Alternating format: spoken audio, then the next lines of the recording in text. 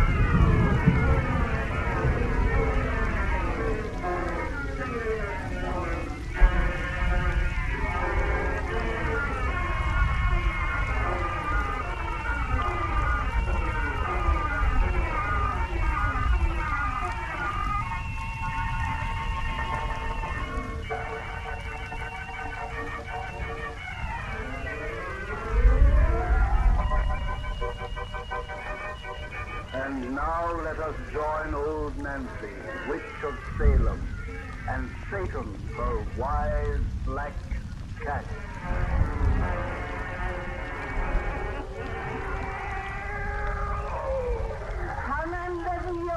I be today. Yes, sir, 111-year-old. And now, Satan, if everybody will just douse out them lights and make it nice and dark, we'll get right down to business. Draw to the fire and gaze into them birds. Gaze into them deep, and soon you'll see the hands of time turn back for 100 years. Soon you'll be up in the ocean off the Cape of Good Hope that's down in Africa. There, up on the stormy waters, rolls a ship whose captain's name is Vanderdecken. That's his name now. But soon he'll be called by sailormen the Flying Dutchman. The Flying Dutchman.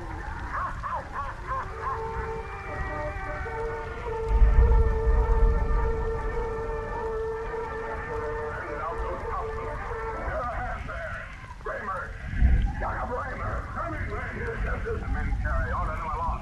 Bend out those tops and right here, Vanderdecken. The men will not go up the clouds again. Will not say it now. Say it. The no man alive can keep his grip in the yards against this storm. It's certain death to try. Already we bought three. When we lose them all out around this cursed cape. Right here we strive against the weird island. I am master here. Without question, my command's right aboard. I'll swing in and join those mates that hold the strike. Now bend me out those topsails. Aye, sir. The man is mad. Hail, he demands, against headwind. Hold fast up. Hold high rudder to the wind. Aye, sir. Captain! My dear Captain! Here, you beggar. Silly sheep. This contrary but mend it and spread it on the yards once more. Will the carrot in? No silk or spun can weather this gale. Obstruct the bare poles, my dear. Turn thy back to the wind and seek a port. Not I. No storm can beat John Vanderdecken's master.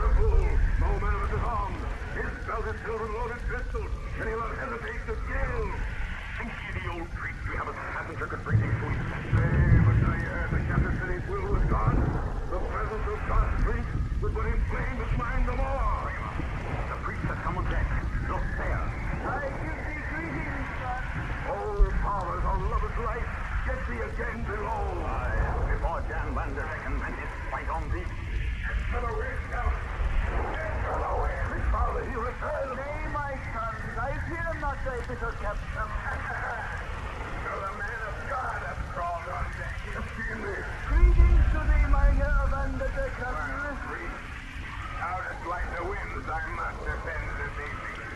All I see is empty thunder. Stay and watch me fetch the stormy then. Watch me round this cape against his will. 4 days have I watched and seen thee fail. I will fail no longer. I shall win my way tonight. Only he can win who striveth by faith. Faith I have. Faith in myself alone. No man can live by and for himself alone. Who shall he live for then? Another man who is selfish of himself? I know a man. I know my kind. Perhaps he should put faith in women. The best of them are devils from their cradles. But thou didst me. Have faith in God. He is the greatest lie of all. No more. His voice cries to thee from the storm, black man. It bids thee fall upon thy knees and pray his pardon. So, then hear the voice of John Vanderdecker. By the servant shall I show in what contempt I hold the master. Walk thee to the rail, priest, for thou art going by the board. Oh, you the priest of God. Now stand back. I shoot the man who moves the hand beside me. Risk not thy life for mine, my son. To the rail, and stand until I throw thee to the sea. But first, thou art who art supposed to reign above. Hark to my defiance. The life of this thy servant shall be to thee my challenge. That silent out is thunder. I laugh at thy impotent rage. Hear me, God. Despite thee and all thy heaven, I shall kill thy man. I shall fetch thy storm. I shall round thy cursed gate. That's lightning! That's fucking grip! And my God, the tail has died to silence. Look! In the bow! A blinding light was sent by heaven! Oh. What now? Take a shape in dark, dazzling glow. I am. God has changed not to me, John Vanderdecken. I did not mean. Fall upon thy knees and hearken to thy doom. Spare me. Spare my life. Thou shalt not die. To live shall be thy search. In the teeth of a gale shalt thou fly forever, always seeking farther, never reaching shore. A phantom ship of death shall be thy hope. Thy crew shall be the blackened souls of sinners of the sea.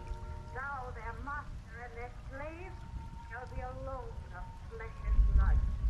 Behold thy living tomb as it rises from the depths. Another man. It's a hulk of horror. Is thy eternal hope. Helene, I beg. It's a nightmare ship. Black as night with sails, the hue of blood. Oh, please, oh, please. Grinning, fleshless specters line its rails. Oh, nay, nay. Forgive. Oh, Father, holy priest, thou art a man of God. Intercede and beg for me. I am forced upon this awful bark. Have pity. Have pity. Nay, messenger of God, I pray thee, wait. No soul is ever lost. Even this man can be saved, redeemed. His soul is black with selfish pride. Only love can wash it clean. He will need man's love to find love. His fate has been decreed. What man here will share his doom to aid him in the search? I, Father. Think well, old man. Thy days of earthly strife are numbered, thy reward and rest at hand. If thou wouldst teach him love, thou too must sail upon this ghostly bark, a living man amongst the dead. I am ready. I go with thee, son. Passion, flesh and blood. Thou givest me the life I would have taken from thee. Oh, foolish soul. And thou didst say all living creatures were selfish as thyself. Thy curse was to be eternal, but this good man's sacrifice hath won thee again to hope of heaven. I shall not have to sail. Thou shalt sail upon yon bark as I have said. But once, each 7 years, thy phantom ship may touch a port, and thou, for the space of a single moon, may seek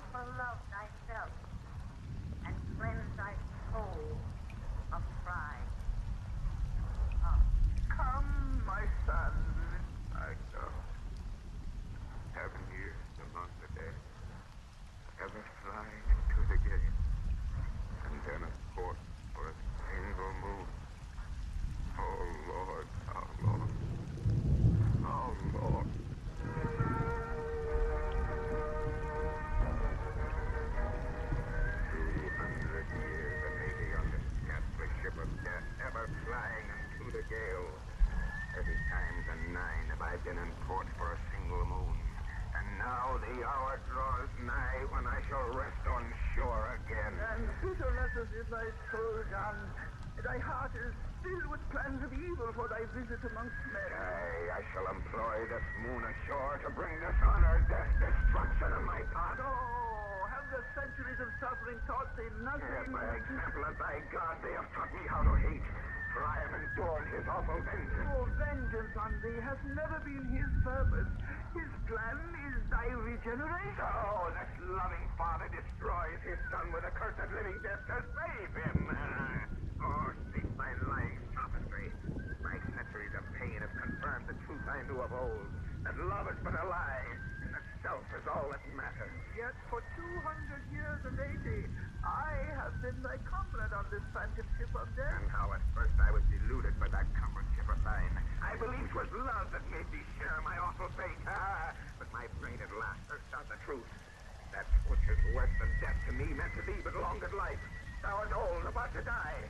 Thy seeming sacrifice has let thee live almost 3 centuries beyond thy span. Poor John, I pity thee. How more than blind are they who will not see? Oh, pity me not. Listen, priest. 30 times and 9 now have I gone ashore. For one brief fleeting moon in each long 7 years. Each time I have been humble, seeking that love which now I know does not exist. Everywhere I found distrust and looks and fear. For though men knew not that I am he they call the Flying Dutchman, they sense I am a being set apart. I am of the dead who live. And in mine eyes men see the horror stamped by centuries of pain. 30 times and 9 I sought for love and found but hate.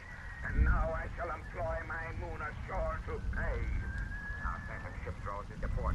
Again for a moon I join the world of men who worship thy revengeful God. And I shall bring dishonor, death, destruction in my path. Thus hear me, God of vengeance. I go ashore to pay thee for my curse. I go ashore to pay.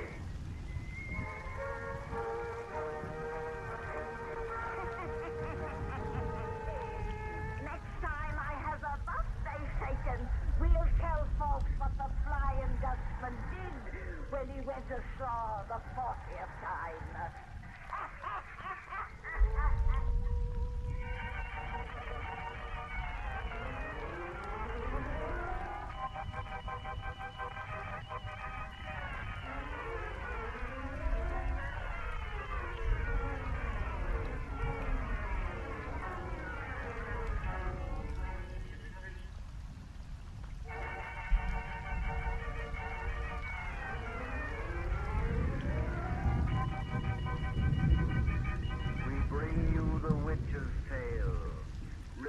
And produced by Alonzo Dean Cole.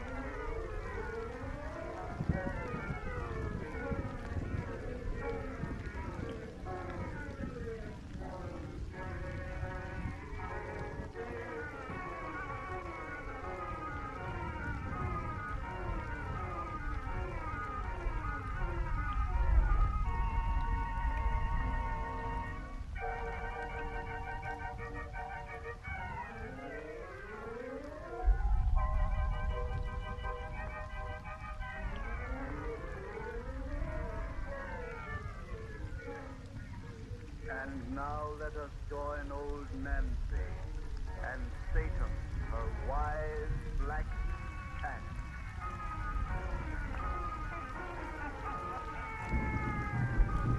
Hannah and 3-year-old I be today. Yes, sir, going on 104.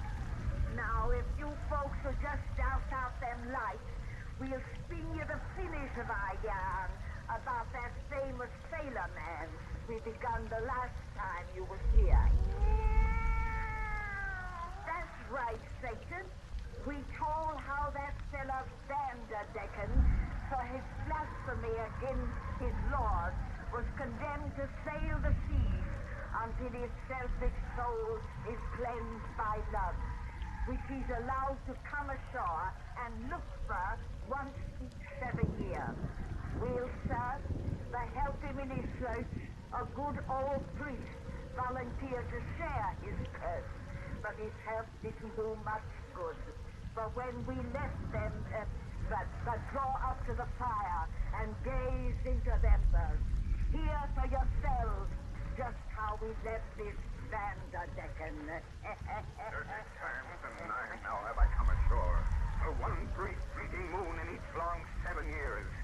30 times and 9 I sought for love and found but hate, and now I shall employ my moon ashore to bring dishonor, death, destruction in my path. Just hear me, God of vengeance. I go ashore to pay thee for my curse. I go ashore to pay. Now gaze into the embers deep and hear the finish of our yarn about the Flying Dutchman. The Flying Dutchman.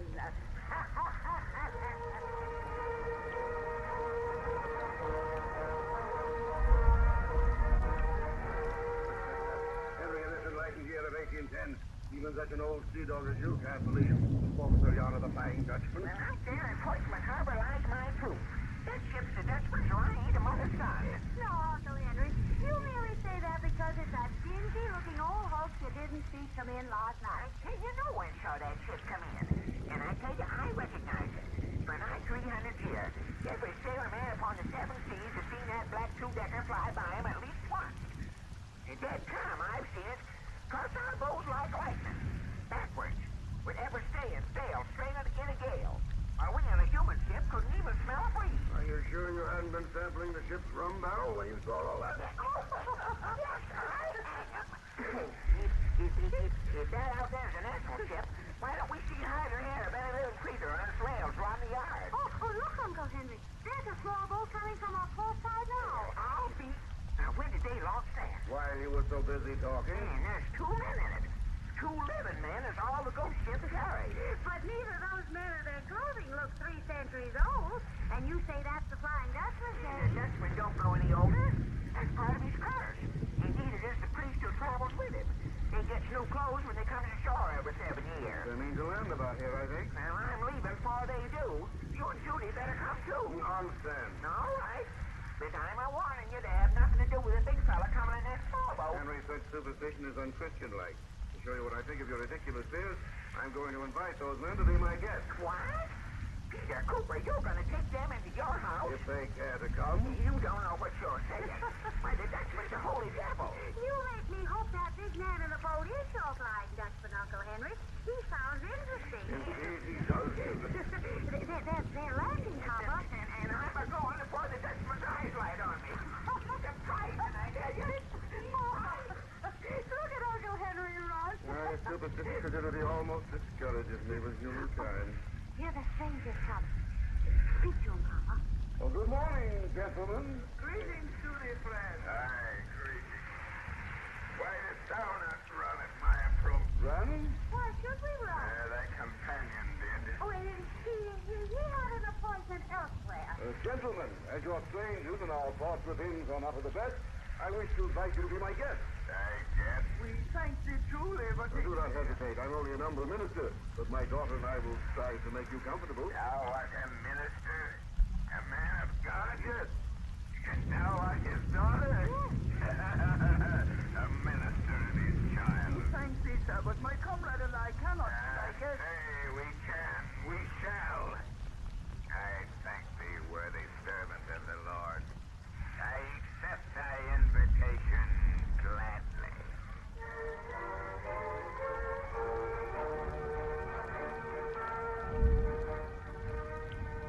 John, thou must not abuse the hospitality of this good man's house. Thou must not harm his child. I have merely suggested that she take a walk with me this But afternoon. I know thou meanest wrong to her, because she is the daughter of a man who serves the God you hate. I shall warn her and her father. Tell them who and what thou really art. Listen, fool. The tale of the Flying Dutchman they call but idle superstition. Thou wilt tell these people nothing. For they will not believe thee till I prove the words which thou Grandpa would say, and then you will be too late. Captain, are you ready for a walk? I come to thee, my child. Farewell, priest. Here I embark again for 7 years of living death. To the god of hate who hath condemned me, I have a sacrifice to make.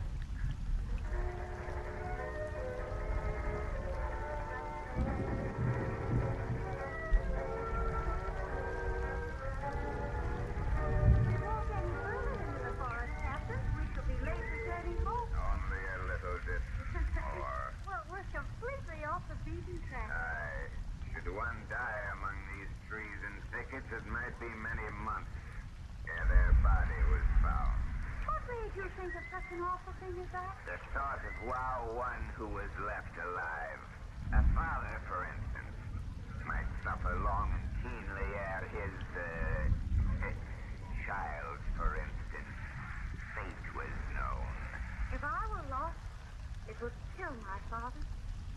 But of course nothing will happen to me with you here to protect me. Thou dost trust me. Of course I trust you. Thou art a child. Thy purity enables thee to read men's hearts. That's what my father said. And I know your heart is good, because in one whose eyes show such unhappiness, any evil that was there before must have been completely burned away. Thou little fool. What would thee think if I taught thee different? Stop acting as though you meant to frighten me, Captain. And sit down on this log. Come. I'm tired. I sit close beside thee. Thou hast never shown fear of me as others. Why should I show fear of you? No reason. Except that people always do. Captain, I think someone ought to talk to you. Of what? Yourself. I don't think you know yourself at all. Oh, thou thinkest not. I think you're the sort of man who thinks he's awfully bad and who tries to be bad, all because he's afraid to let folks see what's really under. No. Yes, you're exactly like a little boy who lives next door to him. When he's outside in the garden, he's always playing at being Indian and scalping people. Yet I've seen him through the window of his room at night when he thinks he's all alone, fondling his sister's dog. Thou sayest I resemble him? Exactly. I've seen him stand out in the rain when the lightning flashed and thunder roared just to prove how brave he is. When all the time I knew he wanted to hide his head in his mother's lap and cry with fear. You're exactly like him underneath. Well, So that's just the way he glares at Thou you. little fool, Rude and ill-mannerly, just as you are. How long since you've seen your mother, Captain? Why, I'm never sure. Have any sisters? Nay, Ever married? nay, In-law? nay. Well, that explains everything. You've never been brought up. What? You've had no one but God to go to with your troubles. No wonder your eyes show such unhappiness. For God must seem awfully far away sometimes to one who has no other friend. No other friend. No other friend. Yes, these awfully far away. How secluded this place is. One were loftier than ever would be found. Well, Captain, why don't you kill me as you planned? You knew. Yes. I wasn't a bit afraid. You see, I knew the little boy next door. Playing Indian. Scalping people. Suppose you put your head in my lap and have a cry. Why? He does sometimes when no one else is near. Why? Seems to help. I don't think you've cried in a long, long time. Why?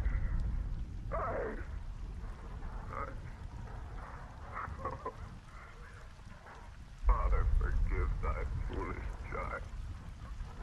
Father, forgive thy foolish child.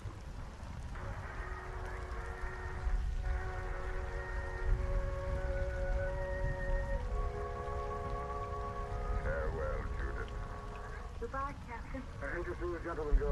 Your fortnight here has brought us happiness. My ship awaits, Mr. Cooper. I cannot tarry longer. But my old friend here will stay ashore with thee. Jan, my son! This voyage I take alone. Thou wilt share my punishment no longer. Thou hast found at I last! have found myself. I don't understand you, gentlemen. My comrade may explain when I am gone. And now, ere I bid a last farewell, Mr. Cooper, may I kiss thy daughter once, as a father on the ground. I will answer that, John. Kiss me as a lover on the lips. I did not mean to speak. I do love thee, Judith, love thee. And I love you. Oh, nay, child, love me not. Another will come to thee, one of thy age and goodness, one worthy of thy I love. want no one but you. But, John, take me with you on your voyage. Nay, I cannot. Take thy arms from about me, I must go. Oh, no, John, come back. Farewell. Oh, John, wait. The black ship is not ready. I see no sign of crew. They are waiting for my coming. Oh, he's in the storeroom, leaving me. The ship flies through the water by magic. Look, already he's reached the black ship's side. He's climbing up the ladder. He's aboard. Oh, the sails of these black ship filled.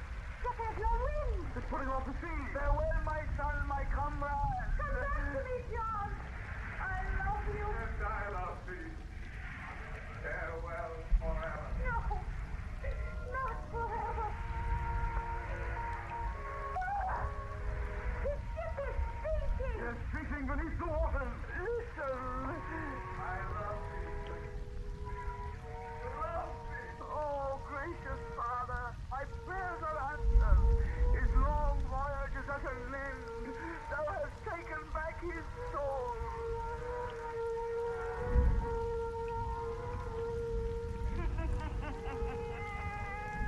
And now you see why the Flying Dutchman is feed upon the seas no more. Well, that's the end of that, son Satan.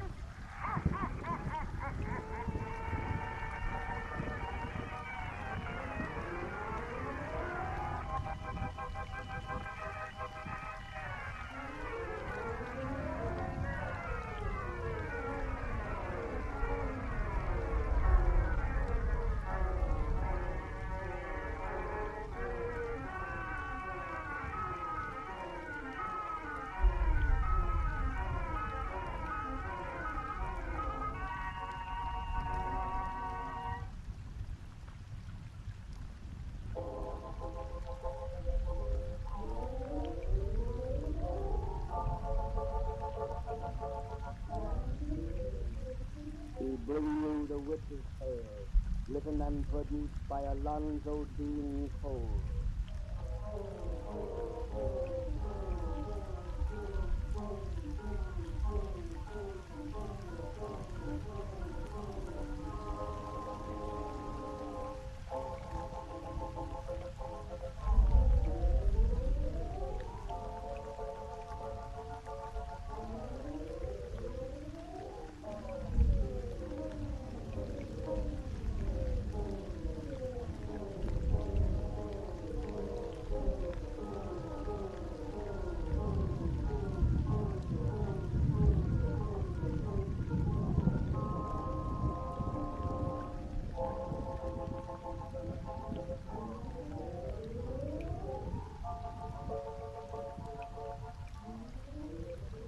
Now let us join old Nancy, witch of Salem, and Satan, her wild black cat.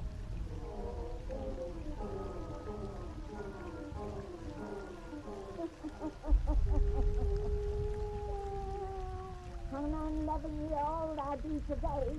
Yes, sir, come on, 11-year-old. We'll Satan. Here, all these folks together to hear one of our pretty little bedtime stories. And tonight, we're gonna tell them one that's become famous all over the world. You're right, Satan. A woman named Mary Shelley once wrote this yarn of ours in a book. But he, and no one else, never knows the true facts of the case but me. Thou shalt then light sitting in the spooky shadows is the way to hear our pleasant tales. Now, draw up to the fire and gaze into them there. Gaze into them deep, and soon you'll be with us in Switzerland. Soon you'll hear our yarn of Frankenstein. Frankenstein!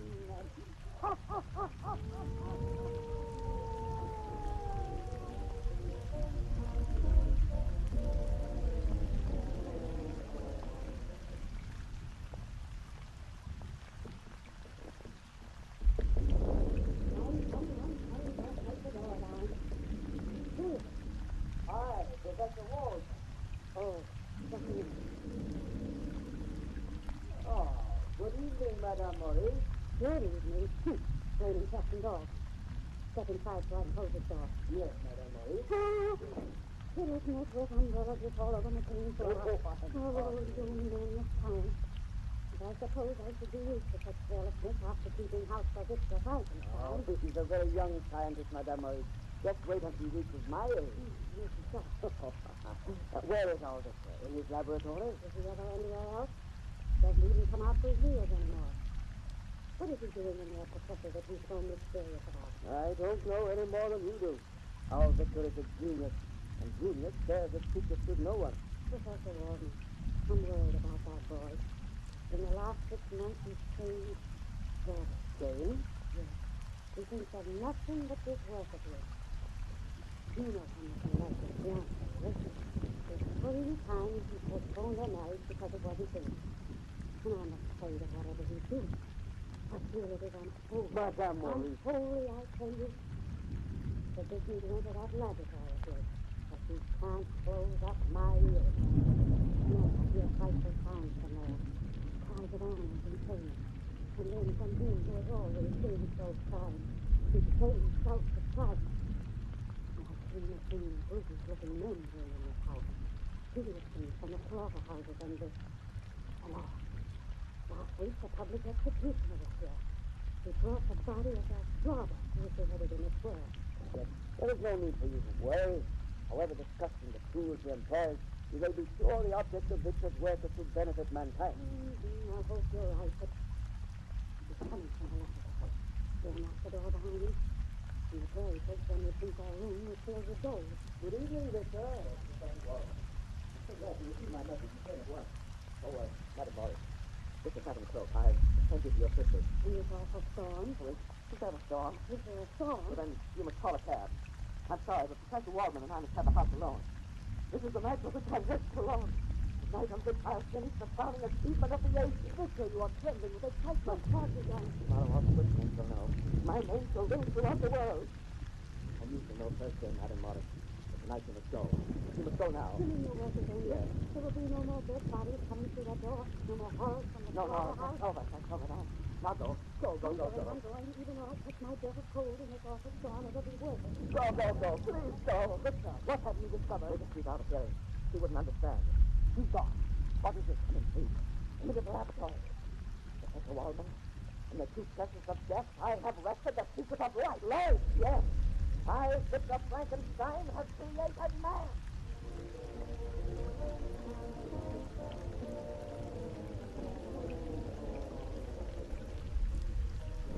Look at him there. With my bit, I frightened him. His organs, his limbs, his brain, his external strength. A beautiful sleeping child, but living only until I give him life. Now the time has come. That's why I sent for you, old teacher. You pointed out the path. I know nothing of this. Yes, you sent me to the ancient for forgotten knowledge. Through them I learned of magic and the hidden truths of nature, which I have gone beyond the ancient. In a moment I shall make a man. I shall be a god. You bet. Why? The race of whom this giant will be father, Frankenstein will be God's name. God, no. For I am greater than your Lord. You're mad. Look at this puny human tribe of species, and they must have delicate food, long hours of rest. Their weak, decayed, swords with sickness, afraid of heat and cold. Compared to this child of Frankenstein's great genius, men are flies living out a summer day. Immune to weather, illness, and fatigue, with a brain that will grasp in a single hour all that man must take a year to learn. This machine will give him life. I pull the lever. What? Oh, don't! In a moment he will breathe, and I shall have improved on nature. I shall have improved on God. The giant's lips goes warm. There's pulsation in his veins. Soon he'll rise and walk. Great God! Oh, great Frankenstein! The beautiful contours of his body are changing. What? His flesh is shriveling like a mummy. Becoming ugly. Mistaken, you are creating a horror machine. I turn it off. Too late, he breathes. Yes. Yes, may God forgive you, Frankenstein. You've made a monster.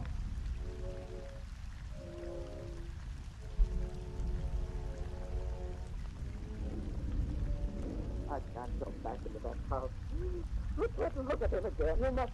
You should not have fled from him an hour ago. You are responsible for him. You are his creator. You're right. I am the great God Frankenstein.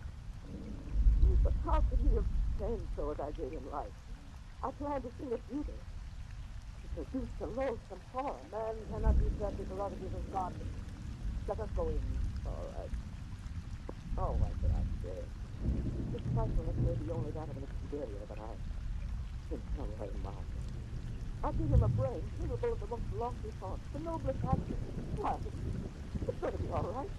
In the body of a fiend, maybe the nature of an angel. I planned this nature so. Victor, the laboratory door is open. He has pressed the lock. Giant stress is gone. Mr. Waldman, there is that flying in the shadows. It's Madame Maurice. She didn't go to assist him. She saw him. She fainted upstairs. Victor, he is dead. No, no! The throat has been crushed by giant hands. The monster killed her. No. I, the great God, Frankenstein.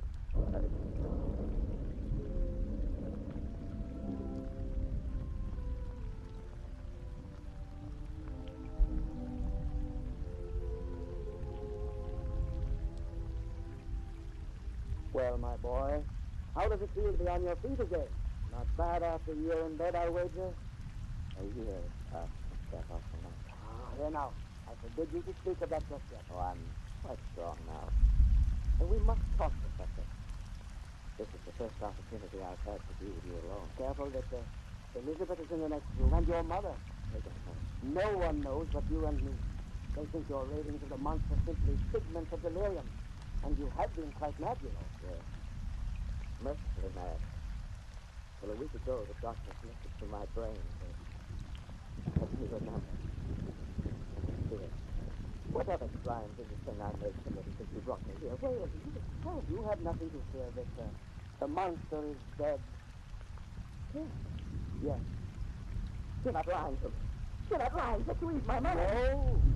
During the week after his disappearance, he was seen in several villages, and the superstitious farmers took him for a demon from another world. At last he was fired upon and wounded. A trail of his blood was traced to the edge of a mountain chasm 1,000 feet in depth. We shall never hear of him again. He's really dead. Oh, I feel as though the weight of time itself were lifted from my shoulders. I'm free again. My nightmare is over. There's nothing more to fear. Victor, darling. Elizabeth, come in, my dear. I hope you will forgive my intrusion. I heard Victor's voice, and it sounded so distant, so happy. I simply had to come in and see you. Oh, I am happy, dear. I shall be happy forevermore. You will be even happier if left with Elizabeth alone. Oh, I know, young lover. Oh, really, Professor? I'll see you later. Elizabeth. Good, sweetheart. Oh, how good it is to see you yourself again. You seem so ill, so close to death. But now I'll return to life. To you forever. You mean, until we go away again? Back to your study, your experiments. No, my studies are over. My experiments are ended. Victor! I shall never enter a laboratory again. There will be no more postponements of our wedding. Then I shall have you all your home. Finally. Always. Oh, my dear. You don't know how happy that will make you. I've been so diligent at trying to test it from you. It seemed to keep you from even trying. I'll come back to you. To your mother is calling you. From the killer. So that we can be married right away. Tomorrow is possible. Oh, I love you. Oh, I love you. It's coming, Mother Frankenstein. Oh, happy. Happy. Happy. There's nothing more to fear. You're wrong. You. Why? Yes, I. The monster you created.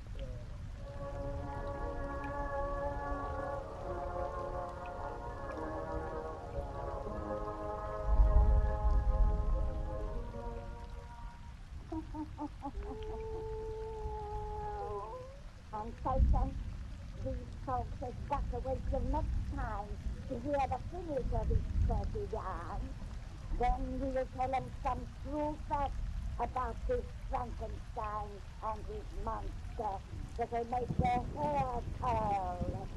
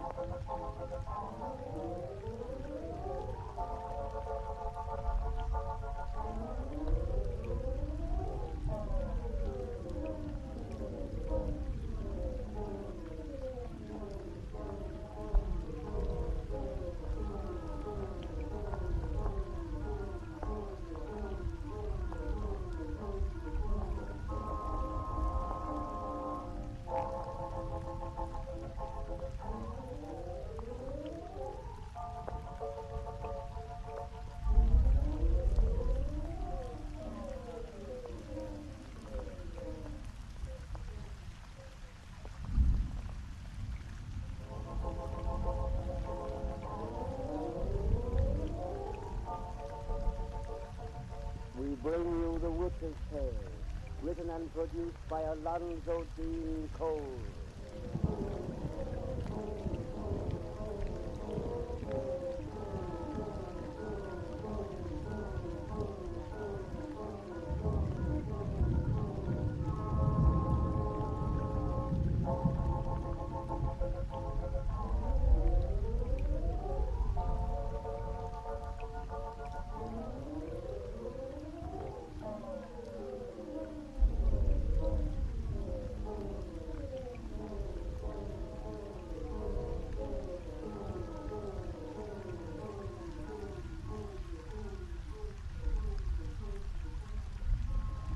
And now let us join old Nancy and her black cat, Satan.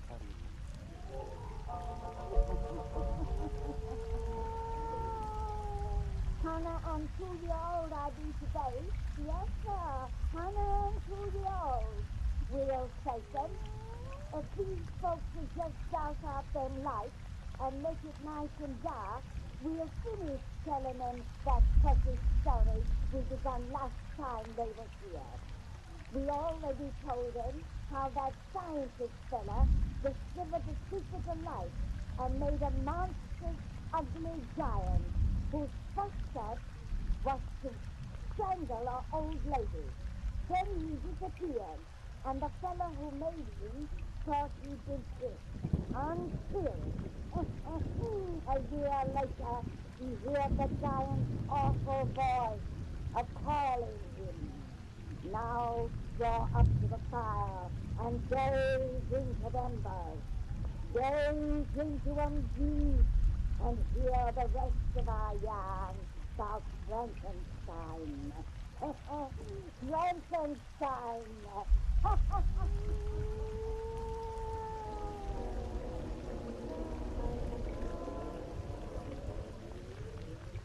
I'll follow to this desolate place as you bade me. What do you want of me? To show you my home, Frankenstein.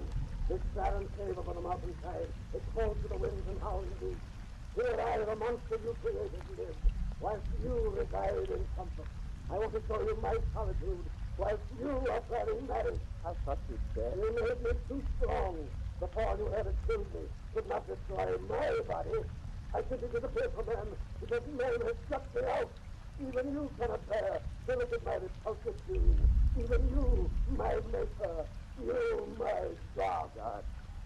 Great God, Frankenstein. Yes, when you made me, so you called yourself. How did you learn that I was your creator? Upon that night when I first knew life, you said from the horror you'd given breath for me. I was naked of the soul. I left a proof of yours about me. There were papers in his pocket, and I learned to read. I found those papers were your notes of my creation. A pretty tale they told of how you made me from the refuse of the slaughterhouse, a morgue, a ghastly man, a ghastly beast. You owe me recompense for the awful life with which I have served. That is why I come with you tonight, that you may pay your debt. What do you wish?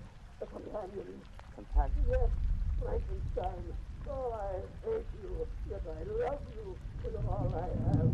Take pity on the thing you made, for I am lonely, with a hunger that no man can ever know. You want me to be your companion? No, you no more than other men can bear to look upon my frightfulness. Give me a creature as low to the fight out. One who will not turn to me to hide his eyes in horror. You mean he is another monster? Yes, for everything upon this earth excepting me, there is a mate. Of my breed, I am Adam. Frankenstein, make me an Eve.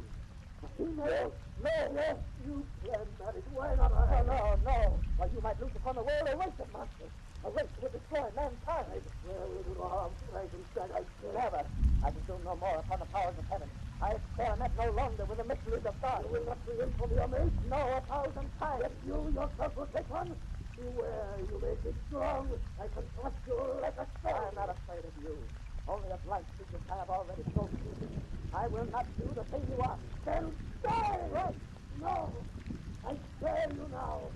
At the hour of your greatest happiness, I will strike. Straight to your heart, Frankenstein. Wait and hear, for I'll be with you on your wedding night. On your wedding night.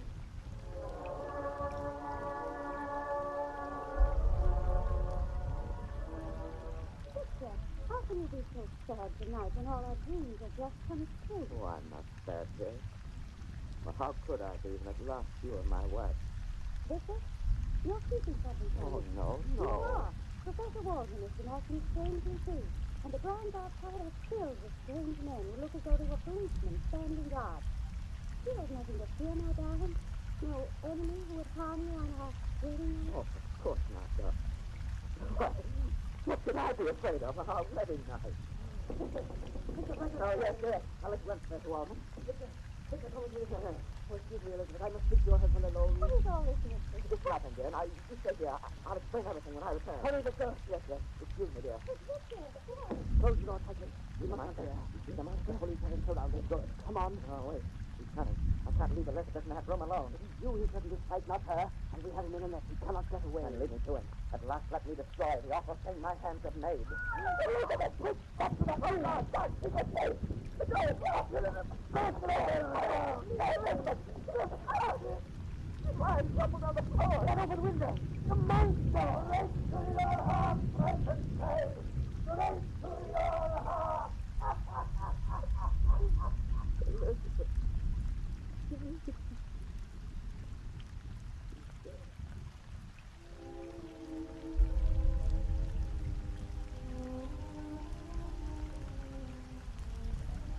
Oh, Frankenstein, you set me down. Still see the hell.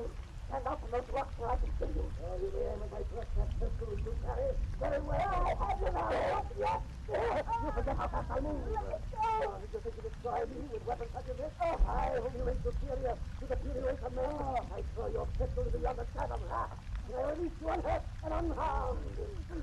Somewhere, sometime with another weapon I shall bring you death. Tonight you have killed the woman I love best in all the world. On her broken body I have sworn to live for your destruction. I told you I'd strike you to the heart. You provided your heart of flesh, your body. There was a better way.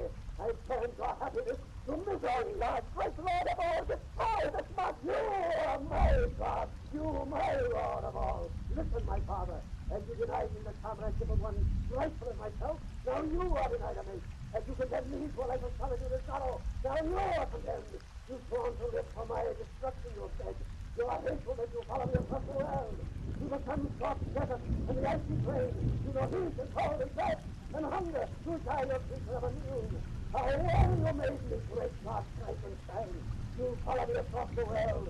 I always just ahead. You always just behind. Until your body wrapped by age and sorrow, we will reach the end. Now I go, and you will follow.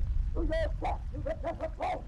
For you and I, henceforth, are one.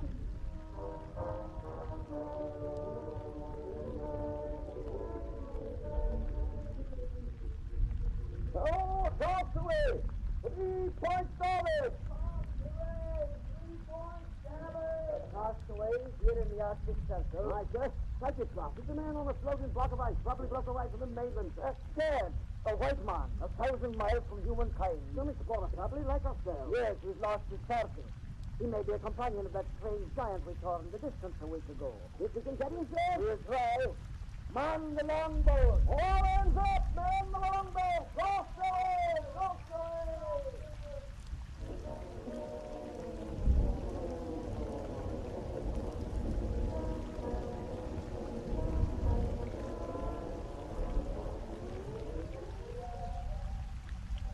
It's a strange story you tell, Mr. Frankenstein.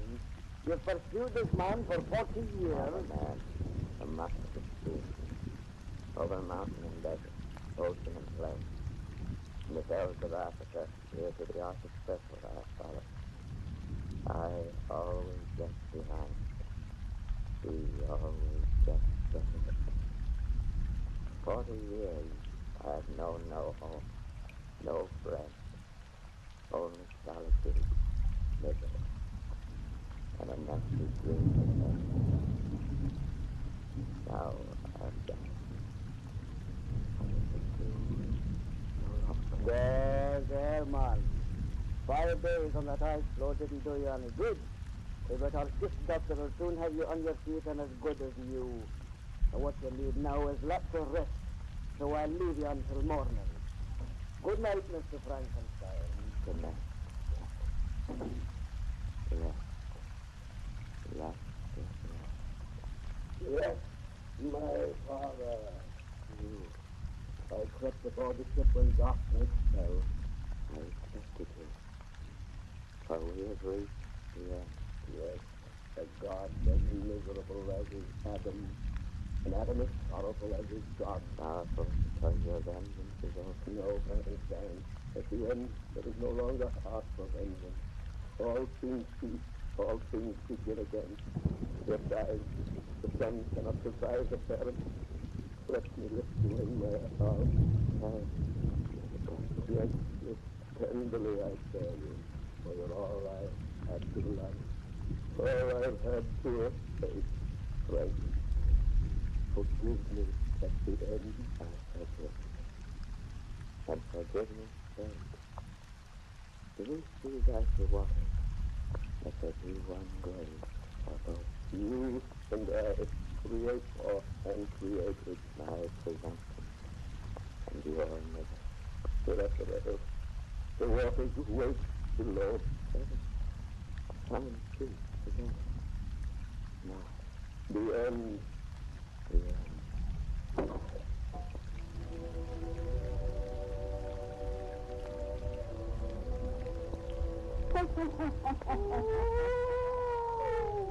And then the true facts about the story of Frankenstein.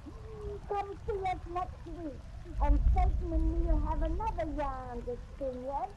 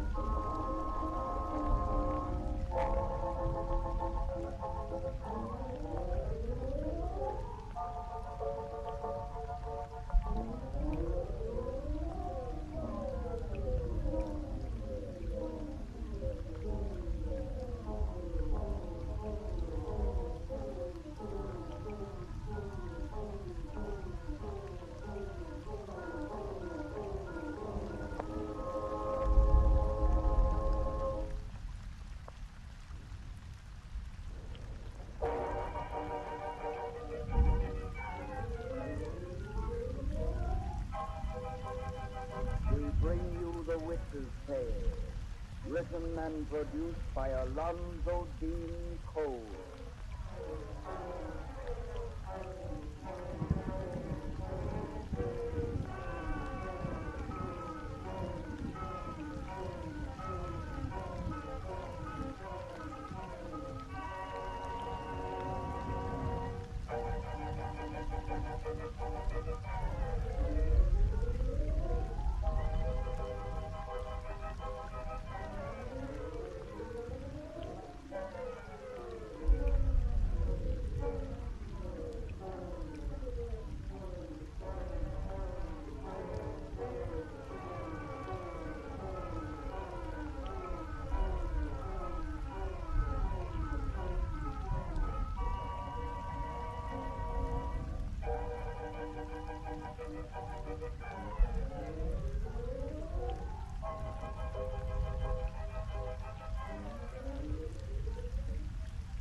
And now let us join old Nancy and Satan, her wise black cat.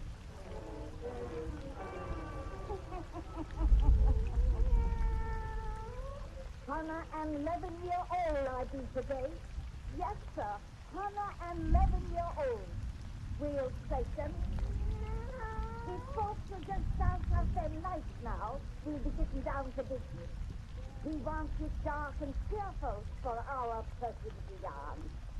Draw up to the fire and gaze into them embers. Gaze into them deep, and soon you'll see a dusty road way down in South America, in the wilds of the Argentine. On that road begins our tale of the wonderful bottle. The wonderful bottle.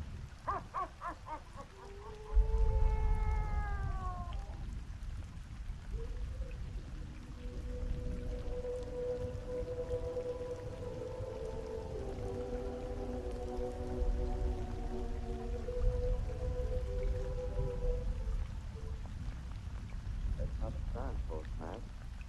We're only 100 miles from Buenos Aires now. You'll never be able to walk it, kid. The soles is all worn from your shoes, and them feet of yours are bleeding. I'll walk it. I've got to. The hike will be easier now.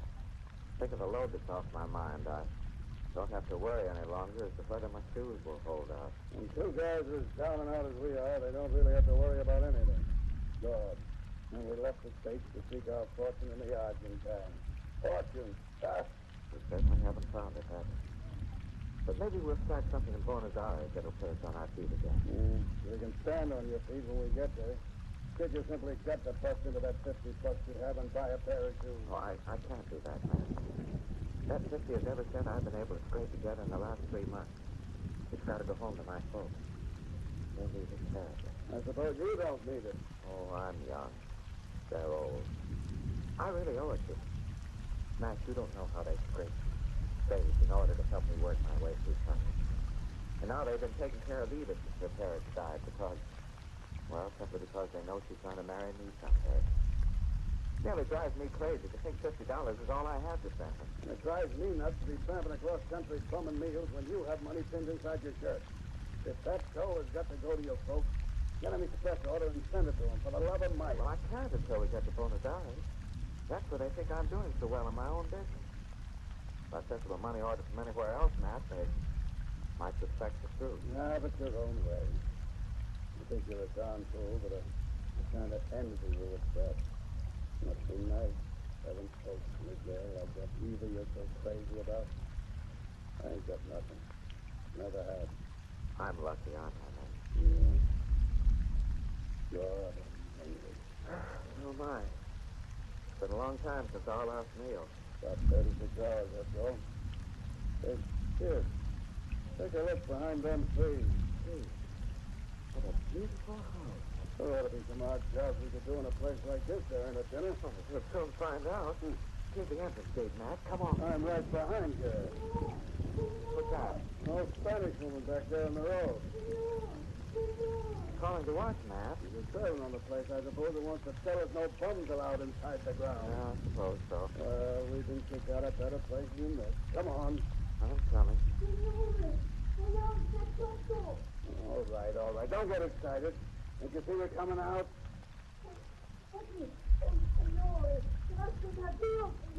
Matt, I don't think she's trying to bawl us out. Oh, what is she doing then? You understand the Spanish lingo? I'll ask her. ¿Qué dice usted, señora? Gracias a Dios. Con este momento, desgraciadamente, Matt, she said she saved us from great danger. Danger? What danger? ¿Qué se trata, señora? Son los cuerpos de las restos de esta casa, Adrián, destituadas almas inmortales. Senora! She says if we'd gone to that house, we'd have lost our immortal soul. Lost our souls? Se construía esa casa por la diabla. She says that house was built by the devil. Why, Oh, you're joking, senora. I mean, usted hace tronca. No, el Dios que viva a la esforiada del diablo. Que había ido a ese puerto. La venganza una vacida con la vanguardia a interior. Says the man who lives there is a servant of hell. That if we'd gone to that door, he'd have tried to sell us something that would damn us forever. well, that ain't the craziest yarn I ever heard. Get a little mad to tell us a story such as that. Yes? Giving us a bum's rush, let's go back and try for a meal. There's not a servant in that house. I'll thank her for advice first. Except usted la expresión de más profunda gratitud, señora. Tenga que irme ahora. Adiós. No, ustedes son americanos. Juntos como crenos. Que van a esa casa. Se construyen mafiosa. If we go to that door, we'll regret it. Come on. I'm coming. Adios, senora. Oh, go fly a kite. Oh, don't talk to her like that, Matt. People down here are very superstitious. She probably believes the crazy yarn she told him. Well, if the devil built that house, I'll say he's a good architect. It's the swellest joint I've seen in South America. Must be great to have a place like that to live in. Instead of being like us. Wonder if he'll ever sleep inside a house again. Matt, someone's opened the door. No guy's coming out. To tell us to beat it, I suppose. Oh, I suppose so. I give you welcome to my house, senor. Huh? You talking to us? May I invite you gentlemen to have dinner at my table? Dinner? Us? Of course, senor. Jeff! Matt! We're dreamers! At last our luck has changed. I overheard your remarks, senor. In meeting me, you soon will find that your luck indeed has changed.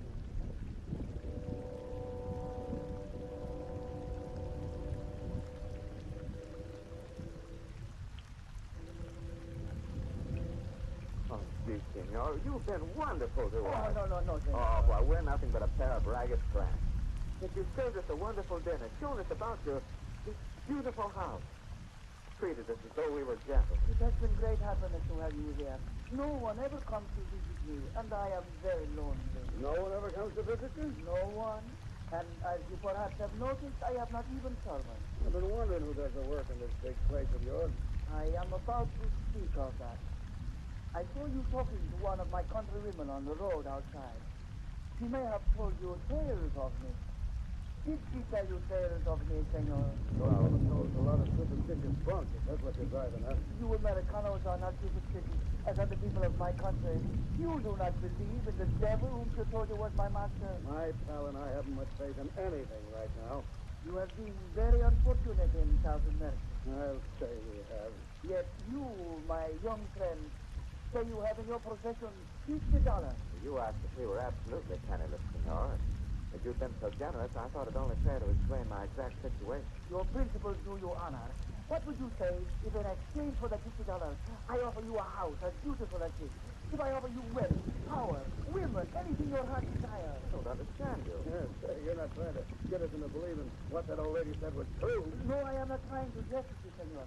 Excuse me, I want to show you something I keep in this closet. This, my young friend, is what you may buy with your $50. That? For 50 bucks? Why, that's just a glass bottle. But not an ordinary glass bottle. Here, take it in your hand. Certainly, if you wish me to. What? Holy!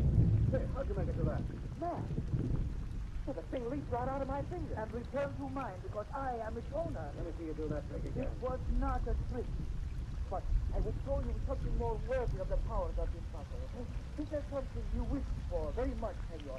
Something you consider impossible to attain. You're driving at with all this. You soon shall see. You, my young friend, tell me what you wish most. Come, no matter how impossible, tell me what you wish.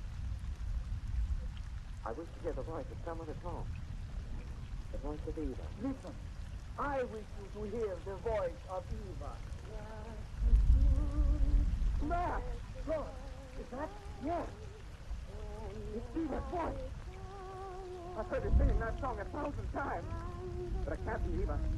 She's in California, thousands of miles away. Shall I wish her to stand within this room that you may see her? No. I want you to have nothing more to do with her. Stop that voice I hear. Stop it. Very well.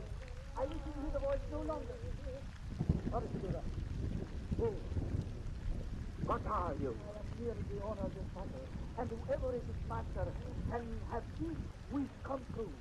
I will tell you this wonderful battle for only $50. What are you trying to put over? We ain't kids who believe in fairy tales. Some fairy tales are truths, senor. Truths that have been forgotten in the centuries of time. Thousands of years ago, this battle came from hell. An emperor owned it, who conquered the world. He sold it to another, who became the worthiest of men. He sold it to another who... You mean to say if that battle granted wishes, anyone would dispose of it? Its owner must dispose of it before death. This battle will cure sickness, but it will not prolong life. And whoever dies possessing it must burn in hell forever. I am old. You see why I must sell it before it is too late. You must buy from me, senor. You must. My neighbors fear me. They warn strangers from my door, as you have seen. I'm afraid to go away and seek a buyer, for I might be accident upon the road and die while I still own it. You may be my final chance, senor. Give me your $50 for this mastery of life. You are young. You too can sell when you grow old. Senor, I beg. It's some new kind of confidence, James. No, I swear. Since you were so anxious to get rid of this wonderful bottle, senor, why must you sell it? And for just the sum you know I have. It cannot be given away, and it can neither be destroyed or lost. That is its law. It must be sold, and for less than its purchaser paid. So a price has dropped to the agent. You see the danger where I can sell these cheap. Someday a buyer cannot sell. Please buy. I swear it will give all I say. Oh, we've had enough of this fun. Let's get out of here, Jack. Oh, no, wait. You do not believe it. You think I would cheat you with a trick? Look, give me your $50. Take the bottle. Say, I buy. Then wish your money back into your hands. If you do not find it there, I say no more. Oh, really? I don't Go want... on, Jack. See what happens if you put it that way. I'll see you get your 50 back. Well, if it's only to see. Good. Give me your money. Say, I buy. Here. I buy. Ha! The bottle is yours. Just jump away now. Wish for your money back, kid, as he said. Yes, I wish... The money's in my hand. Oh, it's quicker than words. Good Lord, I believe it's here. And you bought it. You own it. And I am free at last to die in peace. Now you will have this wish fulfilled. Now you will bear each curse that follows. Wait and see. You own the wonderful bottle now. You own the wonderful bottle.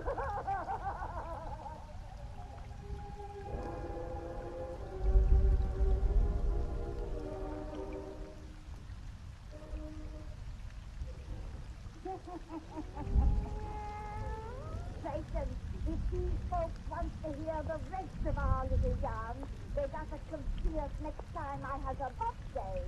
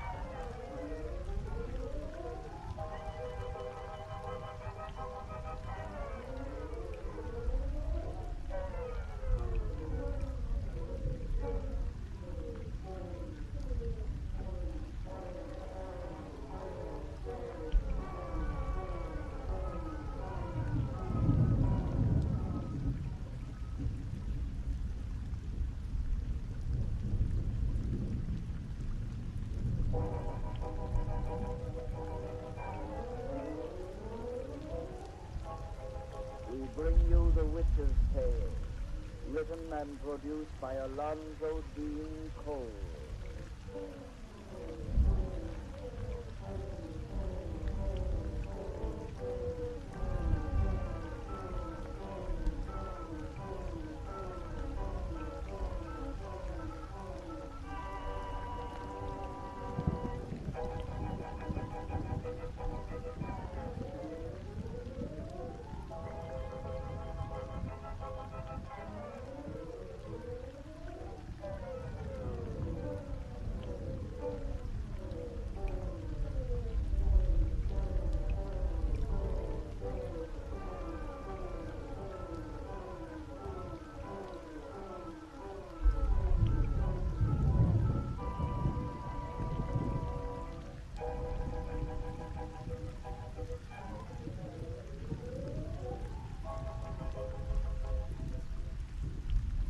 And now let us join old Nancy and Satan, her wide black cat.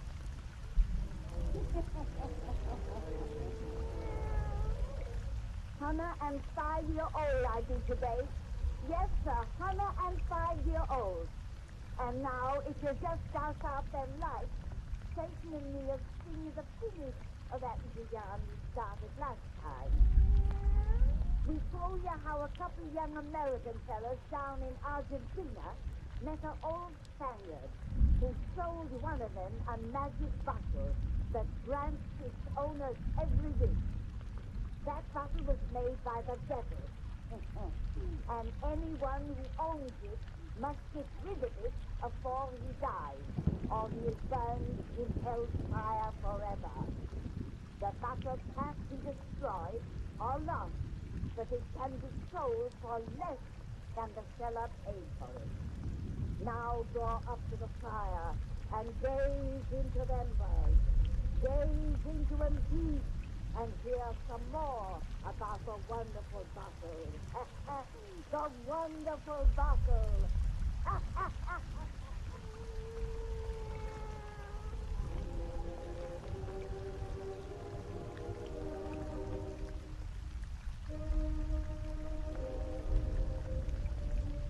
can't get over it yet. As impossible as it seems, that brown bottle does everything that old Spaniard said it did. Boy, here we sit in the best hotel in Buenos Aires, with 12 clothes over our back, and pocket full of money, and all you've done is wait. Yes, but I'll be glad to get on that boat tomorrow. It's going to take us back to Rainstorm. See, I'm just crazy to see my folks and Eva. You can see them, here and now, if you wish. Yes, I know, but I don't want the bottle to have anything to do with them directly, man. If there is a curse goes with it, I want it to be just mine. Oh, forget about that curse business the old guy spoke of. Nothing but good has happened yet, has it? When you wish yourself into all you can think of, you just sell that bottle to me. You're going to get it pretty soon. There isn't much more I want now I have the house I wish for. That was a darned thing. You finding that old letter from your folks when you got here saying how they struck oil on their farm and it brought just the very house you'd wished for. Yes. Everything I wished in the home they described as parts of the one they bought. No, that ain't really your home, though. It's your parents. Well, whatever belongs to one belongs to all with my family. But you wish for a place for just you and the Diva kid. Yes, I did. Matt, I'm going to sell you this bottle now if you want it. I'm afraid of it somehow. What's the matter, kid? Oh, I don't know, only I just want to get rid of it. All right. I got $40 change. Is that all right? Yes, take it. Say I buy. I buy. Pays in my hands now. Oh, boy, what I'm going to do. Come on the door. I'll see who it is. Table down here, Jeff. Oh, thanks. What do you say? More good news from your family? It's from Eva. It says, Father and Mother killed last night. I reached the house, so Eva.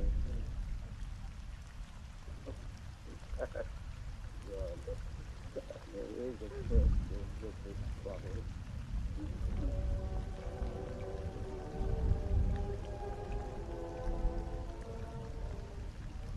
Jeff, it's sight for sore eyes for you again.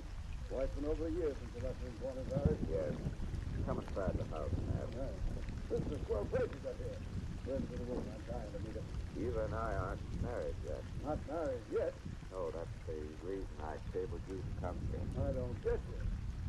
Matt, you still got the bottle? No. Gone? Yeah.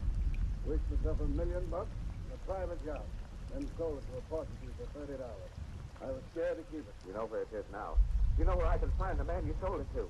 That's why I sent for you, Matt. I've got to find that bottle. What for? I'll show you. Why are you tearing off your shirt? So you can see why I haven't married. Why I won't even go near the girl I love. Why you can see why I don't leave this house. So you can see another curse of that bottle. Look at my back. There. What of a leper. A leper. Help me find the bottle, Matt. It's my only hope. My only cure.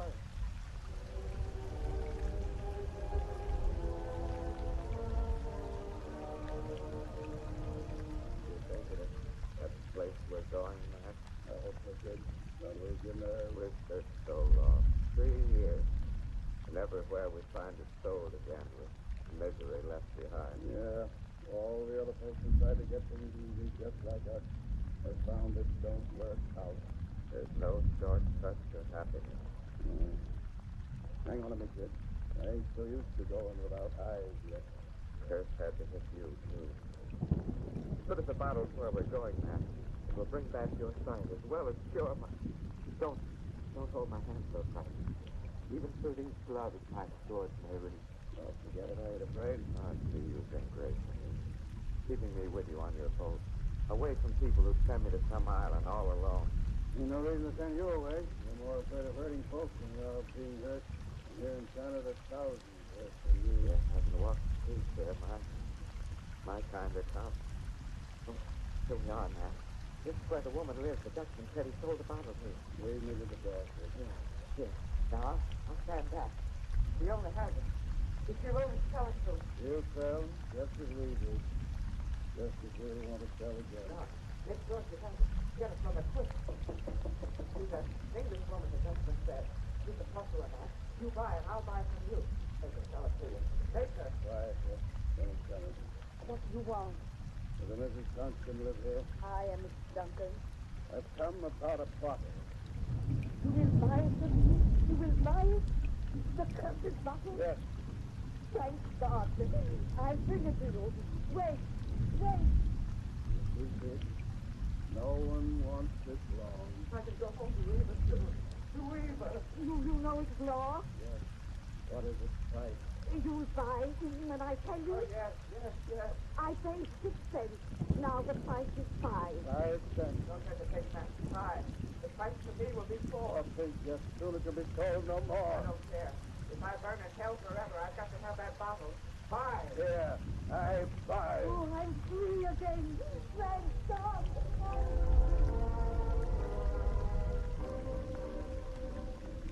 It was awfully good of you to come now. Darcy, when you or the kids send for me, I'm always counting on the My spot. dad always did good to you. Shouldn't wonder.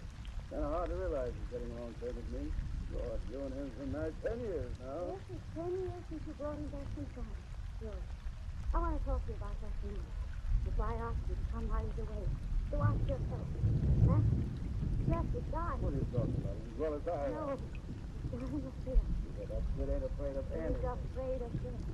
Of death that could separate him and me forever. What are you talking about? I've learned about the bottle. The bottle? Yes. Jeff told me about it when he came home from South America. When he sailed with you around the world, I knew it was the bottle for which he sought. And of course, I knew you found it. You are no longer blind. It was not till yesterday I learned he still possessed it, that he cannot get rid of it. So just... No, I found it where he thinks it's safely hidden. Oh, but how could you know it was the bottle? There can only be one that lives in every hand except his own. Someone must buy that thing for death. What do you pay for it? You know it's law? Yes. You pay 4 cents to me. Then he must tell the truth. And the next buyer pays for 2. And after that, one can buy 10 cents. Yes. Matt, I want you to buy and sell me. No. You must. It ain't just like his reason. You think he'd accept a sacrifice from you? What do you want to know? I won't do it. Please. You're all I have to go for. It won't be a sacrifice. I'll sell the bottle. You can't. Wait. The opportunity is either as pure as you think. Here, a cent is the lowest coin. But in other countries, they're smaller. I'll find another buyer, Matt. I have one now. Yes, Matt, honestly, I have a buyer now. It's just saying. Oh, no, I swear. I'll swear by anything you say. Only get that bottle from Jeff. Matt, I love you. Just the truth. Will you get it from me? Please. All right. I don't know much about women. I hope you ain't lying to me.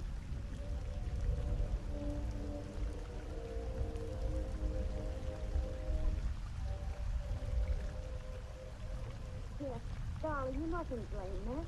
I made him do it by lies, deceit. Oh, I don't blame Matt, dear. I should have known when I let him take the bottle from my hand. But he said he needed it, and only a donor can profit by its power. He swore he had a buyer who would save him from his curse. I might have suspected his buyer to be no one but you. I never thought you'd find it out. You forget that whenever the bottle grants a favor, it exacts a punishment as well. This time its curse was knowledge. Knowledge that you have become its possessor. Perhaps the last, who will pay its final price. Oh, Eva, did you think it would be easier for me to know in life and after death that you suffered torment in my place? Did you think our separation would be easier than if it were I who paid alone? There may be no telestorming. If there is a power of evil, no just God would let it punish so. Power of evil was the creator of that bottle. It can neither be destroyed nor lost. And there is justice punishment. For always the bottle has been bought for self-defense. Like someone who wished to find an easy way. That's how it came to be. How I employed it. Even you were selfish in buying it for love. I am selfish now again, as I thrust this penny in your hand and say I buy. Yes, take it back. No, the bottle is mine again, and you are free. I did not consent. It can't be thought that way. But it can't. It stays within my hands. Just because you are my husband, we are one. You can have no possession I do not share, no punishment that is not mine as well. See, I too can hold a flower. I am its owner as well as you. What do we care? Earth, heaven, or hell, we'll be together. One forever. Yes, I love you. What is it now? Who's that? You have a daughter. I have come to buy. Goodbye, Elizabeth. I let him in. It's too late. I am the last person. I paid a single cent. I have brought smaller currency than that. Give me the bottle. I buy. What did you give me? A grain of sand. Who are you? I can't see you well. Yeah, you seem only a voice in a crowd of mist. Who are you? One stronger than evil and selfishness. One with the strength of love. Love?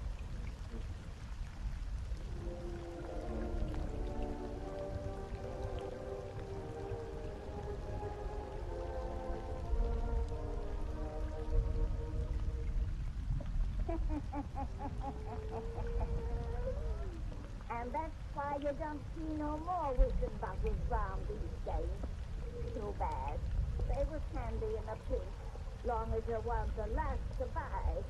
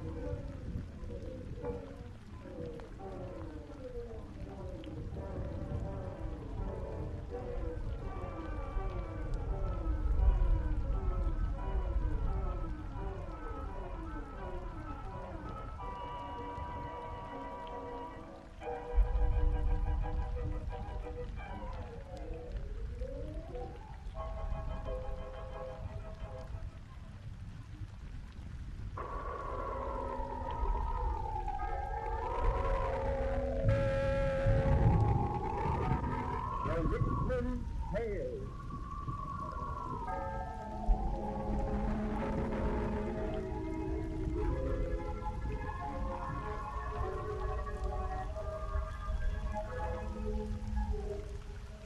The fascinations of the eerie, weird, blood-chilling tales told by old Nancy, the witch of Salem, and Satan, her wise black cat. They are waiting for you.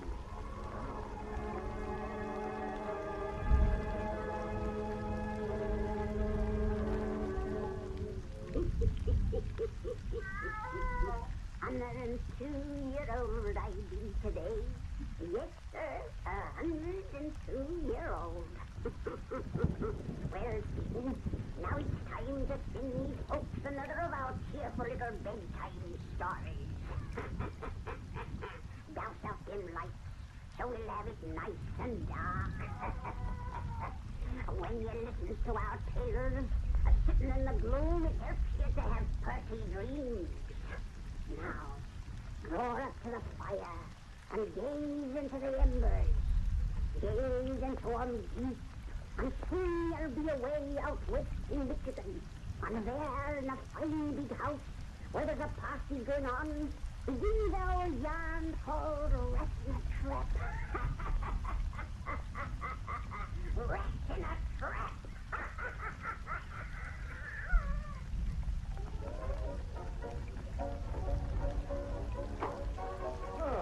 Didn't know you were out here in the family, Benny.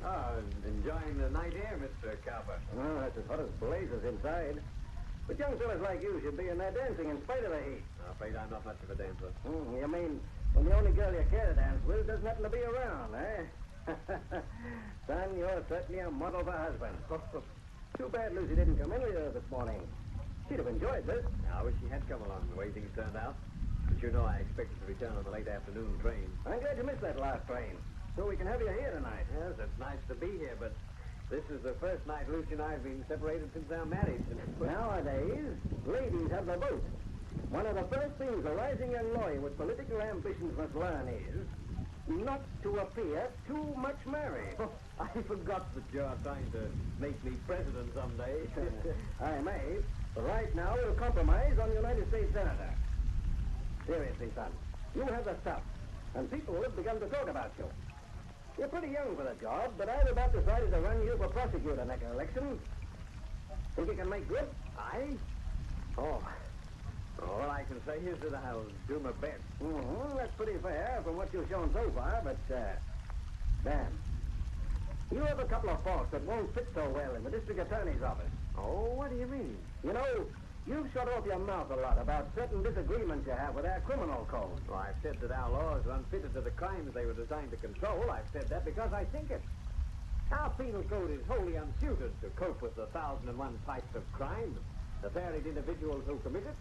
If I had the power, I'd amend that code so that it would cease to be a makeshift of political expediency and instead would truly serve the cause of justice. Doggone, that's as good a piece of campaign propaganda as I ever listened to. Oh, I meant what I said. Maybe you did, but you said it like a politician, and that's what interests me.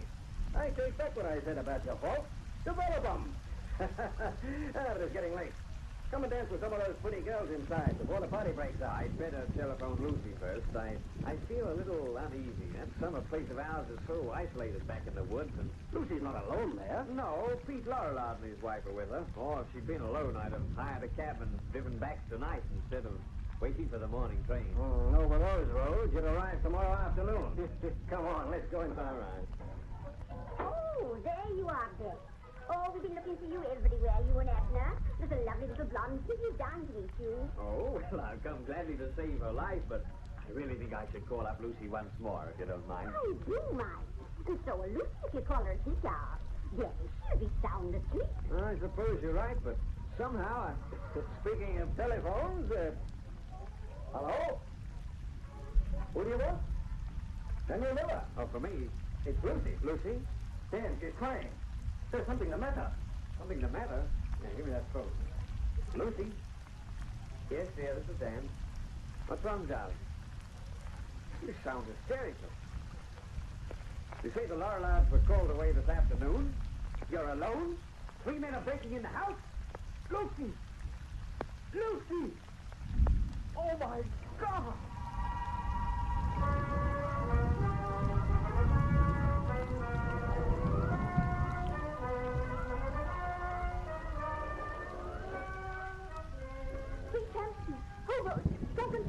They're breaking in. Oh, God.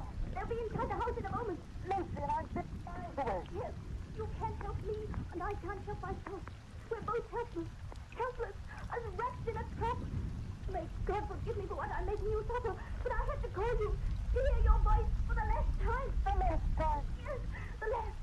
These men are beasts. They're drunken. They know I'm alone. You have a gun? The gun I gave you. I have it in my hand. I fired all the shots but one. I saved that for myself. No, no. It's the only way. Listen, please. You can't help me now. But maybe you can punish after I'm dead. Oh, God, Lucy.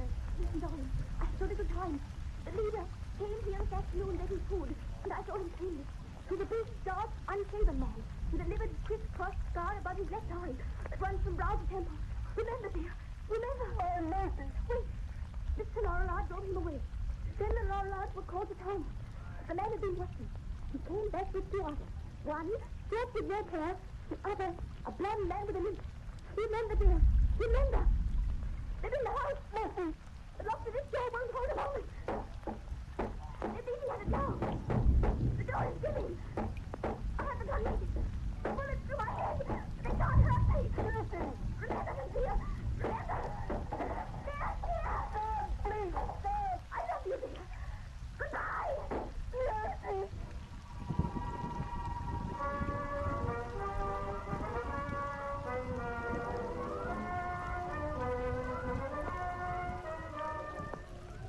And boy, you shouldn't have come to my office today. A man who's just spent 6 months in the hospital has no business to even poke his nose outside a door. I'm quite strong now, Mr. Cowper, and I had to come and have a talk to you. While I was in the hospital, out of what you thought was kindness, you sent it all police reports to me. Now I want you to tell me whether they honestly expect to ever find the creatures who caused my wife to put a bullet through her head. Danny, I want the truth. All right, son. I won't lie to you. I've kept the cops working on this case as they've never worked before. They haven't fallen down because they've never had a single worthwhile clue to work on. When they arrived at your house in the woods that night, the men who broke in had disappeared. We assume they were hobos of the most depraved type. But that's all we know about them. We found no fingerprints. We have no clue to their appearance even, except the meager description of poor, frantic Lucy. A meager description of poor, frantic Lucy. A big, dark man with a livid, crisscross scar above his left eye that runs from brow to temple. Remember, remember. One a short man with red hair. The third a blonde man with a limp. Remember, remember. Son, the cops have picked up hundreds. Whom they've been forced to turn loose again. There's no evidence of any kind. If we had the guilty brutes before us in this room, we couldn't prove it without their own confession. As a lawyer, you know what we're up against. An impossible job for lawyers and police. And if our law couldn't catch them in its net, the code provides no punishment that fits their crimes. Goodbye, Mr. Cowper. Goodbye? Why, you say that as though we mightn't meet again. We may not. I'm leaving town tomorrow. I've got a job to do. Say, look here. You haven't a crazy idea that you can find those men yourself? Dan, to locate those three brutes and secure evidence against them, a man might have to search the hobo jungles of this country an entire lifetime. I know how bitter you feel, son. But the past is past. And grief and hatred won't unmake it. I've got big things in store for you, boy. Pick up the threads of your normal life again. Think of your future, your career. My future's to remember. My career's to repay. Goodbye, Mr. Calvin.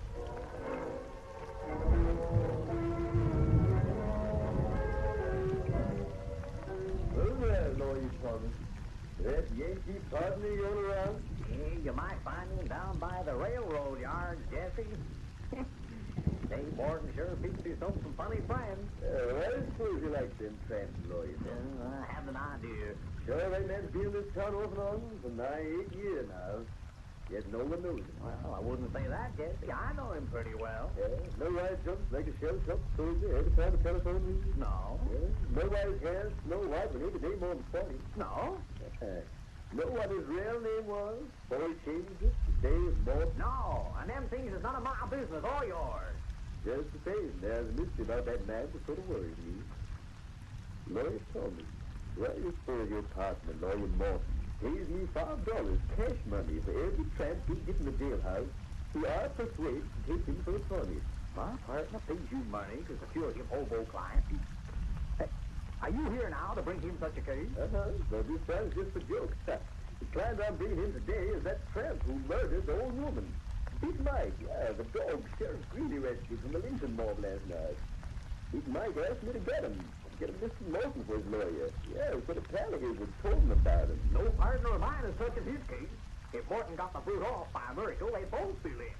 Yeah, here's Morton now. Hello, Jesse. Hello, Tom. Oh, Dave. Lawyer Morton, the man over at the jailhouse who ain't don't know my name wants to hire you to get him out. Thanks for bringing the message, Jesse. But if you're speaking of Big Mike, I've already seen him. I'm going to defend him.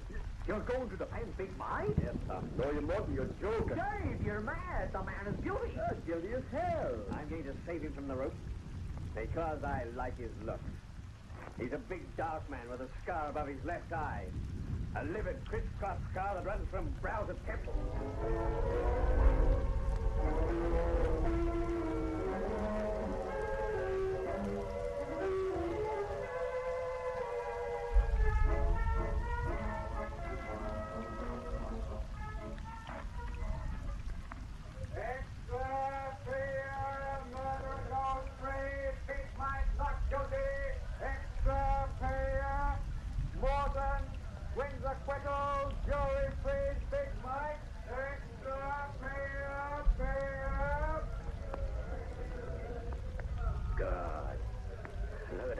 Buying them papers and then standing around reading them, talking about me. If you hadn't have sneaked me here to your house, boss, they'd have had me swinging on the lamppost by now. Come away from the window. You're safe here, Mike. Gee, I hope so.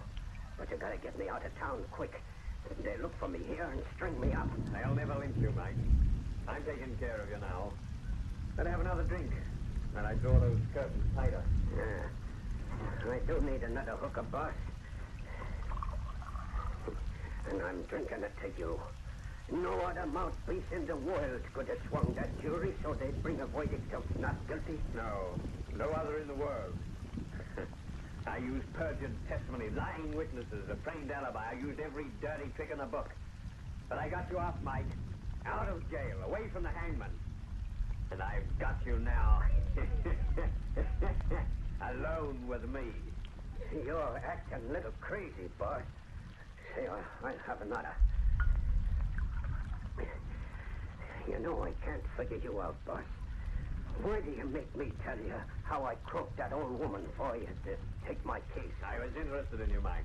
And for 10 years it's been my rule to know the truth about my client's guilt or innocence before I took a case. Yeah, I heard that. And every hobo from Maine to California says that spilling you the truth never brung him home. That's why I told you the works right off the bat. You got a great name in the jungle, boss. Yeah, it took me 10 years to build that reputation, Mike. Won't you have another drink? Thanks. But, gee, you'll have me stewed in a minute. Well, here's how again. Say, you're a funny guy. You not only spend your own dough to buy witnesses and all, but then you bring me to your house and treat me like a prince. It's very simple, Mike. I've done the things I have because you interest me. Yeah, interest me tremendously. Yeah, I'd like to know more about your life, about your travels, experiences. Other little peccadillos before you so neatly strangle that last old woman. Say, were you always asking me questions about what I done before we met? Are you afraid to trust a man who saved your life? But you ask such nutty questions. How long I'd had this crooked scar over my eye, for instance. I was merely curious as to whether you had it 10 years ago when you were in Michigan. And I told you I don't know nothing about Michigan. Oh, come on, Mike. You've lied about that long enough. I never mentioned it before, but friends of yours have told me you were there. What friends? Let me see now. Oh, yeah, their names were Red and Limpy. Red and Limpy? You know them? Quite well. I haven't seen them lately. Have you? No. Neither has anyone else. What do you mean? That they disappeared from the road. And they ain't in jail nowhere. They're just gone. What'd I tell you about me in Michigan? The most interesting story I've ever heard. About a house in the woods. And a woman. They told you that, eh? Yes. Have another drink. I'll open this fresh bottle and join us. Suppose you tell me about your Michigan adventure. I didn't have no part in it. I didn't... Here's your drink, Mike. I must be off my nut to be afraid of you. I got reason to trust you. And I need help about that Michigan job. Need it bad. Listen, the word's gone round that dame's husband has been searching ever since it happened. That he's been on the road with the bows and riding the rails, living in the jungles, asking questions, trying to learn who caused his wife to shoot herself. they say he did for Red and Limpy. And no one's even found their bodies. He used to be a lawyer, just like you, boss. He was... God. Why are you stopping, Mike? The notion just crossed me mind that you might be him. I must be drunk to think a thing like that about the guy who saved me from the rope. If you was her husband, you'd have sent me there.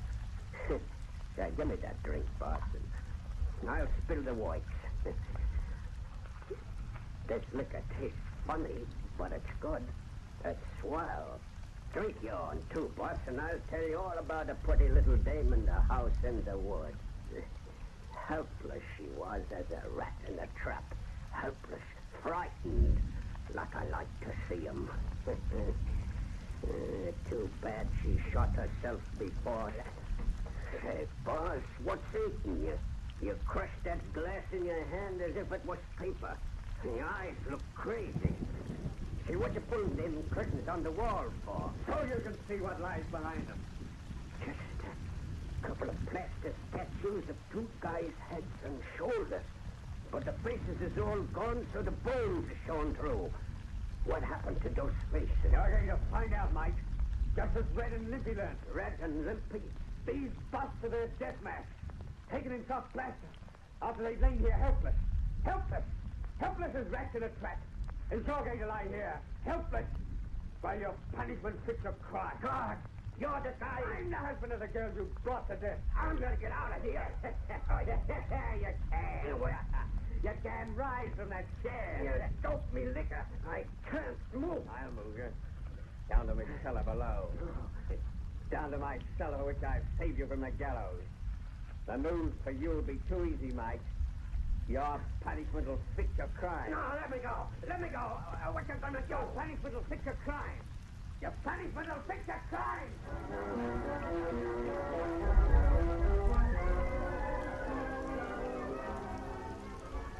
You can't see a thing in this cellar, can you, Mike? And no one's so helpless as when they're in the dark. I want you to be very helpless, Mike. More helpless than a rat in a trap. Helpless as a woman alone in the house in the woods. Helpless as a man who loved her and who heard you 50 miles away. Helpless as a man who heard the shot that killed her. He couldn't raise his hand. What you gonna do to me? Hey, you left me tied to stakes and spread eagle on the floor. But how you gonna kill me? What you gonna do? You're struggling, Mike, but your buns will hold. I tied them very tight. What did you do to Red and Limpy that you're gonna do to me? And then blast the butts upstairs. What happened to their faces?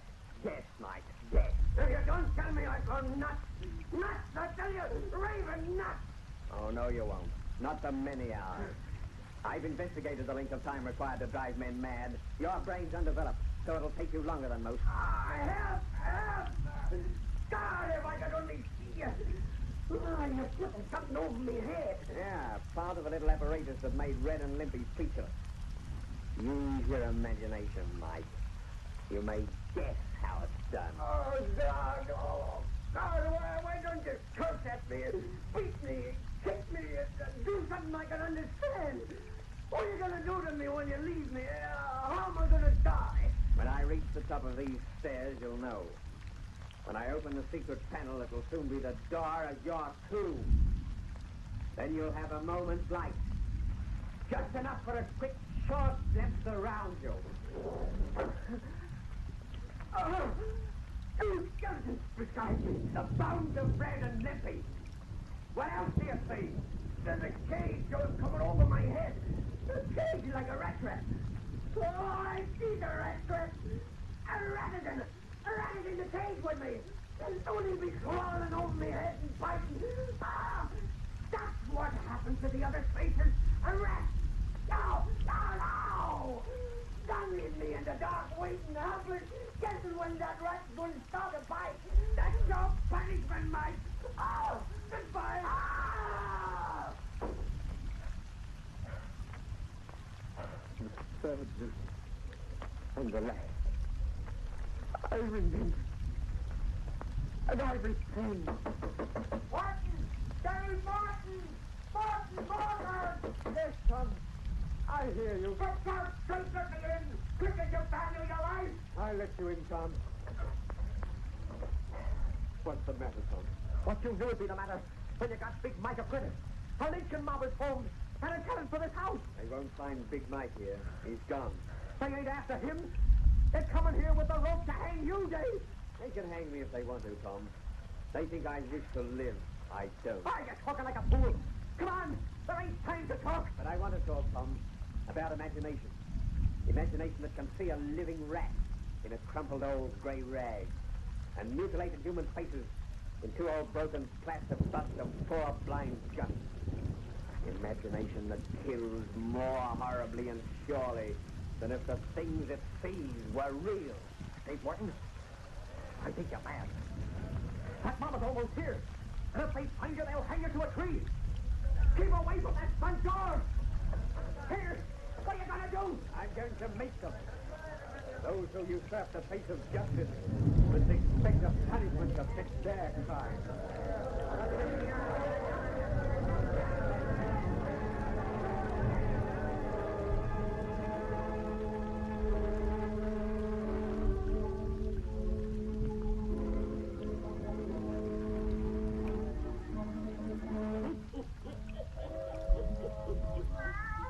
Well, that's the end of that, Satan. Next time we'll have another purty yarn to spin these folks. A very purty yarn.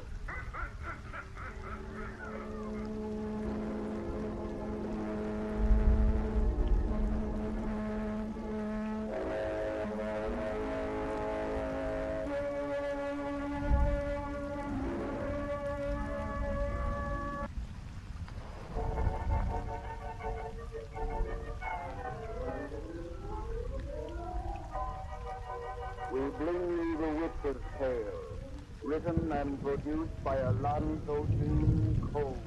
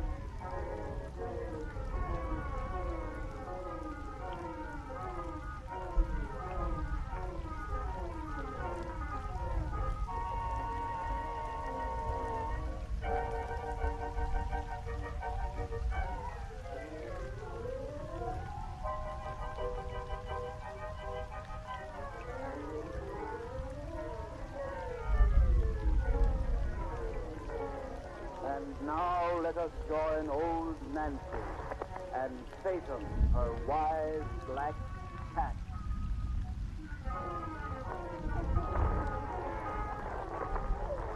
Hannah and 23-year-old, I do today. Yes, sir. Hannah and 23-year-old. Satan. Tell folks to dance out them lights so she'll have it nice and dark. That's it. Draw up in fire and gaze into them birds. Gaze into them deep, and soon you'll be upon a ship that's bound for Africa.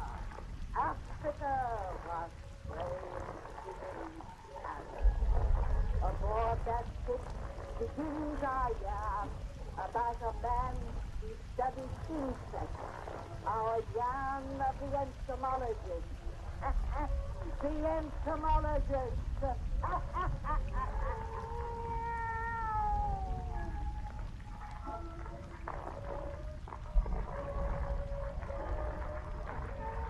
Roy, I've never known you to acquire such a sudden dislike for anyone before.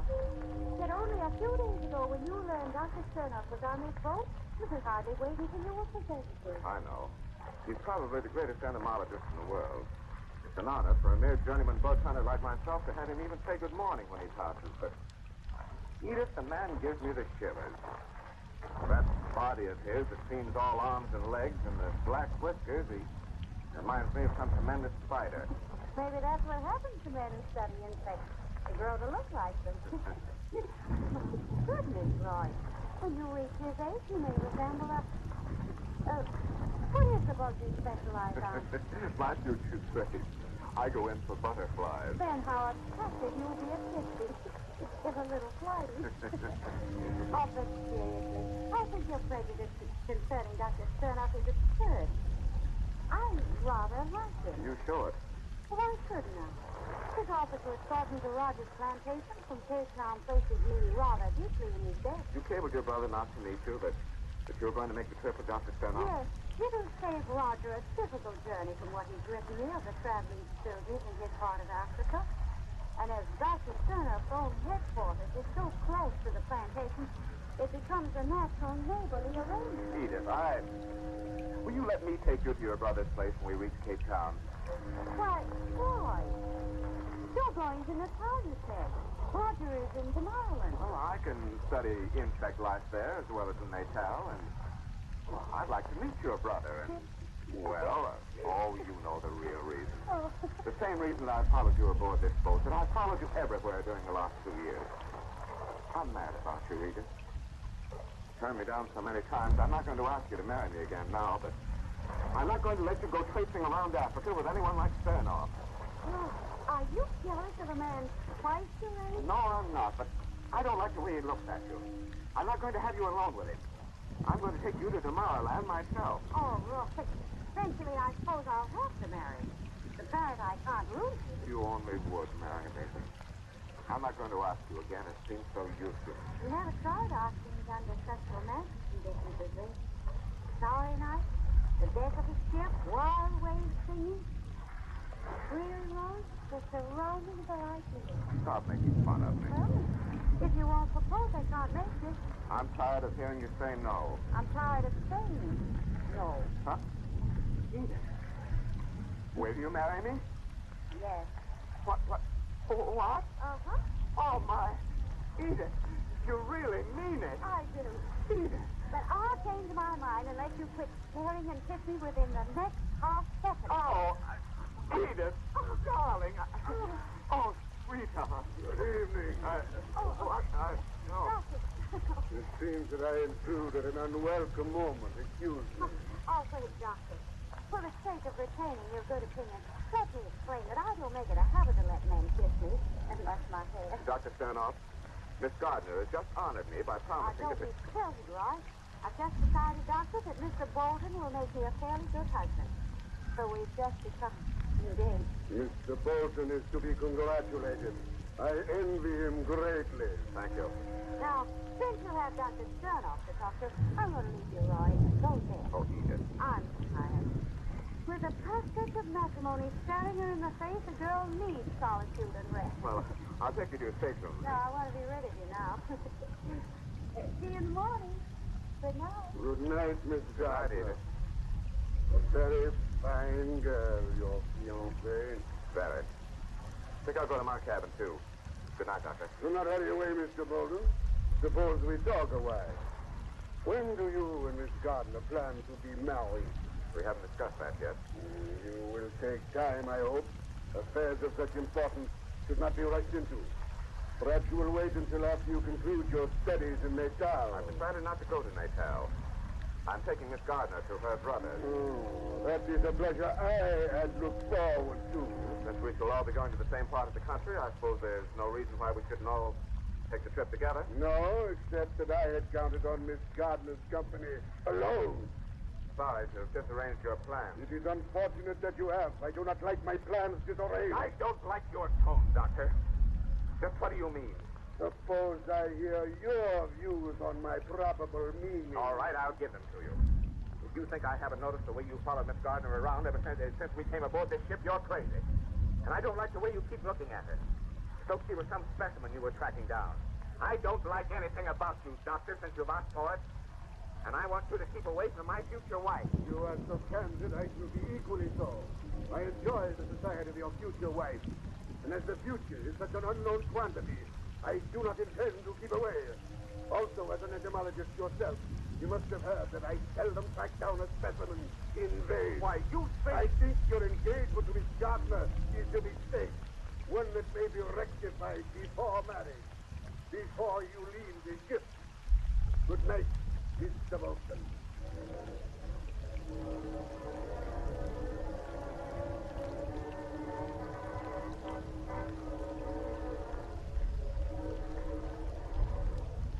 I wish I could have heard such a ridiculous squawk. You must have sounded like small boys with chips on your shoulders. Well, that's the reason I never told you about it until tonight. It was so utterly ridiculous. But it confirmed my suspicion that Sternoff is nearly as mad about you as I am. Well, you don't know how flattered I feel. Two mad lovers on one small ship. I don't believe you feel flattered at all. There's something too inhuman about that man for you to really want his attention. All you enjoy is my jealousy. He's very strange. A little insane, I think. You know, he's literally obsessed with a desire for power. Rather peculiar in a naturalist who's devoted his life to the study of tiny insects. Those tiny insects, if uncontrolled by man and not destroyed by their own warring proclivities, could annihilate all other living creatures. They are power, undirected. He made a remark something like that. Said that someday a genius would develop a new species that would enable him to rule the world. By genius, he meant himself, of course. Oh, boy. He feels so ridiculously bitter toward the poor man. Did you say you threatened you that night? Oh, he didn't threaten exactly.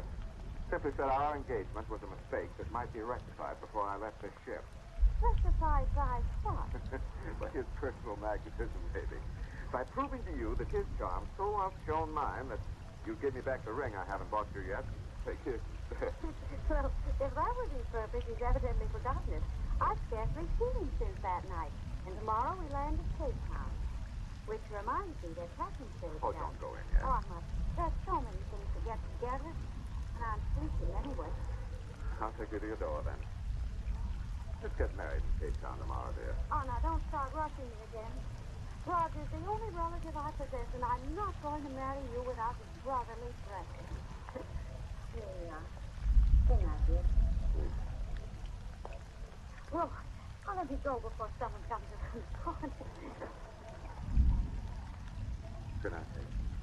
You look so romantically sad at our party with one more thing. That's all. Good night. Good evening, Mr. Bolton. Huh? Oh. I seem to come upon you always at the conclusion of a romantic moment. You seem always to be watching for such moments, Dr. Sternoff. On the contrary, they're very painful to me. I would prefer not to witness them. Well, but let us not quarrel again. Our ship lands tomorrow. Let us simply say goodbye. There'll be time for that when we dock in the morning. One never knows in the rush of departure. We may not meet. When Miss Gardner and I reach her brother's place, we'll be neighbors. Farewell seemed rather superfluous, Doctor. I live but 10 miles from Miss Gardner's brother. Goodbye. Goodbye, Mr. Bolton. Goodbye. Hello, Mr. Bolton. Here to be a cipher. Oh, hello, Stuart. Yes, going to bed. Just saw you talking to the gentleman with the whiskers. Something important you wanted to see you for, I fancy. Been hanging around this corridor all evening. Waiting for me? We didn't try, but as he belongs over in Section A, I imagine he was waiting for someone, and he went away after talking to you. He wasn't hanging around Miss Gardner's door, was he? Oh, no, see. He wasn't hanging around any place special. Just up and down the hall, yeah. Wasn't he waiting for you, sir? Oh, I don't know. It doesn't matter. No, sir. Well, here we are at your door. Good night, sir. Good night, Stuart. Oh, wait. We'll be partying tomorrow. I may as well have your tip off mine now. Here. Thank you for your very excellent service. Oh, thank you, sir. Here, don't bother looking for your... I'll unlock your door, sir. Thanks. Here, now, just a minute. And now I'll turn on the light. Well, it's a good thing I came in. The light just don't work. It's all right when I left this evening. It's probably a fuse down house. You just wait outside now. I'll let it disconnect. Oh. Now, the door's man, sir. I'll open it, Stuart. Let the door be on it. Let it speak to you. The spring latch is snapped. Where till I find my key. Here. Stuart, my key doesn't work. Oh, that's funny.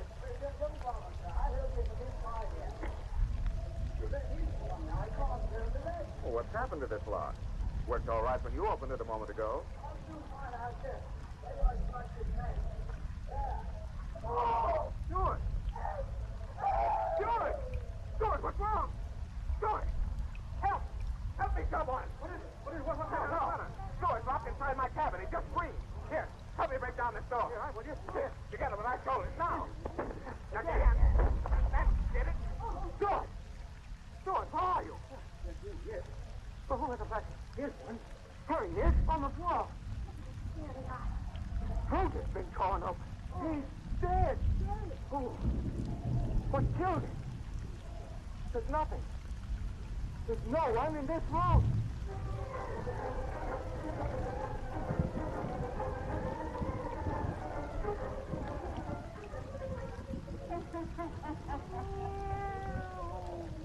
What do you think killed the Stuart, Satan? That's right. But them who didn't understand what Satan said will have to come see us next time I have a birthday. And then we'll sing you the rest of our yarn about the entomologist. The entomologist.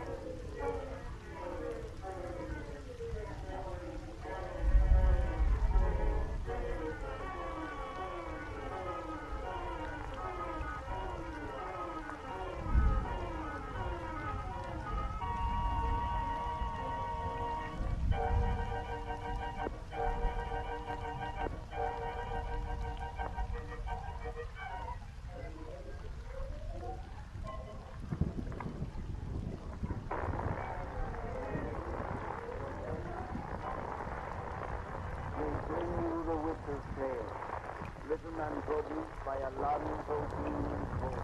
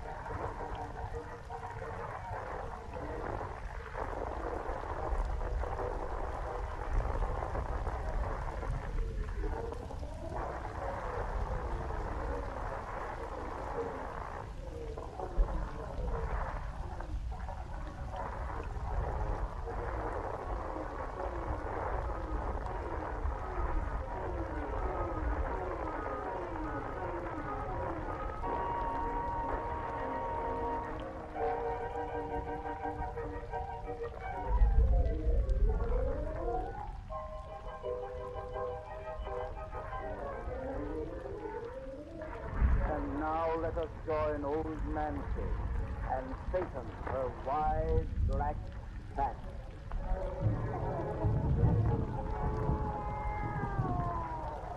Hannah and 9-year-old, I think today. Yes, sir. Hannah and 9-year-old. Now douse out them lights and we go on with that puzzle story we began last time you were here. Why do you leave off, Satan? Oh, yes. We told how them two scientists who studied insects were both in love with the same girl, and how she naturally preferred the youngest and best looking, which made the other fella kind of mad. Well, sir, they was all aboard a ship bound for Africa. And on the night before they landed, a steward on the boat went into the young fella's cabin just ahead of him and was very mysteriously ill. Now draw up to the fire and gaze into them birds. Gaze into them deep, and soon we'll be in an African jungle, for that's why we picked up our story now. And soon to hear more about the entomologist. The entomologist.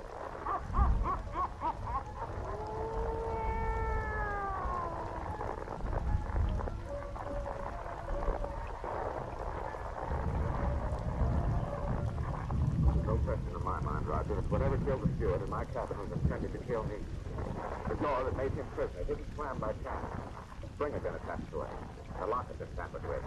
If he hadn't gone in there ahead of me by the sheer fact... But what killed the steward? No one knows. But Dr. Sternoff, I think. If he was with the captain at the time it happened, so had a perfect alibi. So there was no way for anyone to get out of the cabin except through the single door? No, and nothing came out that way.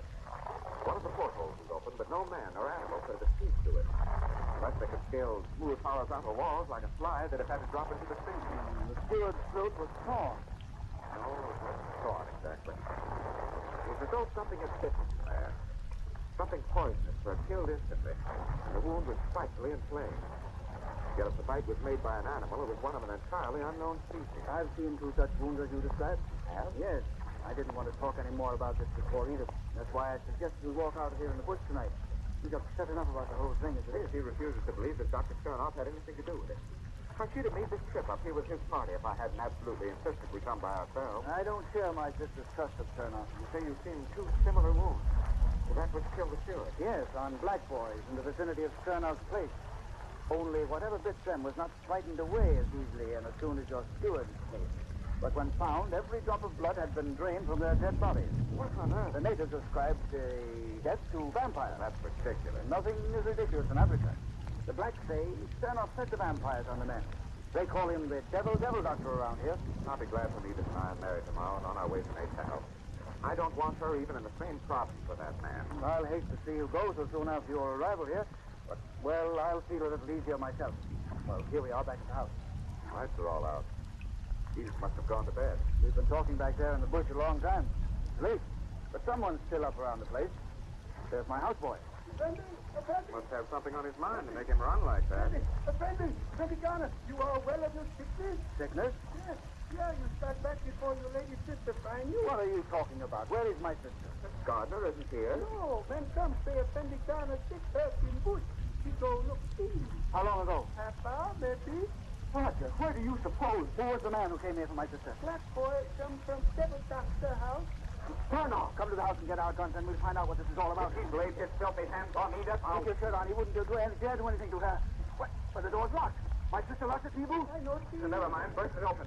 Now, let me get a gun and start. Now, there it goes. Like a light, Nebu. Never mind. I can find the guns in the dark. Oh, what's the matter?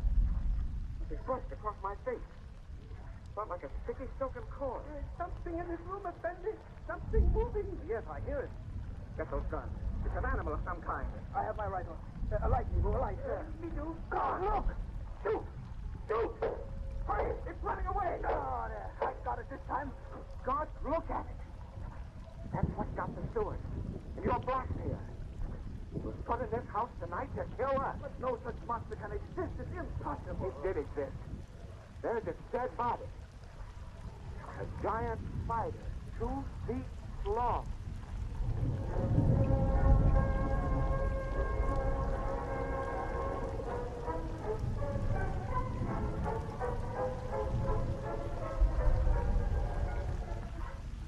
Easy now. Sternoff's house lies right back of that high fence. You don't think any of those spiders are loose out here? I hope not. God, where did such a monster come from? I think Sternoff made it. Made it? Yes. The man is a scientific genius. I believe he's found a way to increase the size of a small, ordinary spider. I remember a paper he published some years ago hinting at the possibility of such a thing.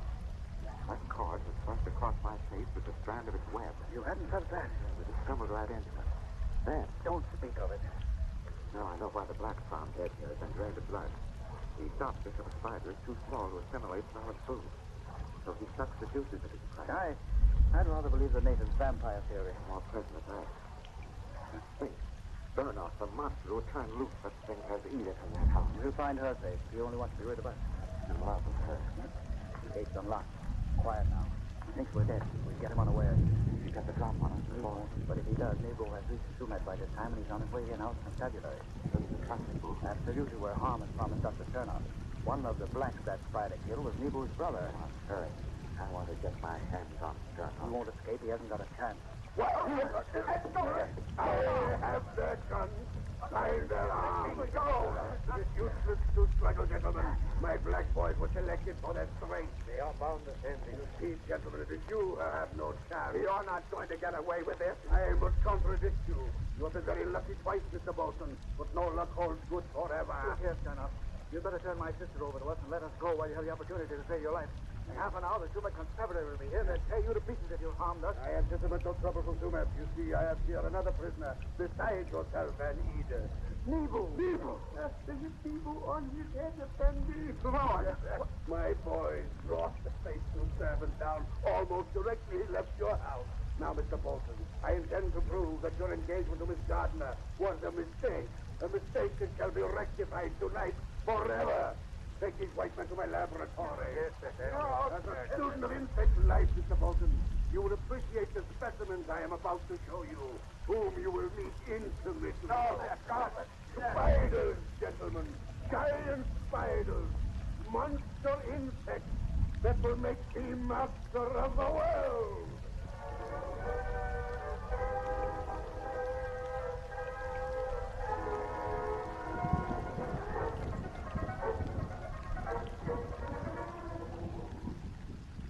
Look at them in their cages behind these bars, spiders.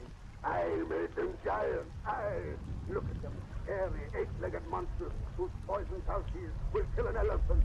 Harmless in their cages now, but soon they'll be swarming about you in this room. You can't. You won't. But I can. I shall. This lever here opens every cage at once. I shall press it just as I myself go out this door to safety. Argo, Marty, cut the ropes which bind the white man's hand. Yes, sir. I wish your body free through the glass panel of this door. It will be a better show to see you try to fight my baby. What a rotten beast you are. And he has Edith in this filthy house. Edith is upstairs, quite safe and ignorant of your presence here. She will be ignorant of how you die. He is very fortunate to be chosen for my mate. As I shall be the master, she will be mistress of the world. The world which I will rule by giant insects who are power. You're mad. Even a madman can't go through with him. It's useless, boy. We haven't got a chance. Sterno, if you have a single strain of decency in your pockets before you turn those things upon us, give us a drink. A drink? Yes, whiskey. God, we've got to have something to nerve us before you open those cages. Oh, don't ask that swine for anything, Roger. Let him pull his lever and get it over. No. I can't bear to think of those spiders coming at us. I'll go crazy, Sterno. So I won't know what's happening. I'll keep you out of your stove. Whiskey, Sterno, whiskey. The least you can do is dance me back. The brother of my future mate has a streak of yellow. Bring the whiskey. Yes, not from me. I want nothing from you. Whiskey for me. Whiskey for God's sake. Give it to him. Here, Thanks. Look out, you brats, so you won't see a white man whine. We go and then his boy Nebo. Rocky had him secure outside. Nebo cannot get away and let me Get down, both of you. White man now unbound. May be danger you. Attend me. I have a pistol in my hand, haven't I? If I haven't noticed anything, get out and close that door. Yes, attend me. And patience. You might go to dark. Drink your whiskey, you yellow dog. Yes, a drink. Whiskey. For you, Sterno. I don't want to drink, but I'll throw it in your eyes. Oh, it's blind. I can't see it. Where's his pistol, Roy? I've already got it. Roger, you stumble against that lever. The cages are open. Quick, out that door. No, we're not. Roger, open that door. None of you fool those spiders will kill you as well as us. Oh, no, I'm their master, their creator. Get that teeth on him, Roy. No! Cornered among those spiders. They're coming from their cages, coming from all sides. Come, my babies, with your poison eyes. Roy, smash that glass panel in the door. Yeah. Quick, they're almost on us. I have it. The Nebo outside. Nebo, he's free. He opened this door. No. You cannot get away. Edith. How did you set me free? Nebo, you were a prisoner too. How did you? Dr. Frank, you set people well. I have hit a knife. They're dead. Come on, away, quick. Out of this place. No. Those spiders! Look at it, baby. Don't let them get away. Run, outside this house. The spiders are everywhere. Get them, my babies. Get them. No, not these. Spiders have some Erna. Keep away. I made you. I am your master. Keep away. Don't look back, Edith. Run. Oh, Roger, what are you stopping for? What set his lamp. There! Set the place on fire. The only weapon that will stop those things. It's catching everywhere. We're safe outside. At last. Goodbye. Eat people spirit. Eat devil, devil, Oh, devil. those spiders. Oh, please, God. Kill everyone.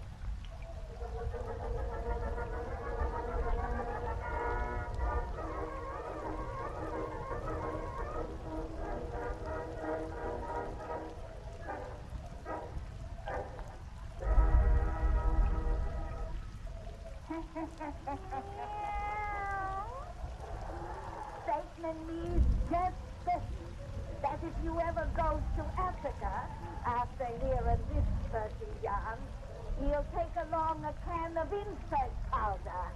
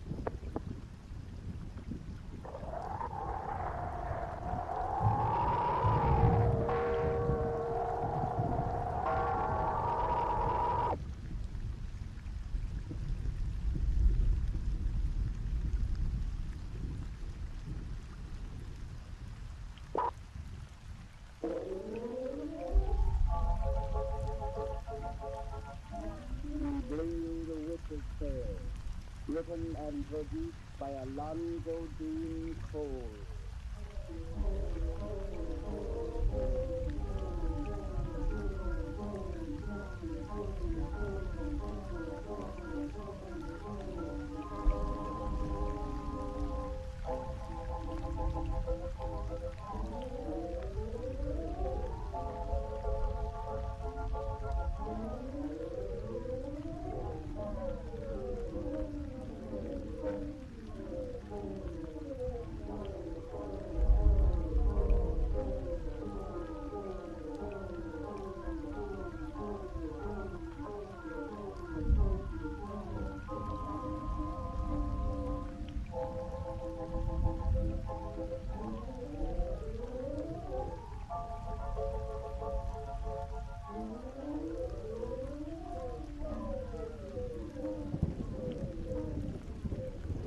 And now let us join old Nancy and Satan, her wide black cat.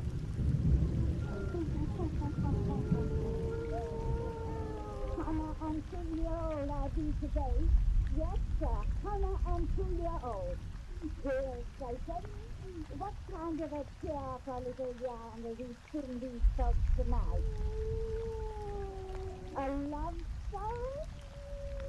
Well, if you ain't a sentimental old cat. You say you're not too old to be romantic? I never know the male kick of the glove in his mind. Now sit yourself down in the corner, Satan, and I'll sing the kind of tale you asked for. But don't out them lights, everybody.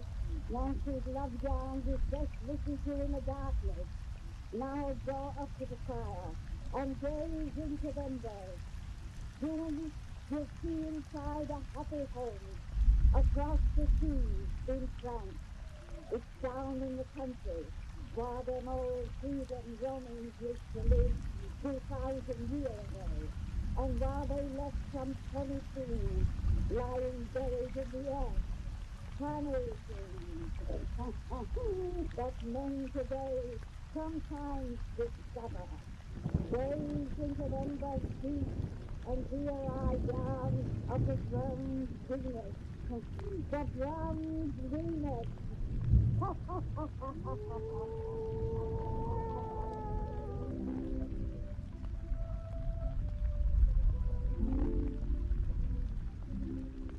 Mama, hurry, should you hear any minute? If you don't hurry, I'll stop you just in time to meet him. Stop swearing if you want me to finish. Oh, I'll be glad when Henri takes you off my hands. Then I won't have to tie ribbons on a kitchen you can't stand still a moment. If you won't withdraw at all, you'll weep constantly after I'm married and go to live in I Paris. sound satisfying to hear. The sooner such a nuisance as you is out of my sight, the better. Oh, my baby, you will be leaving me soon. Mama, stop that. My little Georgie. Stop it or I'll cry too. Mama, please don't. No, I mustn't. And when he saw me, it was a funeral which took place here in 5 days instead of a wedding. And I'm really very happy. You're always a good man, and he loves you, and you love him. It's so much, Mama. Please, stop your crying and let me finish with these ribbons. Oh, I suppose I died the same foolish way before I married your father. And that's the only thing I have against Henri. He's so much like your father. Oh, no. He's ridiculous interest, Charlie. How productive of an antiquary can ever wish to become the wife of one is quite beyond my comprehension. Oh, you really don't mean that. We've always concentrated among old work and Jerry's business. Papa has remained as close and dear to you as Connie will be to me. Yes, of course, physically. But I long ago discovered that to a man with the archaeological bee in his bonnet, no mere woman can compete spiritually with a 1,000-year-old trifle that he's dug up from the earth. And I don't approve of such work. I never have. It's too much like robbing graves. To my mind, the dead in their possessions are best left undisturbed. Oh, that's silly, stupid business. All right, have it your own way. What I do is Papa hadn't found something to disturb his mind. He could have got him higher instead of merely sending old rocks to the station at the time. Oh, he won't be annoyed by that apparent weakness when he learns his course by a new discovery. Chances are he'll even forget he's been away from you for an entire month by seeing your father indulge in scientific laughter. Oh, not how. We'll see. What is it your father found this morning? You haven't told me much about it yet. Oh, it gave me an awful fright. Right? But just a moment. This sign was purely accidental. Three of our peasants were digging up that old olive tree that was frozen out there, and Papa and I were standing beside them, talking about olives. When one of the men dug his stick into the earth, and we heard a bang, as though it struck a bell. Then, suddenly, a small hand seemed to rise from out the earth. It was a bit of prison there. It was only the hand of a brown statue. And when I left, Papa was deliriously joy and down in the pit with a shovel, poking the men and resurrected. Oh, then he'll be covered with dirt when he returns to the house, and he'll spread it all over my carpet. Oh, but what's the use? I discovered long ago that men can't be made over. Oh, Sarah, Oh, Mama, there's all this outside. The carriage is returning to Paris.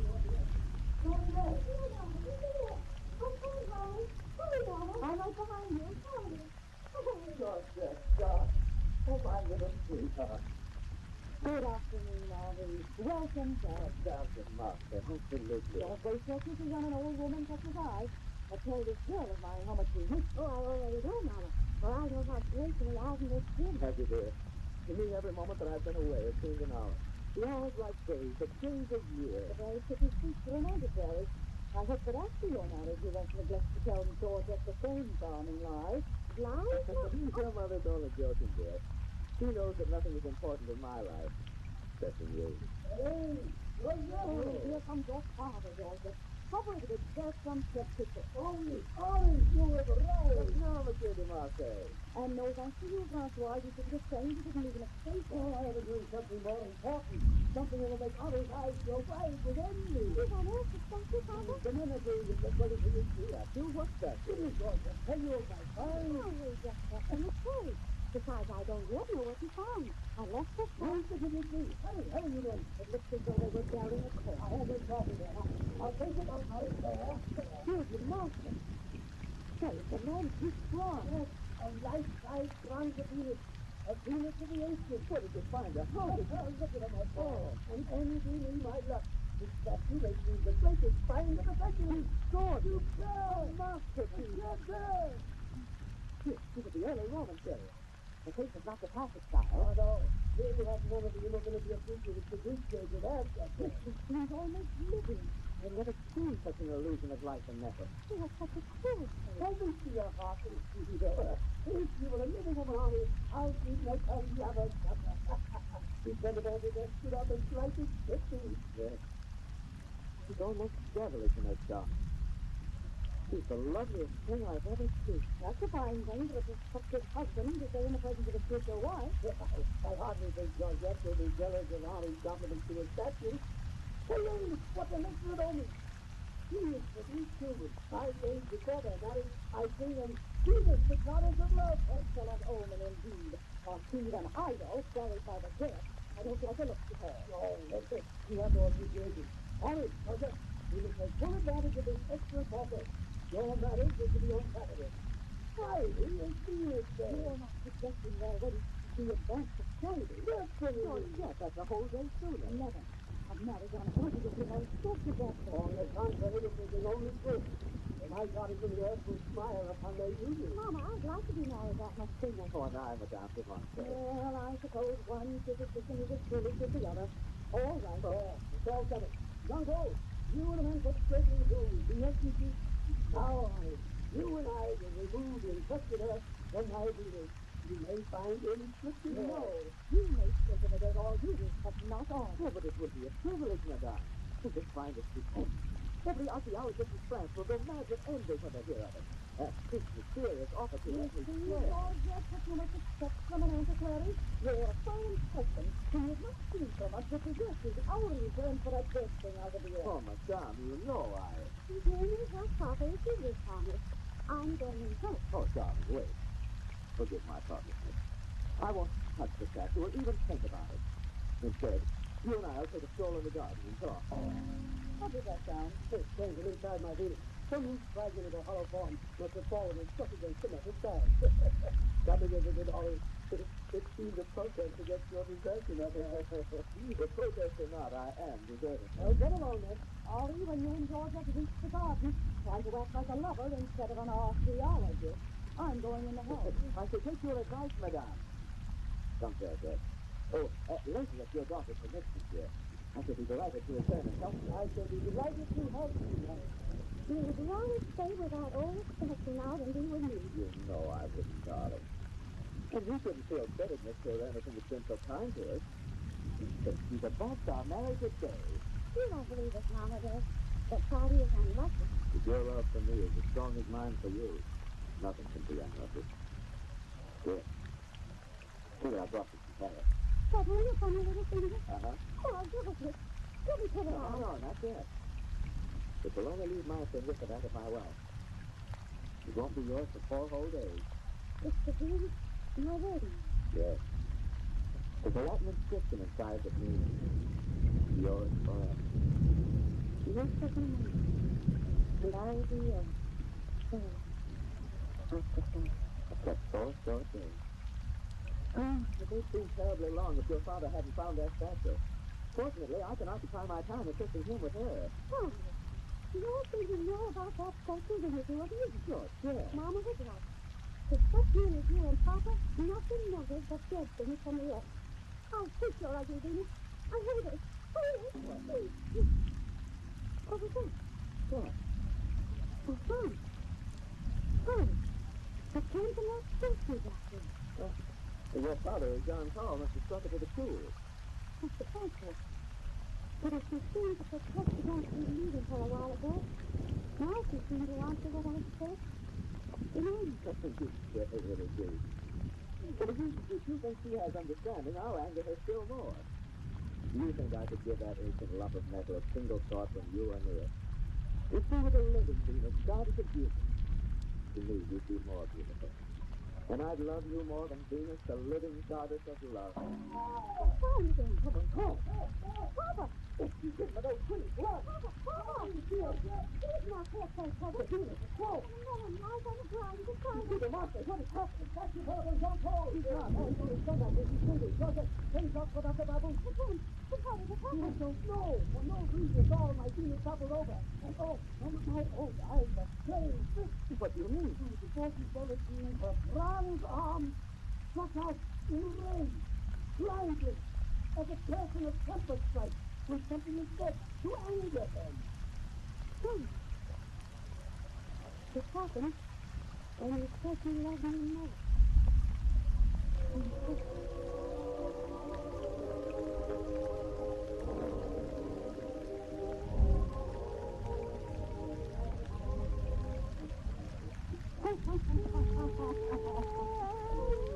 Well, there's the end of our love story about the bronze Venus taken. But if these folks want to hear the rest about her, they got to come and see us next time on her birthday. Come in 4-year-old, I'll be real soon.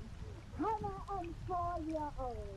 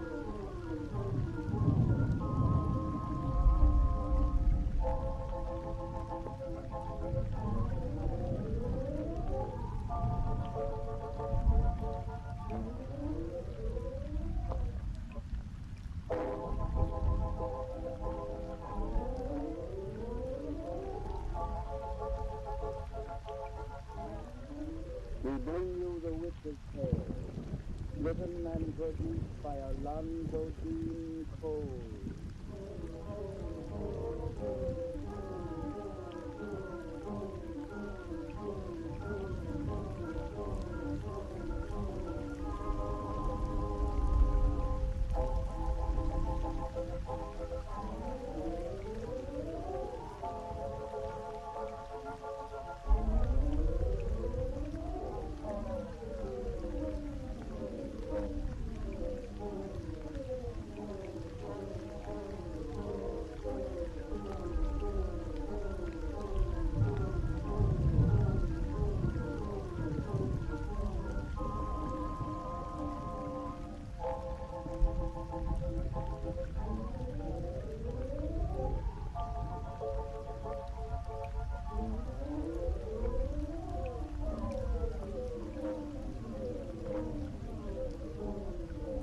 And now let us join old Nancy and Satan, her wise black cat.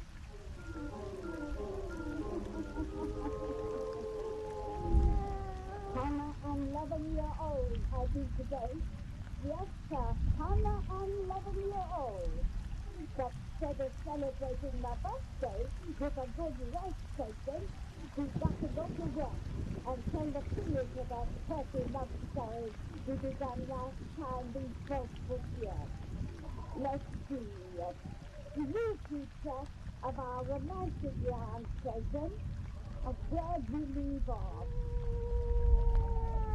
That's right. We told about that nice young girl who was fixing to marry a young archaeologist fella, and how the girl's father, who was also in the archaeology business, discovered the statue of a heathen goddess. It was buried in the earth.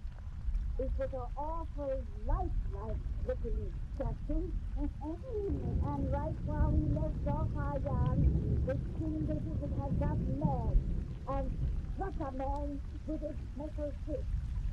Douse off them lights so we'll have it nice and dark for the finish of our tale. Now draw up to the fire and gaze into embers. Gaze into them deep, and soon till they dust with us in swamp, while washed and healing Romans live. Soon you'll see once more the bronze Venus. The bronze Venus.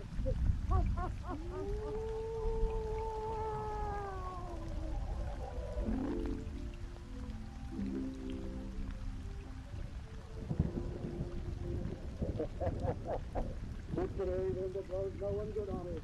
If it hadn't been for son called David, Madame Remarque would never have permitted you to help me complete this delightful task of scraping the infected hair from my Venus. She's used to me getting dirty, but she doesn't want our future son-in-law to follow in my sinful footsteps. If I didn't help you, no one else would. Your goddess has certainly struck terror into the peasants around here. They won't tell me that I haven't needed of her now, even though John Collins far from better than gave to me when he came to. Oh, dear. Very strange the way that accident occurred. I must confess an oculus about my eyes. I could have sworn the statue's arm like that in blind rage and struck him. George Stillman came. The reason for that rage was something I said about your beautiful bronze lady. Oh, it's all foolish. Of course it is. Oh, it's progressing splendidly.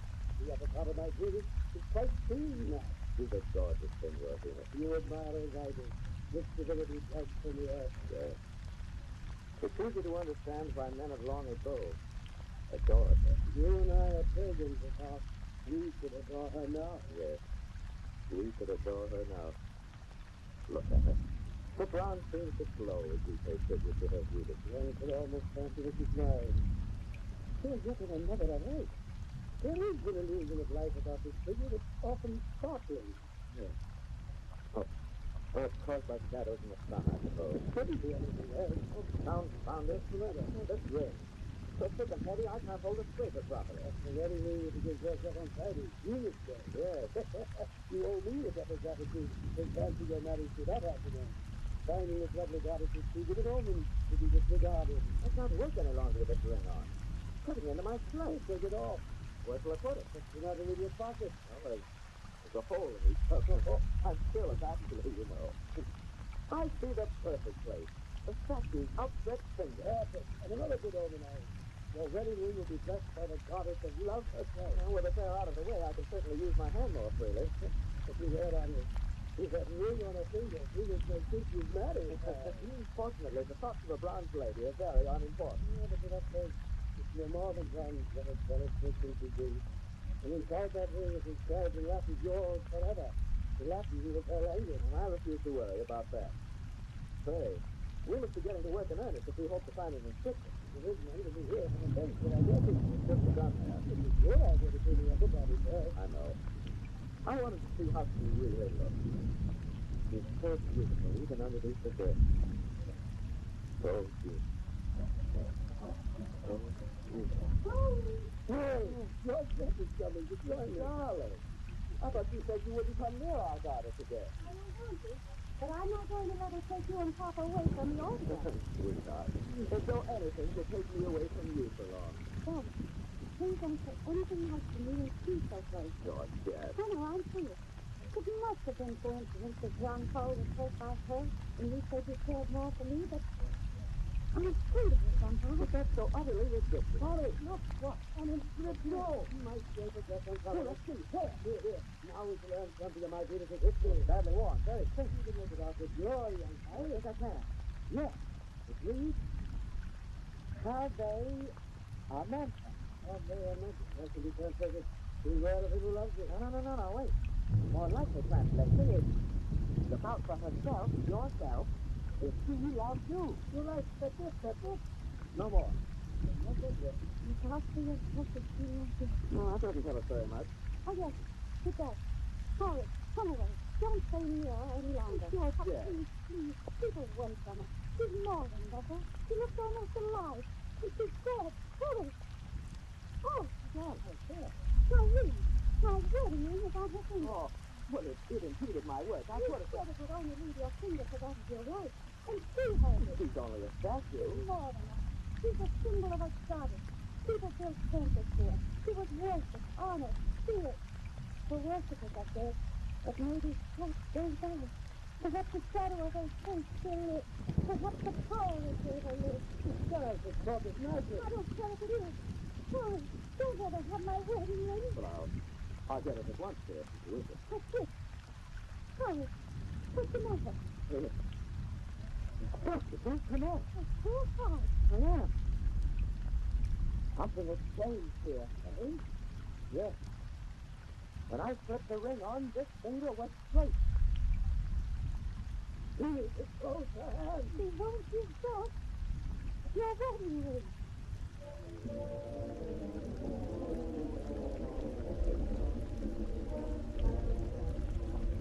Francois, come in here and shut the door. He didn't leave our guests just before the wedding. Wedding. It's Mary's a funeral that takes place here today. The big song that suppressed everybody to get it. No, you know what's close. Because the hand of my statue was accidentally dead, so the thing can't be taken off. There's no reason for everyone to be in a state of super terror. I've been your wife for nearly 30 years, Francois. You can't hide your fears from me. I can made up. You know the metal thing there that no fire can touch was not accidentally done. I don't know how. Oh, what are we going to do? Arnie has acted like a man in trance today. It has been some awful eerie. I guess it's pale and trembling. She was ghastly in her brightest dress. The world is eating all our hearts. There's nothing to be afraid of, nothing. It's simply imagine things, that's all. You imagine things now. Not imagination. Next pagan goddess in our garden is not imagination.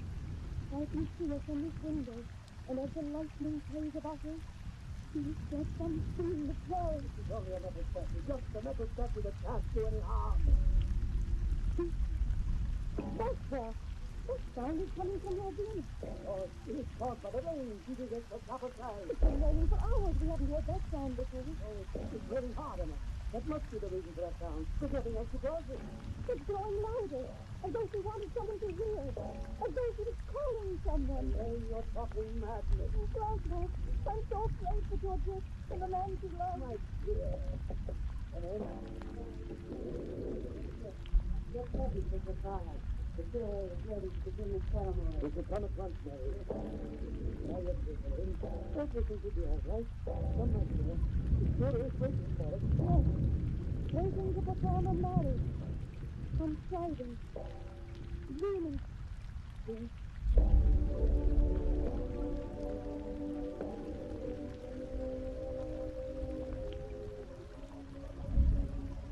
Henri Michel de Saint-Clair, wilt thou take Georgette Cecile de Marseille here present for thy lawful wife according to the rite of our Holy Mother the Church? I will. Georgette Cecile de Marseille, wilt thou take Henri Michel de Saint-Clair here present for thy lawful husband according to the rite of our Holy Mother of the Church? I will. Join your right hands and repeat after me. I, Henri Michel de Saint-Clair, take thee, Georgette Cecile de Marseille, for my lawful wife. I, Henri Michel de Saint-Clair, take thee, Georgette Cecile de Marseille, for my lawful wife. To have and to hold from this day forward. To have and to hold from this day forward. For better, for worse, for richer, for poorer. For better, for worse, for richer, for poorer. In sickness and in health, until death do us part. In sickness and in health, until death. Death! Death! No! Venus, I am yours forever! Venus, your life will be coming to you! Henri, come back! He ran out of that storm. He carried to that statue. Oh, the statue is moving! Let's come for his embrace. He's in her metal arms. She's crushing him to death. Oh, my God! Georgette. Oh, my feet!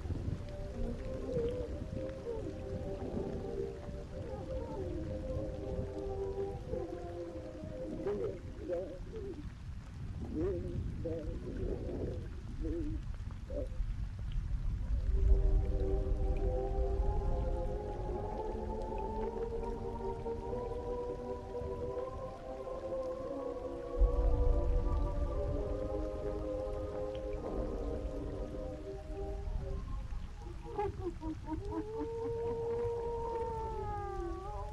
me and take the next time I have a birthday. We may have another pretty love story to tell ya.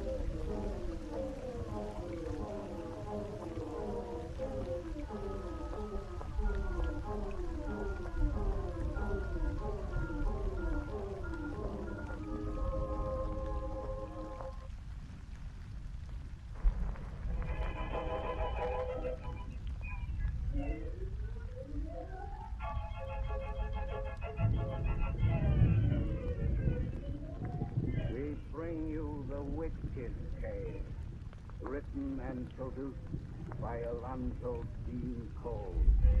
The Witch's Tale.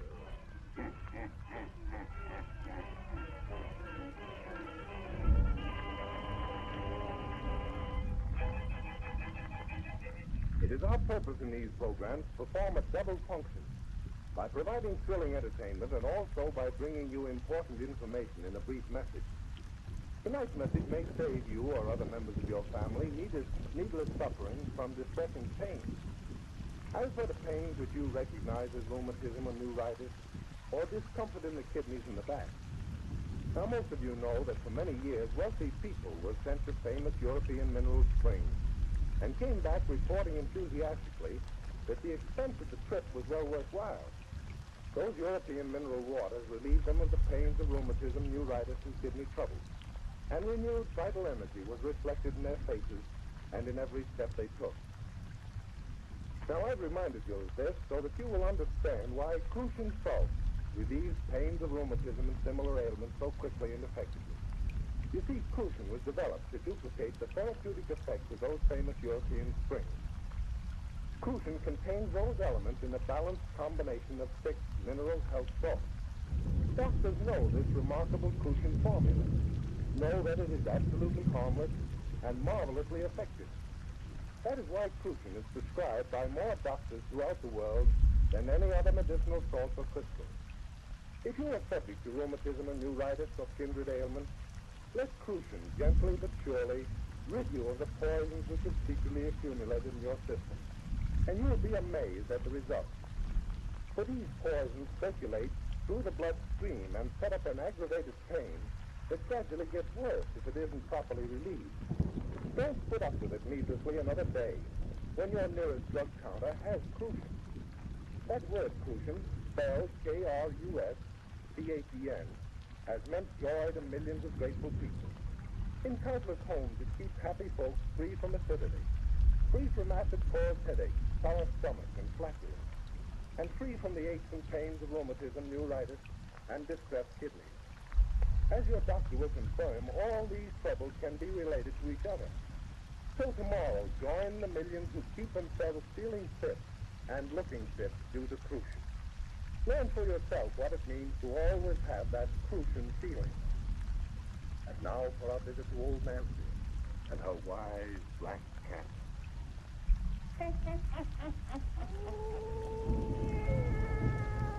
Hannah and 5-year-old I be today. Yes, sir. Hannah and 5-year-old. Real station. It's a real bedtime story we got for folks tonight. Everybody's out them lights, so we have it nice and dark. Our little tales is best listened to amongst the ghostly shadows. Now draw up to the fire and gaze into the embers. Gaze into them deep, and soon you'll be across the sea in England. There begins our yarn of Rockabye Baby. Rockabye Baby.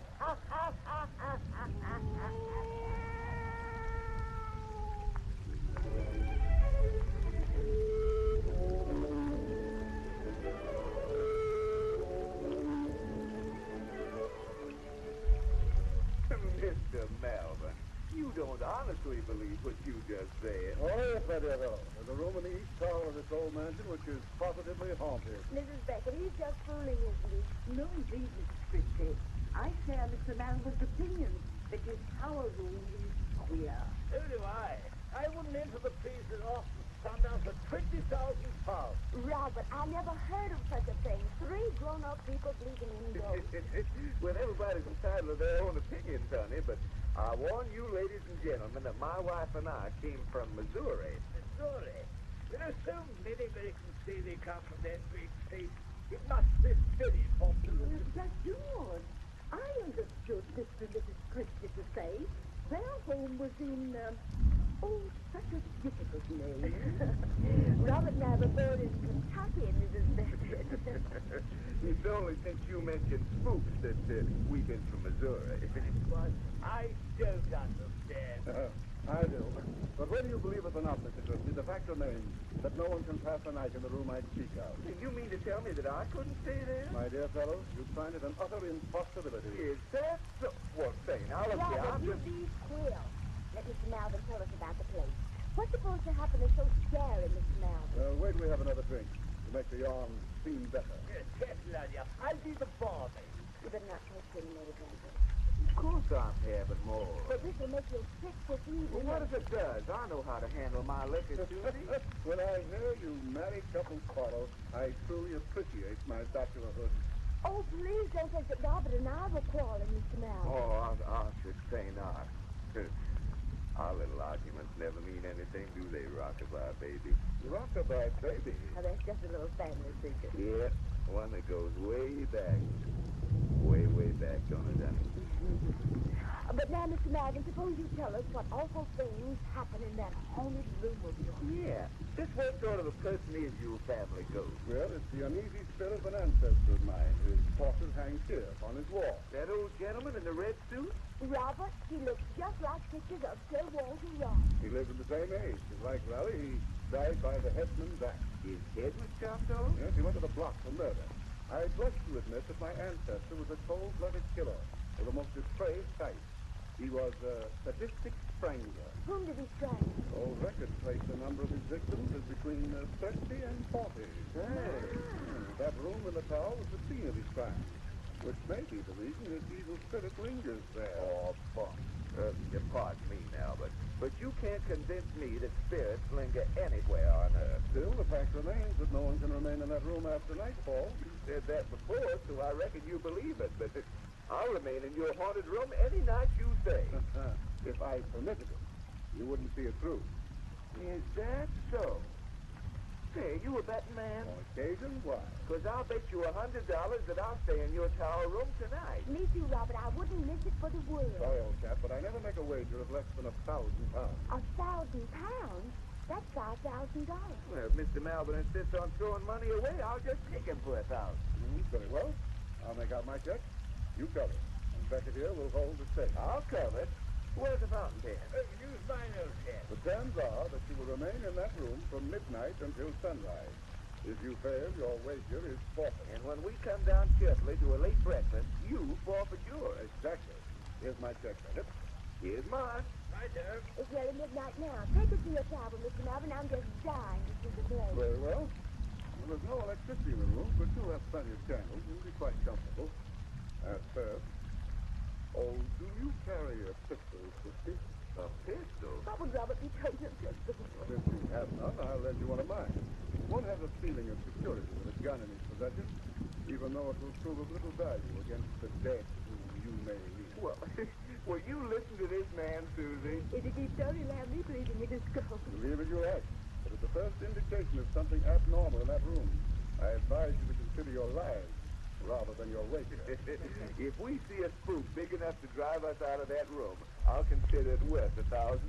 That's why we came to England, because we hoped something different would happen. I have an idea, but tonight you shall see something very different, Mrs. Christie. I am quite positive that you shall.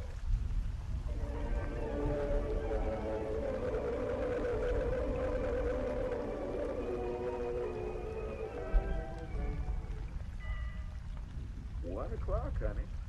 We've been here over an hour.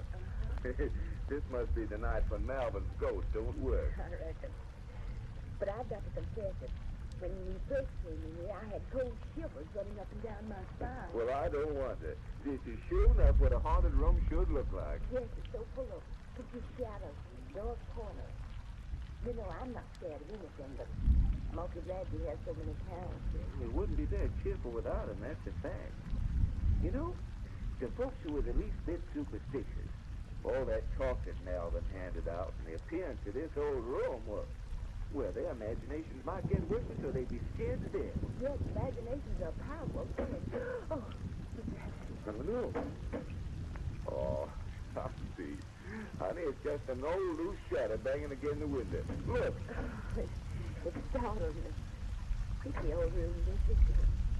I mean, if you let your imagination get going. No danger you and me doing that. Well, I should say there isn't. Only, Robert, what you said makes Mr. Melvin so sure that something's going to happen here tonight. Of course, we've only known him a couple of weeks, which is hardly time enough to judge, but he doesn't strike me as the sort of man who'd bet £1,000 for, well, just one of them. Well, Melvin isn't the kind you'd call a natural chance-taking gambler, is he? He must believe there's something queer about this room. To see you take his gun and all. Oh, that's because he and the Beckett were just superstitious idiots. Still, I shouldn't be making crackpot bets like this. Guess I've been drinking a little too much lately, Susie. I'm afraid you have been, Robert. Oh, I don't care about the foolish things that makes you do like betting, but, Robert, it's pulling you away from me. Oh, no. Yes, we're drawing away from one another, away from the time we used to hold me on your knee. Sing your rockabye, baby, like a crazy lunatic. Yes, but it wasn't crazy. There was something precious. We were just kids when we sang it in the church out of only 5. When I was 9. With a mother instinct. Don't make fun about it. You did it because you love it. As we grew up, we kept on doing it all the time we were going together, while we were engaged and first after we were married. You haven't a very good singing voice, Robert, and you helped me uncomfortably most times, but that song was a foolish, wonderful secret between us two. It was a kind of symbol of our love, and just tell me. I haven't forgot our love, Susie. And I haven't forgot our song. Come here, my knee, honey. You're going to be rocked in my arms right now. Robert, you're messing my dress. What do we care about no dress and there's important singing to be done? I love you, little sweetheart. Darling, I love you. Rock-a-bye, baby, on the treetop. When the bough... What's that? I don't know.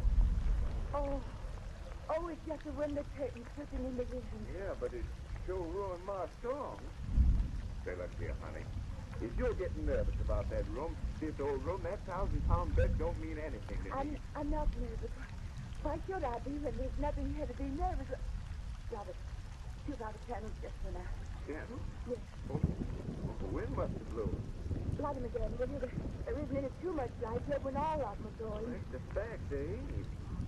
Say, Mr. Becker found my matches and forgot to give them back. Take one of the candles that's going and relight the others for me. That's an idea. Go on, this one went out at the reef. Well, close the window and shut off the wind that's doing. Yeah. There. Now they'll be all right. Robert, there goes another candle. Well, the wind didn't blow it out. Not with the window closed. Well, I wonder what... Yeah, another's going. That's funny. These candles just suddenly flicker out and die. There goes another. What's causing it? I don't know. There goes another. Relight them quick. If you don't, we'll be in darkness. I will, honey. Don't you be scared. Oh, 2 more went out. There's only 3 left. I'll get one of them. That one's gone now. This one just went. Only one's left. Now it's gone out. Robert, put yonder, Randy. Hold it, Now, here I am, honey. Here I am. What made those candles all go out? I don't know. But there's some natural explanation for it. Don't you be scared. I'm not. Only I can't bear this darkness. Take me to the window where the moon's shining in. Here, yeah. Quick. Come on, we'll get in the light. There's shadows all about us here. Such ugly shadows. There's only shadows, Susie. This is just a plain old room. Nothing here can hurt us but our own imagination. I know it. It isn't possible that old murderer who lost his head for strangling folks will come back here from the grave. Of course it's not. Imagination is all that ghosts are made of.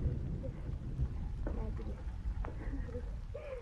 Just imagination.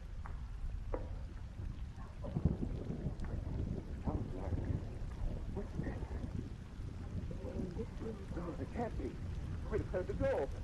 There's only one door through this room. Something said they don't have to come through there. Oh, honey, no. Don't say that thing. Robert, look! It's just a shadow. No, it's a man without a head. Whoever you are, keep back. I have a gun. I'll fill you full of lead. It's moving towards us. No, don't let it come Woman, don't stop it. It's a dead. Come back to it. It's reaching out his arm. It's strangling her. Well, throw. No!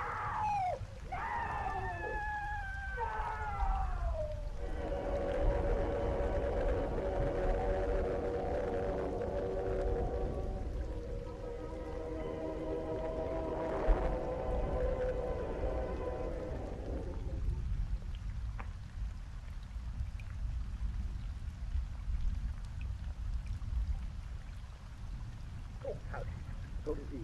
Then she dropped to the floor, fainted most likely, and in my getaway. Quick, help me out of this costume before he brings her from the room. Down the hall, she's told you away.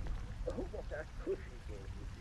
A secret passage there through candles and some there. Oh, God, the head was made. Not forgetting the way I built the story up. Any fool who said he's not afraid of ghosts, and the gun was tampered with cartridges, made him sure it was the dead they shot at, besides ensuring me they used no weapons of their own. I told you this was the greatest easy money scheme I ever had. This is only the third time we worked. With all the same chumps around in London, you'll soon make a fortune in it. I'm all right now. Hide that costume in the cupboard. I help him. Hurry. And you can't go in the hall much longer. But I will get out of the door. Look, George, she's alone. What's wrong with that? No. Agnes, haven't they come out yet? No. And there hasn't been a sound from that room since they screamed. I told you this thing was too fantastic to succeed. We frightened them, all right, but then their common sense returned, and now they're in there laughing at us. I won't believe that. They were terrified. Then why haven't they come out? What's that? What? That's Christy's voice. Yes, rockabye baby, a lullaby to let us know your ghost won't spoil his beauty sleep. You terrified him? Still. There's something Queer about that, no? What do you mean? That singing is queer. I'm going to find out why. Give away my paw, you fool. No. Nothing wrong with you. Give it. Come on. Yes, the boy doesn't see us. But his bright light is stealing on. Oh, God. I think she's dead.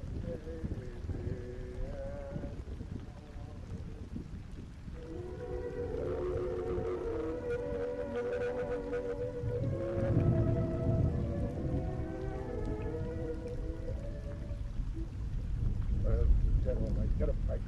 He was mad, a childish innocent. God, I can still hear that lullaby playing over and over and over as he rocked her body in his arms. Second when I left England the next morning, I've been here in Paris for 5 years.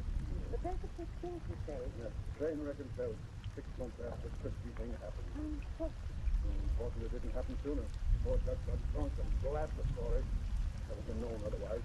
That's how you came to hear that I suppose. Indirectly, yes. But it's only recently I learned who you were now. I have to change my name. Christie's relatives were looking for me. He was in his part of the state doing for vendetta like the crossing in Van City, I've heard. But since you're American, you probably know more about Kentuckians than I do. But I know their reputation. Christie himself is dead. Yes, I saw in the paper. Died singing Rockabye Baby, I suppose. Oh, let's not talk about it anymore. I wouldn't mention the thing only because of drag it. You shouldn't mind discussing anything with me. I don't. I trust you. You know my kind, the wise for an easy money schemer. The only bit of luck I've had in the past 5 years is with you. Luck for me as well. To meet such a clever, imaginative fellow who can use his wits to get what fools must work for. Joan, will you marry me? Marry you? Yes, I'm mad about you.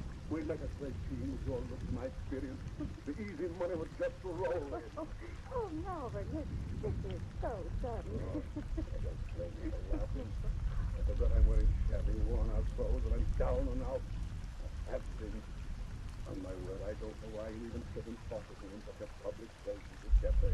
If you can get back your nerve, you won't be a has-been any longer. My nerve? Yes. The Christie thing broke you. You've admitted since that night in England, you haven't had a bit of luck.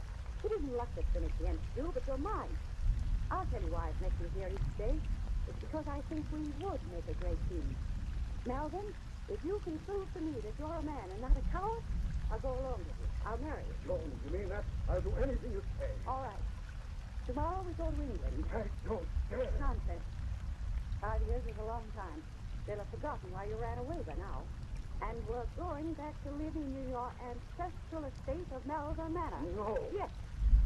Your scheme of a haunted room and headless ghost is the greatest I ever heard. We're going to work it for everything it's worth. I'll never try that again. You will. It's a perfect rap. Only a man of imagination could have planted it in that. Imagination. Yes, I have an imagination, all right. An imagination for 5 years has kept that room before my eyes. The skin into my ears. A madman's song. All right. It's so nervous. I can't resist that one. All right, then. You and I have... Don't say that. Oh, don't go away, Joan. I'll do anything you say. Then you go to Malvern Manor, and I marry you, on condition that our bridal night is spent in that tower room. Right. In that tower room? Yes. If you regain your nerve, you'll also gain a wife and partner. That appeals to my imagination. You see, I have imagination too. It's a great thing.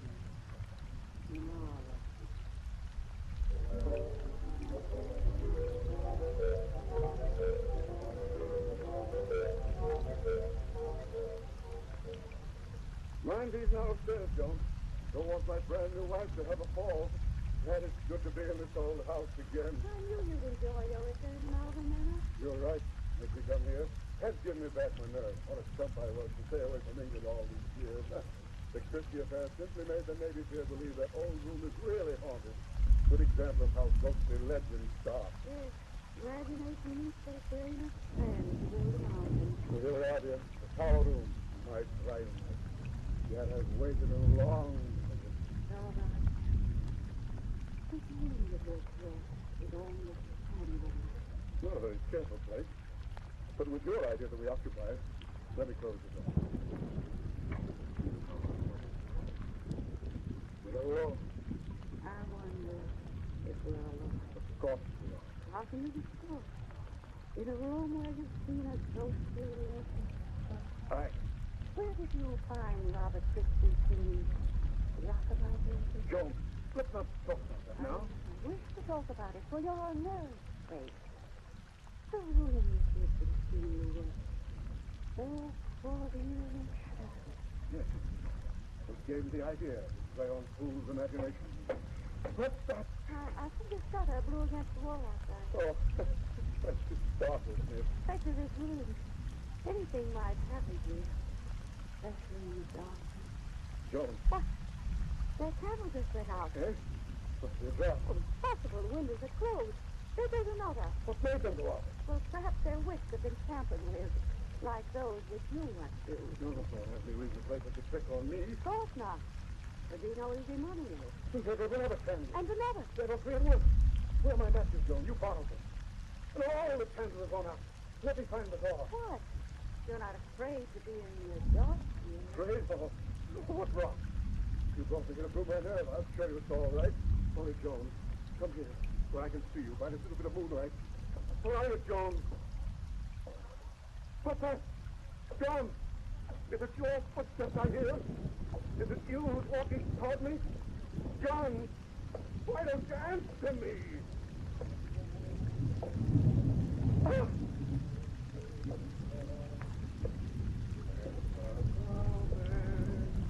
Christy there! I see him in the moonlight! Christy! Risen from the dead! Ah! That's what I brought you here to see, Malvin. To see and hear the walking dead. Now you know that Sarah Ian sees you. It's Robert Christie's sister whom you married, Malvin. 5 years I've searched for you until I found you to bring the only justice that would fix your crimes. Call against that wall and stare at him in fear. Oh, Robert's still alive. I can't command the dead, or beauty would be with him. But you know the power of imagination now. Look at him, alive. A helpless, harmless madman whose only lucid moments are memories of horror. He and his physician have been hidden in this house for days, waiting for you to come here on your bridal night. Your bridal night. I promised you a wife and partner. Your wife is here, your partner dead. So now I'm going to kill you. Turn your eyes from Robert and look into this gun. Turn your eyes and look upon it as I fire it at your heart. You can say something. Look at me before I shoot. Look at me, I say. No! Is that you, Doctor? Oh, what's that? Honey, bye-bye. Come in and bring that candle. All I want you to tell me is, what's the matter with this man? Here he is, leaning against this wall. Look at me, Malvin. Doctor, he fell as I touched him. This man is dead. That gun in your hand, did you? No. Oh, no, I didn't kill him. By the front. The crazy did. It's imagination. You're hysterical. You've got to pull yourself together. I don't know what happened in this room tonight till another shot that you spare. Yes, your brother. My daughter. Where did Albert go? He was with me here just before I let you in. With you here? Of course. You sent him as I told you to. Up that secret passageway when I pressed the signal button. I couldn't tell you. Before your signal came, your brother's heart stopped beating. My brother... Robert died 10 minutes ago. You knew his condition. His heart just stopped. That's what I came up to tell you. But I tell you, my brother was here.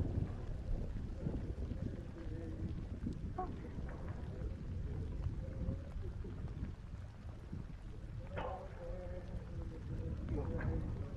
Look! Among those shadows there. Well, he's soon be in his arms again.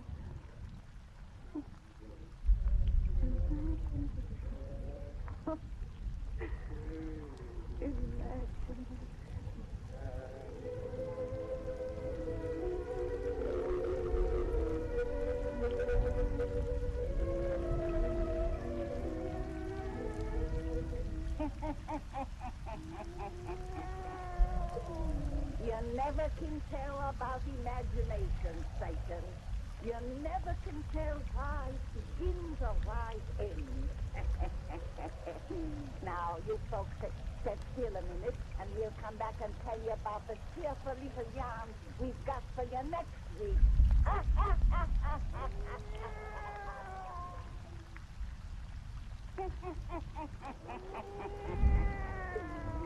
Satan, listen. Next week when these folks come to see us, we're gonna take them to Chinatown and San Francisco. To Chinatown. And we're gonna spin them our yarn of the concession. The concession.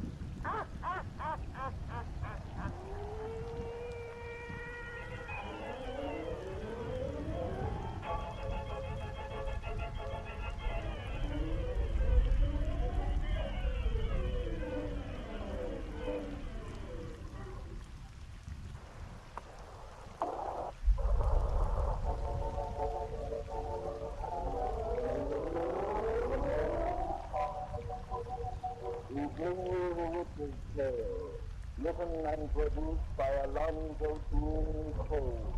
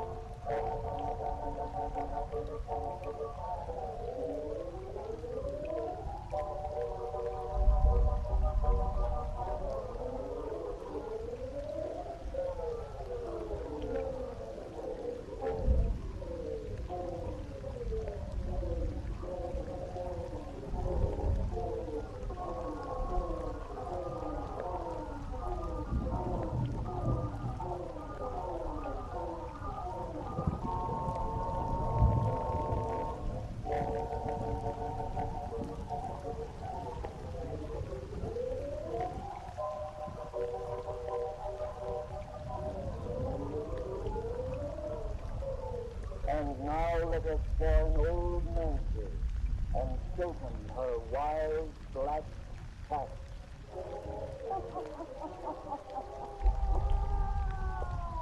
Satan, suppose you tell these folks the big news we got for them tonight. What news? Why, about this being my birthday. That's right, Satan. 120-year-old I'll be today. Yes, 120-year-old. And now if you folks will out them lights and make it nice and dark, we'll get right down to business. Draw up to the fire and gaze into the embers. Gaze into them deep, and soon we'll see the forest across the sea in France. Now begins our yarn about the werewolves. Here is how half man, half beast. It's the werewolves. The werewolves.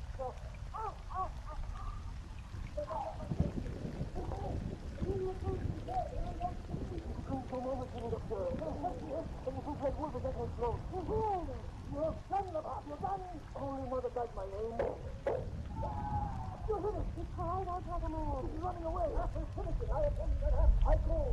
You're coming to the back. I expect you to get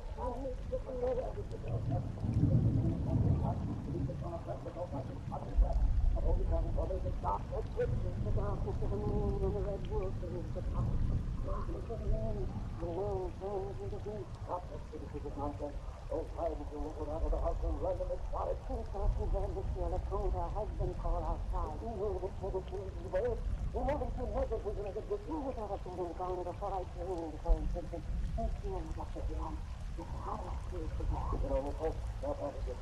I will have to get a couple of hands and help me watch that. The wall in the place. Oh, Johnny, well, it's just time this month on business. This month, that wouldn't take up your wife and hair. Oh, it's getting it on the conscious, you know. It's got to be recovered.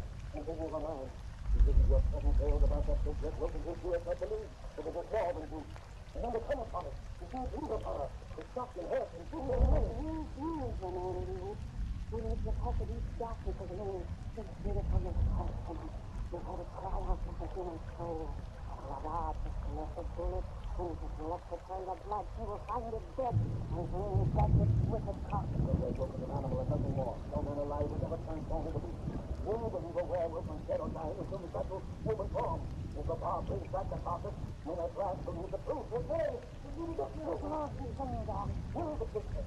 Yes, his body is on. The body is on. Yes, the man. The blood flow ended at his side. I won't breathe. Oh, who is this dead? Oh, look, I have already seen. Oh, yes. The husband of Madame. Now we know why he was always absent when the Red Wolf led the band. He was asking for the name. Oh, wolves have lost their leader. The human instinct failed. Don't get us to that body. I have already seen it. The great Red Wolf is dead. But he can live again. Our mind is gone everywhere. The werewolf shall live again. The werewolf shall live again.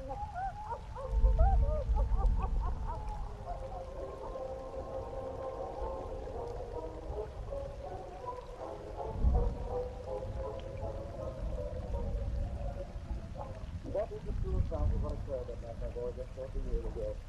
You were born the following morning. I'm telling you the unhappy story tonight because through the present, the many exaggerated tales of which you're here. Thank you, Mr. Doctor. I want to know the truth. I see now why my mother hates me so. Why she would kill me if she were free instead of staying beside that room down there. I'm son of... Oh.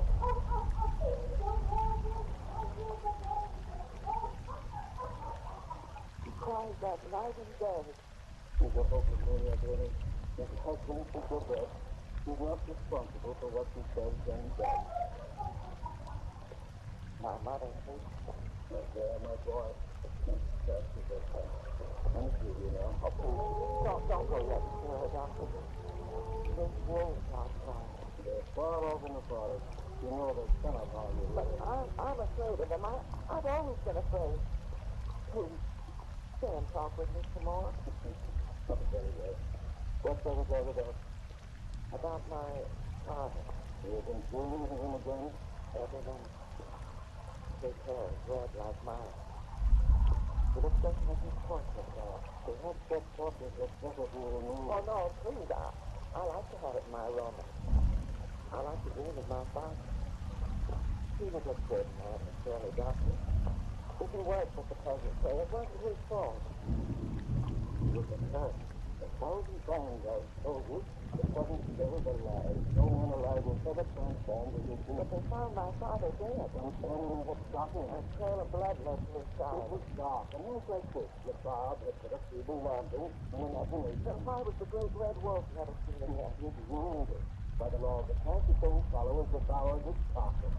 That's the practical explanation of the whole mad story. Now go to bed and sleep. Oh, please. Don't go. There's wolves. You must conquer this foolishness before it conquers you. I'm not just afraid of the wolves tonight. It's something more, Mr. Doctor. A few months now, when the moon was gone, I felt strange.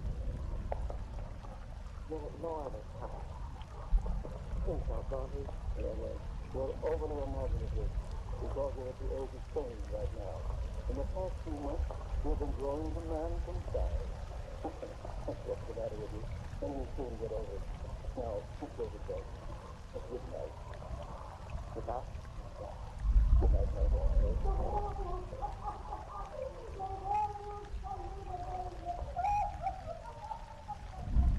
My mother. Whoa. They're calling me out there in the darkness. Come in. I won't listen. I won't join you. Oh, Father. In my dreams, you said I couldn't help myself.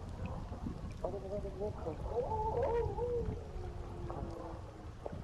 you told me the secret passage from this room as soon as you join the planet. Oh, no. Don't call me. I won't come. No. No, you see the blood. You can taste the blood from sleep. The blood coming out. You have the pack. The lungs and tail with teeth and claw. Oh, no, no. Oh, no more. I won't listen. I won't stop. I won't. said. I'll come. I'll come. I'll come.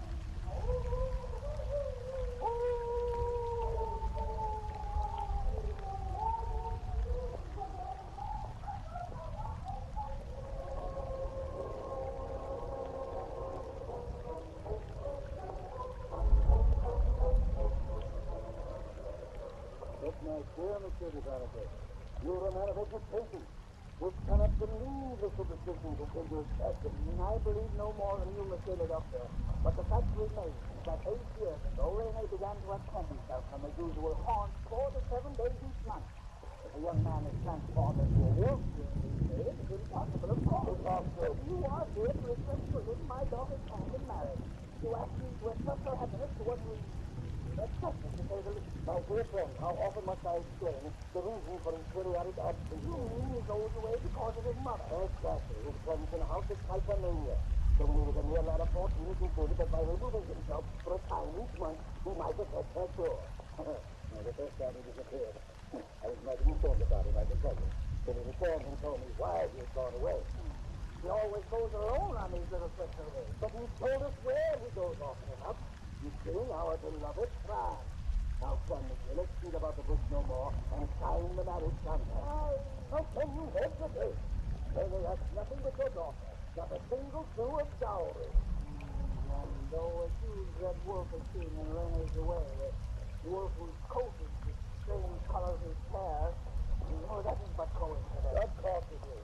Let me tell the boy to keep himself. It shall be left to my daughter. I abide by her decision. When the marriage is as good as made, you may be outside in the garden. Well, let's call them. Oh, Rene!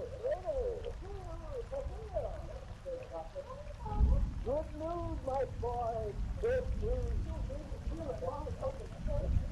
Oh, dear, I thank you. My daughter shall decide her. Come from here, we say, leave him to us. The marriage is as good as made, I see, and when we have time. Suppose that Dr. Cleon has been talking at the cottage? Yes. Our marriage, Sophia.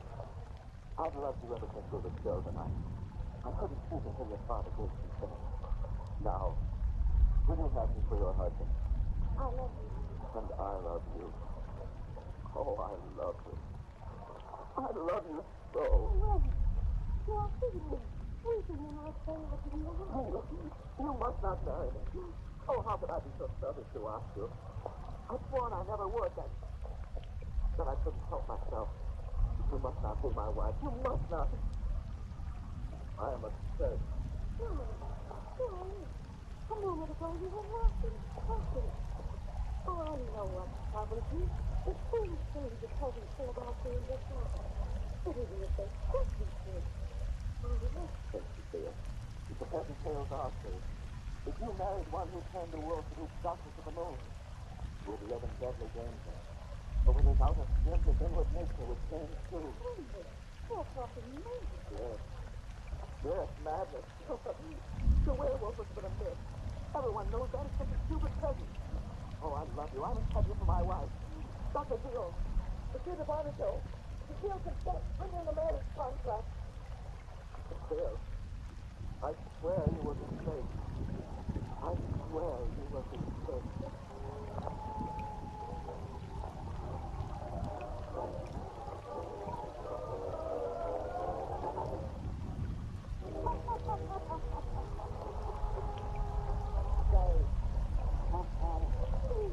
Come see Satan and me next time I have a birthday, and we tell you about the marriage of a werewolf.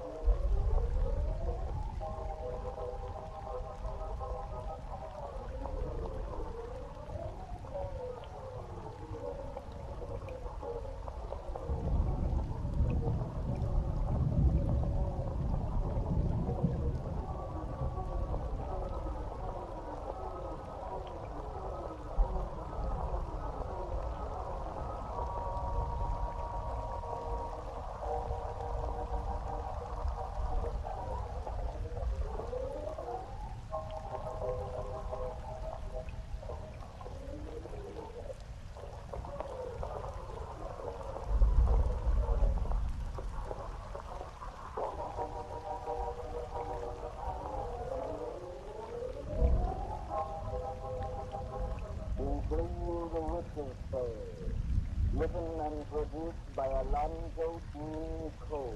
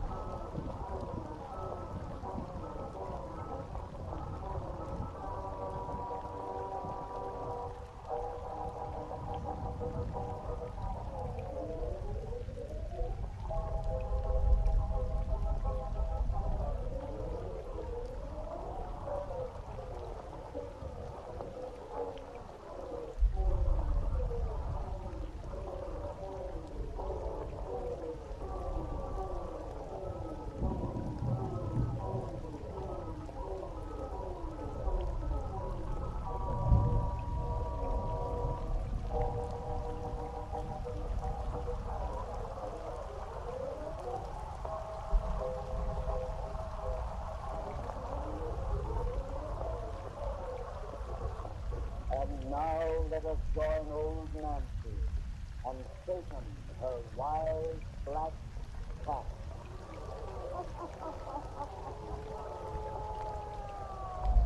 Hannah, I'm 13-year-old, I do today. Yes, sir. Hannah, I'm 13-year-old. Real Satan. Last time we spoke this year, we started to tell him about that young fella named Renee, who turned into an animal at each darkness of the moon. Real sir, this Renee in his normal state is really a fine young man. So when he fell in love with a girl named Cecile, he forcibly wished to marry her, but he knew that when he turns from man to beast, he becomes a killer. But he loved her too much and did marry her, hoping she'll never discover his awful secret and that it will keep her safe. And that's why we left off. Now that's not the night, so we'll have it nice and dark. Draw up to the fire and gaze into the embers. Gaze into them deep, and soon you'll be back with us in France. Soon you'll hear the finish of our yarn about the werewolf. The werewolf.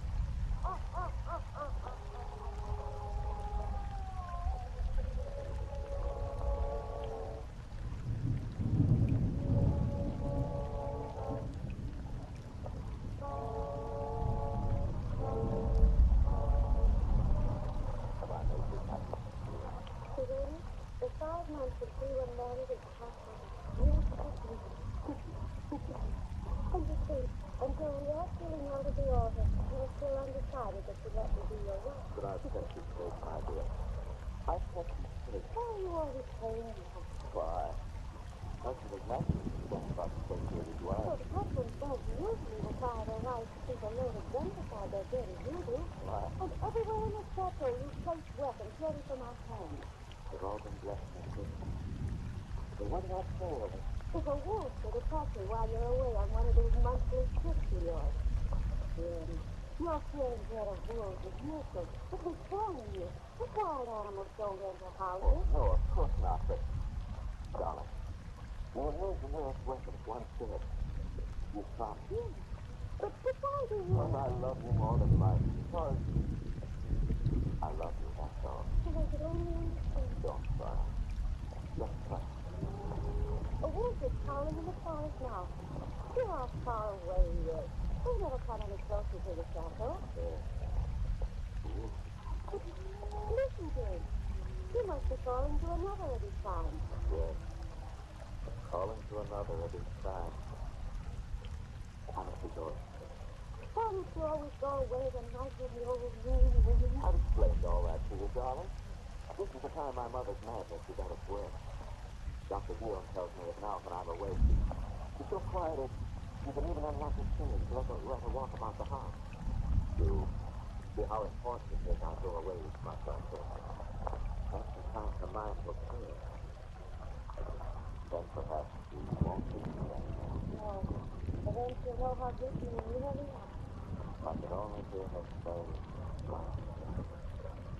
Yes.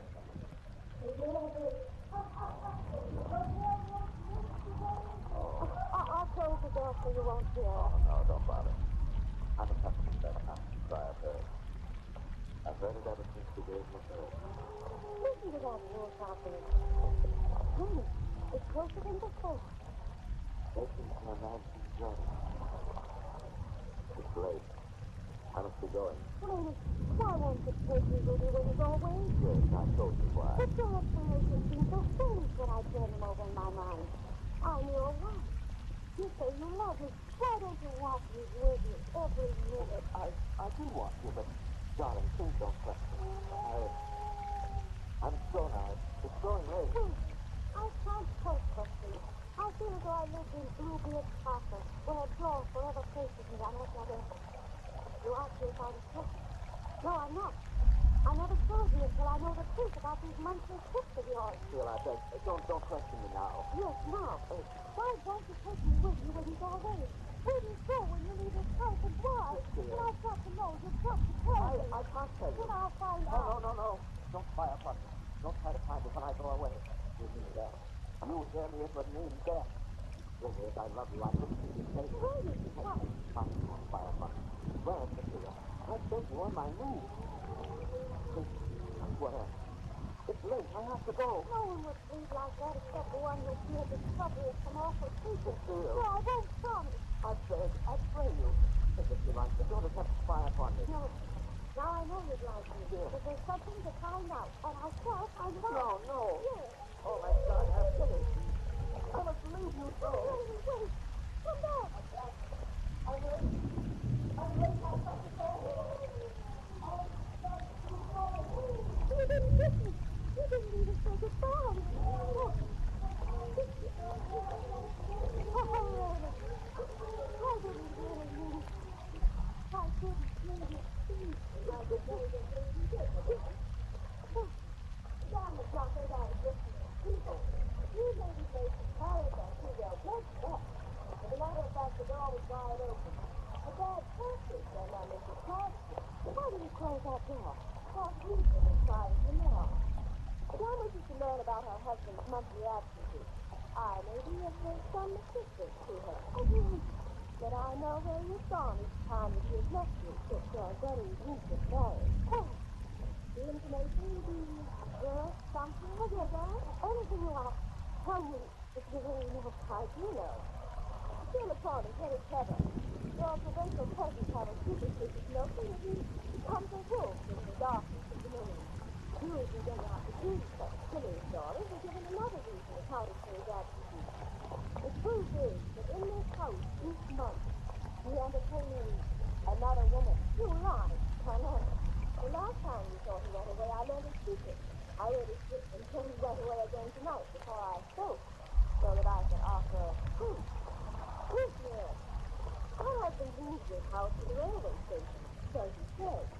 But he circles back here and hears it himself know by a secret passage from outside. The secret passage leading to that room where his father's portrait hangs. Meaning what he's telling me? Yes. But I have found a key to the secret. You saw it enter through a secret passage, plainly as I see you now. And he said, a wolf. Not exactly. The night was very dark. Some minutes after he entered, I heard a rustling in the bushes at the passageway and could make out a horse's creaking fall. Then the wolves were howling in the forest, and I was frightened all alone and came away. It must have been the wolf. Who else? Well, there's a man. Come, to that room. Wait. He will not be there for a minute yet. But when he was seen later, a good friend of mine outside will block the passageway so he cannot leave again. He was talking in that room. I told him I'd find out. I told him.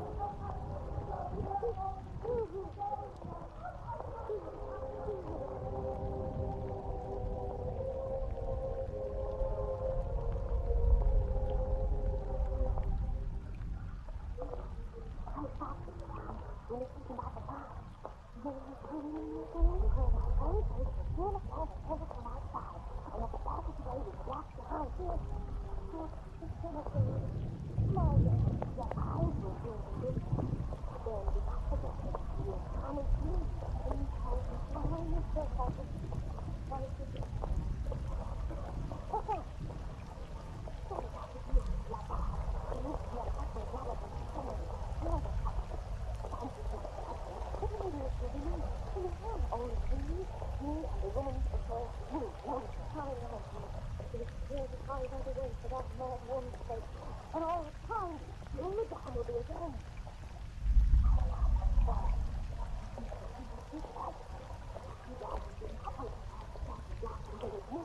No, I couldn't do it for the woman. I only wish to let him know I told him out and never seen it. Taste it, dead. No, I left it. Oh, hold it, please. Well, I'm not. Oh, yes, I will. Yes, really, thank you. Serene is not here. You think you know it, you must be in that passageway. What's that? A wolf out in the forest, but the sound came from that passage. It's not a wolf then, so we know your husband's here. Come. It's dark in there. I'll lead the way. You're afraid. But that's perfect.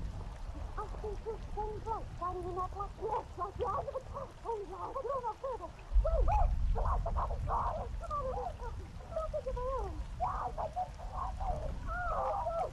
Okay, yes, yes. No, I'm not worried. I'm something wrong. Look out. It's getting darker. Look. It's leaving now for me. I'm in the corner. Okay, get away. Oh, yes, it's you. Look. It's coming through. I don't know what it's here. It's either my table. Move it with the push. No, move it. It's a new thing. Angel so now. Oh, the push has to his body all up. Here it is. It's up. It's riding on the floor. It's dying. It's dying. The bar don't get that man from a sudden here. Don't wait on his foot. What is that for? The wolf. That wolf. What the heck? The wolf killed it. But I stopped it. I stopped it with his mouth. How do you think he had my reflection? His face broken everywhere because he killed a wolf to try to hide him. I thought he was crazy. But he hasn't. The face is over now. It's over. The wolf is dead. Look at him. Look at that wolf. Look at God. Changing into a man before our eyes. The heavens saying the truth. He was a werewolf. A werewolf. I don't know what he is. I love him. But I killed him, shooting with a knife. He left here to protect me from himself. I thought you would say. I love you.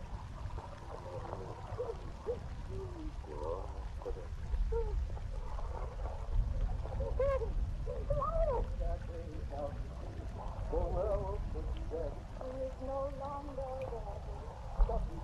The night comes back. She takes his body in her arms. He is no longer there. He serves his king. He is my son. He is my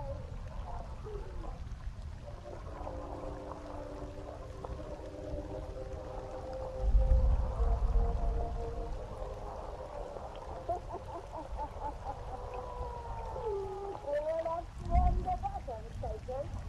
Come see us next time I have a birthday.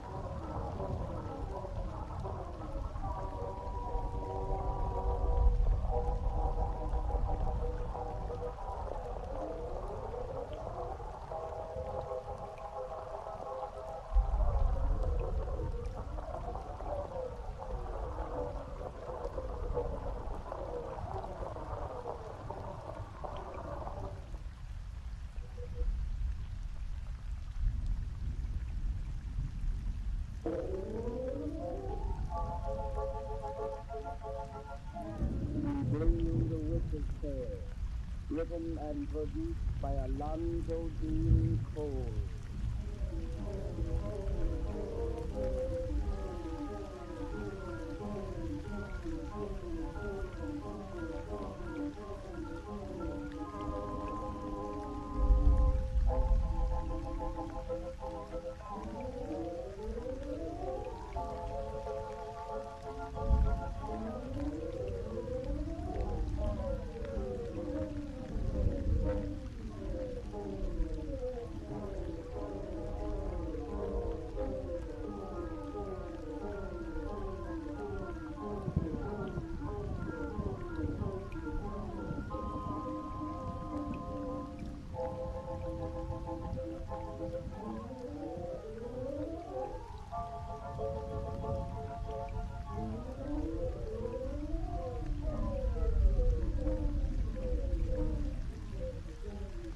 Now let us join old Nancy and Satan, her wide black cat.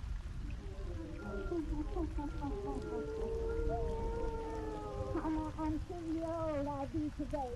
Yes, sir, 102-year-old. Dear Satan, what kind of a cheerful little yarn will we sing these folks tonight? A love story? Well, if you ain't a sentimental old cat. You say you're not too old to be romantic? I never know the male trick of the drug in his mind. Now sit yourself down in the corner, Satan, and I'll sing the kind of tale you asked for. But don't out them lights, everybody. Nancy's love down her best wishes you in the darkness. Now go up to the fire and gaze into them days. Soon you'll see inside a happy home, across the seas in France. It's down in the country, where them old heathen Romans used to live 2,000 years ago, and where they left some funny things lying buried in the earth. Funny things that men today sometimes discover. Gaze into them those deep and hear our yarn of the bronze Venus. The bronze Venus.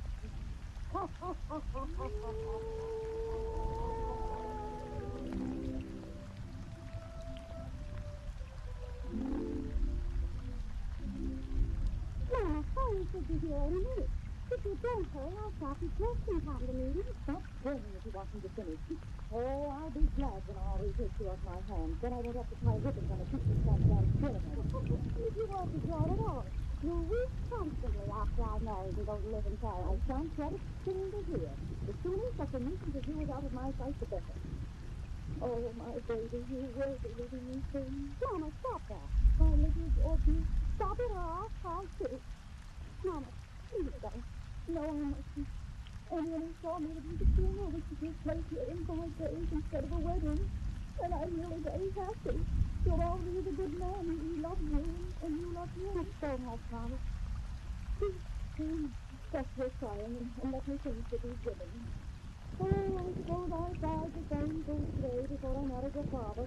And that's the only thing I have against Charlie. He's so much like your father. Why, Mama, His ridiculous interest, Charlie. How forgetful of an antiquary can ever wish to become the wife of one is quite beyond my oh, comprehension. you really don't mean that. With all these constant traveling among old ruins and French cities, Papa, with your name as close and dear to you as power would be to me. Yes, of course, physically. But I long ago discovered that to a man with the archaeological bee in his bonnet, no mere woman can compete spiritually with a 1,000-year-old trifle that he's dug up from the earth. And I don't approve of such work. I never have. It's too much like robbing graves. To my mind, the dead in their possessions are best left undisturbed. Oh, that's very superstitious. All right, have it your own way. See, what I do is Papa hadn't found something to disturb this morning. He could have got him entirely instead of merely sending old rocks to the station at the car.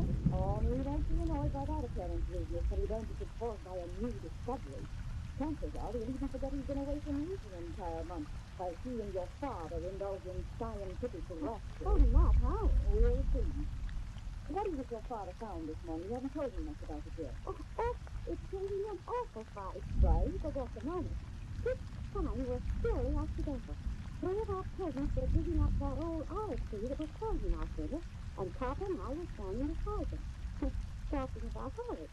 When one of the men dug his stick into the earth and we heard a bang, a whole struck a bell.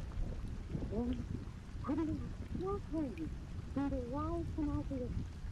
Papa was just hidden there. It was only the hand of a brown statue, and when I left, Papa was delirious with joy and down in the pit with a shovel, helping the men unearth the rest of it. Oh, then he'll be covered with dirt when he returns to the house, and he'll spread it all over my carpet. Oh, but what's the use? I discovered long ago that men can't be made over. Whoa, Sheriff! Oh, Mama, there's all this outside. The carriage is returning to Calvary. Oh, no. I'm right behind you. You're just dark. Oh, my little sweetheart. Good afternoon, Marie. Welcome, Jack. Welcome, Master. How can they do? Don't waste your kisses on an old woman such as I. But tell this girl of mine how much you miss. Oh, I already do, Mama. For I know how gratefully I can this kid. Have you, dear? To me, every moment that I've been away, it seems an hour. The hours like days, the days a year. The very pretty speech for an antiquary. I hope that after your marriage you won't neglect to tell George the same charming lies. Lies? Your mother's only joking, dear. She knows that nothing is important in my life, except in you. Hey, oh, here comes your father, Georgia. Covered with dirt from septic. Only, you have arrived. No, Monsieur de Marseille. And no thanks to you, Francois. You should have changed the season of space. Oh, I have a dream something more important. Something in the father's eyes grow bright with envy. Is that it? The statue, Papa? The men are doing it just ready for you to Yeah, do what's that? Give me, Georgia. Tell you of my time. Oh, you just left in the tree. Besides, I don't yet know what you found. I left it there. Where's the good tree? Hurry, you men. It looks as though they were burying a corpse. I have your coffee there. I'll take it up right there. Here's your master. Say, it's an antique swan. Yes, a life-size bronze Venus. A Venus of the ancients. What did you find out? Oh, look at my boy. And envy me my luck. This statue makes me the greatest find of the century. George, You go! masterpiece. You go! These are the early Roman period. The face is not the classic style. Although, here you have none of the immobility of feature that produced those of that. He seems almost living. I've never seen such an illusion of life and metal. He has such a cool face. Don't be to your heart and see there. If you were a living woman on it, I should make a lover supper. He's going to be able to sit up and slice his chicken. Yes. She's almost devilish in her dark. She's the loveliest thing I've ever seen. That's a fine thing, but it's up to husband to say in the face of a future wife. I hardly think Georgette will be jealous of Arnie's confidence to his statue. Hey, what the next good omen? He is for these children. 5 days together, married, I bring them Venus, the goddess of love. Excellent omen indeed. Steve and I, though, very fine and good. I don't like a look to her. No, that's it. You have to appreciate it. Arnie, Georgette, we must take full advantage of this excellent offer. Your marriage is to be on Saturday. Friday is Venus Day. You're not suggesting they're ready to be advanced to Friday. Definitely. Yes, that's a whole day sooner. Never. A marriage on Saturday will all sorts of bad things. On the contrary, this will bring only good. For my goddess of the earth will smile upon their union. Mama, I'd like to be married that much sooner. Oh, and I, Madame de Marseille. Well, I suppose one superstition is as foolish as the other. All right. There, it's all settled. Bronco, you and the men get straight in the room. Yes, you. Now, Arnie, you and I will remove in touch with her from my Venus. You may find inscripted. No, you may think of it as all you wish, but not all. Oh, but it would be a privilege, Madame. Who could find it tonight? Every archaeologist in France will go mad with envy when they hear of it. This mysterious offer to You us is see, clear. George, that's what you must expect from an antiquary. You're a fine husband who is not seen from us to suggest is our return for a good thing out of the earth. Oh, Madame, you know I... He's doing his work, Papa. It's your Thomas. I'm going in first. Oh, darling, wait. Forgive my thoughtlessness. I won't touch the statue or even think about it.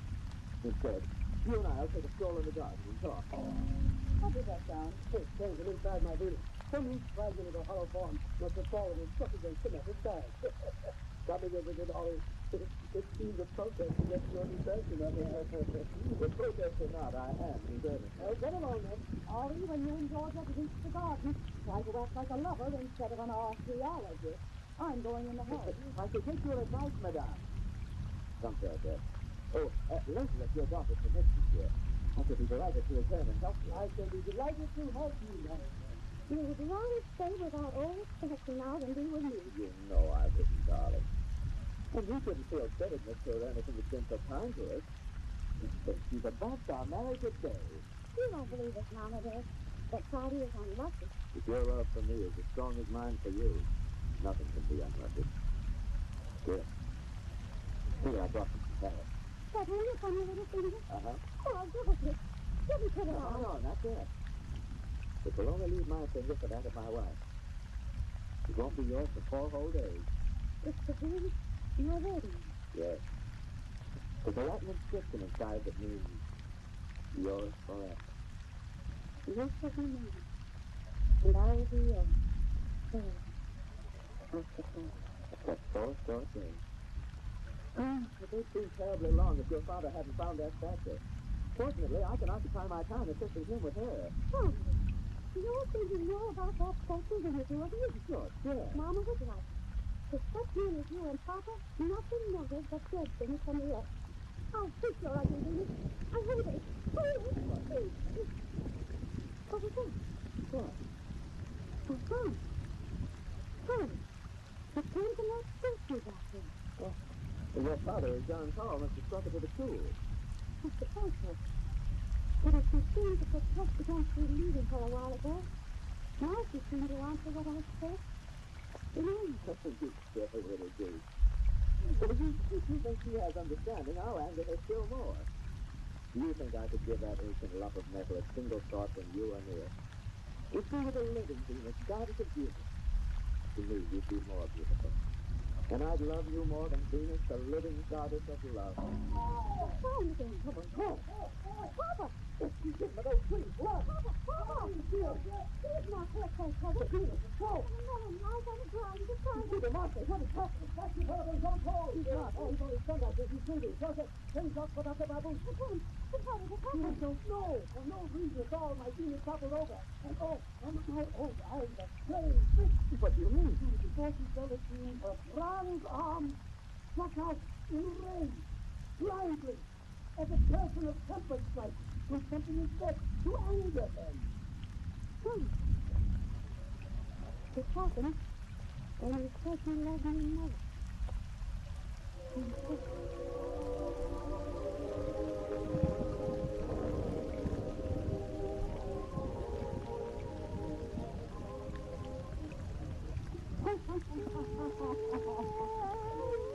That is the end of our love story about the bronze Venus station.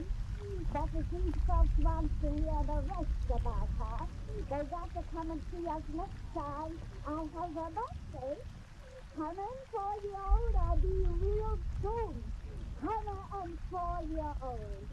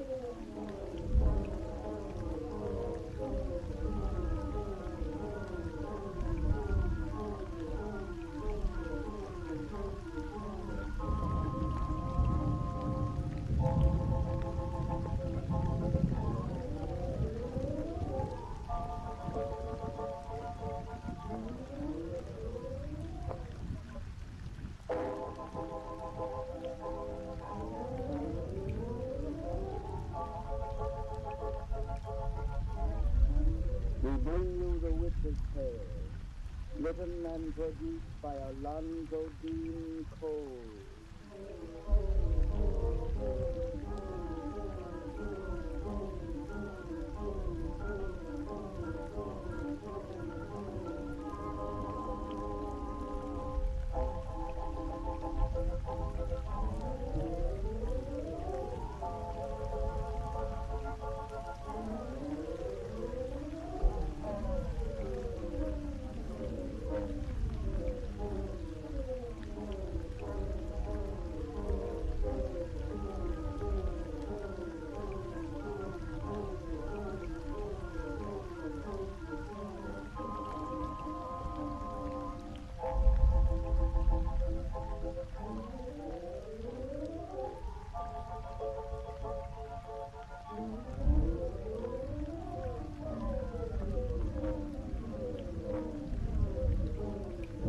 And now let us join old Nancy and Satan, her wide black cat.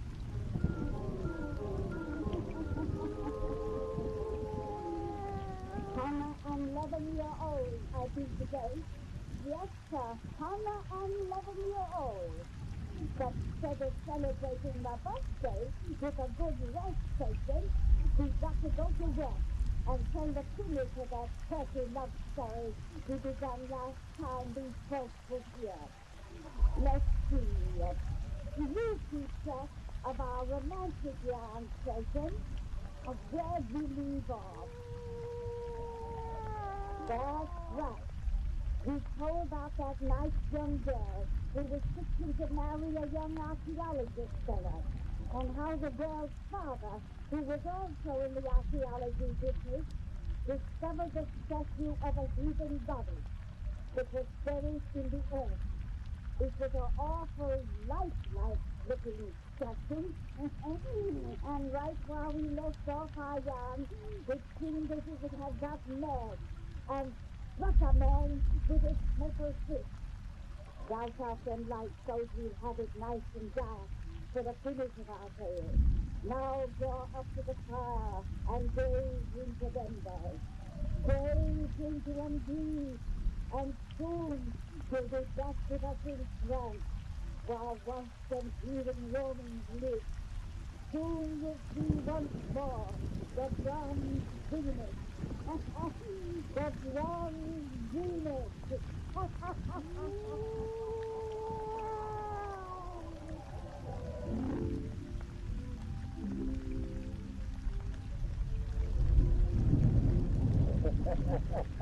Good today, wind that blows no one good on it. If it hadn't been for some called Rudy, Madame de Marco would never have been able to help me complete this delightful task of scraping the encrusted earth from my penis. She's used to me getting dirty, but she doesn't want our future son-in-law to follow in my sinful footsteps. If I didn't help you, no one else would. Your goddess has certainly struck terror into the peasants around here. They won't tell me that I had to treat it of her now, even though John Collins far from better he gave to me when he came to. Oh, dear. Very strange the way that accident occurred. I must confess an oculist about my eyes. I could have sworn the statue's arm lashed out in blind rage and struck him. George Jetstone maintains the reason for that rage was something I said about your beautiful bronze lady. Oh, it's all foolish. That's awful. I see. Now it's progressing splendidly. The upper part of my beauty is quite clean now. She's a gorgeous thing, your Venus. You admire her as I do. This stability touch from the earth. Yes. It's easy to understand why men have long ago adored her. You and I are pilgrims of heart. We should adore her now. Yes. We should adore her now. Look at her. Her bronze seems to glow as we pay tribute to her beauty. One could almost fancy that she's mine. There's yet another array. There is an illusion of life about this figure that's often sparkling. Yes. Oh, it's caused by shadows in the sun, I suppose. It couldn't be anything else. Oh, confound it. What's the matter? This ring. So thick and heavy, I can't hold a scraper properly. That's the wedding ring that you gave yourself on Friday. Eunice Day. Yes. You owe me a debt of gratitude for fancy your marriage to that afternoon. Finding this lovely goddess is too good an omen to be disregarded. I can't work any longer with this ring on. It's cutting into my flesh. Take it off. Where shall I put it? It's not in your pocket. Well, there's a hole in each of them. I'm still a bachelor, you know. I see the perfect place. The statue's outstretched finger. Perfect. And another good omen, your wedding ring will be blessed by the goddess of love herself. Well, with the pair out of the way, I can certainly use my hand more freely. But you heard on it. With that ring on her finger, Venus may think she's married. Fortunately, the thoughts of a bronze lady are very unimportant. Yeah, but for that sake, you're more than bronze, little fellow, Christian to do. And inside that ring is inscribed in Latin, yours forever. The Latin you will tell language. I refuse to worry about that. Say, we must be getting to work in earnest if we hope to find an inscription. There is one to be here from the bench that I'm working. It shouldn't be done there. It's a good idea to do everybody first. I know. I want to see how she really looks. She's so beautiful, even underneath the dress. So beautiful. So beautiful. Hey, your guest is coming to join you. Darling, I thought you said you wouldn't come near our daughter today. I don't want to, but I'm not going to let her take you and Papa away from the altar. Sweetheart, there's no anything to take me away from you for long. Don't. Please don't say anything much to me when she's so close. George, yes. No, I'm serious. It must have been coincidence that John Paul was hurt like her, and you said you cared more for me, but I'm afraid of it. somehow. But that's so utterly ridiculous. Honey, look, what? I'm in grip now. My great just uncovered. Here, let's see. Here. Now we can learn something of my beautiful history. Badly worn, very Think you can make it out with your young Oh, eye. yes, I can. Yes. It reads, Have they a mansion? have they a mention? That can be translated, beware of him who loves you. No, wait. The more likely translation is, look out for herself, yourself, if she loves you. You're right. That's it. No more. Remember, yes. Look out for yourself if you want to. No, that doesn't tell us very much. Oh, yes, it does. Horace, come away. Don't stay near her any longer. George, Oh, yes. please, keep away from her. She's more than better. She looks almost alive. And she's dead. Horace! Oh, George, that's it. my wedding ring is on her finger. Oh, well, it impeded my work. I You could have said it would only leave your finger for that of your wife. And she has it. She's only a statue. More than that. She's a symbol of a goddess. People built temples to her. She was worshipped, honored, feared. The worshippers are dead, but maybe perhaps those die. Perhaps the shadow of her face still lives. Perhaps the power that gave her lives. Shut up, this talk is madness. I don't care if it is. Hurry, don't let her have my wedding ring. Well, I'll get it at once, dear. Who is it? What's this? Hurry, what's the matter? Here. Don't come on. It's too hard. I am. Something has changed here, eh? Yes. When I slipped the ring on, this finger was straight. Here, it goes her hand. She won't give back your wedding ring.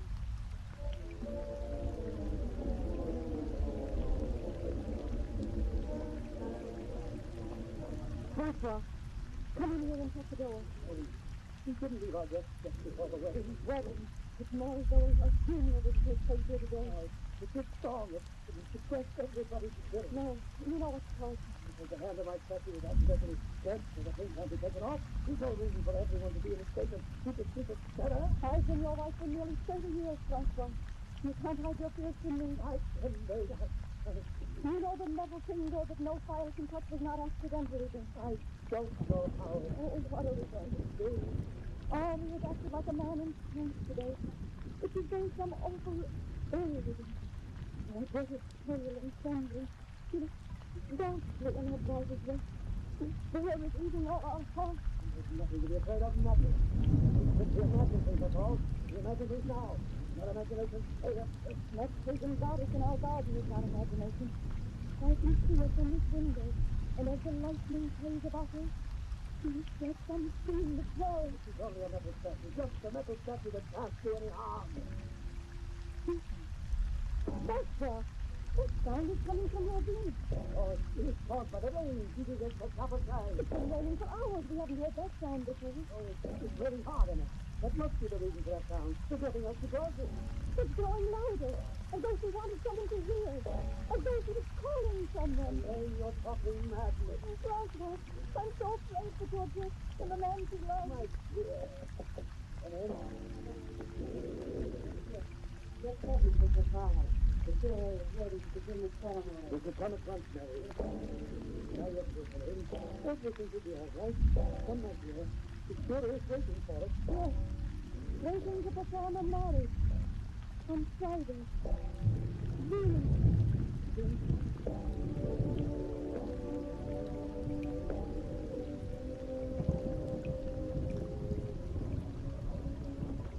Henri Michel de Saint-Clair, wilt thou take Georgette Cécile de Marseille here present for thy lawful wife according to the right of our Holy Mother the Church? I will. Georgette Cécile de Marseille, wilt thou take Henri Michel de Saint-Clair here present for thy lawful husband according to the right of our Holy Mother of the Church? I will. Join your right hands and repeat after me. I, Henri Michel de Saint-Clair, take thee, Georgette Cécile de Marseille, for my lawful wife. I, Henri Michel de Saint-Clair, take thee, Georgette Cécile de Marseille, for my lawful wife. To have and to hold from this day forward. To have and to hold from this day forward. For better, for worse, for richer, for poorer. For better, for worse, for richer, for poorer, in sickness and in health, until death do us part. In sickness and in health, until death. Death! Death! No! Venus, I am yours forever! Ollie! Venus! Your life will be coming to you! Ollie, come back! He ran out of that stone! Where is that statue? Oh, the statue is moving! Oh, please don't the clock! Your life will be here! Let's come for his embrace! He still has metal arms! He's breaking him to death! Ollie! Ollie, my God! Not yet! Ollie! Ollie! No, Peter!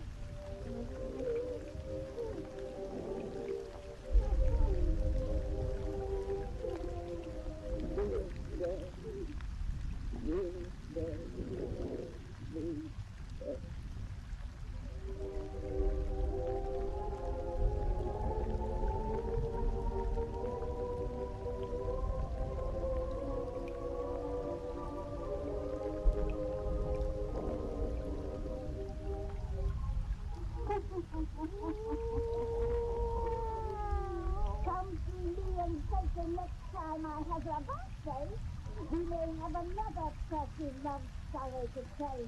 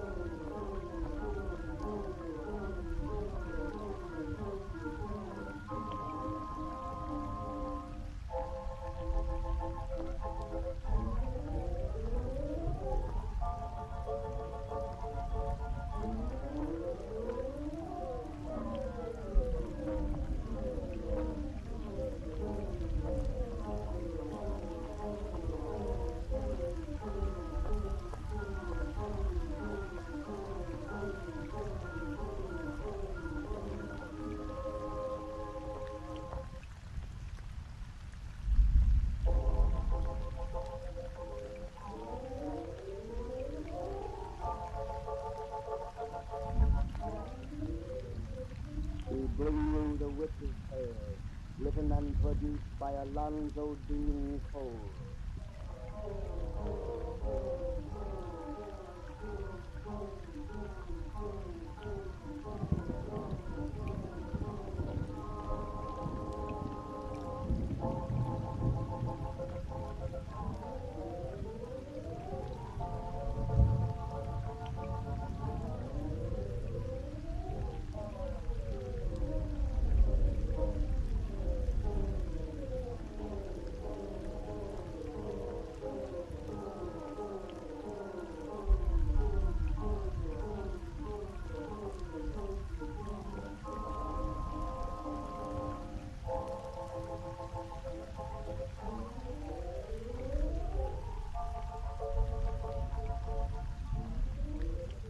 Now let us join old Nancy, witch of Salem, and Satan, her wise black cat.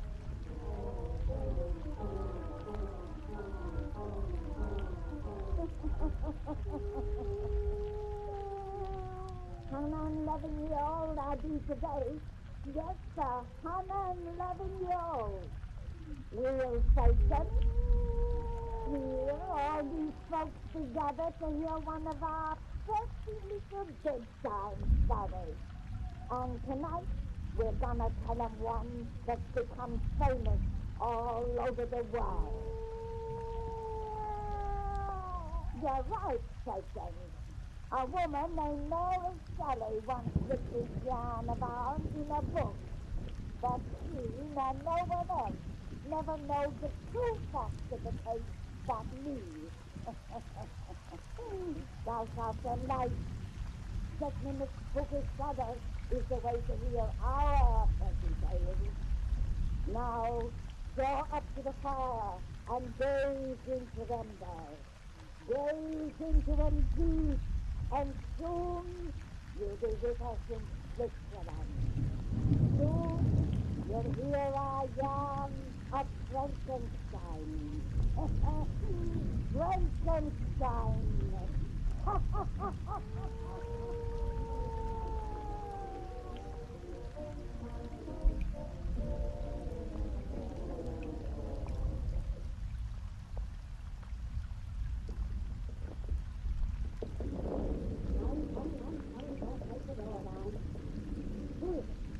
Hi, Professor Walsh.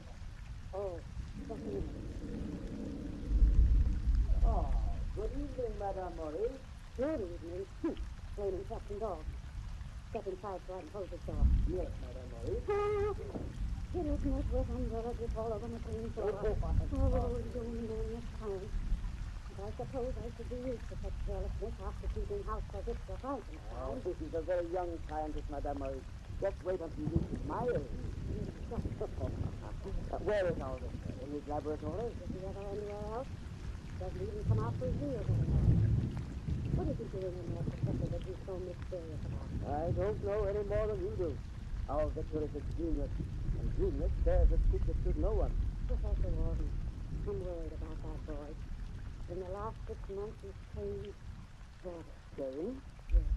He thinks of nothing but this work of his. You know how much he loves his fiancée, Elizabeth. There's 3 times he postponed their marriage because it wasn't finished. And I'm afraid of whatever he's doing. I feel it is unholy. Madame Maurice. Unholy, I tell you. He forbids me to enter that laboratory of his. But he can't close up my ears. At night I hear frightful sounds from there. Cries of animals in pain. And then from him who has always been so kind. He plays shouts of triumph. And I've seen the same bruises-looking men here in this house. Hideous things from the slaughterhouses and the... Alas. Last week the public executioner was here. He brought the body of their brother who was beheaded in the square. There is no need for you to worry. However disgusting the tools you employ, you may be sure the object of Victor's work is to benefit mankind. I hope you're right, but he's coming from the laboratory. He'll knock the door behind him. And the fairy takes when they think their room is filled with gold. Good evening, Victor. Metaphor. Just a second, so I can't give you a picture. And there's also storm. Is that a storm? Is there a storm? Well, then you must call a cab. I'm sorry, but Professor Waldman and I must have the house alone. This is the night for which I've worked so long. The night on which I'll finish the crowning achievement of the age. Victor, you are trembling with excitement. What have you done? Not all Switzerland shall know. My name shall ring throughout the world. And you shall know first thing, Madam Morris. But tonight you must go. You must go now. You mean your work is ended? Yes. There will be no more dead bodies coming through that door. No more horrors from the No, slaughterhouse. that's over now. Now go. Go. I'm going. Even though I put my death cold in this awful storm, it'll be worth it. Go.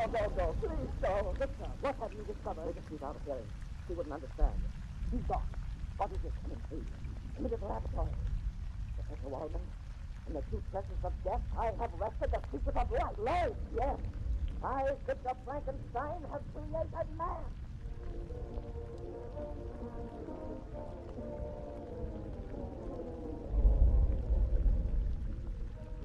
Look in there. Bit by bit, I fastened it. His organs, his limbs, his brain, his external strength. A beautiful sleeping child, but sleeping only until I get him life. Now the time has come. That's why I sent for you, old teacher. You pointed out the path. I know nothing of this. Yes, you sent me to the ancients for forgotten knowledge. Through them I learned of magic and the hidden truths of nature. But I have gone beyond the ancients. In a moment I shall make a man. I shall be a god. Why? The race of whom this giant will be father, Frankenstein will be God's name. God, no. For I am greater than your lord. You're mad. This human drive is too few, but they must have delicate food, long hours of rest. They eat, decay, bored with sickness, afraid of heat and cold. Compared to this child of Frankenstein's great genius, men are flies living out a summer day. Listen, man. Imagine a strength, immune to weather, illness, and fatigue, with a brain that won't last in a single hour, all that man must take a year to learn. This machine will give him life. I pull the lever. What? No, don't! In a moment he will breathe, and I shall have him through gun nature. I shall have him through gun God. The giant's lips goes warm.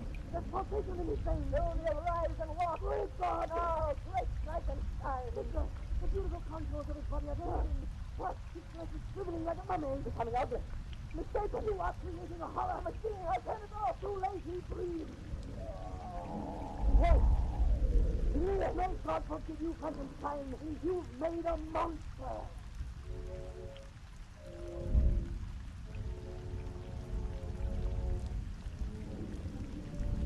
I can't go back into that house. We can't look at him again. You must. We could not have fled from him an hour ago. You are responsible for him. You are his creator. You're right. I am King Jonathan Frankenstein. But how could he have changed so that I gave him life? I planned to see the beauty. He produced a loathsome horror. Man cannot usurp the prerogatives of God. Let us go in. All right. Oh, why should I stay? His frightfulness may be only that of an exterior, but in some way, mine. I gave him a brain capable of the most lofty thoughts, the noblest actions. Why, it's really all right. In the body of a fiend, maybe the nature of an angel. I planned to make him so. Victor, the laboratory door is open. Let's press the lock. Giant strength is gone. Mr. Walden, there is no flying in the shadows. It's Madame Maurice. He didn't go to assist me. He saw him. He saved it, of course. Victor, she is dead. No, no! The process was crushed by giant hands. The monster killed her. No. I, the great God, Frankenstein.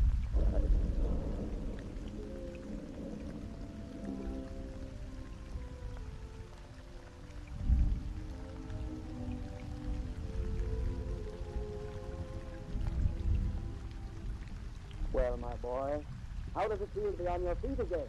Not bad after a year in bed, I wager? A year after that. Here now. I forbid you to speak of that question. Oh, I'm quite strong now. And we must talk, Professor. This is the first opportunity I've had to be with you alone. Careful that Elizabeth is in the next room, and your mother. They don't know. No one knows but you and me. They think your ravings of the monster simply figments of delirium. And you have been quite mad, you know. Yes. Mercifully mad. Well, a week ago, the darkness lifted from my brain. Let me remember. And the fear. What other crimes is the thing I may have committed since you brought me here? Where is it? You just told. You have nothing to fear. That the monster is dead. Yes. Do not lie to me. Do not lie. Just to ease my mind. No. During the week after his disappearance, he was seen in several villages, and the superstitious farmers took him for a demon from another world. At last he was fired upon and wounded. A trail of his blood was traced to the edge of a mountain chasm 1,000 feet in depth. We shall never hear of him again. He's really dead. Oh, I feel as though the weight of time itself was lifted from my shoulders. I'm free again. My nightmare is over. There's nothing more to fear. Victor, darling. Elizabeth, come in, my dear. I hope you will forgive my intrusion. I heard Victor's voice, and it sounded so distant, so happy. I simply had to come in and see you. Oh, I am happy, dear. I shall be happy forevermore. You will be even happier if left with Elizabeth alone. Oh, I know, young lover. Oh, really, Professor. I'll see you later. Elizabeth. Good, sweetheart. Oh, how good it is to see you yourself again. You seem so ill, so close to death. But now I have returned to life. And to you forever. You mean until we go away again? Back to your study, your experiments? No, my studies are over. My experiments are ended. Victor! I shall never enter a laboratory again. There will be no more postponements of our wedding. Then I shall have you all my home. Always. Always. Oh, my dear.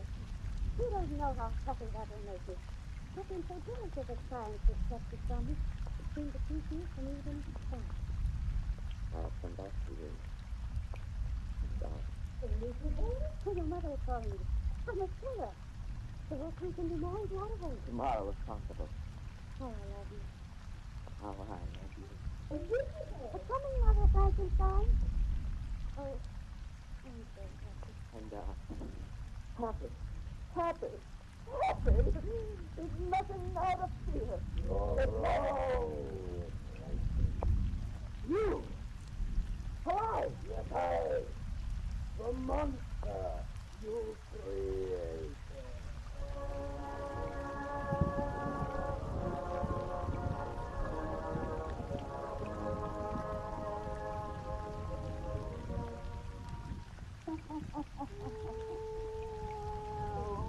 And Satan, these folks have got to wait till next time to hear the finish of this dirty yarn. Then we will tell them some true facts about this Frankenstein and his monster, that they make their hair curl.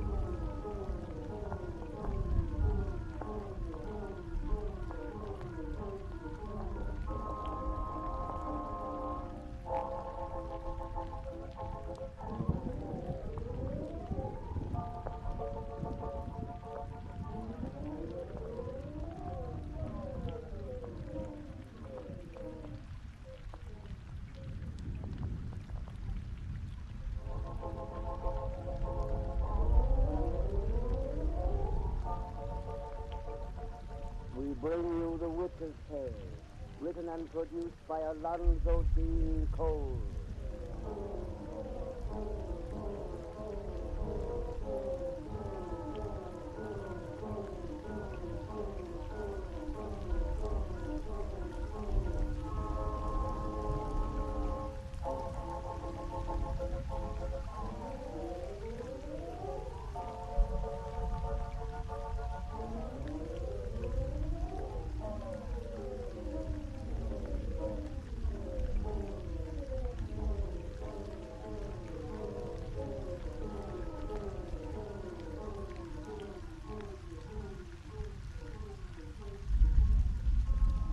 And now let us join old Nancy and her black cat, Satan.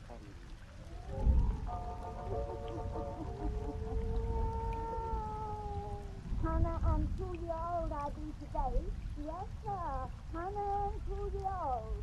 Will Satan, if these folks will just douse out them lights and make it nice and dark, we'll finish telling them that precious story we begun last time they was here.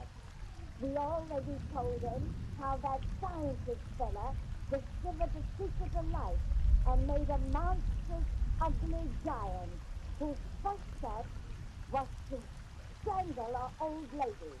Then he disappeared, and the fellow who made him thought he'd been hit until a year later he heard the giant's awful voice a-calling him. Now draw up to the fire and gaze into the embers. Gaze into them deep and hear the rest of our yarn about Frankenstein. Frankenstein!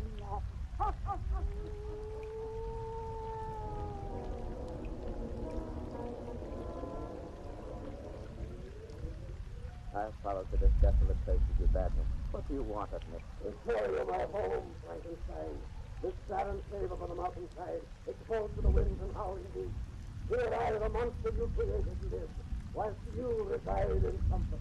I want to show you my solitude, whilst you are planning marriage. I thought you'd say. You made me too strong. The fall you had killed me could not destroy my body. I pity to the faithful man, because man has shut me out. Even you cannot bear to look at my repulsive being. Even you, my maker. You, my God. God. Great God, Christ. Yes, when you made me, so you called yourself. How did you learn that I was your creator? On that night when I first knew life, you said from the horror you'd given breath to me. I was naked as a soul. I read the truth of yours about me. There were papers in his pocket. When I learned to read, I found those papers were your notes of my creation. A pretty tale they told of how you made me from the refuse of the slaughterhouse and morgue, a ghastly man, and ghastly beast. You owe me recompense for the awful life with which I had stabbed. That is why I summoned you tonight, that you may pay your debt. What do you wish? A companion. Compassion? Yes, Frankenstein. Oh, I hate you, yet I love you, for you're all I have. Take pity on the thing you made, for I am lonely, with a hunger that no man can ever know. You want me for your companion? No, you no more than other men can bear to look upon my trifling. Give me a creature as loathsome as myself, one who will not stand to me to hide his eyes in horror. You mean create another monster? Yes, for everything upon this earth except in me, there is a mate. Of my breed, I am Adam, Frankenstein, making an Eve. Yes, yes, you planned marriage. Why not I? No. Well, you might loose upon the world a race of monsters. A race that would destroy mankind. I swear we'll do no harm, Frankenstein. I swear. Never. I presume no more upon the powers of heaven. I experiment no longer with the mysteries of God. You will not create for me a mate? No, 1,000 times. If you yourself will take one, beware, you make me strong. I can crush you like a stone. I'm not afraid of you. Only of life secrets I have already sold too deep. I will not do the thing you are. Then die! Right. No, I spare you now. At the hour of your greatest happiness, I will strike. Straight to your heart, Frankenstein. Wait and hear, for I will be with you on your wedding night. On your wedding night.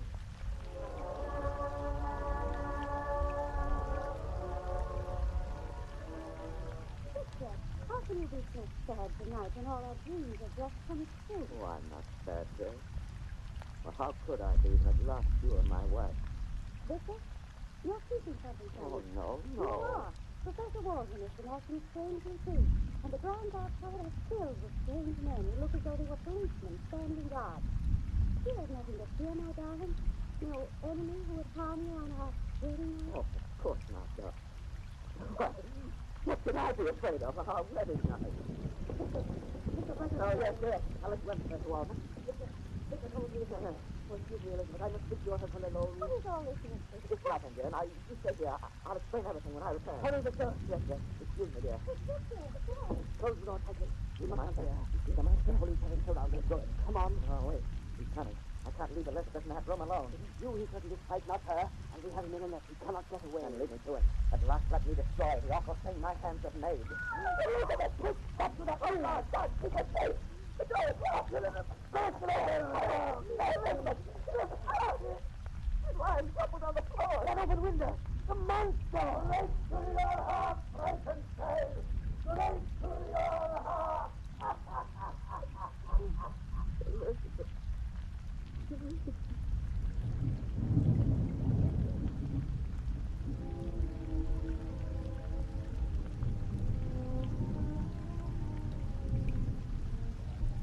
Oh, Frankenstein, you shut me down. You seem to hell. Stand out from those rocks where I can see you. Oh, you may have my dress, that pistol which you carry. Very well, I have you now. Yes. You forget how fast I move. Oh, did you think to destroy me with weapons such as this? Oh, I, whom you make superior to the puny race of men. I throw your pistol to beyond the shadow of wrath. And I release you unhurt and unharmed. Somewhere, sometime with another weapon I shall bring you death. Tonight you will kill the woman I love best in all the world. On her broken body I have sworn to live for your destruction. I told you I'd strike you to the heart. You thought I make the heart of flesh. Your body, There was a better way. I turned your happiness to misery. God, great Lord of all, destroy this month. You are my God. You, my Lord of all. Listen, my Father, as you denied me the comradeship of one rightful as myself, now you are denied of me. As you condemn me to a life of solitude and sorrow, now you are condemned. You've sworn to live for my destruction, you said. Your hate will make you follow me across the world. To the sun-scorched desert and the icy plain, to the heat and cold and thirst and hunger, to die your creature of a noon. How well you made me, great God Frankenstein.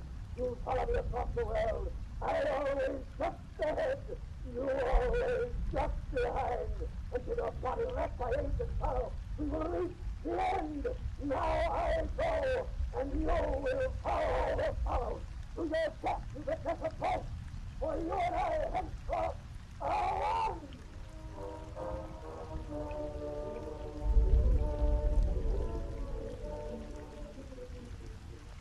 Oh, toss away! 3 points solid! Castaways here in the Arctic Circle. I guess. Take it, Doc. He's a man on a floating block of ice. Probably broke away from the mainland. Scared.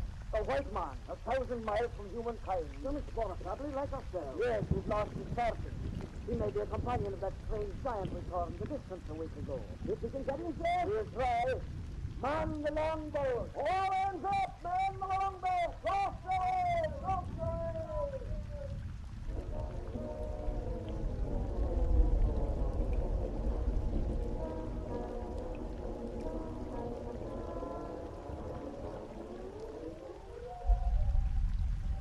It's a strange story you tell, Mr. Frankenstein. You've pursued this man for 40 years. A man, a master sea, over mountain and desert, ocean and plain. In the bells of Africa, here to the Arctic Circle I followed. I always just behind. He always just ahead. 40 years I have known no home, no friend, only solitude, misery, and an empty dream adventure. Now I've died. I can pursue no longer. There, man. 5 days on that ice floe didn't do you any good. But our ship doctor will soon have you on your feet and as good as you. And what you need now is lots of rest. So I'll leave you until morning. Good night, Mr. Frankenstein. Good night, Captain.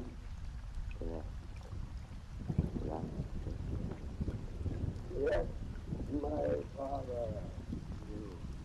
I crept aboard the ship when darkness fell. I trusted you.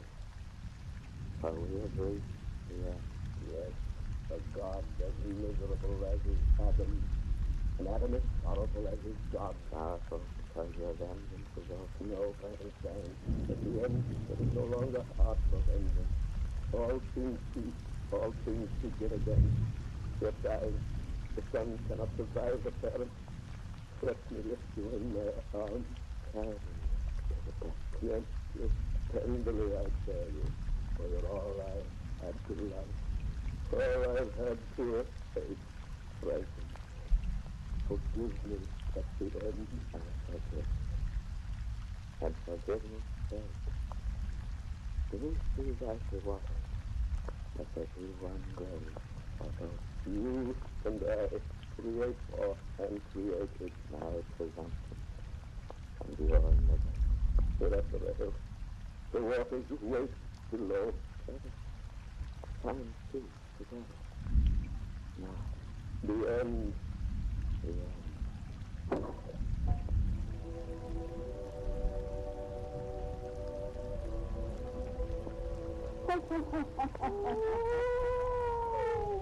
And then the true started a Frankenstein.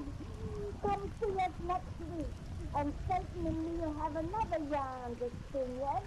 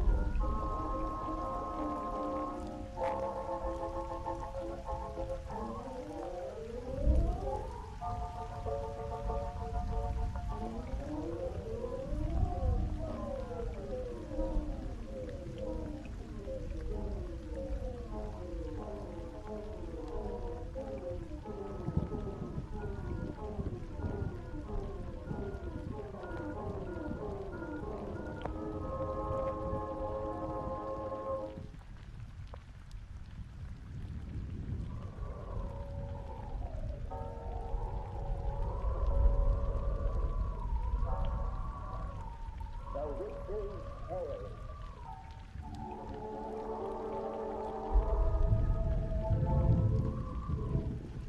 The fascination of the eerie. You have blood-chilling tales told by old Nancy, the witch of Salem, and Satan, the wise black cat. They are waiting for you, now.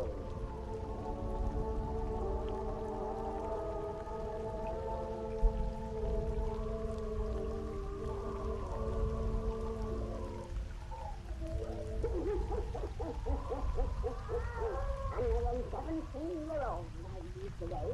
Yes, sir. 117-year-old. Very speaking, I reckon me and you could start celebrating by giving folks a real-old parade. Taking this, you know the lot of things no one suspects we do. And if everyone will just like you tell a few things he knows about Ireland. Ireland, with a fizz. That's right, I do. Well, folks are made it nice and dark. I'll slip a little bedtime story with the shade and gloom and together. Now, roar up to the fire and gaze into the window. Gaze into one deep. Soon you'll see a moonlit patch of woods in County Clare. Soon you'll hear the boy and girl talking. And there begins our story of the throat of death. The throat of death! Let me hold you in the arms again. And take once more your love, baby. Nora, Alana, pity me. Oh, will you take us back? No, I always let you have your way. Oh, my Christmas. Oh, I love you, darling. Love you so. No more now. Listen to us. No. Oh, please. It's not as it should be to carry on like this. Not even trying to. No, yeah, not yet. When you'll be after telling your father of it, darling, and asking his consent. Wait. When it really fits you. Did you put it off? Because of fear your father will object? And how did he object to you? Oh, he's a rich, proud man. And you're his only son. He's been sent to sit his school. Sometimes I'm after thinking he'll not be happy to have a hearing so poor and ignorant as Nora O'Neill for his daughter-in-law. Nora, darling. He told me so. He's not already for good our marriage. Miss Nora, you never said a word against it. Well, if you should, this word would have no weight. For I'd give up everything in all this world for you. Can you please? Can you just believe me as I take you in the arms? I let you go. Please, no more kidding. Nora, Alana, pity me. Oh, you know I can't deny you. Enough now. Take me home. Yes, maybe you'll be waiting for me. I'm sure he might be on the listen. Here, don't you get about a moonlight night like this? Yes, stupid, but me. Can you never be persuaded only but Jesus said? Why do you think you asked him to bring away to city school? You don't seem to believe in anything anymore. I believe in love. My love for you that overflows my heart. That's all that matters. Will you tell your father of it, please, and ask his blessing for it? You sure he said no word against you? Never a word. When I came to him. Now, consider again before I take you to the next. No, please. Nora, Alana, pity me. Oh, you know I can't deny you. I love you, Doctor. Love you so.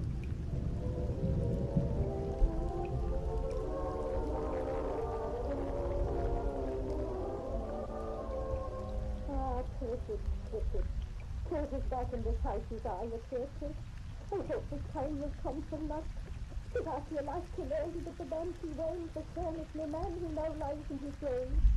Isn't this time a use for a woman like myself that after 13? Sure, he was no evil on his first of being like my daughter Nora. Now he was red and false for you was doomed. Stay in this house and waiting. But this time he was so good instead of ill. Oh, these are intuitive. You didn't mention this old and O'Neill. Good evening to you, Mrs. Levin. Is it alone, yeah? Yes, I perceive that I am. You see the way you were talking to because I just passed by you, Willie. It's the cricket, may the son of God preserve it. You were talking to the cricket. You stay after the little people, and what harm or good you can bring to the house they enter. Little people. Bah. Listen to you. Oh, that's what you say. Oh, this such a curtain. Quick, speak and talk. Apologize for being the seed to do your harm. Oh, nothing such old woman's talk. And here's the speech with you concerning that, my son, and your daughter Nora. I've come to warn you that all goings on between them must end. What do you mean? My Bartley has been to school in Galway. He's an educated man. And I have ambitions for him that I'll not be asked to be inspired by his marriage with an ignorant country wench.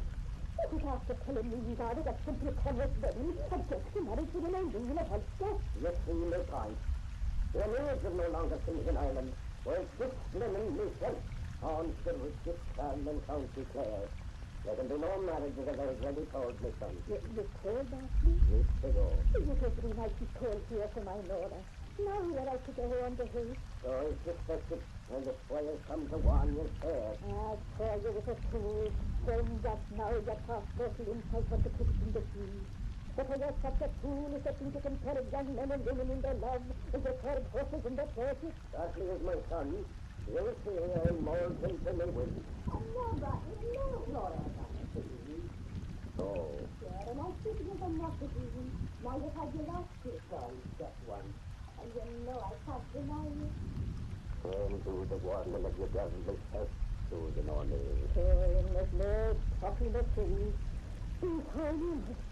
Darkly. Father. Come inside here, both of you. Oh, James, what time to your mother, Nora, and the angel? Try and stay with her. You, Bartley, come here with me. Oh, Father. No word. Long ago I told you to leave off costing of this girl. Bartley, you said... Long ago he knew me was, and now this night he know me will. Either he breaks off seeing you forever, or he's no longer son of mine. Away from him I'll take everything that I've given, the money from his pocket, and the roof from over his head. Father, wait. You've heard me well. Say what's your price, but say it now. Father, you don't know what to ask. But speak me. Tell him, Bartley, Nora. I leave this house. You either follow me, or you stay behind for good. No, Father. You either come with me now, or... Father, wait for me. Bartley! I can't leave you, Father. Oh, Mother. And I believed the lies he told me. I left Nora me angel. Oh, you come might have known it was an omen when you touched the curtain. And then you brought over to this house and on the way.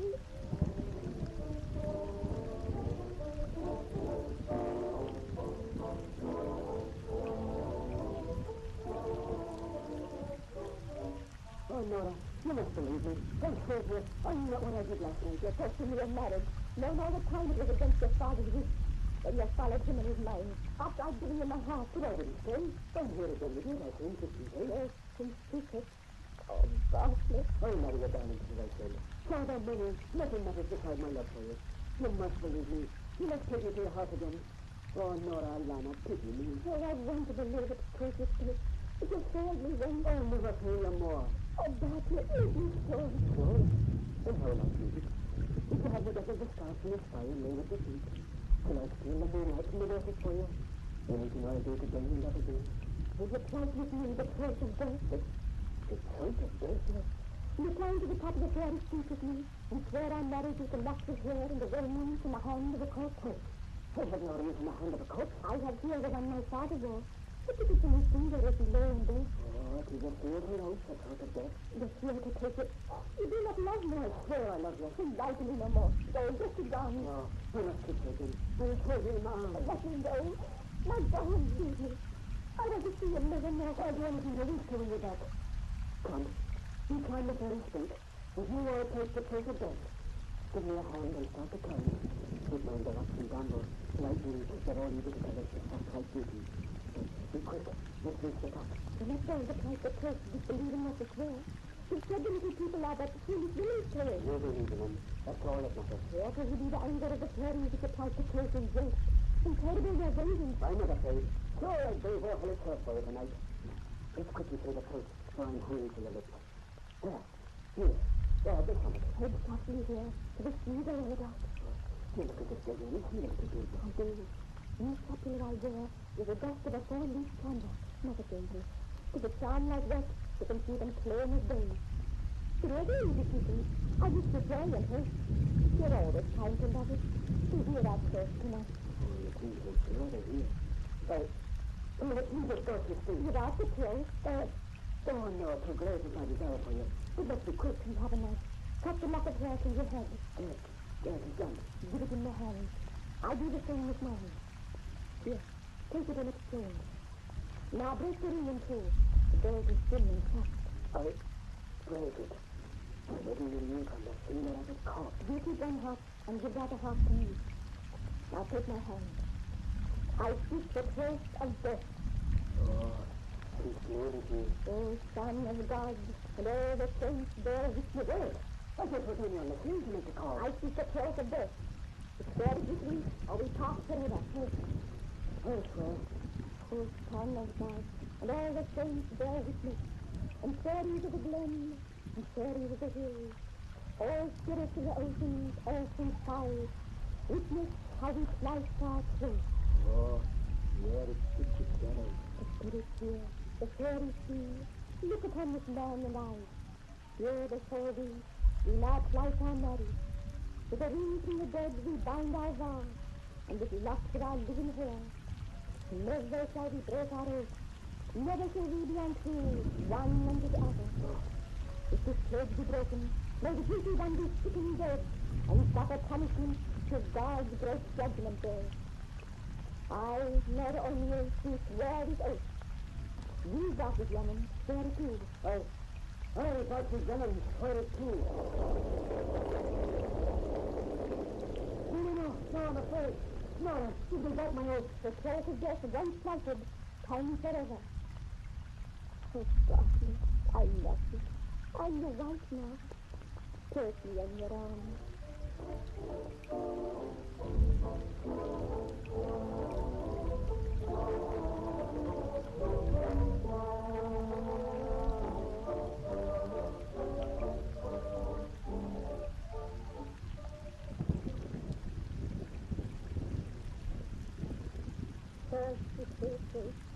It wasn't enough when you were in this poor house since 2 years ago you came before.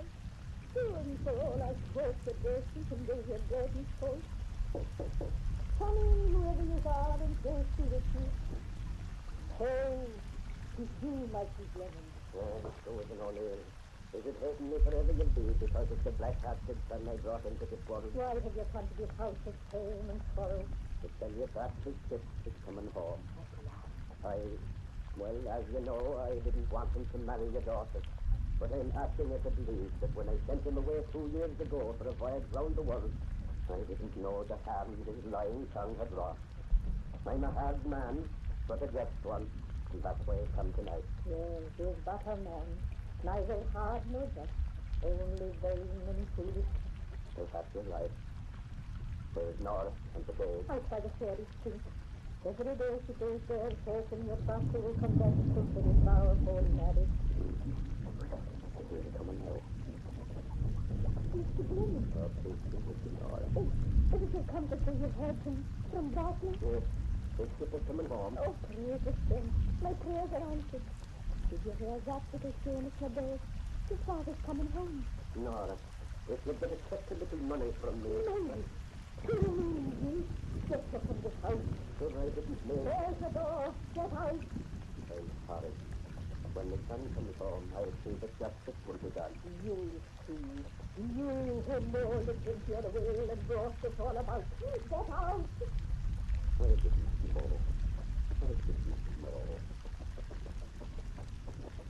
Oh, Mother, I'm so happy. At last he's coming home. It keeps us home. Yes, he's coming home. God, what is to do it? Tell it to me now, for good or ill.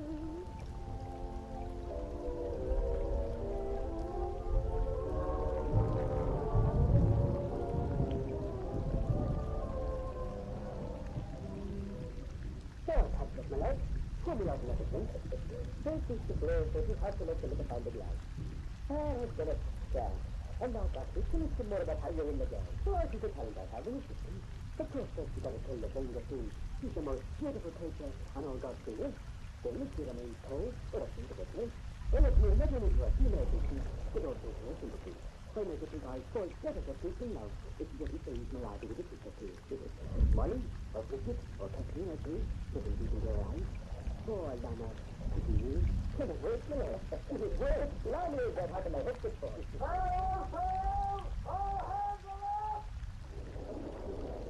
I'm going to go back to the captain order. All hands on deck. You passengers, no place. We're not doing anything, are we? That no one knows in our field. There's a storm. What are we hailing now? Get that bag set. If we don't go on the rocks, soon we'll be in Galway Bay. You two passengers are lucky. You can stay dry here below. Put us back on deck from here, then. Yeah, because you said the boat is here tonight. Or is it the seas are reaching out to the ship and me? What's the matter with the butler? For the last 2 days, you've been talking of the liquor people. For the last 2 days, we've been approaching home. Patrick, you've been to school like me. You have to believe it is the people. These schools make you forget what your mother taught you as a babe. I used to think so. Now, when I'm coming back to Ireland again, I'm not so sure. Patrick, they also believe in all. What kind of oath? The kinds of out of heaven, and the spirit, and the sea. Sure, I do believe in that kind. I won't. He forced it on me. Blinded me to good with the whiteness of her skin, the softness of her body, and the beauty of her face. I won't believe. This me like you're drunk and talking riddles. I'm drunk. That's what makes me afraid of you. I don't believe in it. And the soon we'll be in Galway, only 50 miles from home, and from the fairest state. I won't get off this ship.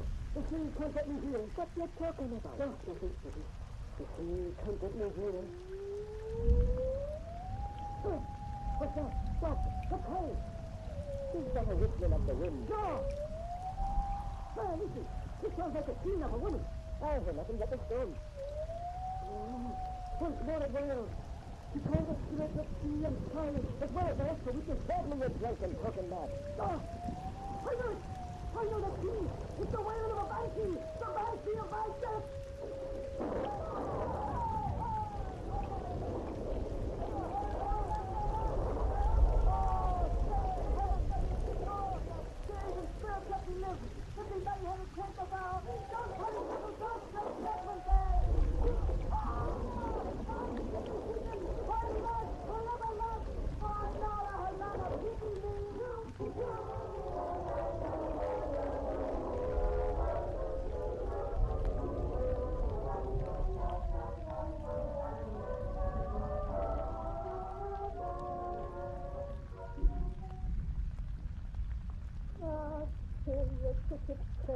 That came from this poor old house of mine. Here again, I'll give you certain salt so you know that you just the well. Can you tell what song they play tonight, Mother?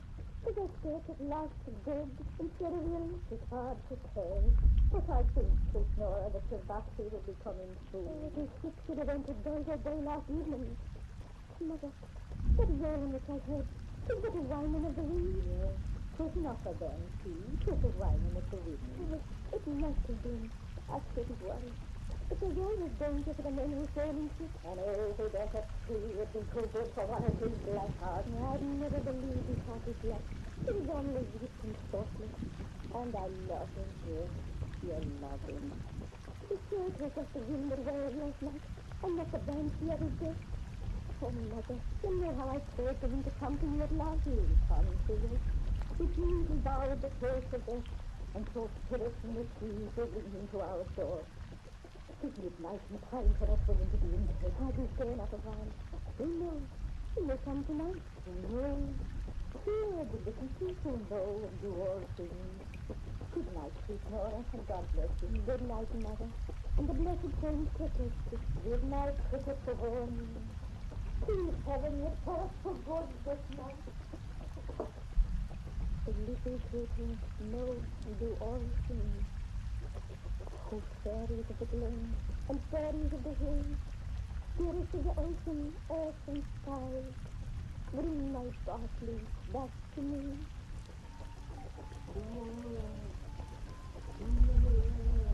Bartley!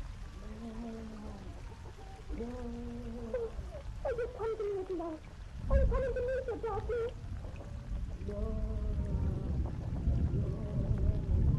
What are you doing? Where are you? Mother, I cannot see you. Where are you, dear? Where are you? Love, forever, love. I'm not going to stop. I'm coming to you, God, to take justice. Oh, Bartley! I love you. Forgive me. Oh, it was not the wailing of the wind I heard last night. There's nothing I must wait for now.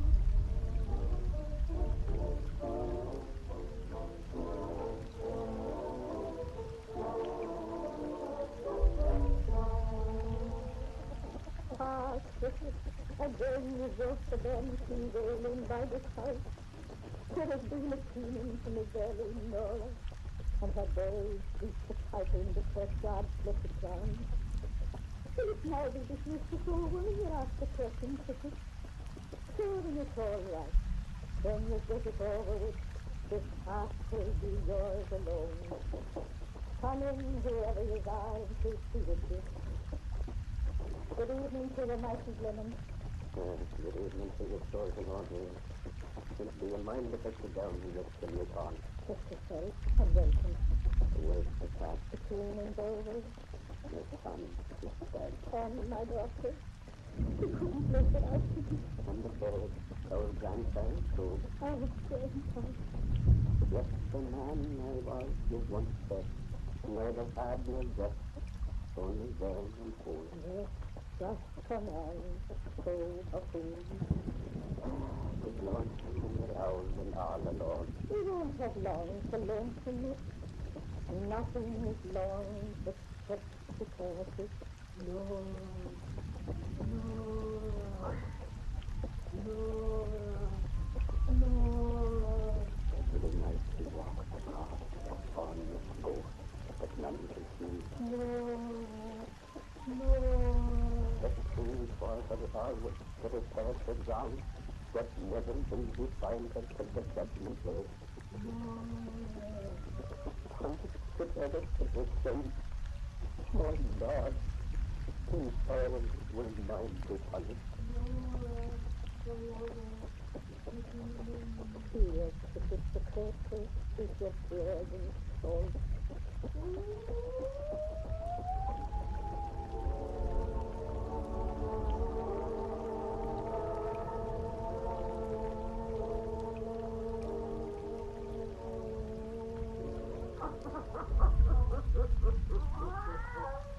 I'm feeling the lucky, thank you.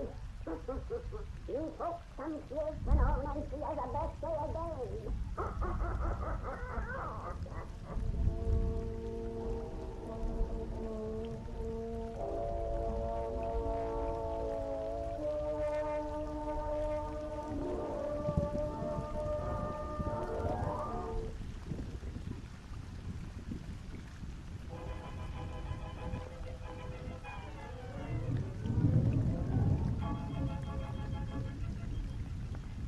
Bring you the winter's tale, written and produced by Alonzo Dean Cole.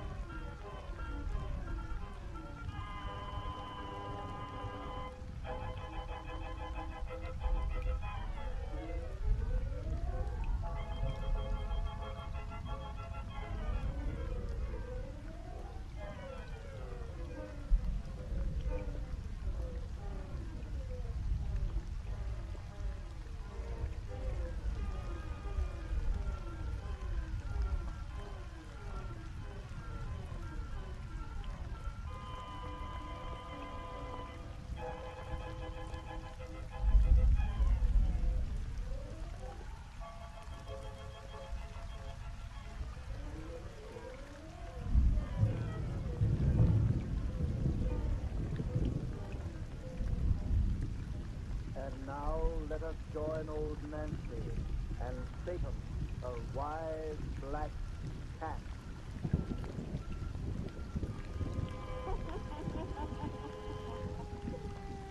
Hannah and 17-year-old I be today. Yes, sir, Hannah and 17-year-old. We'll say then, if these folks will just shout out their lights, we'll spin another of our little bedtime stories to ruin their night's rest. That's right. Nice and dark and cheerful now. Draw up to the fire and gaze into the embers.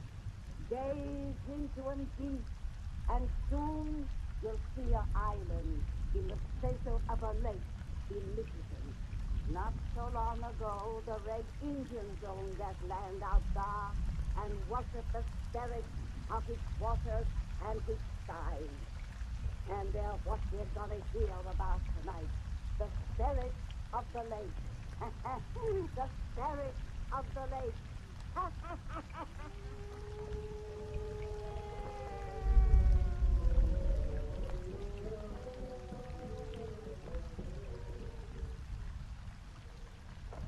suppose the Indians intend to keep that racket going all night? Surely their chanting doesn't annoy you. I was just thinking how really beautiful it sounded coming across the water. Beautiful. Oh, I'm sorry you don't like it. You'll hear it every evening, as long as the new moon casts its reflection on the lake. It's a pleasant prospect. You're terribly bored here, aren't you? Oh, naturally I'm bored. I'm not accustomed to living in a wilderness where I see no one but stupid savages all day. Now you say I'll have to listen to them all night. The reason I purchased this island so close to the Indian reservation was because I thought you'd find their customs interesting and picturesque. Roger, why don't you take a trip east? Then come back to me when you're over your restlessness. Fine idea that would be. My friends would crucify me for leaving you alone. Is that the only reason you stay here with me? You do love me, don't you? I'm married to you. Husbands are supposed to love their wives. I'm in no mood for romance. I don't suppose an invalid can expect her husband to be in a mood for romance, ever. But I won't be an invalid much longer, dear. I'm getting better every day. It's really very seldom that I cough anymore like that, but in a little while I'll be completely well and we can return to New York together or travel in Europe, anything you want to do. Oh, I mean to give you such a good time, to make up for the dreary months you spent out here because of me. Thanks for reminding me that to have a good time, I'm dependent on your money. I didn't mean that. You know I didn't. Oh, all right. Let's not talk anymore about you and me. No. We don't seem able to talk of you and me. God. I have to listen to that savage caterwauling much longer, I'll go start raving mad. Perhaps if you know the reason for the chanting, it might interest you a little. The two horses told me all about it this afternoon. You know, he's the old Indian who comes to see our housekeeper. He was present, actually. And Roger, it's the funniest thing, but they told me white truth. Now, what about the chanting? Oh, yes. Well, it's a ceremony the tribes hold each year at this time to appease the spirits of the lake. The Nibanobes, they call them. This is a holy lake to the Indians, you know. And they say that if anyone affronts it or harms its friends, the Nibanobes take terrible vengeance. Two horses spoke so convincingly of terror, I made a peace offering. Peace offering? What do you mean? I cast a bouquet of flowers on its water. Instead of prayer, two horses taught me. No wonder he called you White Goose. Another month in this wilderness, and you'll be going about clothed in a blanket. Roger. No, I'm going out. I'll prowl around in the canoe and try to work my nerves off. Nama can sit with you. You'll enjoy her Indian grunting more than you would my conversation anyway. Now, Nama. Come in here with Mrs. Benson. I'm going out. Roger, why not take me with you in the canoe? Oh. We haven't been together on a lake in a week. Some other time, not now. Don't wait up for me. I may be late. Good night. Roger, wait. Well? You're not going to be your husband's storm again. What do you mean again? Why, I know it's not all right, dear, but, well, there's been a little talk about you and that girl there. Oh, there has, eh? I'm having an affair with Hilda Johansson, I suppose. Oh, no, dear, no. No, so that's what you have in your mind. It's bad enough that I have to be cooped up with you among these dirty Indians, but now I mustn't even look at a decent-looking white woman. Roger. Oh, how I hate it all. This beastly island, these stupid savages, this slimy lake. How I hate you! Oh, I didn't say I hated you. I'll see you later. Good night. Oh, why, Sue? My husband doesn't mean anything when he speaks angry to me, Mama. He's really a very good man. He better be good if we go out on lake. What do you mean? You give flower to lake today. You say Indian prayer. Leave on all days now your friend. If your man was good to you, leave on all days, honey. Leave on all days, honey.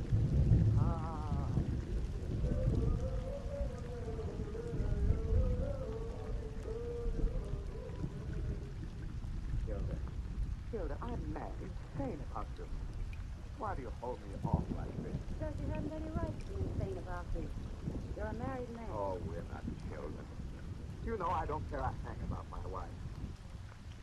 Besides, it's only a question of time before she... Well, Before she'll die, you mean? yes. She thinks she's getting better. The doctors don't tell her, but they tell me. The moment I'm free, I'll marry you, Hilda. I swear I will. I can't wait for you forever. I've got to have you, Hilda. Let me go. You'll only have me as your wife. I told you that before. Well, if you really mean it, why don't you stop making a fool of me? Why don't you stop meeting me here with this late each night? Playing with me as a cat does with a mouse. Because I hope you'll not always be a mouse, but a man. And take what he wants. What do you mean? Simply that if you're so mad about me, as you say, you'll not let a woman that you hate stand between us any longer. Well, what can I do? Divorce is out of the question. Of course. And our money would be taken from you. Oh, I'm not thinking only of money. I'm not thinking only of divorce. What are you thinking of? Of how mistaken doctors are sometimes. Your wife may live for years. Unless an accident should happen. An accident? On this lake, for instance. It's very deep. And there are sharp rocks near the surface that can rip a canoe to pieces. You might be paddling with her in the moonlight, not knowing those rocks were near. You told me your wife don't swim. She might drown before you could save her. Yes. I'm only talking. But if such an accident should happen, you'd inherit all our money. Have me for your wife. No. No. I won't. I couldn't. You are a mouse, not a man. I'm going. No, Hilda, wait. Hilda, don't leave. I'm leaving you for good. No, Hilda. Oh, listen, you fool. I'm not satisfied to be just the daughter of a Swedish farmer. I want money. I want to live in a fine house like your wife has built in the center of this lake. I want to be a lady and swell it over people who despise me now because I'm poor. All my life I've dreamed of that, and I'm going to have it, for I have youth and looks and brains. You don't give me what I want, somebody else will. You say I've played with you? Well, I play no longer. You won't see me anymore. Goodbye. No, don't say that. Come back. Hilda. No, I can't lose you. I'm bad about you. Hilda. Well? You say an accident. I have it. Accidents are common. You will marry me as my wife. I'll marry you when your wife is dead.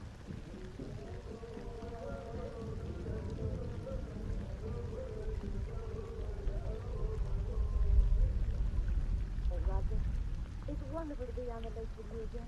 It seems so long since we've been in the canoe together. I feel as though we were on a second honeymoon. Aren't you enjoying it too, dear? Yes. Oh, the world has never seemed so lovely as it does tonight. Isn't that just enchanting restful? You haven't complained about it this evening, so it must make you feel as I do. It sounds the prayer it really is. A prayer for the dying. Is that what they're singing? The death song? Yes, this is Indian summer. The moon of falling leaves. Of dying things. The moon of falling leaves. Of dying. Dear, why you're frightfully nervous tonight. Your hands are shaking as they work the paddle. No, I'm all right. You're not. You're so unhappy here. But soon we'll go back to... We'll only come to the island for a day each year, so that I can renew my office to the spirits of the lake.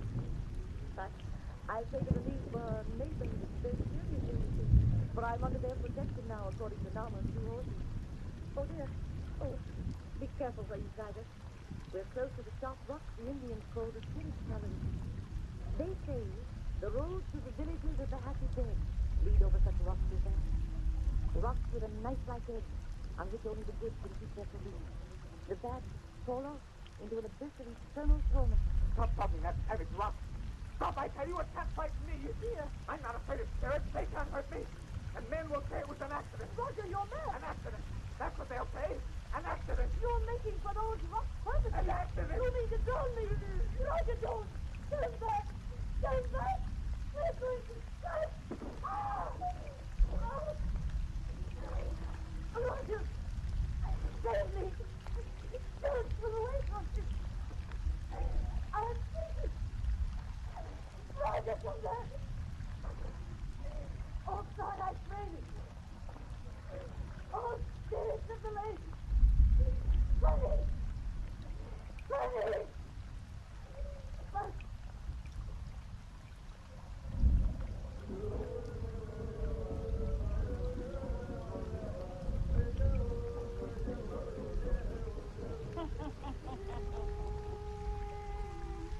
spirits of the lake is gonna punish them fellow, all right.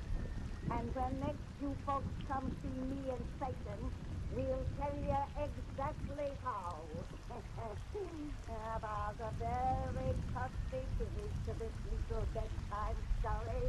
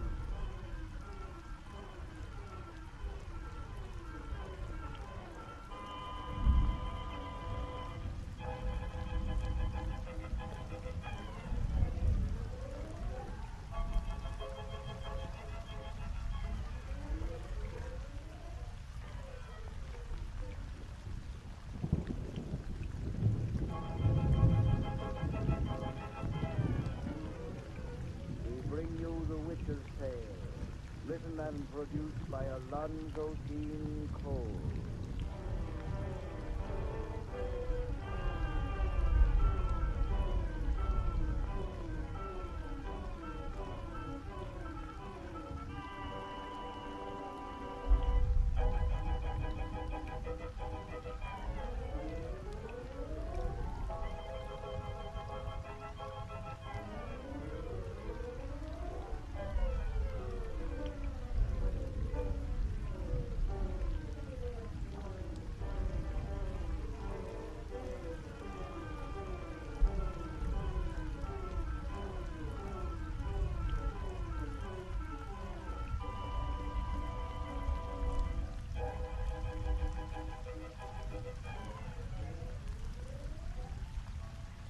And now let us join old Nancy and Satan, her wise black cat.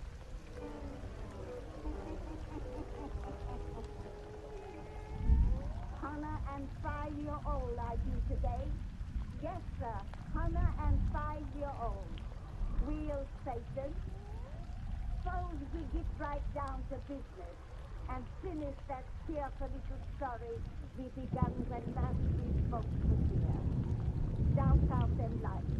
Old Nancy here on town dead when hers in gloom and shadow. Let's see, Satan. Why'd we leave off? Oh, yes. We told about that married couple who was living on an island in a spirit-haunted lake. A tribe of Indians was it. The wife, who was an invalid, was pretty friendly with the Indians, and they taught her to make friends with the Neva Norway, which is their name for their water spell. Well, sir, her husband went northward and fell in love with a girl named Hilda, and this Hilda gave him the idea of drowning his wife, so he'd inherit her money and be free to marry again. And as we left off our story, that's just what this no good fella went and done, making it look as if her death was accidental. Now draw up to the fire and gaze into them embers. 2 years has passed since that fella killed his wife, and now he's married to the other woman. Gaze into them embers deep.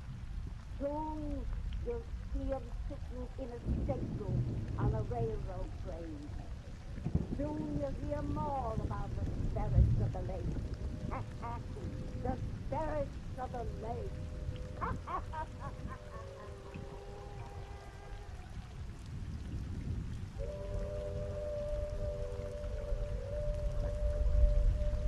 Only a few miles now. Anyone would think something was going to happen to you on the island, the way you're whining about going back there. Oh, I don't want to go back there, Hilda. If you were anything but a human ticket ice, you'd understand my feelings about the place. What a durable conscience you have.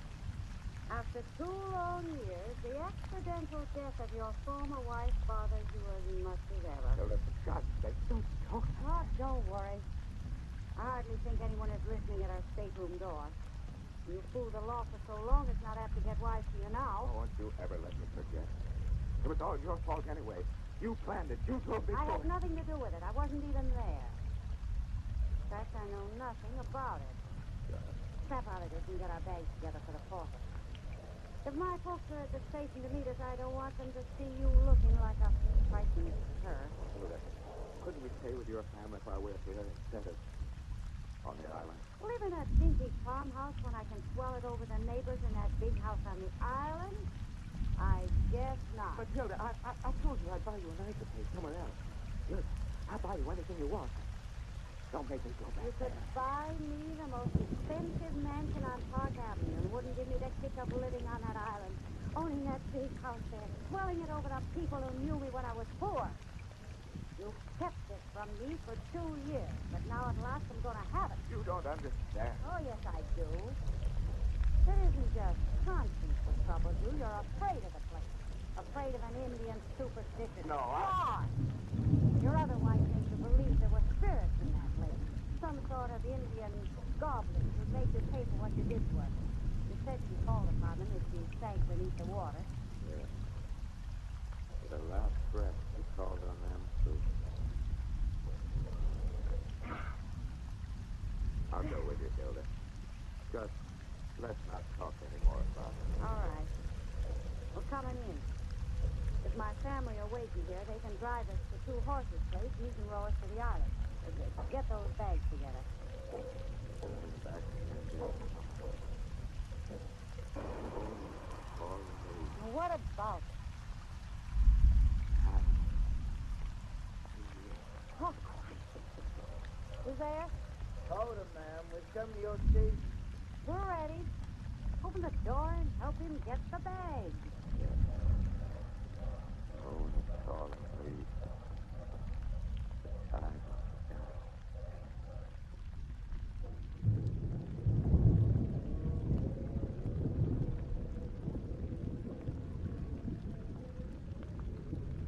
The house looks simply great, Norma. Never knew it had been vacant for 2 years the way you kept it. I've been over every inch, Roger, and it's spotless. This squaw's worth a raise in wages. You like me for a boss old woman? Norma, your people are singing their prayer to the spirits of the lake. It's from the moon of falling leaves. Yes, I know. And it's dying. You go now. Oh, run along. 2 horses is waiting for you in these rowboats.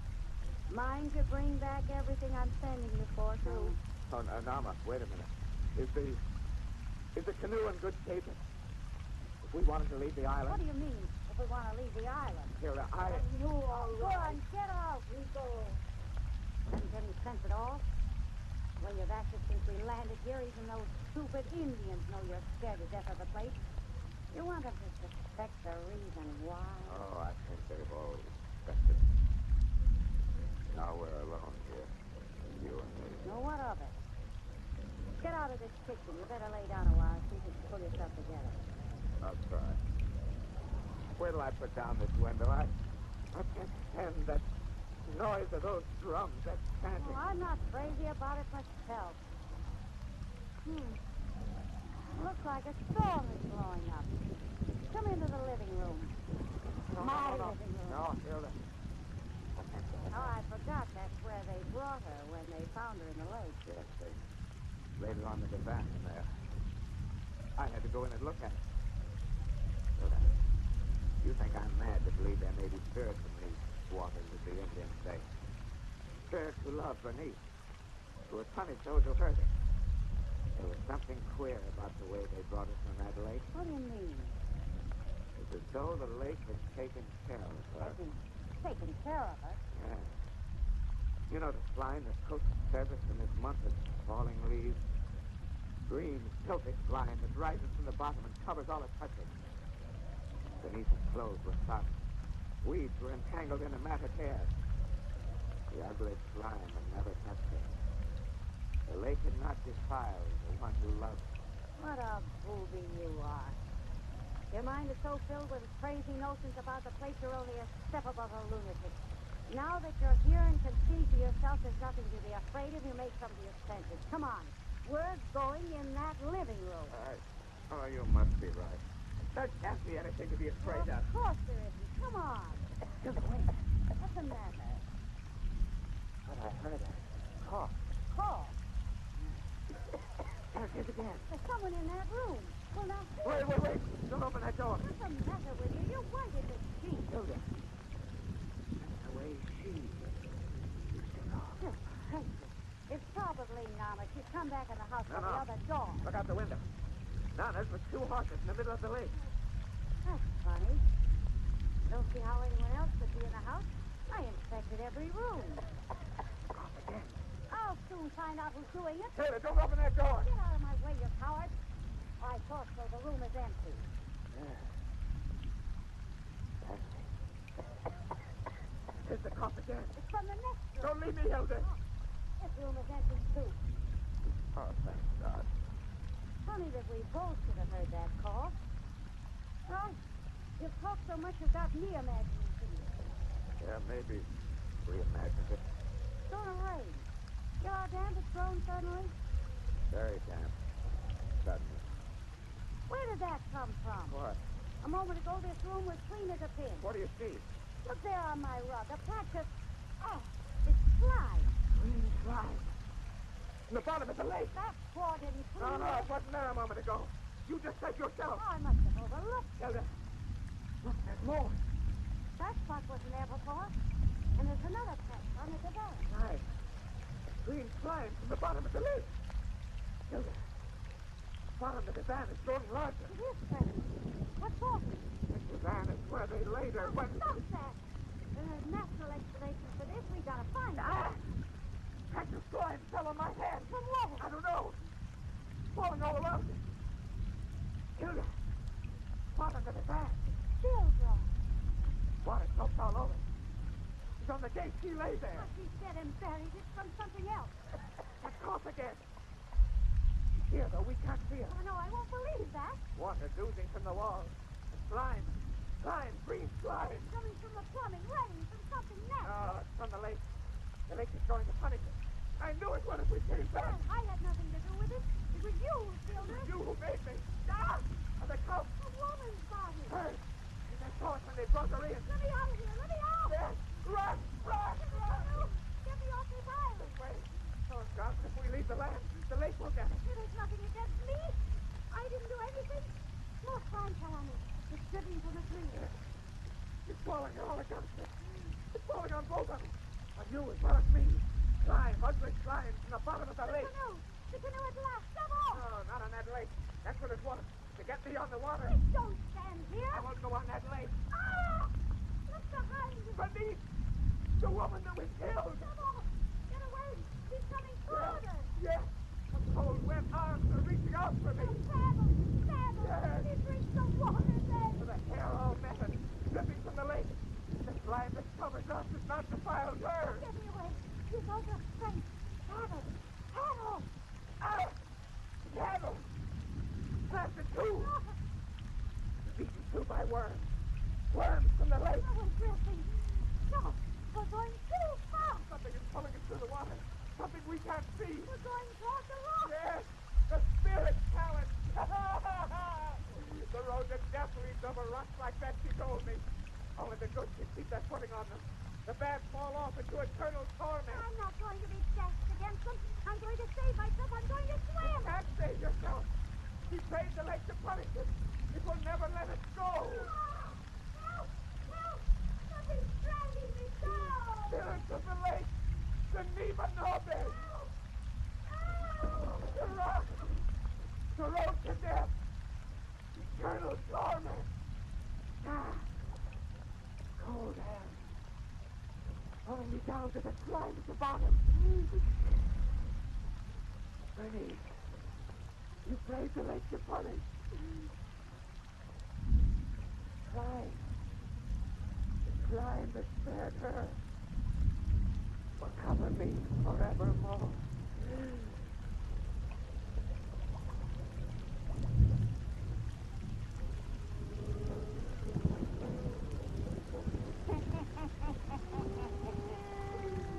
Well, Satan, the moral of this story is that crimes don't pay. Especially if you live around the Indian lake. For if the law don't get you, then the spirits will. Come see me next time I has a birthday, and we'll have another 30 yarns to spin you.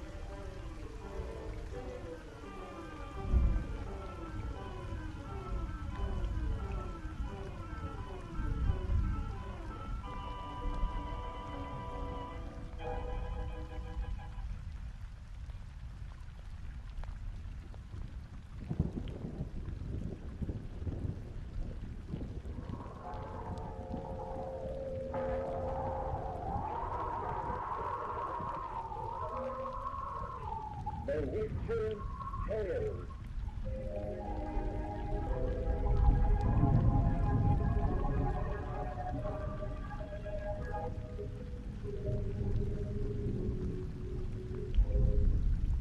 The fascination of the eerie. Years blood-chilling tales told old Nancy, the witch of Salem, and Satan, her wild black cat. They are waiting for you.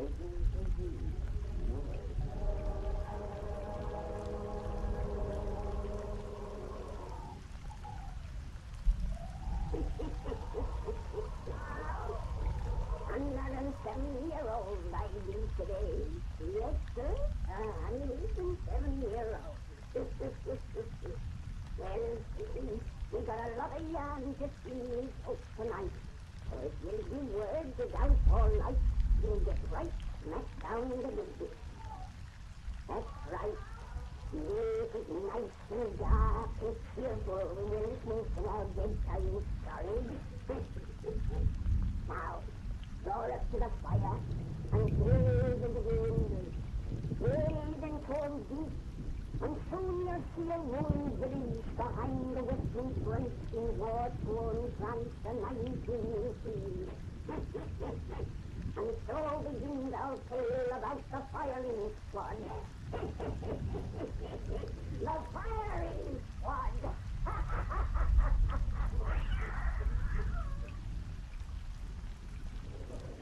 God! Oh! Why, you make me look at this man. Because that man is afraid of me. But why should I watch him die? God. Blindfolded. Against the wall, fired. Here's the Mason wheel.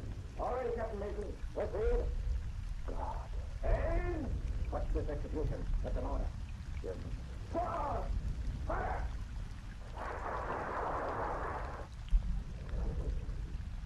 He saved him. They shot him. Right shoulder! Up! He told his people he's a thief his pay.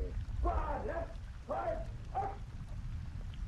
But the shooting down in cold blood. don't care what that man did. Oh, but I've seen butchery enough. I can't look at any more death. I can't look at any more death. Lieutenant Buckley, you forget yourself. Yeah. A good soldier must have no emotions. Merely a blind obedience. I think you should apologize, Captain. Before your preferred target that may stand me before a firing squad. Let's take it again, yes, boy. I want to talk to you. Very well, sir. The command of my superior officer is law. See, the next bar on my favorite hasn't made any difference between us. You know that. In blood relationship, we may be only cousins. And I've always looked upon you as a younger brother. You're in trouble, kid. I want to help you. You told me enough already. I bring me to France when I might have stayed at home. And when you get me here, instead of leaving me in Paris, you put me in the below woods. You're not really a coward. I didn't realize it was going to be so hard. I thought this war was going to have a stronger side. You have a stronger side if I could only find it. Your nerves are gone. That's the whole trouble with you. You need a change, a rest. A few days in Paris. What are you driving at? Kid, you can go to Paris. In my pocket is a pass in your name. A pass? A pass for Paris? Mike, you're not kidding. You're not... Here it is. A pass for Paris. For clean beds and sheets. More baths. Two women who wear white dresses and smell of perfume. Why, you're a new man already. Oh, when can I leave? Tonight. Oh, thanks. But before you thank me, there's a condition attached to this pass, too. What do you mean? When you were in Paris before, you felt pretty hard for that Couture woman. See? You mustn't see her again. Oh, fear is not a plaster saint. I know that. I know you just no more. Kid, this is incompetence. Your Couture is under strong suspicion of being a German spy. Oh, Lord. I know you've received another letter from Uncle Charles. He believes there's a spy hiding behind each blade of grass. Uncle Charles is in a position to have reason for that belief. Yeah, but why pick on Vera? If she were a German agent, how's she gotten away with it in Paris for 4 long years? Because Mademoiselle Couture is very clever. So clever that others are caught and punished in her place. Oh, that's ridiculous. No, Steve. The man you just saw die was one of that woman's lovers. I don't believe that. Letters were found on him proving it. Unfortunately, they didn't connect her with his act of treason. And as you saw, he went to his death in silence. It may be pure coincidence, but 4 other soldiers who were intimates of that woman have faced the firing squad for similar crimes. 4 others? Yes, 3 French and 1 English. This poor devil was the first American. All acted very strangely during their court-martial. None of them seemed to comprehend or realize the thing they've done. Their minds appeared to be in a sort of haze. Crazy as it may sound, I believe that woman has some power that enslaves men's brains. You must promise you'll never see her again. I see now why you made me watch this execution. I've admitted to you I'm no patriotic hero, so you think me a possible traitor. That man's death was to be my object. Oh, don't be a fool. I don't think anything of the kind.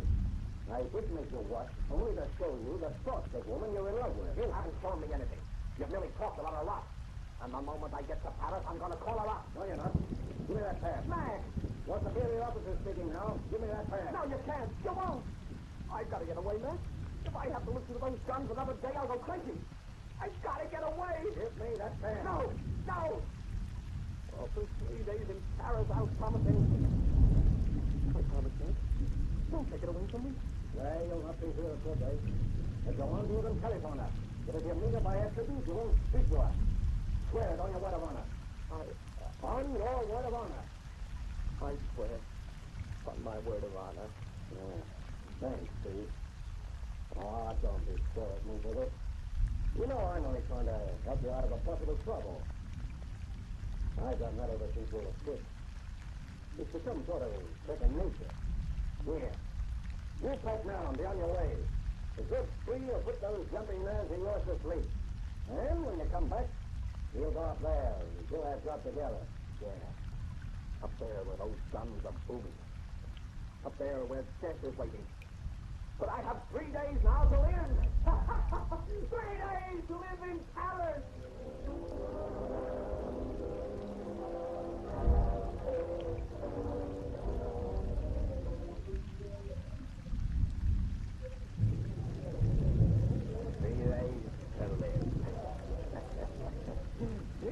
To live in Paris. Oh, what's the word of honor, Madam?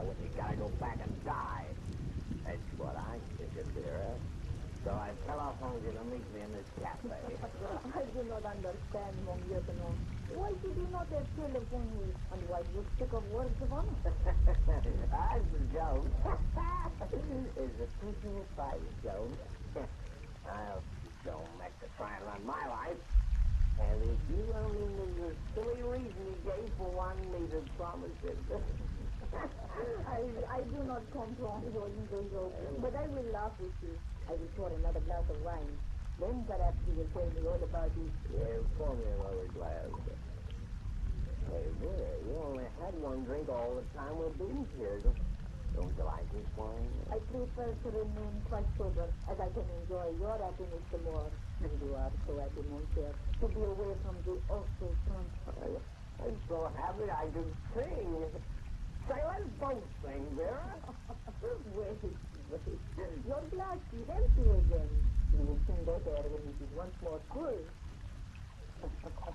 I do my best. Drink, mon cher. Your company, your what you call illusion. I am so ignorant of military terms. When you return, it will occupy the same place in the line as before? I don't know. Why you all the time asking me questions about the front? Or why you remind me I gotta return? I want to forget that. I don't blame you. Oh, no, I mean, you did not say wonderful if this wicked war was over? This war is never gonna be over. It's gonna last forever. I'm gonna be killed. I don't think such things. Why, are you were taken the war would be over in 1 week? What do you mean? Oh, the boats are only 70 kilometers away. If they could break through where your so brave American troops hold the line, this war would have to end. They won't break through. No, I suppose not. Here, monsieur, you must have one more little drink. All right. Thanks, Vera. Your aunt, the Major General, what did he say about this dangerous situation? You have told me you write letters to your cousin and tells him things when he sees him. Your cousin tells you about these letters, huh? Yeah. Yeah, Mac tells me, look out for spies. Everybody's a spy. You're a spy? Yeah. He made me promise not to see you. Now I told you, Vera, we can laugh together. He said you had strange powers that inflame men's brains. Why aren't you laughing, Vera? Why are you looking at me like that? So steady. Oh, look at me. Yeah. I like to look at you. I'm crazy about you, dear. You know you've got the most wonderful eyes. Looking into them deep. Why? Your eyes are awful wonderful, Vera. I think it's funny. Your eyes make me feel funny. They make me... Gaze into them. Do not try to look away. You cannot. No, I cannot. You are very much in love with me. Yes. You trust me absolutely. Yes. You are afraid of death. You wish this war to end. Yes. Yes. And you believe that I can show you how to end it? You believe that I can show you how to end it? Yes. And you will do anything I tell you to bring it end about. Say, I will do anything you tell me to bring it end about. I will do anything. I will do anything you tell me to bring it end about. Now, let your waking mind remember that, and forget that I have made you to remember. Oh, Amir, wake up, wake up. Is this the proper way to entertain the lady? I fell asleep. Well, what you call, don't do the world. Come, let us leave this stuffy place and go to my apartment. It is pleasant there, and we will talk. Yeah. Yes, it's just you and me, Vera. I'm crazy about you. I'm only 3 days to live. Then I gotta go back there and die. No, monsieur. You will live to see this war all ended. Hey, dear. But you know, the idea that come to my mind that maybe you and me could end it.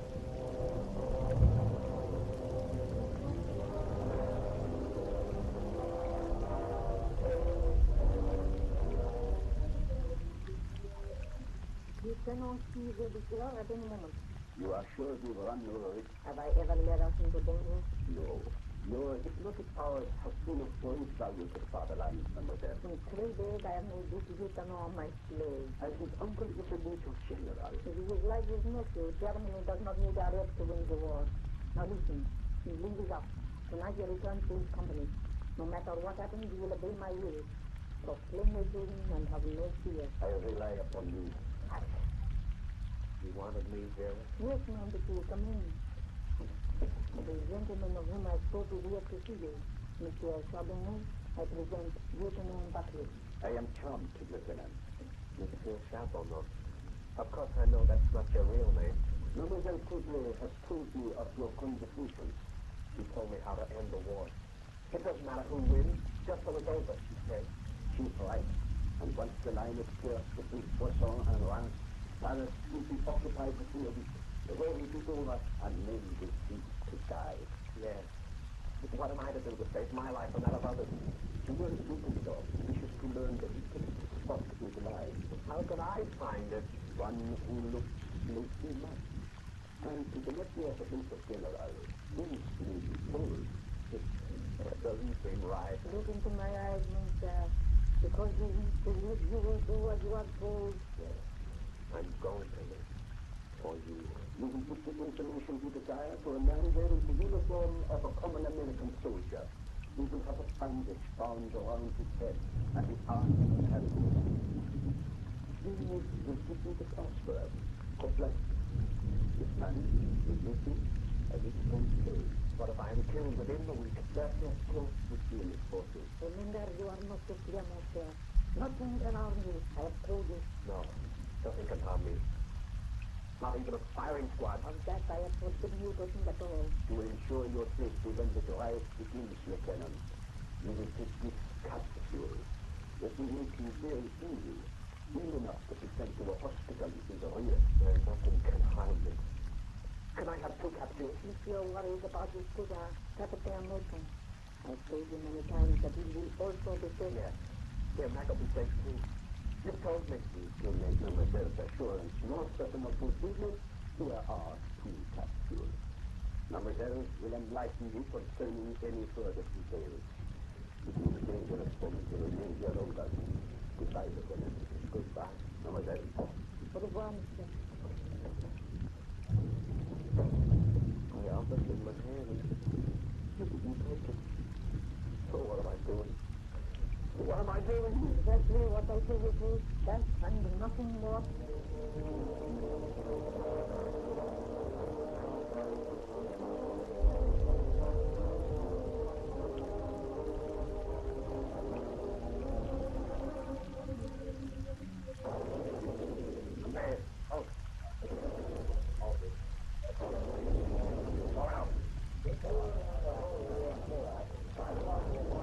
Everybody in, please? Yeah. All in. All right, I'll be waiting out for a while. Get out of the lines again. Nice for attention, we can take this. Yeah. I see. Boy, easy. That one fell 300 yards away. But maybe not the next one. Maybe. No. No, nothing can harm me. Nothing can harm me. Yeah, don't let your nerves get you again. You've been a different man since you came back from Paris. Stay that way. Lord, what a Brannigan you must have had there, Ralph. I've been in a sort of danger ever since. I'm all right. But I've been different this time because I know nothing can harm me. So you either, Matt? Because I know the war is going to end. Sure. We'll be out of the pressure by Christmas. Some Christmas. Say, got one of our men coming down the road? There's a bandage round his head, an arm in the sling. Bandage on his head, arm in the sling. Yeah. What's the matter? Nothing. Yeah, grab yourself 40 winks, kid. I'll see you later. No, I got you. Sergeant, Sergeant Party. Yeah. Good Captain Mason comes back open for me. I'll be up the road. Up there with that man whose head is bandaged. Yes, Lieutenant. The war will soon be over, Sergeant. The war will soon be over.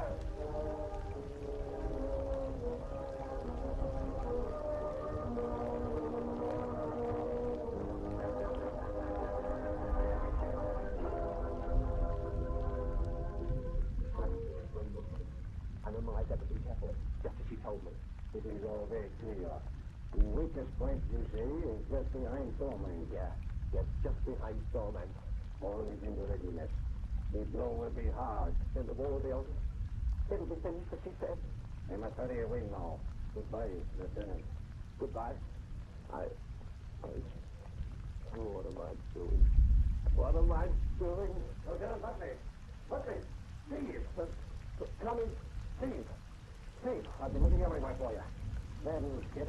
You have to go back. Back? Back where? The line. Well, he just kind of landed our arrest orders. They need us to plug a weak spot. Back to Dorman.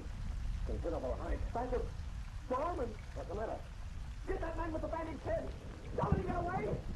Don't pay any attention to me. What are you talking about? Nothing. It's all right. Nothing can harm us. See to the men, Sergeant. They're ready to march. Yes, sir. Coyote, quiet. All right, you must. Come on, get your... I can't find a capsule. I can't find a capsule. But nothing can harm us. Even back at Dorman. Oh, quit acting like a lunatic, Steve. We're going back at Dorman. Dorman! But nothing can harm us. Nothing can harm us. Nothing can harm us. Steve, you got him. He's hit. Hey, get that doctor. A stretcher. Please, come on, let's go out. And I'm responsible. I didn't look after him. I brought him into this. Steve, don't die, kid. Don't die. Don't die. I'll get rid of Dr. Cousin. Oh, thank God you're here, doctor. Quick, don't let him die. Don't let him. Doc, he is here already. No, he isn't dead. He isn't going to die. Shell fragment brings his head and nothing cold. Then your blood will do the place for him. Oh, thank God. Yeah, you've done it to already. Yes, let him die. You won't have to go with him. You've got to take him to the hospital. Yes. Hey, where are you? Here, kid, here. I go all right now. How do you think, sir? What are they doing? I am going to take you to a hospital, kid. We'll have to go ahead without you. But where are you going? Why? You're going back to Dorman. And she lied when she said nothing could harm me. She lied! She lied! He's leaving, Doc. Don't go back to Dorman, Matt. Don't go back to Dorman! Give him a shot, Doc. And quiet him down. No! No! No! No! I'm going to leave the house, kid. No, Matt! Listen! Let me tell you, Matt! Look out, Doc. Take the rear coming in. Come in! In front! Left, step, forward, right! Back! Come back! Come back! Oh, he's gone. He lied! He'll be killed! I'll have killed him! Back to Dorman!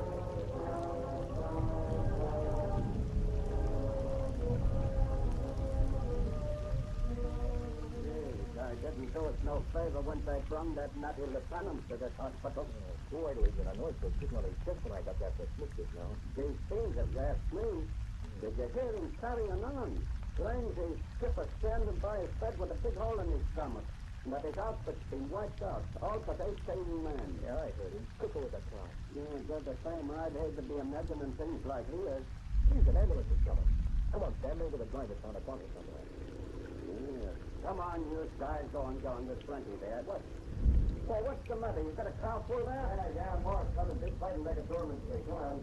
Hey, help me get these poor guys out of here, will you? All right. This belongs to bottom, boy. Oh, hey, wait a minute. Well, hey, dumbbell, you ambulance guy. You thought you know it better than to be hauling stiff? What it is for the stroke on me? Hey, look at him. No wonder with a hold his stomach like that. There.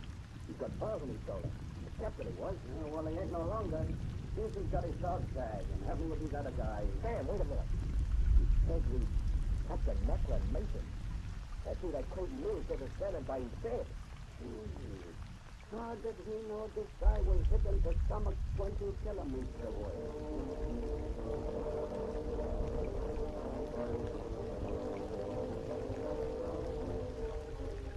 Even Lester. Oh, you've forgotten how. You are out of the hospital, unarmed. The war is over. And you are returned. And you said, I don't know, that nothing would happen. Nothing did harm you. You promised protection for him as well. He just looked at me and listened to words. But his eyes are telling me to come to the lines, to fight this storm and stop. There is no one here beside you. Oh, I can't just see him when he's all here. You were his murderer as well as I. So you know. See? He turned. He's looking at you now. You make the whole run up and down my spine. I tell you that there is no one there. You see one minute. And the other. 18 miserable men I spent with smarts with forces. 18 men. We killed the others. You're afraid to have him, David. So you say you cannot see him? Yeah. I know that we can see presence.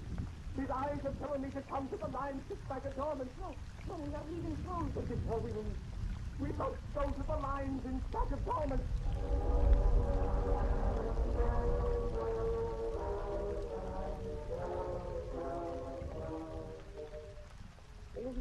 This terrible idea of yours that it brought us to these muddy fields tonight. Since you had to come, why could we not wait till morning? I told you, dear, Mac wanted us this day. He's spoken to me twice since we started from Paris. Not angry, as though he hated me for what I've done. He's kind, just as he used to be. It's strange you haven't heard him speak. I've not asked for the same reason I have never seen. There is no nothing. There beside you. There has never been. I came there only to rumble you and to keep you from talking to people who might believe the crazy things you say. They're walking where they were tonight when the flash broke through. At the place we told them was the weekend. They're walking over graves. The graves we made. Here they died, the men we killed. I will leave you. You can't leave. So can I. I knew we couldn't, and I brought you here. What do you mean? That we had come to pay a debt. Where is that building? There are no soldiers here. Check it, you. They gathered all about it. I see nothing but shadows. Only shadows. Listen, the shadows are marching. Here comes our firing squad. Oh, you are not insane. I see them coming towards us, and I see your sabotage too. Let me get away. Oh, I cannot move. We told our people. Now we receive our pay. Oh, no. We'll see. Hey, no.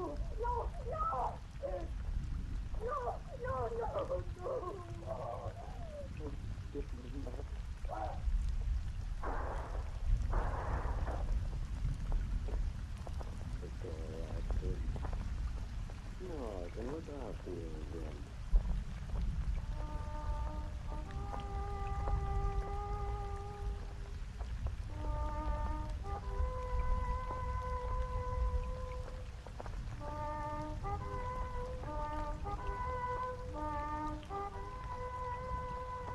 And in the morning, 2 bodies were found lying on a deserted battlefield. 2 dead bodies of a woman and a man. On their chests were little blue marks, such as spent bullets might have made. Bullets that had come from 2 single wounds.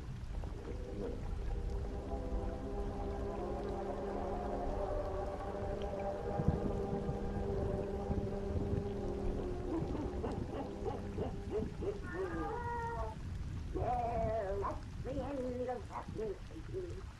You folks come here next week when I have the bus in, and we'll have another cheerful yarn to sing.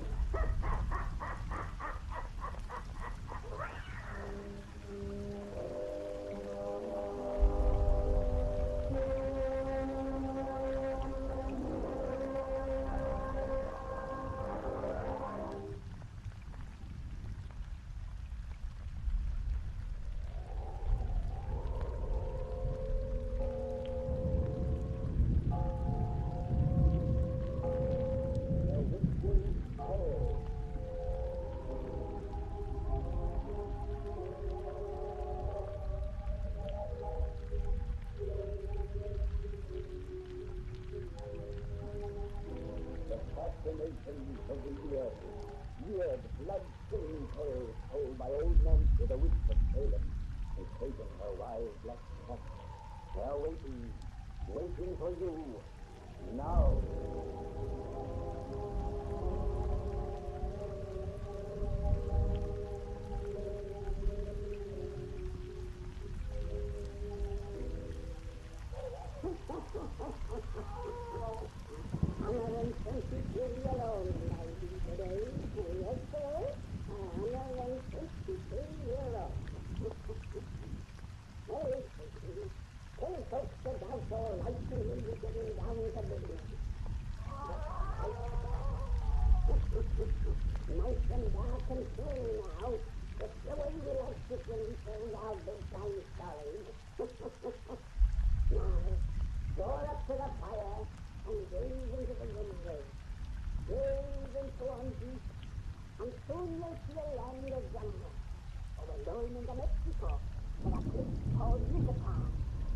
There the grass and vines is so thick and tall, the cows should be buried among them.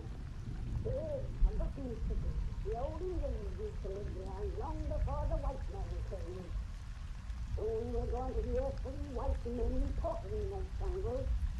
And so begins our yarn about the Boa goddess. The Boa goddess.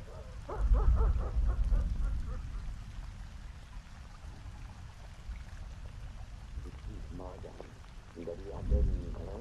It ought to be according to that picture writing Mary Ann gave me. Hold up that torch, sir. No, I don't see no flat stones yet. What you think we got to find? If that girl and them had come along to show us, we wouldn't have to fool around like this. Yes, you know, monkey, long enough to know they are willing. They're not someone to take ground. If she's the high priest's daughter, you think she'd take a chance on the taboo? Especially with her loving me the way she does? Yes, they can chance another, you see. You will find what you seek and get away into the jungle. You will know it was by your age. Then, like you do. What of it? She's only a squaw. Still, Mary Ann is a cute little trick at that. You got such a sense of humor, Morgan. Every time you call that Indian girl Marianne, I got to laugh. Shut up, you fool. You think to be unpunished. You know what you're laughing? Keep your shirt on, Frenchy. It is kind of comical, Gus. But I call all my girls Mary Ann.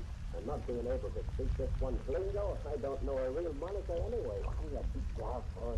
We're safe enough. Every man in the village is out in the jungle for that ceremony they're holding. Right. It's the only night goes down up here to here. For up here tonight, we will let it both come to the crash and man to bear. Listen. On the road. That means they're going to have to kill that fellow now. Yeah. God, if my folks back in Jersey knew their darling boy was living among a bunch of Yucatan Indians who just made sacrifices to snakes, they'd turn over in their graves.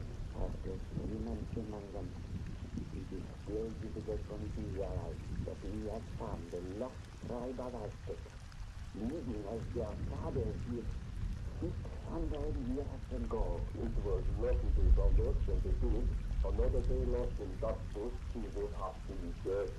That is what makes me dislike this community tonight. These people save our lives. They keep us in. And now, we plan to rob them. I hope French Urania of Devil's Island ain't developing a sense of gratitude all of a sudden. Only a short time on Devil's Island, Morgan. But I, like you, am not wanted in Ecuador for murder. That's because you never had the nerve enough to kill a man, you yellow skunk. You're not going to talk to that... Morgan, fine.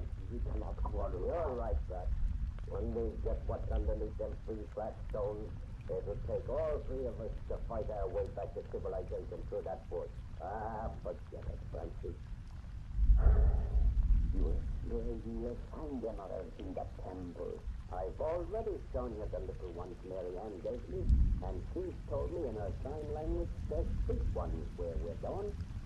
If it were not that all 3 of us ended, as you say, in a escape, I wonder if Dustin and me have heard about them. What do you forgot? Look, Morgan, Frankie, here are these 3 flat stones. This is the place. We found it. Now don't try to listen. There's a trick to it. He showed me in the picture writing. You put the stone in the middle, and I got it. Look at that. A passage is open. The temple's underneath. Come on, down these stairs. Yes. I do not like you, please. What's the matter? I don't know. You busy feeding that I said. I hear something funny. Both of you are yellow. Give me that torch. I'm going down these stairs. You can't call me yellow. Then prove you're not. Come on. Dark down here. Morgan, hold up that torch. We don't need it in a minute. According to Mary Ann, this passage takes a sudden bend into the temple proper, where the fire's always burning. Yeah, here it is. Yeah. It is right. Yeah, reach the temple. Someone here. My God, good God. A big deal for our lives. Yes, Wait, you poor dumb idiot. It's only a statue. Is that you? Yeah. around for a minute. It's so natural looking, I thought it was a real honest-to-God snake coiled up to strike. If you can hide your hand, if you might have the boa gather. Hold up that throat, Morgan. The storm snake has a woman's face. Marianne told me the truth. The idol's eyes are emeralds. These are ones than I have ever seen. But where the snake has he joined the woman's face, there's the necklace. More emeralds. You shall be rich or millionaire. Let me climb up there and get them. Hey, what was that? What drum? It sounded as if touched the ear. There ain't no one but a drum in here. This is just a big bare room. This is a warning. You're in a secret, please. You must not defile the holy night. Frank, hand me your knife, Doc. What you going to do? Cut off that necklace and pry loose them emeralds. No. Oh, that's what we came here for, you fool. Here goes. Jesus, you Morgan, Johnny, it can't be fallen as you take those stones. There's something for me in this place. I'll go when I get these stones. No. It's all right, I got them. Look, those from the eyes are as big as heads. I'm rich. Let's get out of your tree. All right, I've got all I want now, and I'm a millionaire. Oh, sister, let's get away. Could you come from inside these nurses? Sometimes, yes, sometimes. Like the others in the bush outside. It means the boa goddess will take soon a human sacrifice.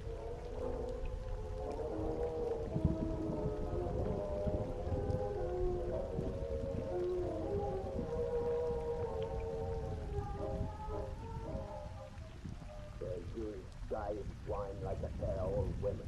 We got away from the Indians all right, didn't we? And with another day's chopping, we'll be out of this jungle and safe in civilization. Forget that story about a curse and something following us. You're not out of this under you. There is something following us, Morgan. I feel it all about us in the bush. There's something I know is death. Yes, grandmother. I am like Frankie. I did not like those zombies when he left the temple. Are you guys dumb enough to think a heathen statue of a big snake with a woman's face can really do you any harm? It is not the statue I fear, but the thing it stands for. People's thoughts and their beliefs. Listen, Morgan. All gods are the same, but different. For how many centuries, we don't know. An intelligence has rested and feared that great snake we have insulted.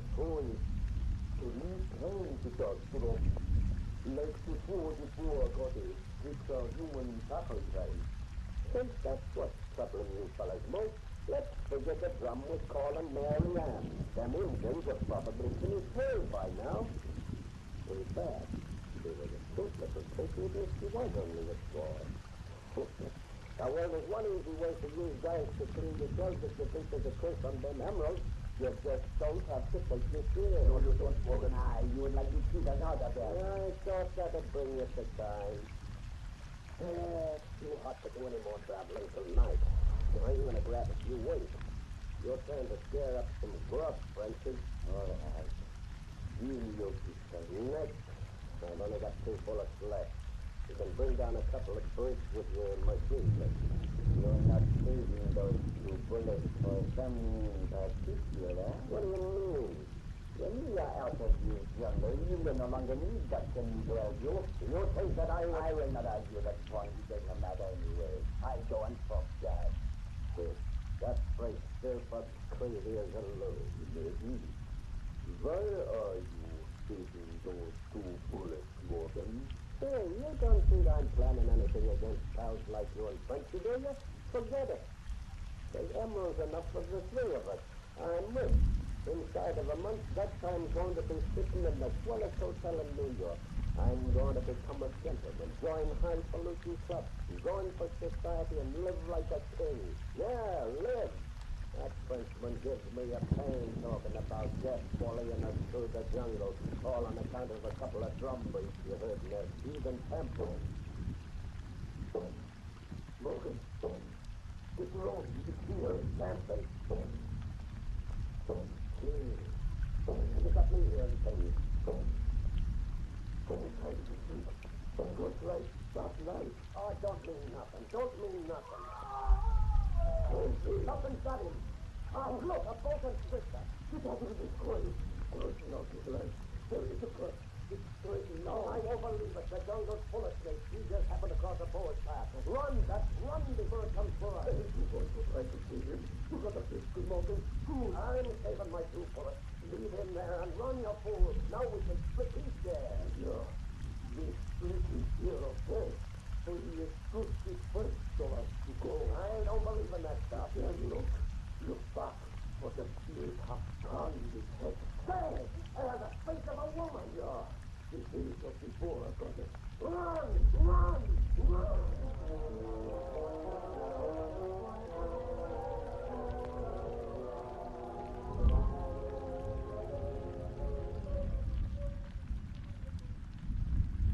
Sure, young fella. I'm not stuck up like ordinary millionaires. I'll be glad to give your newspapers a true story of how me and Dutch got here to New York. I'm certainly much obliged, Mr. Morgan.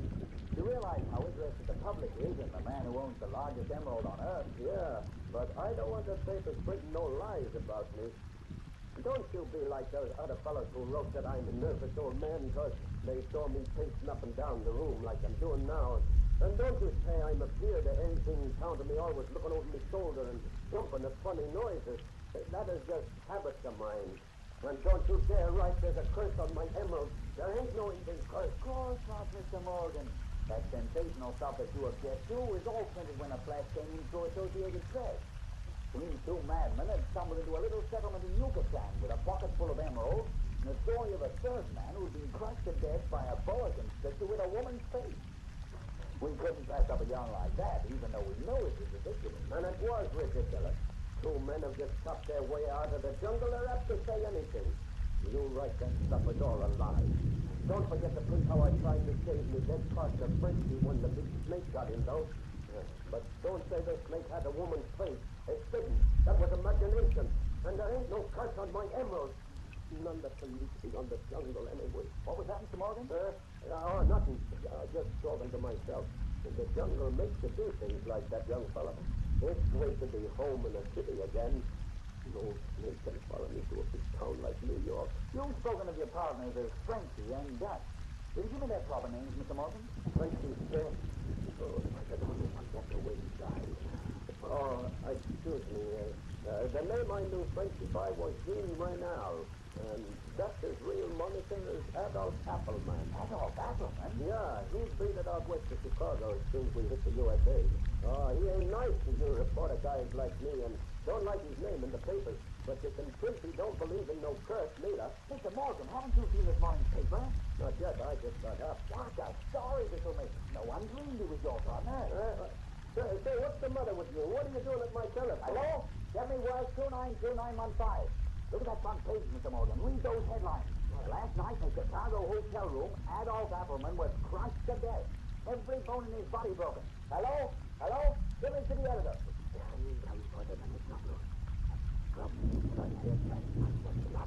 Did he get this? Whopper of a story.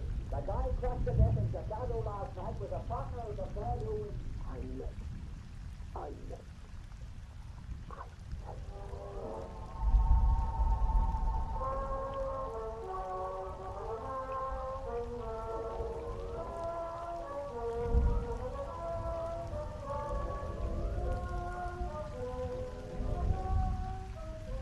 Look here, Mr. Morgan. You may have discovered $1 million worth of emeralds in South America. But that gives you no license to come here to Chicago and try and tell the district attorney's office how to run its business. But I gotta know what he's got. Why did you have his body cremated before I got here to see it? For one reason, because his wife ordered it done after the inquest. His wife? You've already been told that Appleman was married to a Miss Smith a few hours before his death. Another reason was because the body was too horribly crushed to serve any real purpose as a clue to the method of murder. Crushed like Frenchie. But you say it couldn't have been a snake that done it. You swear it couldn't have been a snake? My dear Mr. Morgan, Despite the wild newspaper theory, boa constrictors do not crawl promiscuously around Chicago. And if they did, there could have been no way for such a monster to have entered or left Mr. Appleman's room. No. And no way for it to come here from the jungle. Where was Justice was when it happened? Out of the room at the time, she says. But no woman on earth could have crushed your partner as we found him. If that's what you're driving at, it is. I was just wondering if you'd seen anything. If I could only know the way he died. Come in. Excuse me, sir. Mrs. Appleton to see you. I'll ask her to come in. Now, Mr. Morgan, you can talk to her yourself if you like. How do you do? Good morning, Mrs. Appleman. I'm sure you'll be glad to meet your poor husband's former partner, Mr. Morgan. We have met. That's funny. I feel that you and me have met someplace before. I meant the doctor speaking of you. Oh, I see. But your face has come out familiar. What was your name before you married him? My first name is Mary Ann. Mary Ann? Poor doctor told me it's the name you prefer for women, Mary Ann.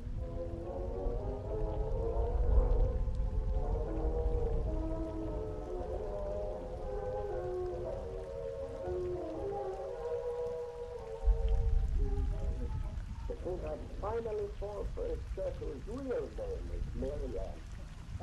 How startled you were when I first told you that was my name. Yeah, hit me like a voice from the dead. Not that it's core matter, you understand? But you knew, even before I spilled the beans about how we got the emeralds and all. Yes, I knew. Doctor told me everything. I don't know what I'd have done to have you since that was true. You may meet someone around so you won't be all alone here. After we're married tomorrow, it'll be better still. Only I wish you hadn't made me to wait a whole year. Yeah, a year. And nothing happened to me. I always knew that test was just a bunk. You have no fear at all anymore? Me? I never was afraid of anything. My hair turning white and me losing weight like I have is just from a rundown condition, the doctor said. Yet if I only knew how that would feel, and the explanation of them drum beats, and I can't get out of my mind the way I saw Frankie go. You have explained it all perfectly naturally to me 100 times. You have no real faith in heathen gods, you know? No, of course not. Only but it was all imagination. The boar I saw in the jungle did not have a human face. That's an awful way to die, like Frankie, Mary Ann. You ever see a man killed by a boar? Wraps himself around, coil on coil, doubling and tripling its own strength, and his eyes look into his and fascinate him till he's dumb and helpless. And then slowly the coils tighten until the bones crack like pipe stems, and the flesh becomes like putty, and they only squeeze once, just once. If I can't die like that, I won't die like that. I'm rich now. I become a gentleman. I'm crazy about you. I want to live. Oh, you don't believe in curses, Mary Ann. You don't believe a crawling thing from the jungle can reach you even here? If I believed in the curse, I would believe neither distance nor civilization would have power to stay it bending. But you don't believe. Tell me you don't. Say like me. You think it's all bunk. Yes, I say it like you. Isn't it fortunate we can tell ourselves such things? It's so terrible to be afraid. Were I a god who wished to punish hard for a long time before I struck, I would make my victims fear. Don't talk like that. Sometimes you make me afraid, because I don't know what to mean. But it'll be all right when we're married tomorrow. And then I'll have you to talk to all the time and learn to understand you. You haven't forgotten that for my wedding present I shall have the great emerald you took from the Aztec temple. Yeah, like I promised. Then, with the other that gave you, you'll have the two greatest emeralds in the world. The eyes of the boar goddess. It will be none to have them. They match their own eyes, Mary Ann. But they're green like the emerald, and they fascinate me. Green and pink like the emerald, like the eyes of the boar goddess.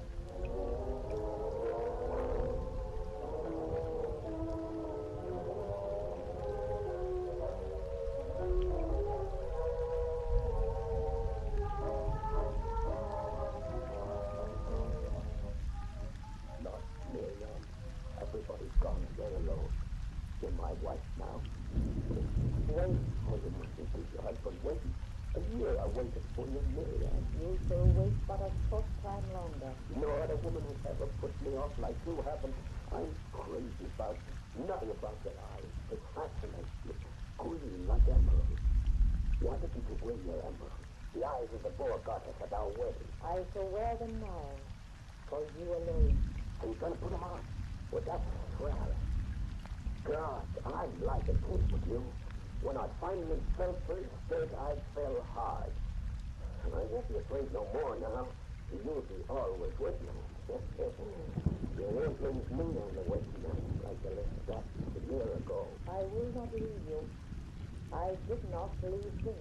If you hadn't have left him, you'd have known what killed him. I do know what killed him. And why ain't you never told me? Say, what you talking that way for? And why you standing there with your back turned to me? What you doing, Marion? You seem to be growing tall. Here, somehow. And what you doing? Turn around, let me see you. Let me look into your eyes. Look. Them emeralds are your eyes. Yes, you're the boar goddess.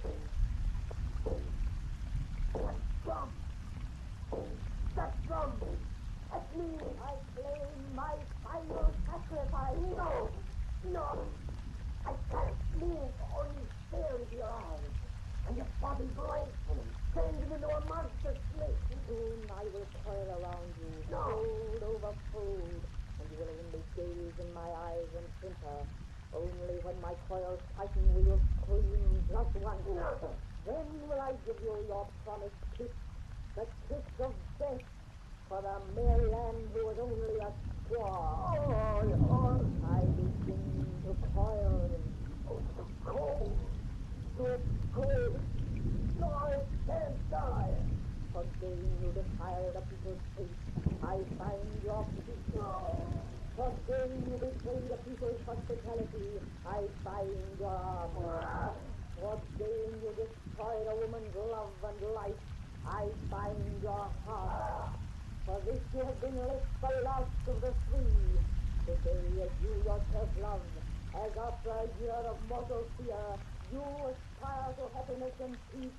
Today I toil about your worthless soul and crush.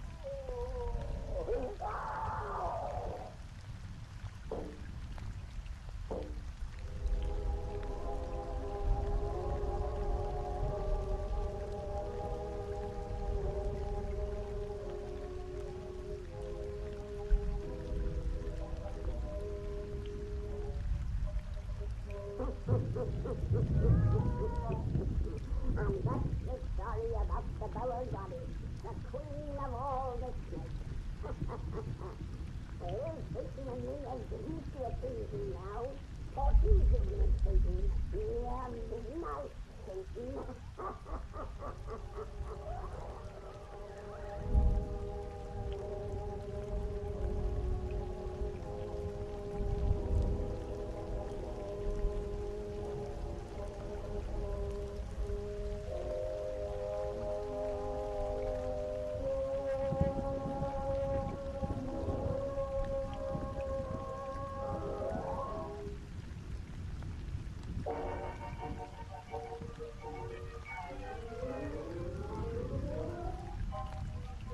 We bring you The Witch's Tale, written and produced by Alonzo Dean Cole.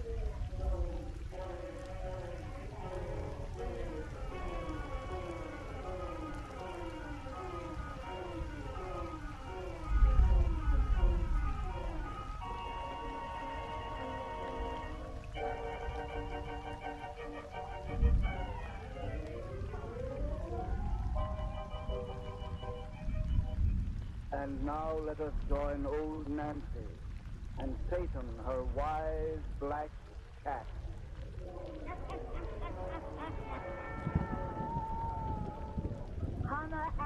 11-year-old I be today. Yes, sir. 111-year-old. Now, if you folks would just douse out them lights, Satan and me'll seen the finish of that cheerful little yarn we started last time. That's right, Satan. We told how them young newlyweds from America went to England and rented a house which everyone says is haunted. But they wouldn't believe in such a thing as a haunted house. Even when they learned 7 murders had been committed there, including a particular pleasant killing by a fella named Serene, who cut his wife up with a knife.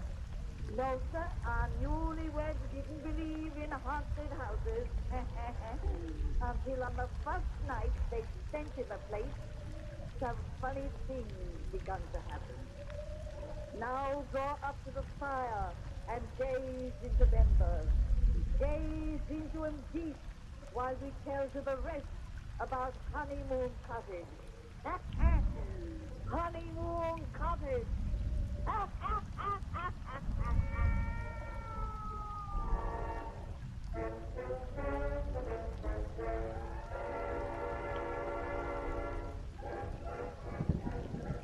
Gee, darling, I wouldn't have told you about that whispering sound I heard if I'd known it was going to upset you so. I'm not upset, Gilbert. I wanted to come back downstairs because, well, I'm just not tired, and I don't want to go to bed You're yet. so tired you can scarcely speak. You were afraid to stay up there after I told you of that voice. You said it was but one word. Gil. Oh, it didn't whisper anything. I imagined it. I must have. You didn't hear a voice, and you were standing right beside me. Yes, standing by the door to that room. A strange, Gilbert was. Dear, you can't believe in such incredible things as ghosts. That the dead can return to harm the living. Oh, it's ridiculous. Dr. Thomas started our nerves going with his crazy insistence that we leave this house and the creepy tales he told about it. That's what's the matter with us tonight. Just nerves and imagination. I suppose so, but... Gilbert, it wasn't only the whisper you heard that made me want to come back downstairs. I felt something. What do you mean?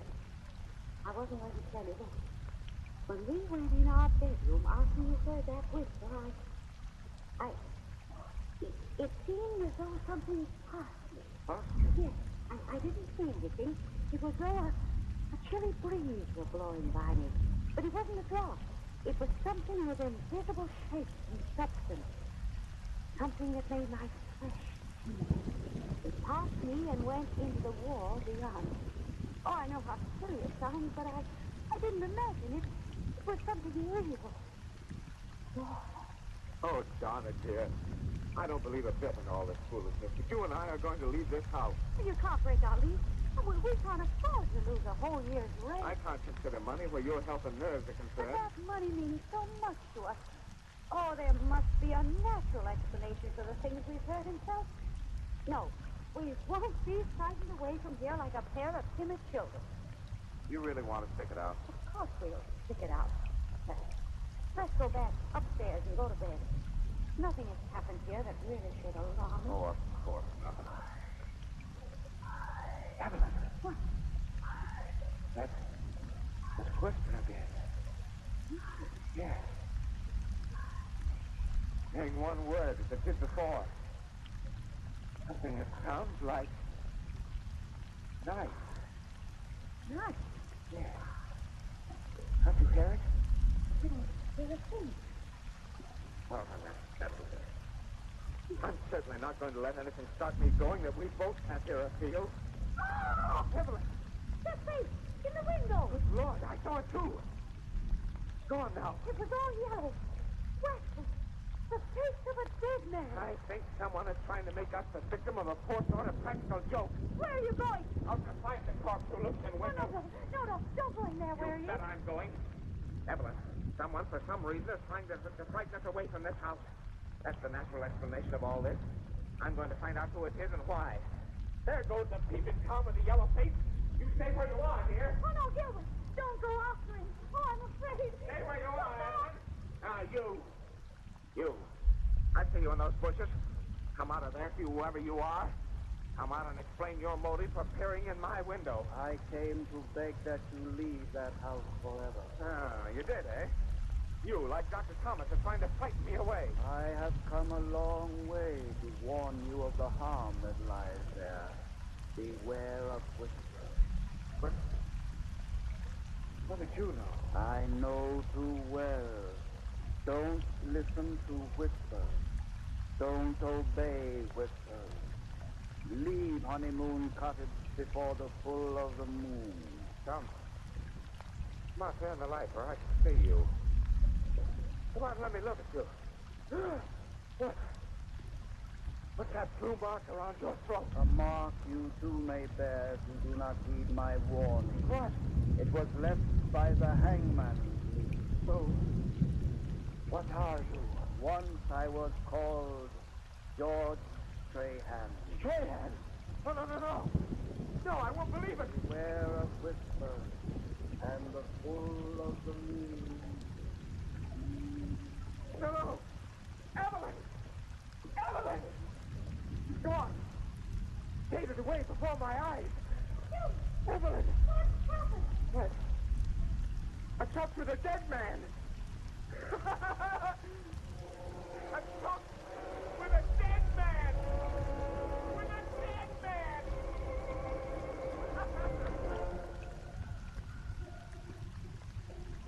No, wait till you get over, Dr. Thomas.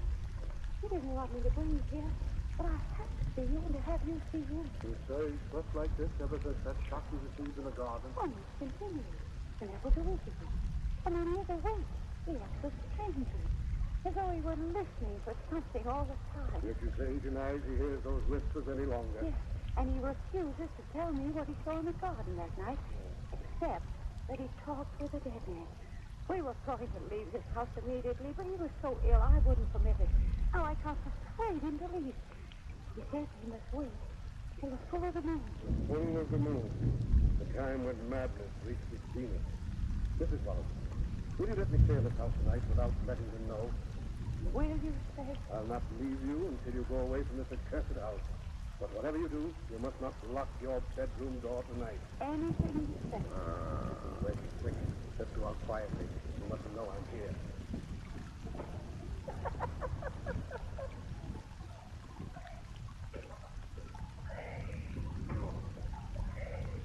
You come stand again. You how beautiful you were once, John.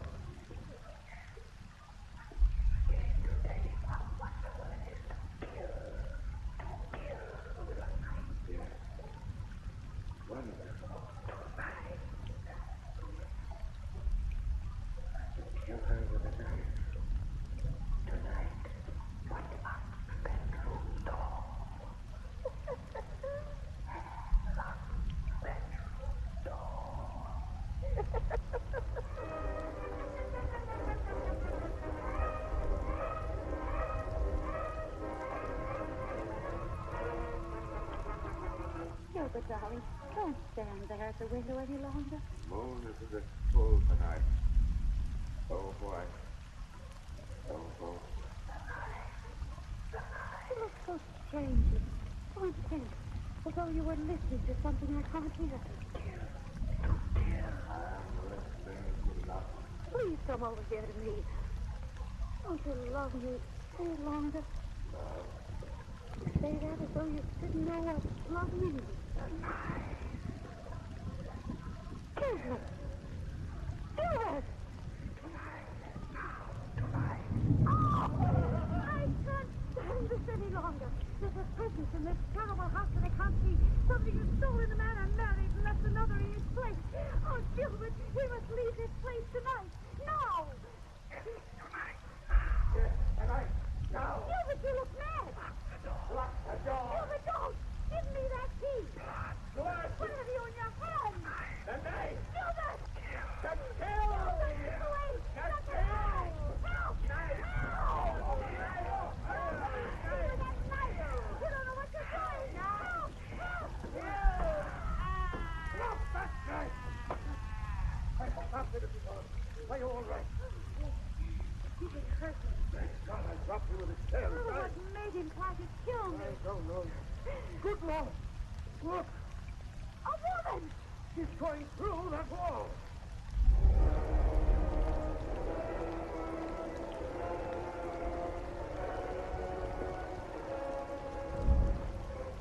So you were right.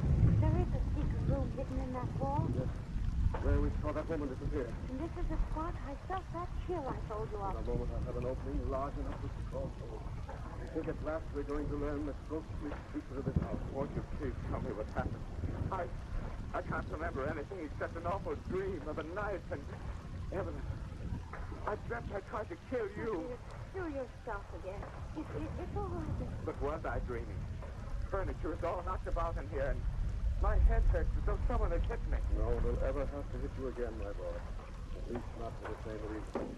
Ah, get through now. Bring that candle. Too dark inside to see what I do. I have it. Oh, the dust in here. Oh! Delicate. It's a woman. In the dress the shadow figure wore. There is a rough, twisted knife. And a piece of parchment. It's a letter. What does it say? This skeleton was Lady Wilder. Lady Wilder? Yes, the bride for whom Honeymoon Cottage was built. And in the parchment is written, walled in this secret chamber, I die by my own hand. May the hate I bear the race of men live on. And by the vengeance for which my husband died, may all who live within these walls be victims. But they're carried beyond the world of death. I don't understand. I was told you that her husband was beheaded for the murder of his mistress. He installed the woman in his house in the very presence of his young wife. According to old documents I have read, there was a suspicion at the time that Lady Wilder killed her rival in such a manner that the flame fell on her husband. This parchment seems to prove that theory. It was she who pervaded this house with the germs of murder. Her spirit who tempted men still. I think, but how? I don't know. Nature is full of mysteries to which we have no clues. I don't know. I wasn't dreaming of the thing I tried to do. Oh, Evan. It's all right now, dear. It's over. And the curse of honeymoon cottage has no power to harm us anymore.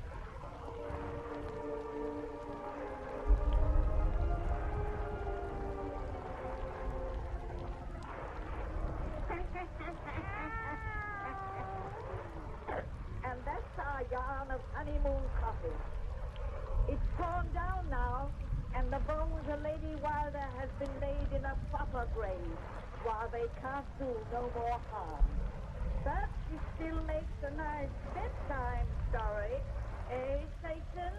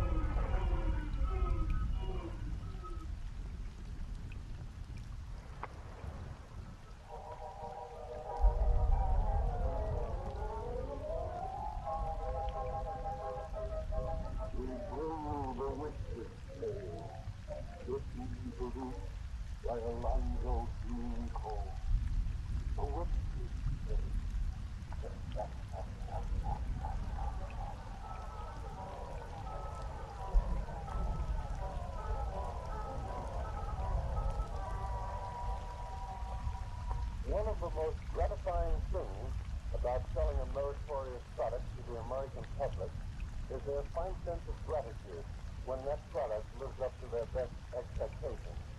This certainly is the continuous experience of the makers of Crucian salt.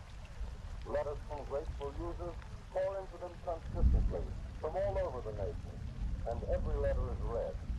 As millions of users of Crucian know, there is a little pink slip in each package. This little slip is simply to tell users that the makers of Crucian are glad to learn at first hand the extent of everyone's success with their product. Incidentally, the pamphlet in the package tells every Crucian user that a wonderfully informative 20-page booklet is available free for the asking. This very interesting, authentic booklet is entitled How to Achieve Stylish Slenderness Without Injuring Your Health. Many hundreds of thousands of people have sent for this booklet, and a great many of them have later asked for and received extra copies for friends, which only goes to show how people like to pass on to others good news and personally proven advice. Now let's hear briefly what Miss Rita Wilson of City Island, New York tells us. I realized I was getting too stout, 230 pounds, and my physician advised me to take this salt. I am now reduced by 48 pounds of steel fine. I'm delighted to do that. Then there's this report from Miss M. Kettner of Brooklyn, New York. She is the nurse of the Italian.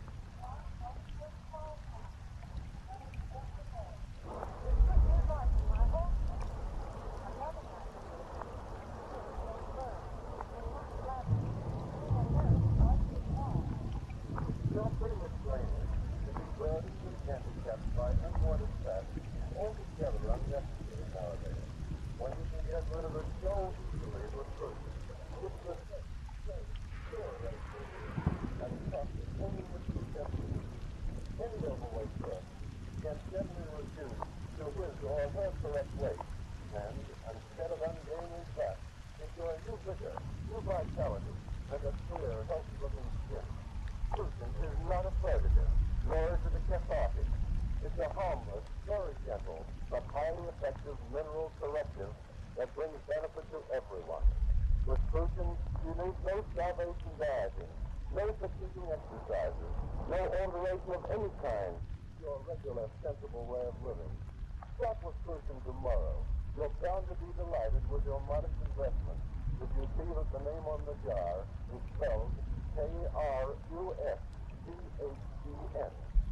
And now for our visit to Old Nancy and the wise black cat.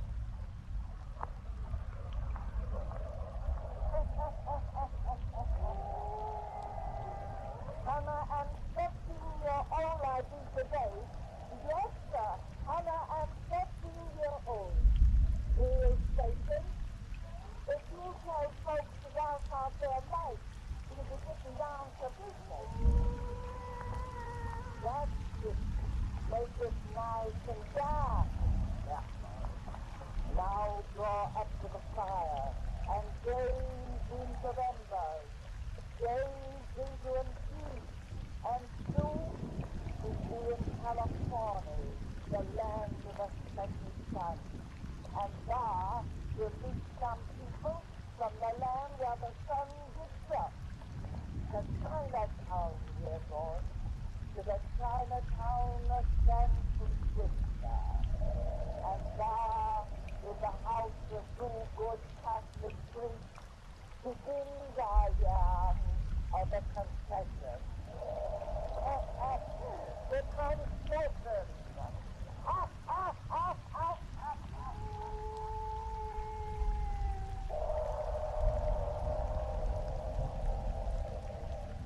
Now, my boy.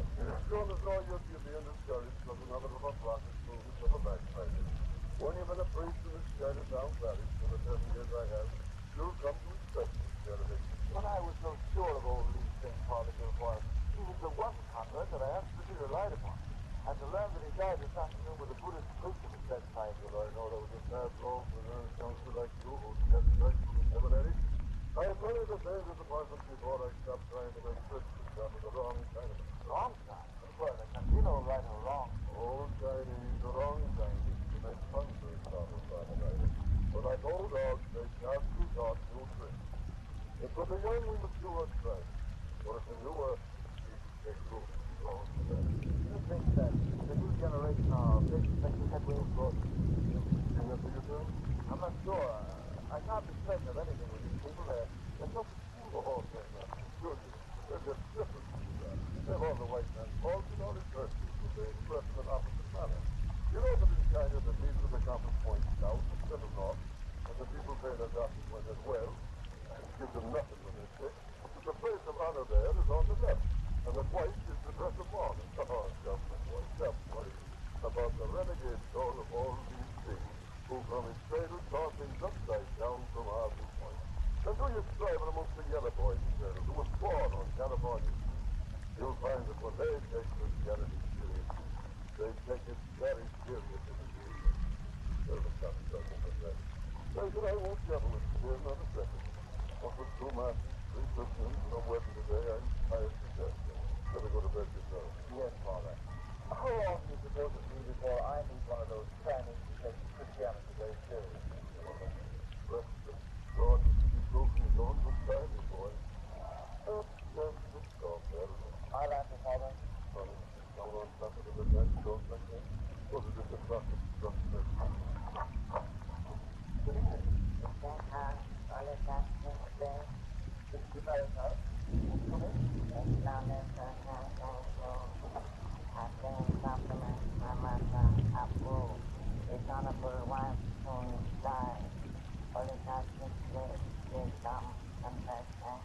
What does it, Father?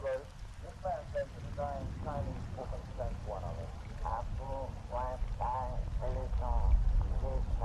I guess that's it, what? I let you go, Father Gilmore. You're so tired. Well, I'm never tired when there's duty to be done. But I'd like to go if you permit, please, Father. Let me attend this woman. All right, boy. Perhaps gives you the proof you were just now asking for. Thank you, Father. I'll be ready in a moment. Who is this Apu you come from? Where does he live? I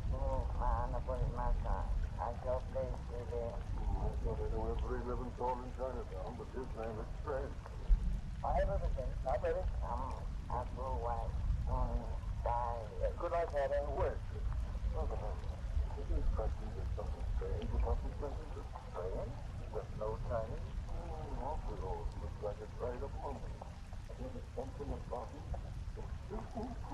Yes, my Father. I don't like that message. He comes from a dying woman, Father. A Chinese dude, not a backslider. I must go. Show me the way. Good night, Father Gilmore. Good night, Father Ryan. Go right back to it.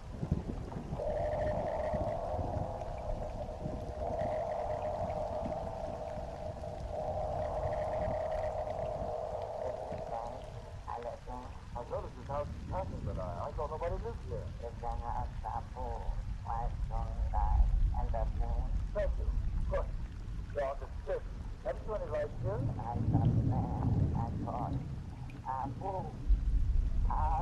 Oh, there's a light showing now.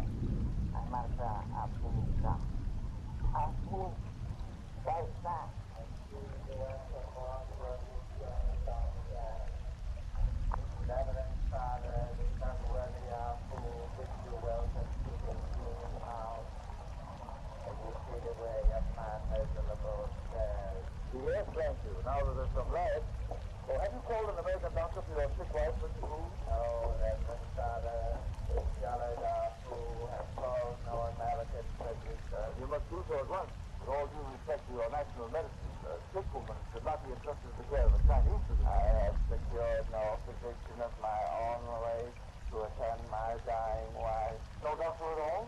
My wife requires the physician of the spirit, honorable master, not the healer of the body. Claim to enter this humble room, please. Oh, Father. Holy Father. Let's come to you. Allow me, reverend Father, to present my wife. Your wife, sir? But that's a little sick. You were not told she was sick. You were told she was dying. Dying? What is as well as I am? She is dying, worthy superior, because I am about to kill her. What?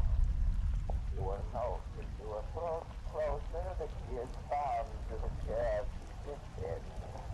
About her throat is a silken cord now loose, which will soon be pulled tight to stop her blood. You fucking yellow pig, twisty about that. I sound like one. Yes, take her hand from me.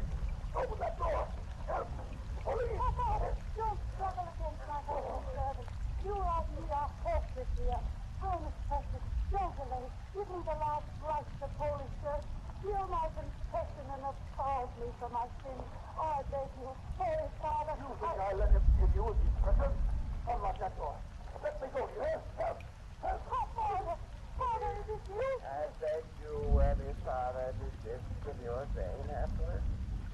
The wife of this unprepossessing outlaw has spoken true. Struggle is useless. There is nothing you can do to save her life. But as she is of your Christian faith, you can prepare what you call her soul. Oh, Father, please, God, give me extra Lucy. Then you can go. You may call the police. Call anyone you wish. Yes, then you may go and tell anyone you wish. You mean when I hear your wife's confession, you let me go to bring the police upon your head? Yes, I swear it on the blood of a white cock. And that is an oath which no Chinese will break. I don't understand. This must be some joke you're playing. An unholy joke on a priest that loves your people. Oh, no, Father. No. We play no checks on you, my worthy friend. But if you meant to kill this girl, you wouldn't swear an oath that I'd be really killed. You also say more natural. There's something in this room. Something I can only feel. What is it that's so awful here? Confess me, Father. Oh, give me extra strength. Its duty is to console. I need consolation, Father. Oh, my music is great. Hear my confession for the pounding of my spirit. I'll hear your confession. But if this is a trick to mock the Holy Church, may the curse of God fall on you all. I swear there's no trick. Confess me, Father. Very well. Leave us alone. I stand. Be quiet. My servant, believe. I regret that I must remain. Oh! My husband already knows what I am about to tell you, Father. And if he left us here alone, you cannot help me to escape. Escape is quite impossible. I have prepared myself for this condition.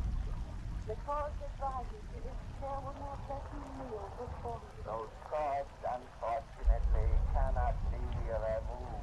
We'll see about that later. Proceed, my sister. Bless you, Father. For I have sinned. A sin that has brought me unto death. Bless you, Father. In nomine Patri, Filii, Spiritus Sancti. I have been sent to Almighty God. To Blessed Mary, ever Virgin. That I have loved not my husband, but another. Something's the matter, that's all. Man old enough to be your father when you were promised to me. My very wishes, you know. You know a daughter, Mr. Bates. China, you and I are no longer Chinese. You were born here in San Francisco. Neither of us even speak correctly in our mother tongue. We are Americans. If you'd only been with me, to give me strength to refuse. Of course, there was a way of preparing for our future. You were weak enough to take off. Well, you must understand and forgive me, Ma. You must forgive me, Ma. You must. It wasn't because I didn't love you. I shall always love you. So you understand me now? Put on a wait. I love him instead of waiting. And I thought it would be easy and kind of when it's so strong. You must know that we were super. I must not move again. Shall not intrude upon your domestic happiness. Oh, please, please. Can't be angry with you. I can't give you up. Me alone love you. I have no wife about you. I mean to be a good wife. Just leave off.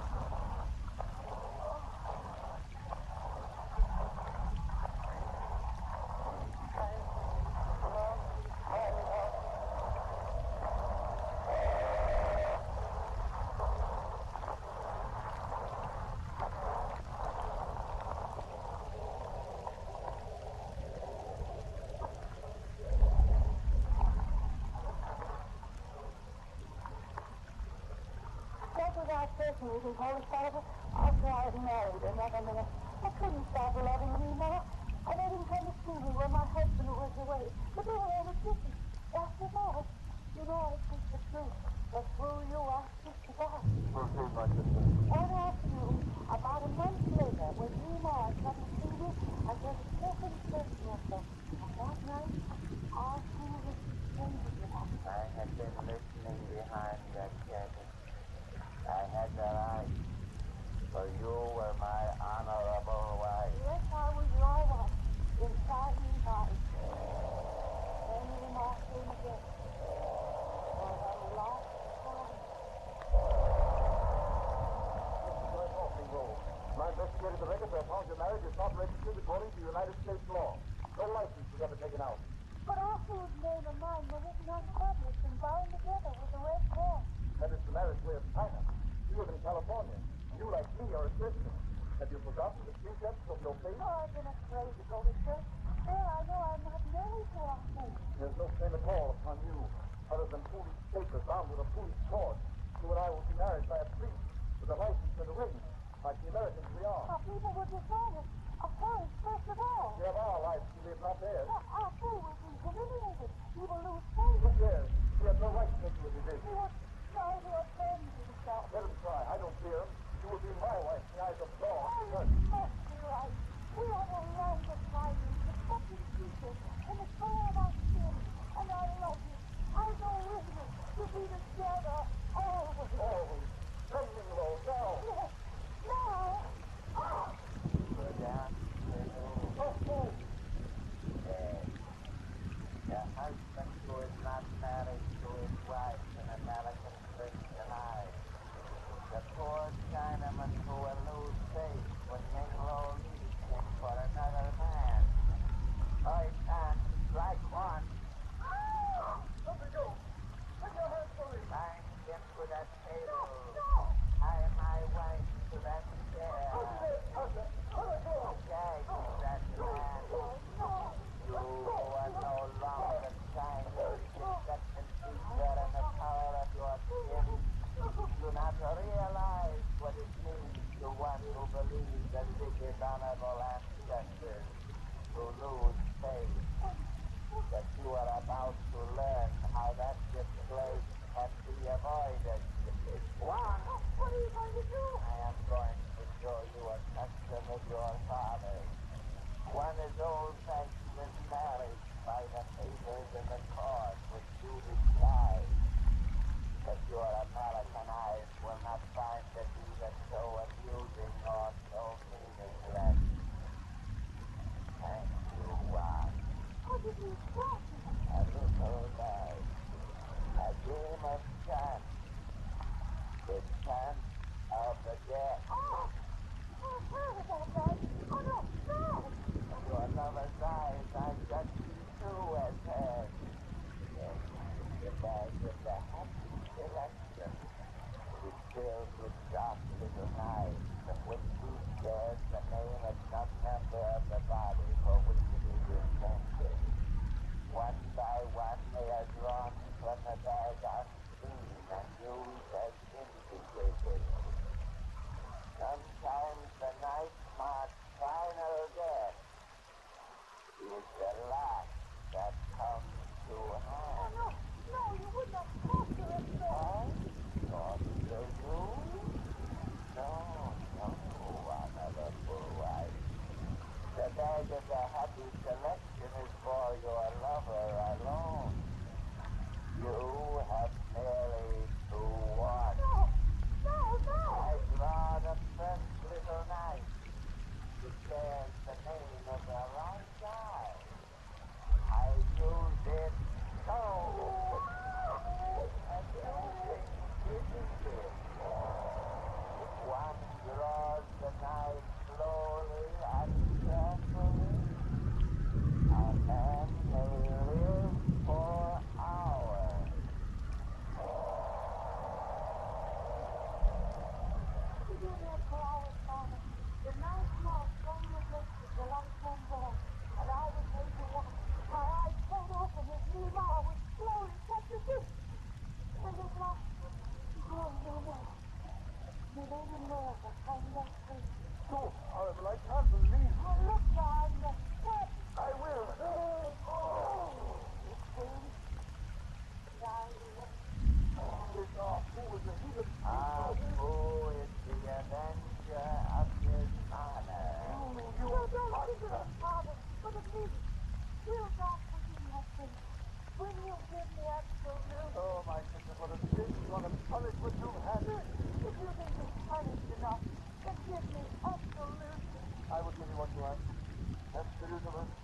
loving it, conscious and clear, there's a strength of thought.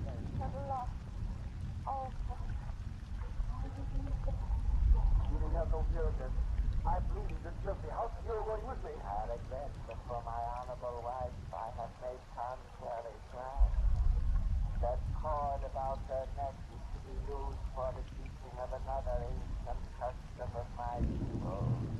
The 1001 painful death. I've heard of that plan, Coachman. You would slowly take the cord and she'll scream no more. Then unloose it and bring her to. Then repeat the process again and again. That cord shall not be used. I'll see that. I stand likewise. Put your bloody hands on me. Let go of me.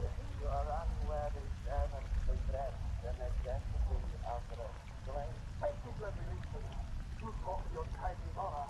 I have your oath and I shall be allowed to pass free through that door. I shall keep my oath, and you may summon the police if you will. They will come too late. So I stand. The door is open, Your Reverend Father. You are at liberty. Now, like one, the first of the 1001 painful deaths begins.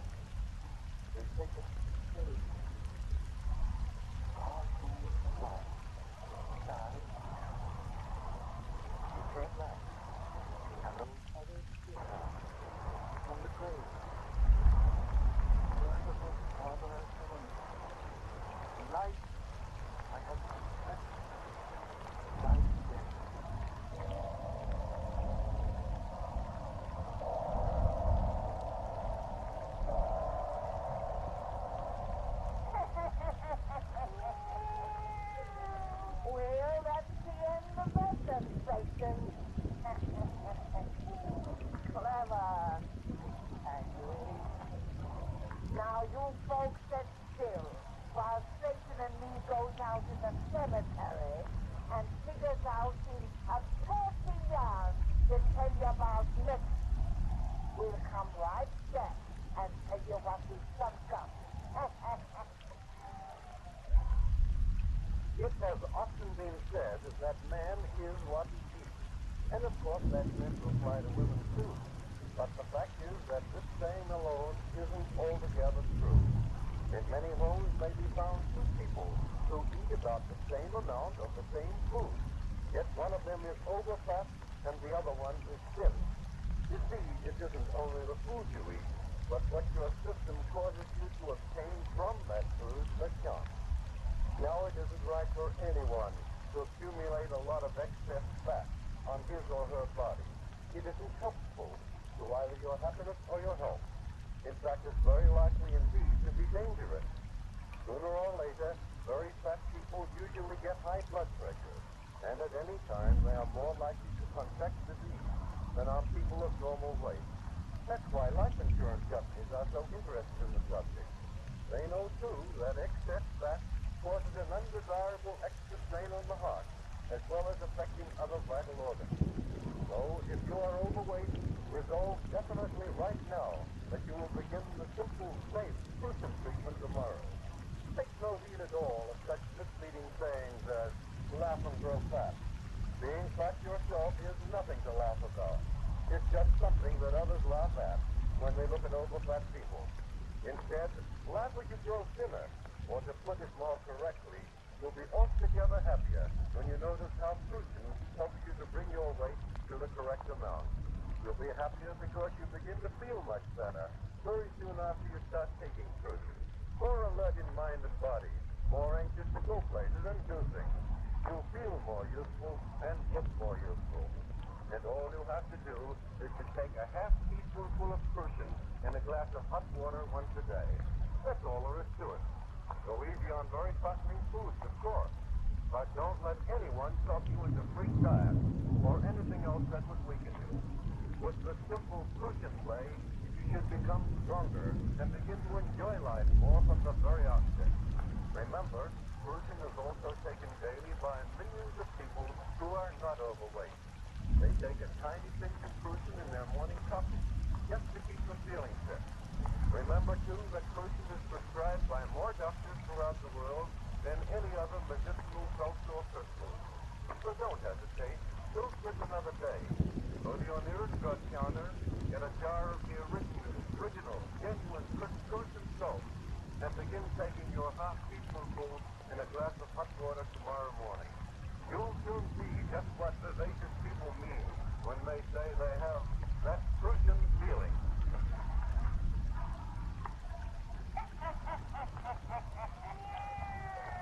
Well, Satan, you and me have sucked up a very perfect yarn to spin these folks that they call our friends. It's a cheerful story of black magic, and we call it Devil Hands. Devil Hands.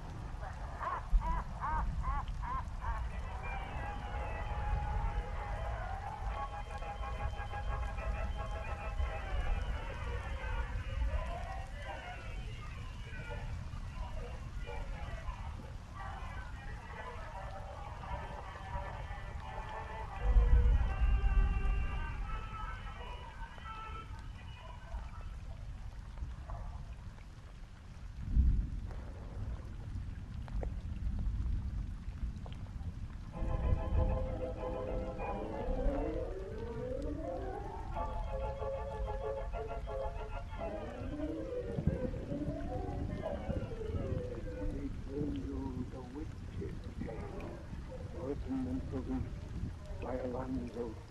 Cole. The Witch's Tale.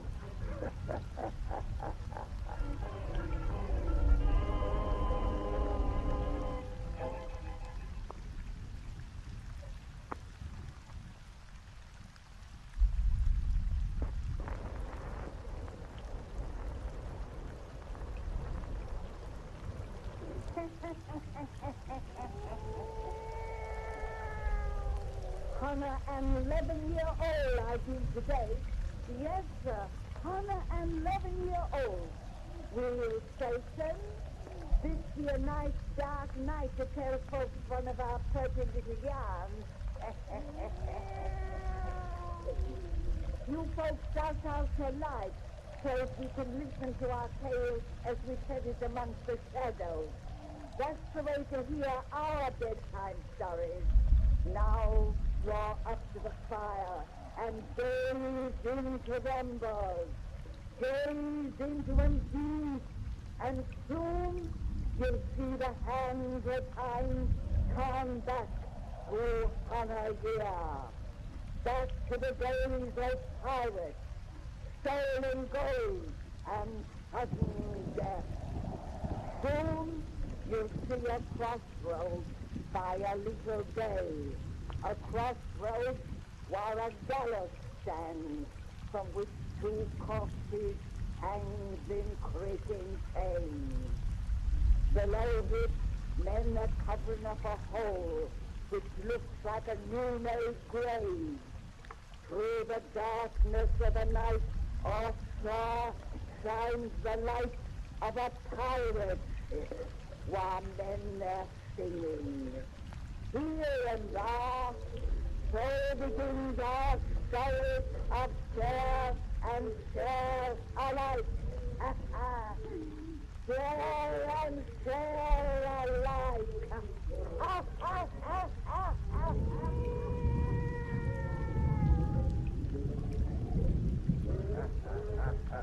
The fools on our ship out there are roaring dry. I made sure they would be. For the cask of rum I gave them leave to open early left, they're not apt to be curious about their captain's whereabouts. You're the slick one, Dandy. Soon we must return to them. They're happy now, but in another hour they'll cut each other's throats. It should be unfortunate. For when we start at daylight, we shall want a crew. Aye, and all of them. If we'd overhaul the English brigantine. The news we have be true, that should do it in the week. Keep loaded with bullion, Dandy, bullion. And when we see that, our crew can divide the cargo while you and me, their captains, take the gold to add to that which Serene and Frenchie bury now beneath the gibbet. Think it's safe there? Most safe. For there we're ever short of guardians for our treasure. You mean our bony friends who squeak snow in their caves as they dance upon the wind? Aye.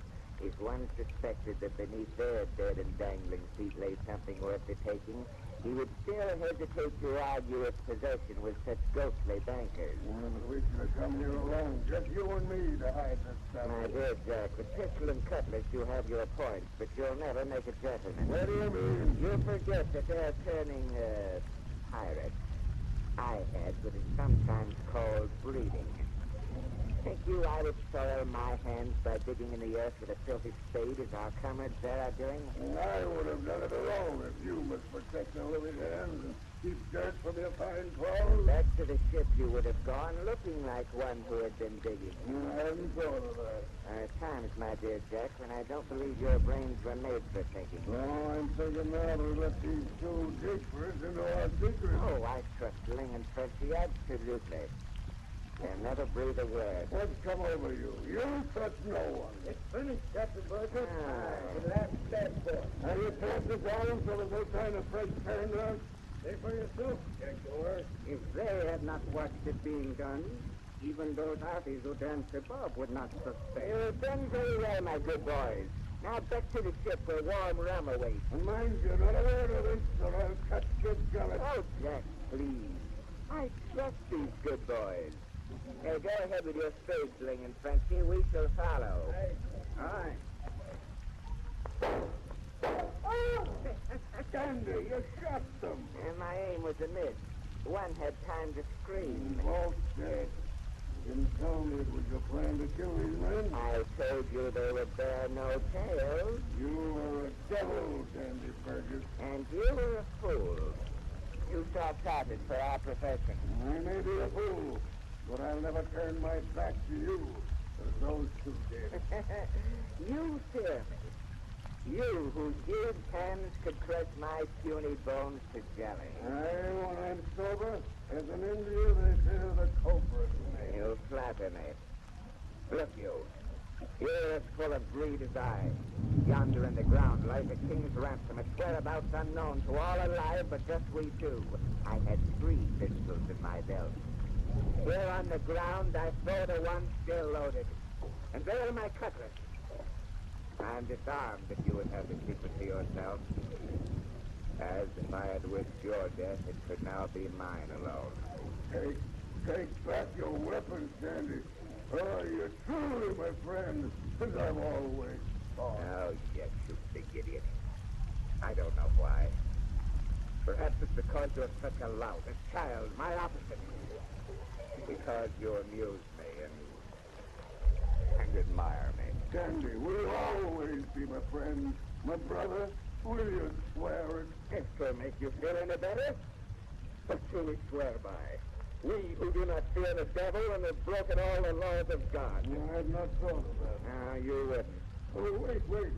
We'll swear by justice, the thing we both fear most. Justice is a silly word for schoolboys. But since you wish it very well, we'll swear by justice, which for you and I means death upon this gallows tree. Aye, with our hands upon the chain in which dangle those bleached out. Better yet, with our hands upon the corpses we will swear. Brother of the stretched neck, excuse the liberty. I grasp what was formerly your foot. I touch the body too. By justice, by the gallows tree, by death we swear, to be brothers, friends, inseparable, to share and share alike on earth, or down in hell. I swear, now you. I swear. Yeah, now let's come away. The odor of our dancing friends is scarcely that of flowers. You must put our good boys, Ling and Frenchie, in the small boat, Jack. When we strike deep water, you can toss their bodies out. No one will see them in this darkness. Nay, daylight we sail. The English merchantmen and gold. Which we'll share and share alike. Which we'll share and share alike.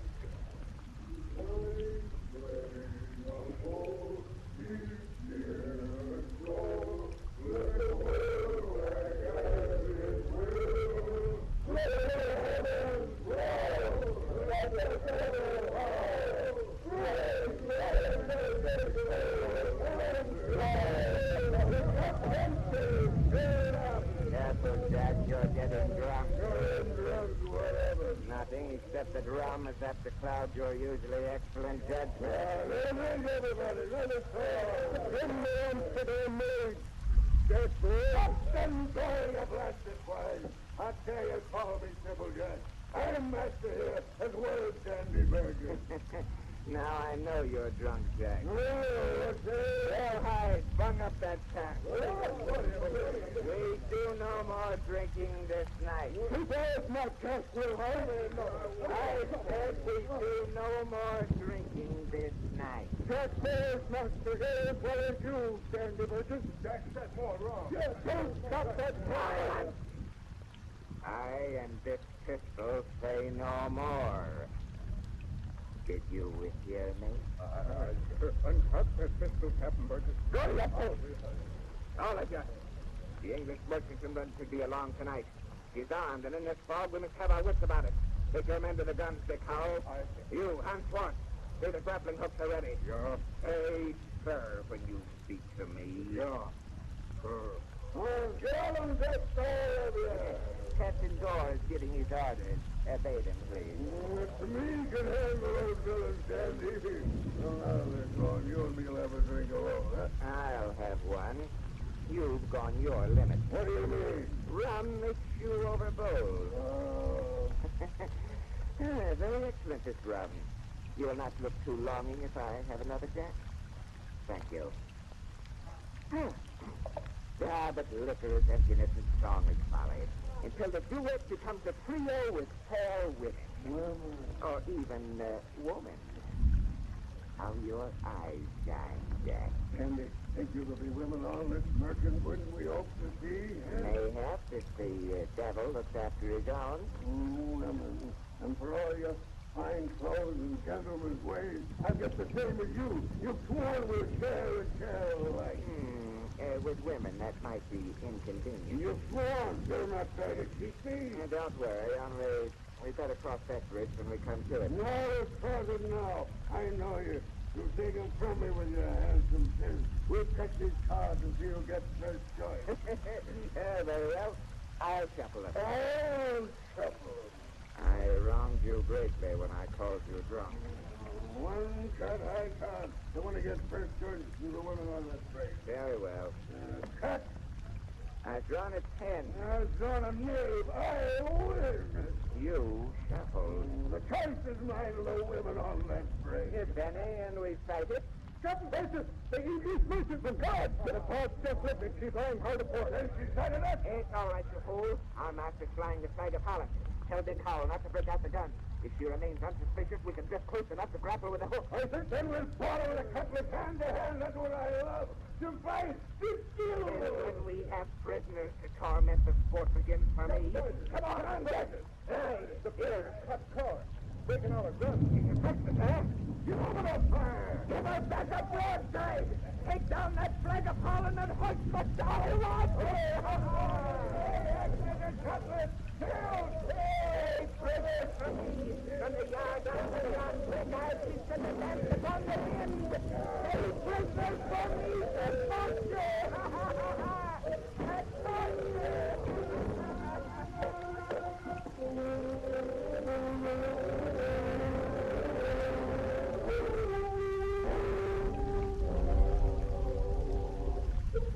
Don't come here anymore.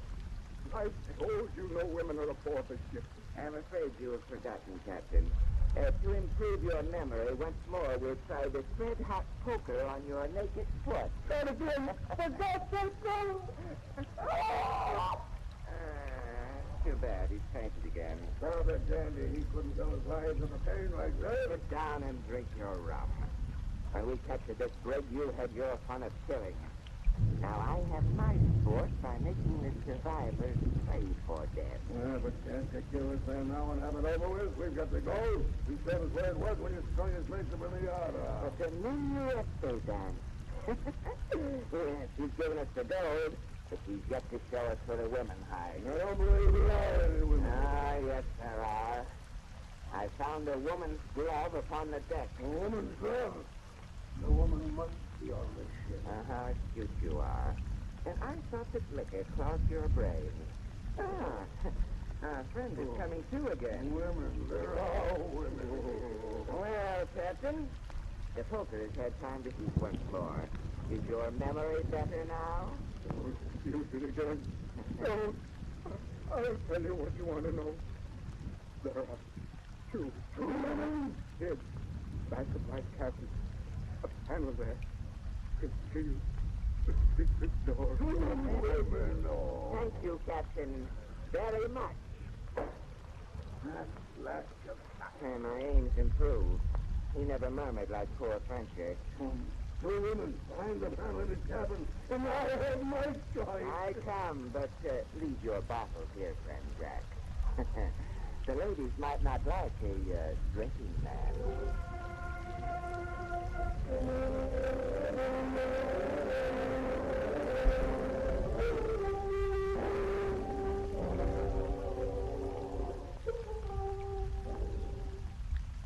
One more blow and I'll burst the panel. Nay, wait. Yay! Now, you fool. The women hear your act. The tower inside the wall. But they know it's coming. Oh, wait there, Jack, and let them fear the law. Yay, I want the price. I want a woman's kiss. Hey, you flock. If you know the life in that deadly terror. I have the light of a woman in my arms. And die of her tears. And back. One please. Good evening, gentlemen. Well, but woman. It's not you who screamed. I'm not the kind who screams. Our companion is there behind that curtain. Dead. That's her enough breath. He was afraid of you, gentlemen. She preferred to die. And you preferred to live. What a spirit you have, my pretty one. How I shall delight to tame Not that, Sandy. This woman is mine. I have the choice. Yeah, but the other is dead. And I saved the living. Don't be a fool, Jack. We are brothers. We sworn to share alike. The woman you said there would be inconvenient. Stand aside. I want this woman, and what I want, I take. Now, this time my pistol is pointed first. You're drunk. You don't know what you're doing. Oh, yes, I do. This woman goes with me. Come on, you. I go with the master. And that's me. That I'm not a drunk dandy Burgess. You see, as we go through this door, I do not turn my back to you.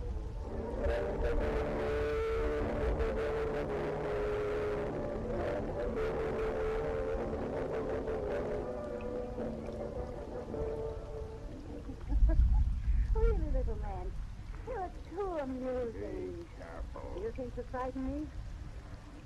The way I've spread aboard this ship has quite accustomed me to pirates, even the fearsome kind like Captain Gore. But for cabin boys like you... You'll drive me too far. Listen, wench. I tell you that until the night we took you from that English brig, that Gore was my dog, my slave.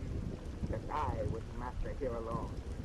Possession of you has turned his head, so that now he tries to rule here in my place. You will be master once again. Why do you not take me from him? I go with the master. So you shall. And the master will be me. Aye, dandy Burgess. Captain Burgess, you dog. So you say. Captain Gore says to keep away from his woman. You, mistress, he bids come to his cabin. His cabin, swine. Where he sits, always facing the door with pistol cups and ready. He seems unwilling to ever turn his back to you, Captain Burgess. Laugh. Laugh as you go to him, you. Always facing me. When tomorrow we enter Nassau Bay, I shall teach him to face always. Yet see me not. And you, Mistress Kate, will find I am the master.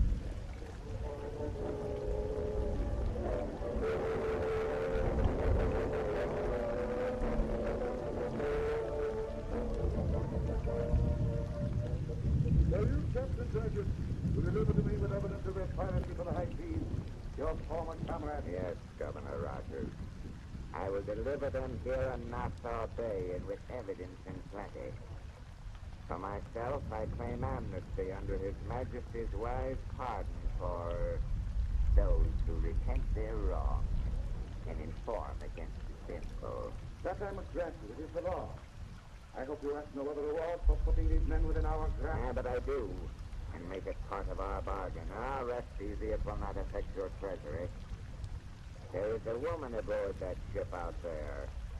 I would place her in my care, and in her company, attend the hanging. You would attend the execution of the comrades you condemn? Not all of them. Only that of Captain Gore, my particular friend. As the wind turns his body in its gallows chain, I would watch him face always and see me nowhere.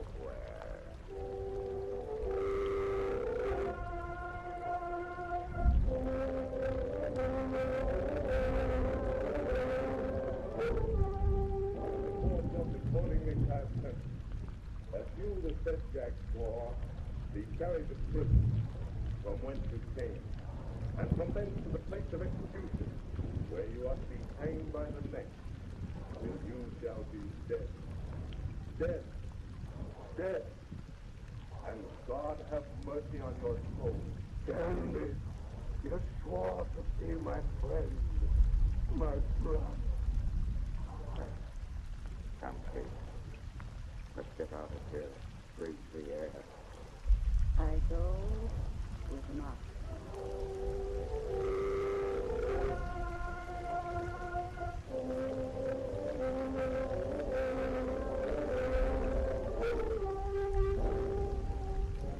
We're nearly at the crossroads where you say you're buried treasure alive. I see the gibbet there. I'll pass him alone and spend my night. Our friend Jack who was hanged upon us yesterday, will be grateful for our company. Hear a creaking change between these. These the trial will. Now, wait. What is that? Now, let's go back. It's just dirty work to fly a spade. It goes against my grain to soil my hands. You want no one else in the secret of the treasure that you and he buried here so long ago? Oh, nay, but to dig for it at night and dark, the unaccustomed work, I cannot see. I did not know my master's courage. I would think he was afraid. Oh, what have I to fear? Not man, surely. And in your pocket lies a pardon from the king. Nay, and I do not fear the dead. Yes, yes. How plain you can hear those rusty strings. It is like that another night. The night on which you swore by the gallows tree. And death. And justice. Then, sensible. Share and share life on earth, of power and hell. I meant it when I swore that oath. I meant it though I laughed and mocked. It was all your fault I did this thing. Effie and I met you. We were as brothers. Jack was such a fool, a lout. My officer, he amused me and admired me. My cheerful master. Sentimental tiger. Still, another man has feelings. In the lowest speech, can I not be one tiny bit of... God. I have not to do with God. Who are you who has tapped my strength and made me weak? My name is Kate. And I told you long ago. If that's all you told me, what came you, woman? From the cabin of an English brig, some wicked pirate took a prize. You insolent wench. Turn not your back on me and walk away. Did I turn my back? What do I do? You! Now those things grown out and the weight they bear, winds and a wind. We are underneath his corpse. I did not realize we walked so fast. Seems to sense your presence. See his body begin to turn. So fearful to leave it back. No, don't take a thing. Jack, go. Stop moving like that. Done your bidding. Here's your slave again. Your dog. Kate. Those eyeless sockets cut my clothes. I see a light. To me, no light in dead men's eyes. No, I know, but... Kate, there's a movement of that dripping jaw. As though it prepared itself for speech. There can be no speech from dead men. I know that too, but... Kate! Whence comes that singing? Yes, I do hear the favorite song of the comrade. No, that cannot be. Kate! The chains that hold this corpse is twisting. Get that beater on the ground. He's coming for me with dead arms outstretched. Jack, go! For God's sake, keep away! Ah! Don't touch me with your cold, dead hands. Kate, help! He binds his chains about my neck. Don't let him lift me to that gallows. Don't let him lift me to that gallows. Ah! Here and here alike. On earth. Or down in hell. Kate, but for this she brought me here. For death. I know who ye are now. Hear what I swore by. You are justice.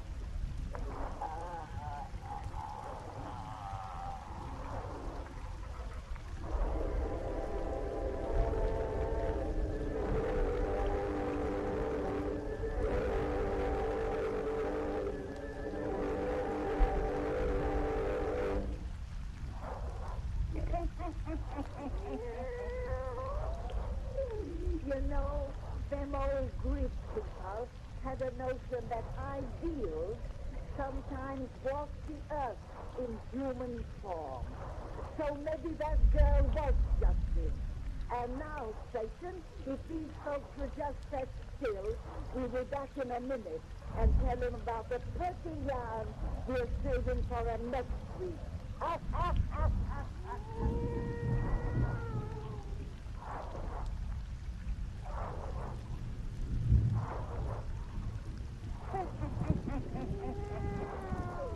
We're Satan. There's a telling folks what we're gonna let us see next week. Just a little bit of them for themselves. Gaze into them with our fire. Gaze into the endless deep and listen. Oh, you got there's something in this room. No. They can't be, Susie. You would leave alone here. No, we're not alone. Look at those shadows. Good Lord. It's a man without a head. Oh! That's part of our yarn about rockabye babies. Rockabye babies.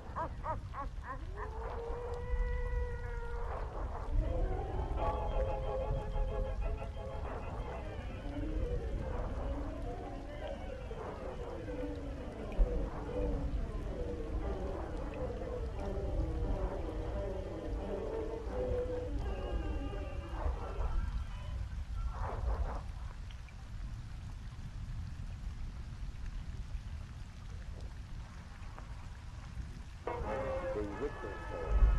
And now let us join old Nancy and Satan, a wise black cat.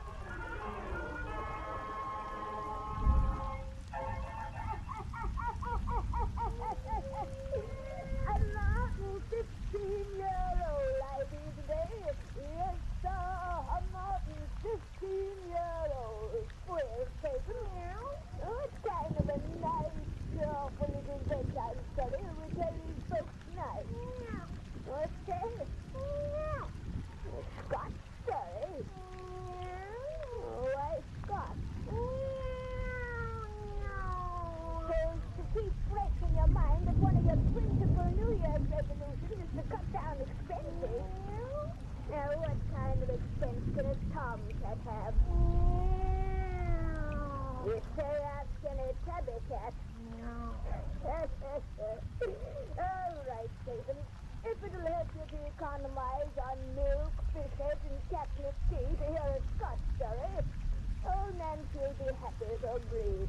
And what's more, she's going to tell you one that's absolutely true. Yes, sir.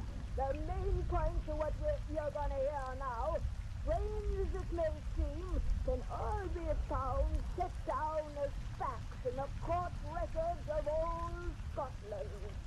Everyone douse their lights so we'll have it nice and dark. That's it. Now draw up to the fire and gaze into the embers. Gaze into them deep. And soon you'll see back through time to the year of 1662. Soon you'll see inside the kitchen of a farmhouse. Soon you'll hear the angry man talking. Soon you'll know what happens when you call in the devil's name. In the devil's name.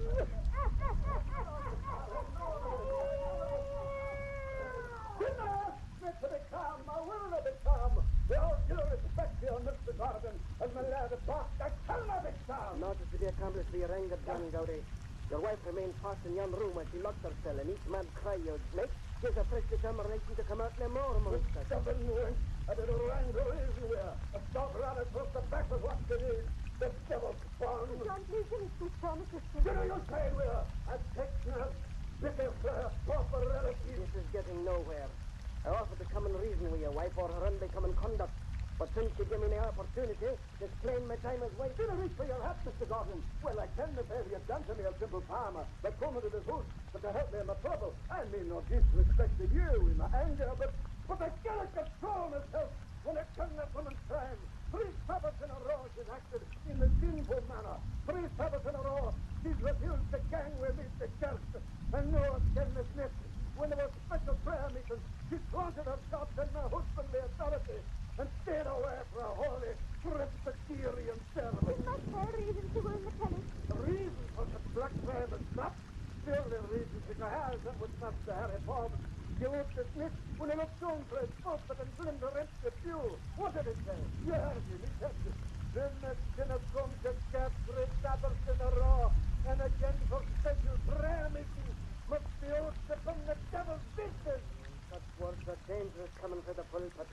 particularly ill that our countryside is plagued with witchcraft. And a fine thing it is for me, the richest farmer in Ambience, that should be cried upon by people as the husband of a witch. You shouldn't say such things. You both can well, but Isabel is nothing of the kind. The idle talk as it grows into piercing tales. It should have come to the ears of the king's letters. But they good king, and they took her up to be one at the state with some caliber of the pride. John, I beg you. Enough of this. If you want, I should try self-talk with you, Aunt John Goday. You and Mr. Annie gang out of the sight and hearing while I try to persuade her to open the unlock yon door. Then I don't wish to be disturbed. I go, but she's the devil's own, and can you have a small success? Come, John, please. Now, Mr. Goday, will you come out now? I'm here alone. I tell you, these walls is thin, and I heard all was said. All I heard, that I am the devil's own. A witch! Ha ha! Because my husband would like to make a love to me. If he ever stared, Oh, won't you please come out and let me talk with you, Mrs. Goldie?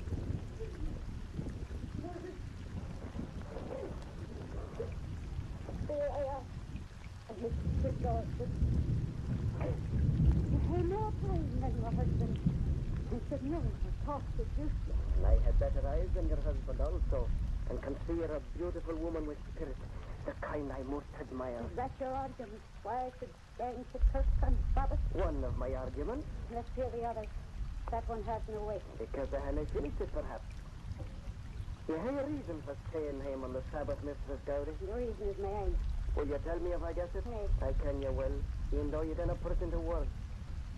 You have better blood than your husband. It was a come down for you to marry him. I can your father made you for the money John possesses. What has that to do with my staying away? What's that? Much. Your husband is a miser. And the richest farmer's wife in all our being has made a decent dress to wear. I said you'd tell me if I guessed. Yeah, you speak of it even though you are a lad. I hear you smile at me as the women smile when I pass amongst them in his old green rags, the only frock I own. I'd rather they thought me a witch than feel their sneering eyes upon me one more Sabbath. You've just married me. I'm ashamed. Ashamed to get used to this post looking like a beggar. I do not smile as the women do. I understand and sympathize because I am your friend. The thing I've never known. You know one now. Dry your tears. You must believe me. Oh, Mr. Gordon, I'd like to believe you.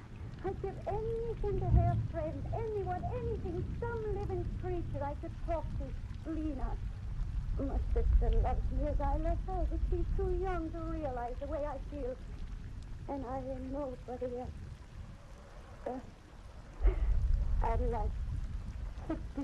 Mr. Gowdy, you have me for friend, and I shall prove the friendship. I prove more. I can give you pretty dresses with a score, send you the cut in your own coat, and your neck and arms with precious jewels. That's why I ought to be alone with you, Miss. Not because I said if you ever listen to preach, you must have forced again, but because I'm mad about you, Isabel, because I want you. No, you want the goods that I can give you, and for them you'll give yourself to me. No, I want you. You went. You struck me. Aye. And again you lay hands upon me, this kitchen knife will find its way into your filthy heart.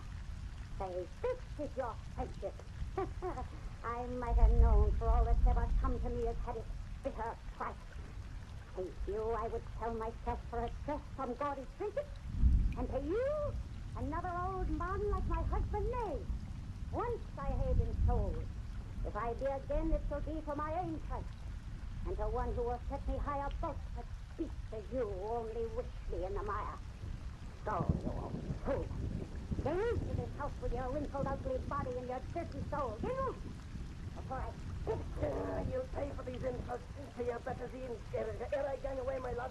John Gowdy, come here. I know you would have me tell my husband what to do. You tell him your tale. You tell him your tale and I'll tell mine. What do you mean? You call Mr. Gordon, and you can the went to see him tumbling. Nay, and from this night cook will have her. Master Fox was right. She is the devil's end. A witch to hell. But no, she tried to play her wiles on me. I made love to me, she did. You son. I can just say that. But yon kitchen knife you hold is proof. She threatened to stab me with it because I will not kiss her for one. Hey, John, Annie, you cannot believe If anything of devil's wish you wouldn't have gang to touch. A spawn of hell. You break the can at strike her. Well, I strike you new upon and you want them back.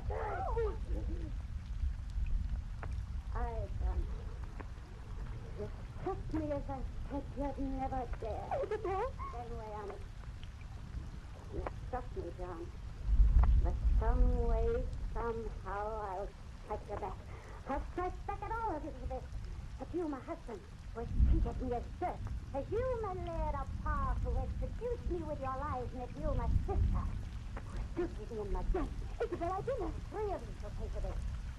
Oh, what I was, a devil's witch that you accused me. If I had the power of hell, I'd strike you dead before me. Now I can only say that God was just all. I could you, thank you, thank you all. Oh, don't lock me out. Let me in, I can't even find you. Come away from here, and let me take it a full enormity of what she tried to do to me that I will draw already a pair of victims and oh, God, I pray thee. Curse them all. Curse them. Stop. Yes.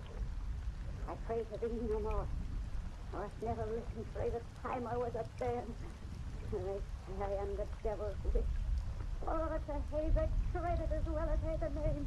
Oh, to hae the power they say the devil gives his aid. With a foul black fiend to hell I pray for torment and all them who curse me. In the devil's name I curse them. In the devil's name. My service, Mrs. Gardy.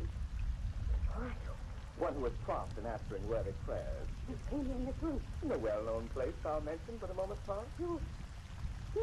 The name I most prefer is Lucifer. Especially when I deal with ladies. It has a more romantic sound than my other titles, don't you think? Get me gone. Did I really mean to call upon you? Oh, of course you did.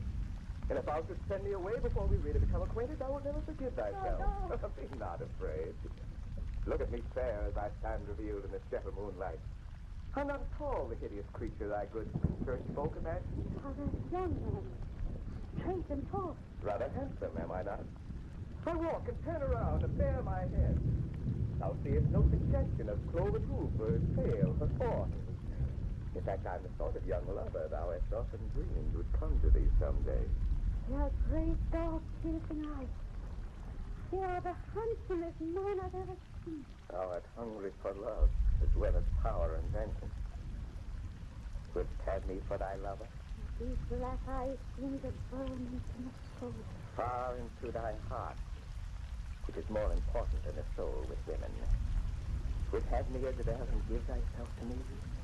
Not silver frocks and gaudy trinkets do I offer. I will set thee over them who wish thee in the mire.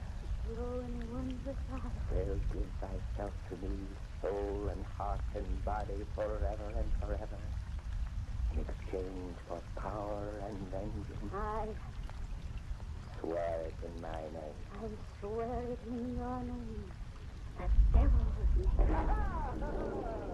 Not even ask the price you'll pay. Well, there should be none unless you win us so. Except this mark I place on all my own. I brand it on my shoulder with a kiss. And it burns. It's a fiery thrill thou longest wanted. Aye, a thrill that means you like. A life quite different from thy past. But rebirth has just begun. Now for thy first sweet taste of vengeance from the power witches know. Come, we go to where my court on earth holds revel. To the Dooney Hills. I'll go with her. The windle straws blow in thy window. Seize one as I do and place it twixt thy feet. It's done. And hark thou to the charm I speak. Horse and haddock, mount and go. Horse and haddock, be it so. In the devil's name! Oh, it's my two horses. These that mount from out my window to the sky. We are two mighty forces, lords of earth, both you and I. I am a witch whose credit has been claimed. Aye, by the power of my master's name. Look yonder, there our journey ends. To the Downey Hills my horse descends. With speed of thought we traveled here. Thought is another name of mine, my dear. I sees the light on earth once more. Change back to the straws they were before. Well, what think you of this place, my Isabel? The hills are thick with dancing forms. Human folk I see. And fearsome creatures not earth. Oh, be not afraid. For witch or warlock, fiend or demon, all here do call me master. Kneel all and make obeisance. Here I am God. Here is my heaven. Look ye on my kingdom, woman. You got awful ugly, Mr. Booth. Ah, you do like the handsome looking of a monster that men call Oh, it. nay, nay. Gaze deep into mine eyes again and see that I am Jesus. Your eyes burn deep into my heart. And thou dost not detest thy pardon. Then I repent. Then enter in my glory. Rise, ye wicked warlocks, usurers. Rise, all who are my subjects, and hail the newest of my number. Now thou shalt have a servant sweet. Riva, come! What were you doing? Ah, this was becoming a soul. To be thy slave, invisible once we leave this place to all human eyes but thine. Fear not. She's thy familiar spirit. At most, bring here my subject, Bessie Ball. I cannot know. Thou servest in all there, and she is thy neighbor. He is mine, as thou art. Thou wilt find many acquaintances here who have long been in my service. You call me great master. I have work for thee, old Bess. Because of all my older and foreman, thou art ugliest and meanest. That makes the beauty in my master's eyes. Thou sayest true. Now, Mr. Isabel, for the vengeance I have promised. Mr. Gordon, Laird of Park, shall be the first to feel thy hate. I wish to feel wait. Death marks the end of worldly pain. Then must live to suffer truly. Hearken now to the devil's way of torture. The fool is vain and haughty. He delights to boast of his conquest o'er fair women. In that most tender spot he'll turn our dagger. Bessie Ball, do thou a token love song for this Gordon Laird of Park. Is it my will he marry thee? No, I didn't like the man. I promised him and your wish with pleasure, but I want to make a husband. Thou art particular, my toothless hag. Toothless I may be, and ugly, but I have a right to choose my mate. Thou hast no right but what I will. Twas near a bargain that I be wife of mine. Silence! But the devil's gift he can also take away. Obey me not, and I beseech thee of thy power. I give thee command's law to torture and escape. I do hear pity, master. And begone all of you. Thou hast played enough tonight. Go back to the world and to my work. The slag of old death for thine enemy will serve thy hatred well, may I wear. Take me here through the torture and escape if you could tell you. Is it told that wishes attained by man's law? Set you the faithful one to my protector of a trial and burning. Oh, no, my innocent. I am a gentleman who looks after his own, so long as they do not cross me.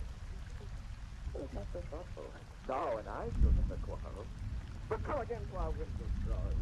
How we ride to make thy vengeance quite complete. You always frighten my husband. Not yet. We call upon the Laird of Park, for thou hast another pretty gift for him. What? Thou soon shalt see. Take the straw between my feet and say the charm I taught thee. Aye, Boston had its mount and go. Boston had its be its soul. In the devil's name. In the devil's name! Rise from the horse's sky. With speed of thought again we rise. Look down. We've reached the place we know. I see the host of hawks below. To thine eyes I make it walls for dare. I see the Laird Gordon sitting there. Take this knife and from thy head, and that lock of thine hair so red. I obey, but tell me why. Ha-ha! You'll learn that by and by. Hover good steeds above this roof, and we'll put the power of a witch to fruit. Gather thy hair down the chimney flue, then hark to the charm of my magic brew. These hairs are lightly, they leave a blight. Burn and pain, don't slake and vein. Hair and name in the devil's name. I see Mr. Gordon rise in torment. Look so upon his flesh, red spot. There is thy hair. Then the stirring heat of flame reveals. That language is to come when he knows passion for old Bentley. But I did not wish to spare him also anguish of surprise. Oh, what wondrous pregnant he had been. Oh, happy in it. Oh, it was him for his hurt to me. I'm happy, happy, happy. I love thee for thy hate. Above all other human emotions is the one I find most satisfying. But the night is far advanced. I must return thee to thy home. Do you know the chaos down my husband? It's them I hate them most of all. Quite overeager, my dear. Scores paid off too rapidly and stimulate no leisure. And I should like to set town. But I haven't neglected John altogether. I'm confined from a greatly changed husband on the morrow. For henceforth thou shalt be the master. His master? That shall be the first portion of his punishment. And knowing something of women, I feel sure it will prove effective. Here we are. But she's just here. Gaze through the window of my husband. He's sound asleep. And I am lying in the bed beside him. But I stand and tight on you. Another helpful charm, my witches know. Before we left, I laid a broomstick underneath the coverlet. To all the world, for now at absence, it appears as thine own self. See what power is in my name? Aye, the power I've always praised. And you say I've seen a past. None. Unless you wish it so. Enter now. I took the broomstick to my sleeping husband's side to try his sleep. Sweet dreams, my love. And sleep. I sleep. Your pain By the beauty of December. She's my own. And now this week against my presence, kindred reaver thy familiar. It infects me in my name. That's it. In the devil's name.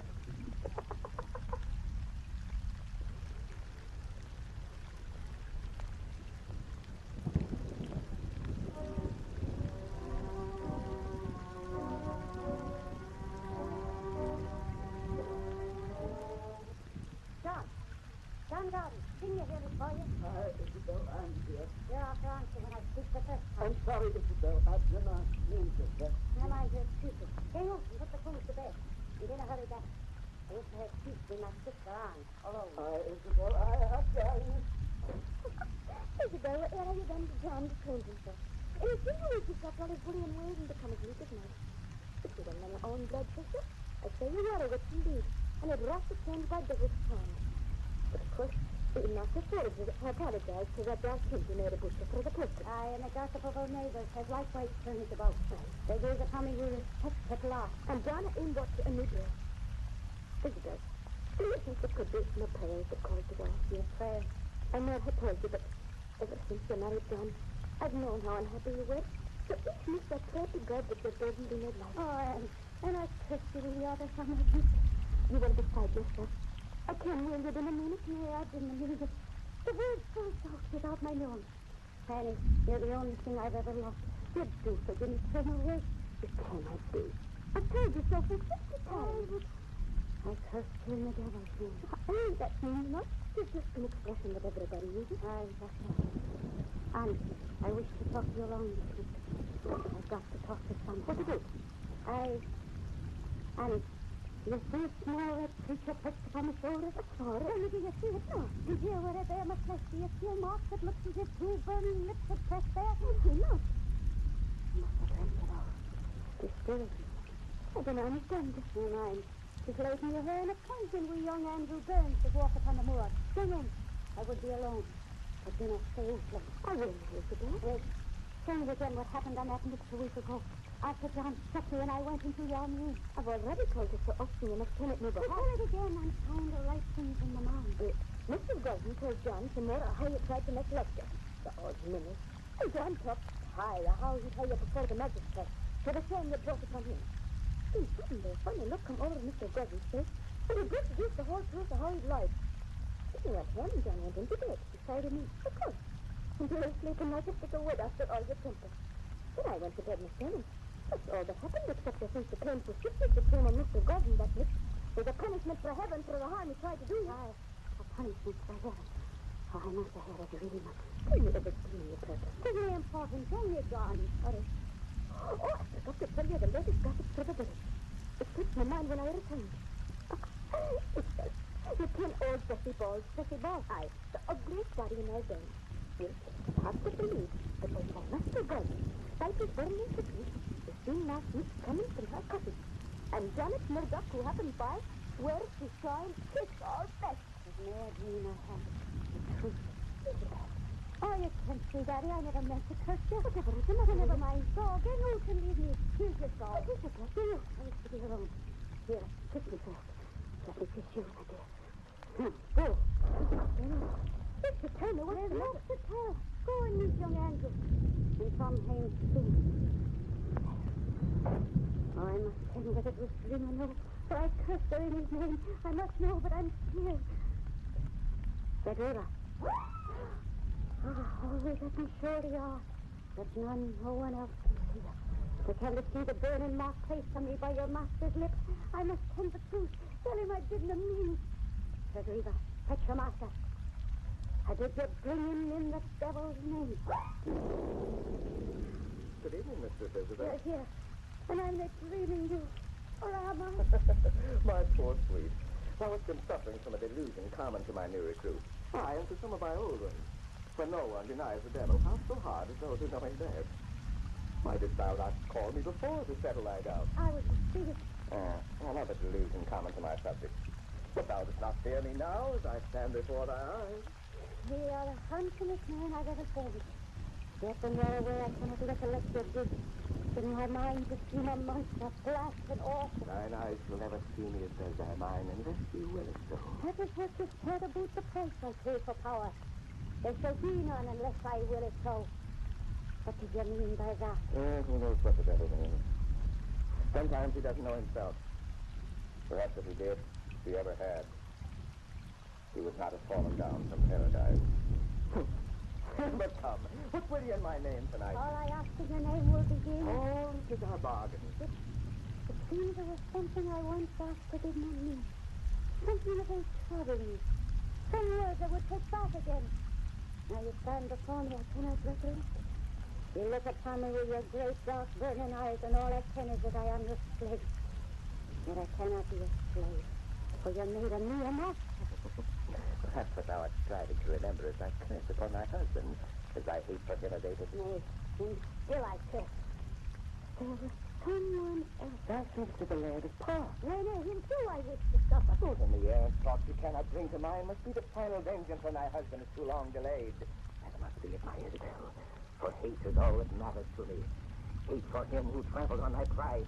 Hate for him who struck thee. Hate. Hate is all that matters. Hate. Come, we'll pay thy score to God. You must suffer like a lad of pot. You'll suffer more. You do. I've never seen men hunt a stag. First the great icy foe. Then an awful terror turns and runs. The hunter follows, pursuing it through brambles, running streams, and over jagged rocks and hills. Hide all torn, feet cut and bleeding, lungs bursting with exertion, heart but one great beat of fear. And stands with hopeless, pleading eyes, beneath the death it knew when escape begun would be his fate. I've seen that, Isabel. Well, the stag is noble game, but the greatest hunt of all is man himself. He shall hunt thy husband so. He shall be the quarry, we the house. Then thou art my true disciple. Come, we seek him out. Here, fix the broomstick in thy bed, so none shall know you leave the house. I lay the beacon in the devil's name. It shall be as I till I come home. Now fetch yon floating window straw. My feet I cannot draw. Hook and cutter, smoke and go. Be it so. In the devil's name. In the devil's name. Aha! Oh, the hunt where man is game. Rend him through the name. Death to all ye hate or blame. Death to all I curse in the devil's name.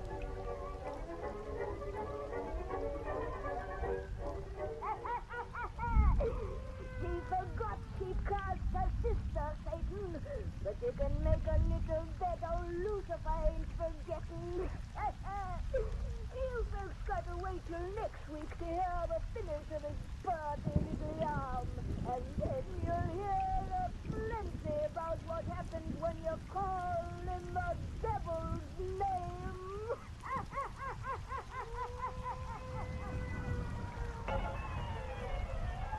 This concludes part one of the two-part drama and the 265th broadcast of The Witch's Tale, written and produced by Alonzo Dean Cole. The conclusion of In the Devil's Name will be brought to you at the same hour next Friday evening. Your announcer is Roger Bauer. This is the usual broadcasting system.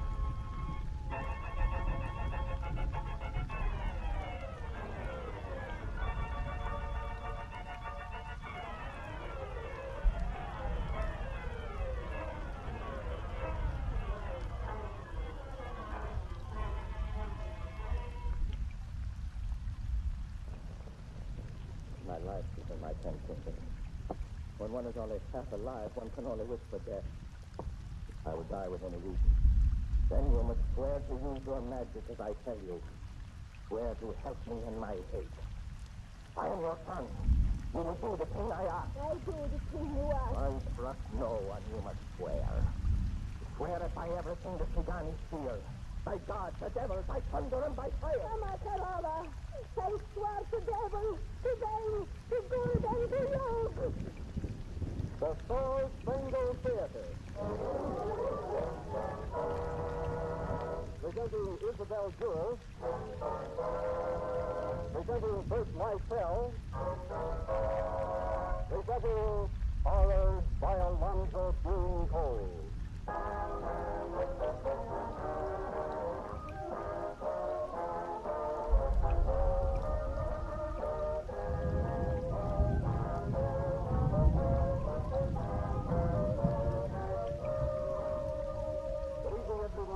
Mildred Martin, giving you welcome once again to your Red Letter Date for Sunday evening, the Star Spangled Theater, and taking in my shoes still from having heard the rehearsal of this evening's performance, which is why, with dispatch and relief, I turn you over now to your Master of Ceremonies, Mr. Bert Lysell, while I go looking for a copy of Elsie Dinsmore. Bert, it's all yours.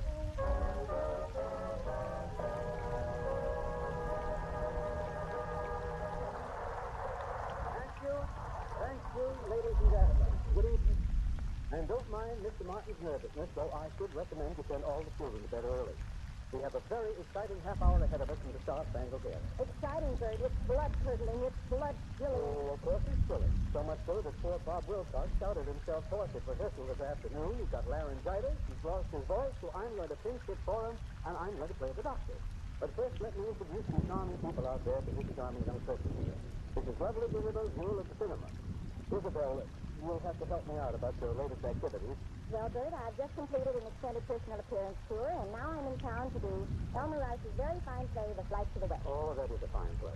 Now, Isabel, when you return to Hollywood, I hope you have some more pictures like, let's see, Lost Horizons, TRT Cities, huh? Anyway, you're such a splendid actress, I know you'll be able to suffer a lot during this performance and come up smiling for Flight to the West.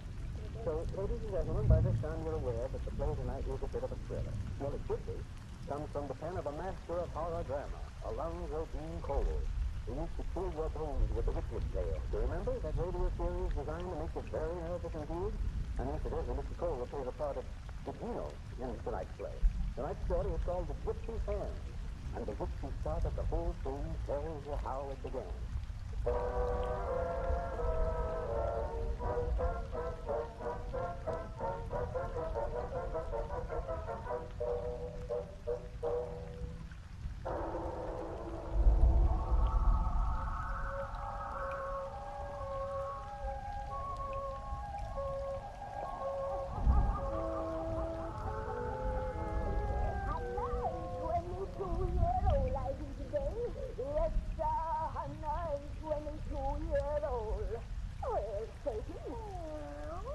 Just had a nice, pleasant walk through the cemetery, leaving you feeling in a perfect mood to cheer folks up with one of our per-little bedtime stories. That's right, Satan. Cemeteries give fine places to give a body inspiration. Now tell everyone to douse their lights and we'll get right down to business.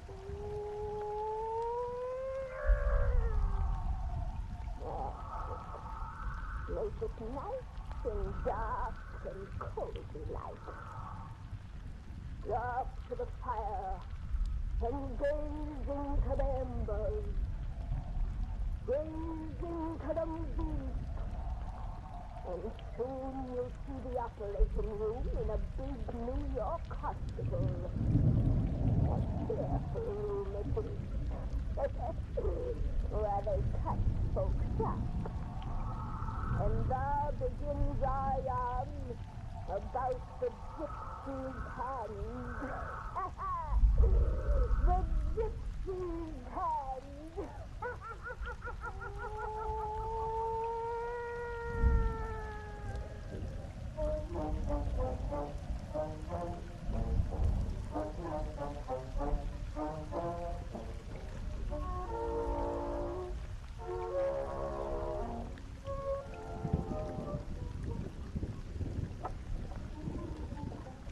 Bringing the patient in, Dr. Steele. Thank you, Miss Murray. And that's the meter all set, Dr. Brown? All set. Administer your ether the moment we have the Gino on the table. You nurses be prepared to hold this patient rigidly till he loses consciousness. Right, Doctor. He's going to fight us with every ounce of strength he has. It's taking 4 orderlies to bring him up here now, Doctor. He's behaving like a madman. He is like a madman. I don't wonder. Poor devil. This is going to be pretty rotten for him, all right. Paper says one of the greatest pianists the world has ever known. They weren't exaggerating. My wife and I have attended nearly every concert he's given this year. Michael Cicino can play a piano as I've never heard it played before. And now for him to use one of his hands. There's no other way. Even the insurance company at this desk, they stand to lose $100,000. If Cicino's left hand isn't amputated now, by tomorrow the infection will have progressed beyond our power to arrest. We told him that, of course. Immediately after the consultation with the insurance doctor. It's one of the hardest jobs I've ever had in 15 years as a surgeon. I heard him raving after he told him. And he's used the consent? Absolutely. Fortunately for his life, his present state of mind makes him legally irresponsible. So we can proceed on the authority of the foster father. Oh, Myers, you mean? Oh, yes. He adopted Cicino when he was a boy. Gave him his musical education. He has a mother living somewhere, but no one knows where to get a hold of her. Probably with some gypsy tribe. I suppose so. Michael Cicino's a gypsy. Yes, full-blooded. Myers heard him playing an old broken-down piano in one of their camps when he was only 12 years old. He's 25 now, and he's been playing ever since. 13 years of slavery he's gone through. Slavery gone, but that's what a musician undergoes in order to become a great artist. And now... No, I won't let you. I won't let you. Come. Open the doors, Miss Murray. Ready, ever. Don't take me in that room. I tell you, I won't let them cut off my hand. I won't. No. The hand of life. Here they are. I won't go in there, I tell you. I won't. I know what you're planning to do, but I won't let you. Take over here. Stop. The law says you cannot operate without my consent. I am in my right mind. I won't let you to cut off my hand. It's not a plot. A plot to maim me because you were jealous. The whole world is jealous of me. Speak down. Let me down. It's my life. My soul is in my hand. I'll die if you cut one off. I'd rather die. Oh, no, I won't let you put me there. Oh, my Lord, don't let them. Oh, dear mother. These guys never came to the clinic. Then I have no fingers to bring music from the keys. Holy don't leave his eyes. That's what you plan to make me with. Doctor, be honest. Don't put that thing over my face. Oh, Lord. Oh, Father. Help me, nurse. Oh, please. My hands are my life. Hold on with it. I died cursing you. It's the curse of my people. The curse of the gypsies. The curse of Ram. You have the pain doing the day. Oh, Lord. Oh, Lord. The curse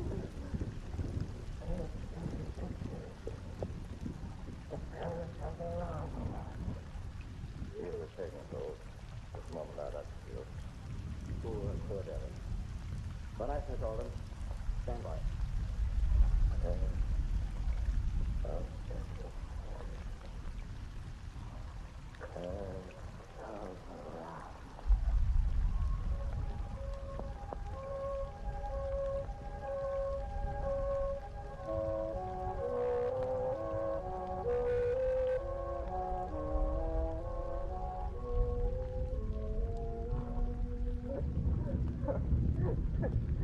When I came through, Mother, but again I knew what was going on around me. They came with leering faces to say the operation was a success. A success! With my left hand ending in this useless stump. Then when they let me go, when their work was complete, I came back to our tribe. That's for you for vengeance. For vengeance on them and to die. Come back, Doctor. May come back. Oh, don't speak to me in Romani. I've been too long away from you. I do not understand. I speak in English. You are my child. I love you. That's why I'm here again. Getting your temper for all these years away, because I am your son. You love me. You're the only one who will understand. Everybody else is. Everybody else contradicts me. They even say that I am mad. I'm mad. I know the reason. It's because I am a great artist. Because they are jealous of the despised gypsy. He's the greatest musician in all the world. Was. Doctor, Lord. Look what they have done to me, Mother. Look at my wrist filled with 25 fingers that were half my life. Gone. Just because I scratched myself upon a nail. Just this. tiny scratch that only hurt a little bit would have healed itself at last. They gave them an excuse to steal my hand. They took it away so I can never play again. Life still unreal. You will help me pay them back. You are wise, Mother, the wisest woman in all our tribe. You know secrets of the living and the dead. I have come to bid you use those secrets. Life still unreal. You are sick, Bravo. Oh, no, I am not sick. I'm dying. And before I die, you must swear to lay the curse I wish upon them. You are no die. The things I know I wish to cure you. Oh, no. My life is in my 10 fingers. I've now defied. But one is only half alive, one can only wish for death. I will die within a week. Then you must swear to use your magic as I tell you. Swear to help me in my hate. I am your son. You will do the thing I ask. I do the thing you ask. I trust no one. You must swear. Swear by everything that began in fear. By God, the devil, by thunder, and by fire. Come, Kerova. I swear to Devi, to Baal, to Korban, to Yod. Instead, you will give me power to strike.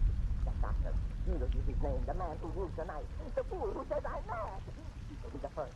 He has stolen half my life. The other half to steal the whole of his. Why you want I do? I wish that when I die, he delivers in my soul. My soul that will live on to hate and kill. My soul that will live on to hate and kill.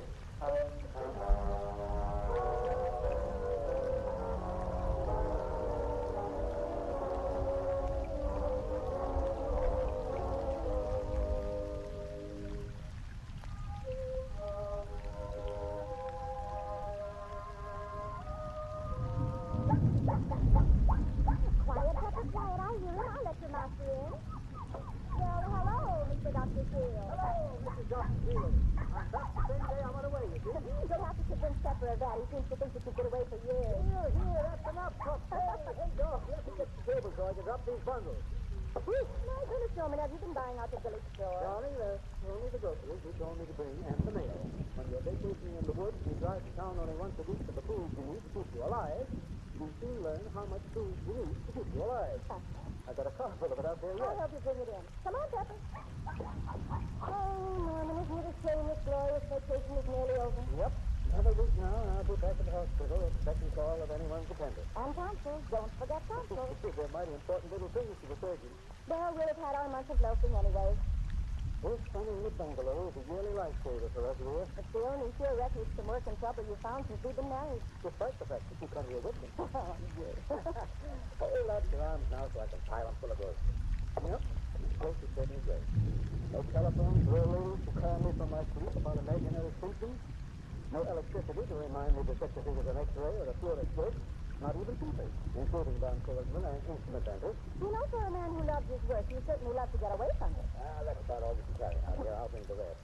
Well, wait, let me stick this under your arm. It's a newspaper. Yeah, someone sent it to Mr. Town, I guess. Haven't opened the wrapper yet. Can you open that door without spilling everything? I left it open when we came out.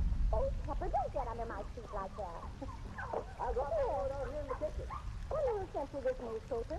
You know, all our friends in town know we don't want to know that there's even such a place as New York when we're up here. I don't know. Didn't even look to see if it was written return address. Can I open it? Go ahead. Take your message and decide the problem. Oh, here's a little package I picked up at the post office, too. I'll put it here with the rest of it. Norman, What's the matter? this is why they sent you this paper, this marked column on the front page. What's it about? It's about Michael Padilla. Lord. But he said He's dead. when he left the hospital last month that he was... As well as you and I are, aside from his mind. Cause of death given here is physical depletion, brought about by brooding over the loss of his hand. Poor fellow. Well, it's our only way. It says he died in an old wagon in a gypsy camp. His manager said he'd gone to join his mother. Oh, I felt so sorry for him after all you told me, even though he hated you so much for performing the amputation. Someone had to do it. Poor chap. I'm sorry they sent me this. Someone to hospital, I suppose. I'm sorry they sent it to you. You know, it's the first bit of unhappiness that's ever intruded upon us, you see. Yes. Yeah, it's rather a selfish thought for us to have, isn't it? And I didn't know if that's right. Neither did I. But for us to feel gloomy won't help matters now, any more than when I had to amputate his hand to save his life. Oh, we doctors are so stupid. Life is so stupid, and the rules by which we live it. Would have been more humane to let him die then. Would have prevented, well, at least a month of heartache for the poor crazy kid. Well, what's done can't be undone, Norman. You did the best you knew. Put that paper in the fireplace. Let's not think of it again. Poor devil. First his mind went, then his hands, now his life. You know, I think I felt sorry for him when he cursed me. Cursed you? Just before he went under the ether. He was so melodramatic in his madness that would have seemed ridiculous at any other time or under any other circumstances. He prayed for a gypsy curse to be laid on me, the curse of Ram, whatever it is. You never told me about that. Didn't I? Struck me too silly, I suppose. I suppose it is silly, only they do say that gypsies have always possessed certain supernatural powers. Good Lord. You're not getting superstitious at your age, are you? Well, you were always one who believed in fortune teller. Oh, yes, the truth all over your lecture. You wouldn't sit 13 at the table. Oh, forget it, Matthew, forget it. Poor Chef's dead, no matter how much you hated me for doing my job. He's harmless now forevermore. Pepper! Well, what's the matter with him? Pepper, stop it! Give me the truth! Hey, what's wrong with you, pup? Norman. He gave us that little package each time before he left his head and howled. That's the package I brought from the post office. Is it from? I don't know. I only glanced at it. Good Lord. What is it? Return address reads Michael Gabrino. From a dead? Oh, this is some fool's idea of a practical joke. That newspaper telling of his death was 4 days old, and the postmark on this package is dated yesterday. Don't open it. I'm going to see what... There's a wooden box inside the wrapping. Don't open that box. Of course I will. When I find out how to lift his lid. No, wait. Now look at Pepper there. Dogs know when things are wrong, and every bristle in his back is standing out in fear. It's that box he's afraid of. Throw it in the fire. You're talking nonsense. I have the lid loosened now, so it's there. Oh, good Lord. A human hand severed at the wrist. It's Gabrino's. I'd know those fingers anywhere. Take it away out of my sight. Who could have sent this to me under his nail? Take it away. Wait. The hand I amputated was destroyed. This is the left hand. This is the right. The dead thing. They're moving. It's climbing from the box. It's fastened on my clothes. Let it go.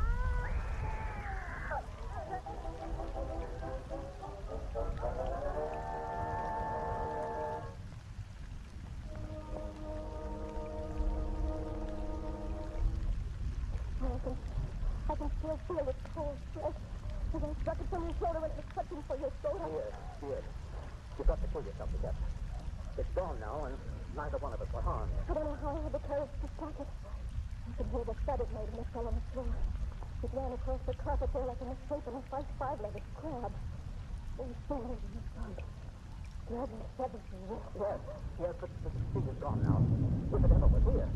Oh, you must have imagined it all. It's too fantastic to be real. It's too utterly horrible. That box that came in, there's a paper wrapping bearing the dead man's name as a return address. I tell you, Norman, there is Sarah, stop! These madness are both of us. We're going to fuck up and figure this thing out. How do you go to figure it? If the prayers are gone, as far as you know. I don't know. We stretched this bungalow together every room. It is here. But it only needs to be tiny thing. Hide. It's the home. It may be your own name. Maybe it's the name in the baby's I don't think so. Pepper was sent his presence even if we didn't see it. Look at him crouching there and trembling, the poor puppy. He's more terrified than we are. Norman, could we even let him go? Could even Miss Ford be a victim of some mad delusion? I'm trying to think sanely now that it's over. My reason tells me it's impossible that the dead are dead, that a severed human hand cannot have life. You told me that Bruno said his soul was in his hand.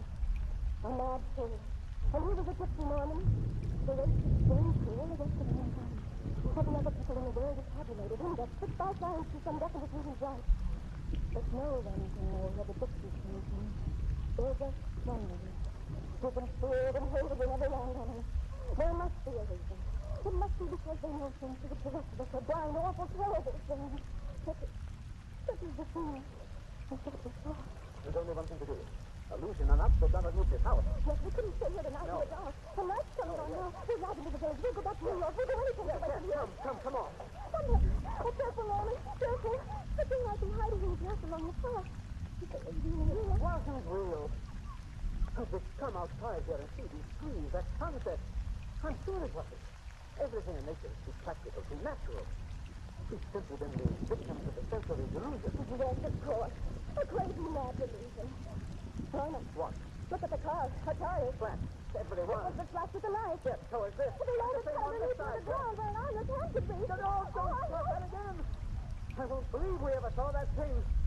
I won't believe that hand exists. A piano. Ours.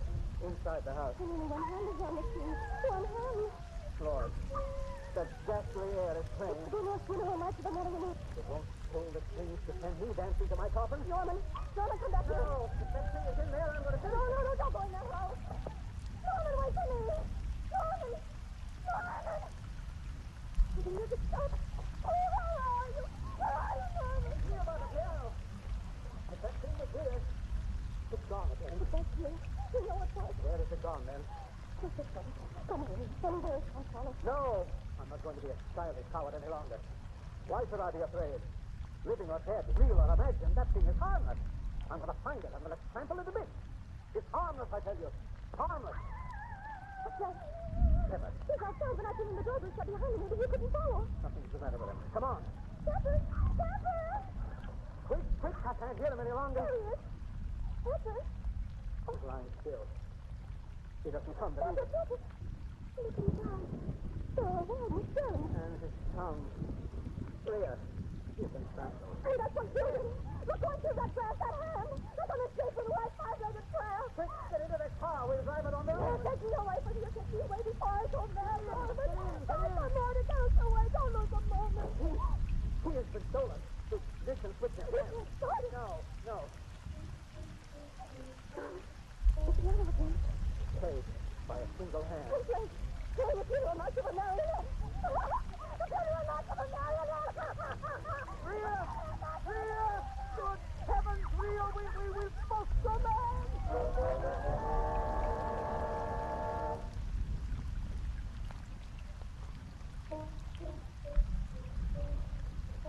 Your pain was just too big. Well, maybe we should have tried to most of the village morning when we couldn't find the car. But it wouldn't go, but I just couldn't. I'd imagine where all the hand was listening. In every clump of grass and in every tree. The house on me with the same strangers, but so Pepper. We were wired to come back here to the house to shut ourselves in this room behind locked doors and bolted windows. Yes, it turned up to us this way, and we have lamps here. Outside it's dark. I couldn't stand the dark. Rhea! I will be hysterical anyhow. I won't only get so close to it here. It's in my skin. I'm not feeling it. But here we can't see it. That's the awful part about it. See? Why the cave, we know where it is, and that it isn't attempting to come in here. It's not getting here. You're pointing me at that. Oh, it's a flesh and bones. Nothing of its size can get into this room. Oh, the melody over and over and over. If it doesn't stop, my brain is going to smash. What does the good drive us mad only slowly with fear and horror? Oh, the impulse to that. I felt pity for Virginia when he touched me. I laughed at his crazy threats. No. There's a stop.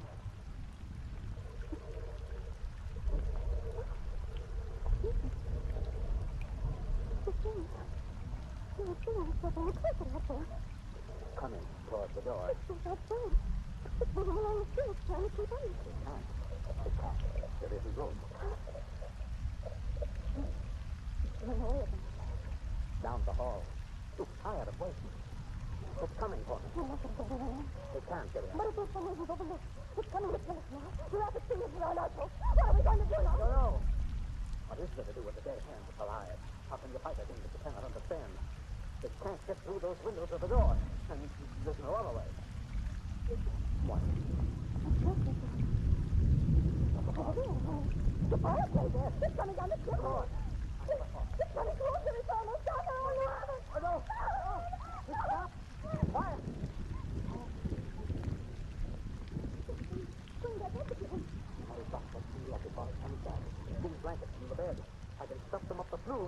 Let me trample out that fire so I can work. No, keep away from the fire. Every moment it's Keep away from that fire. What are you doing? Stop adding fuel. This is our only chance. Keep away from that fire. It's outside the window. It's burning to the bone. You can't get in. But you must let it in, Norman. You've got to let it in.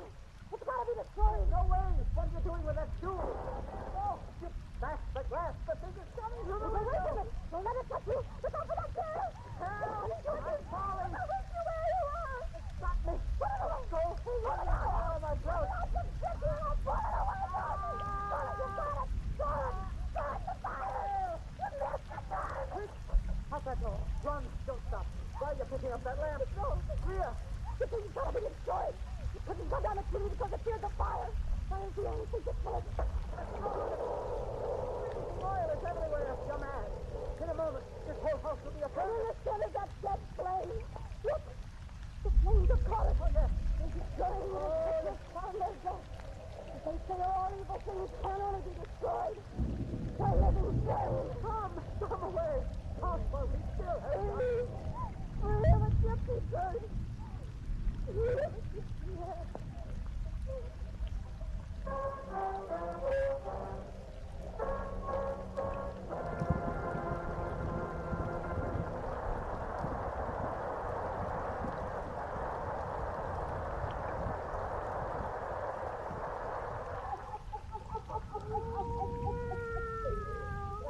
Now folks knows how to get rid of a living dead man's hand, Sophie. It's fire the mighty handy thing to have around, especially on winter evenings. Sophie and me's got business to tend to now. Important business, Sophie. Near midnight, Sophie.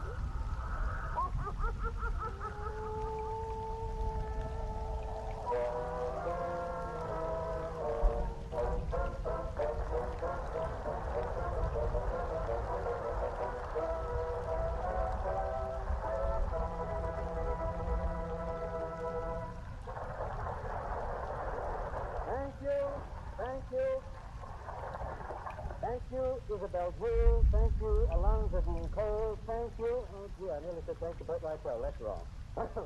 Anyway, next week, the Star Spangled Theater reaches into the theatrical heavens and pulls down one of its brightest stars. Yes, sir, Mr. Alger. One of the world's greatest stories, Harriet Beecher Stowe's immortal Uncle Tom's Cabin. A special adaptation for our program by E.A. Ellington. Mr. Gilson will play Uncle Tom, and believe you me, Al's a great serious actor. Just as good as he is a singer, just as good as he is a comedian, that's tough. So be sure and be with us, won't you? Until then, this is Bert Lytell saying good night and good luck to all of you out there. From all of us here, here's the Star Spangled Theater.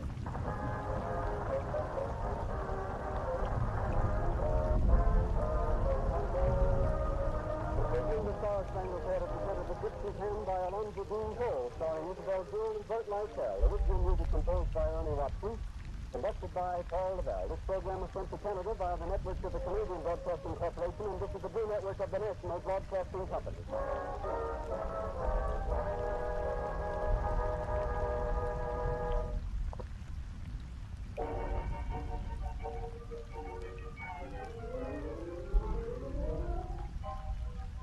We bring you The Witch's Tale, written and produced by Alonzo Dean Cole.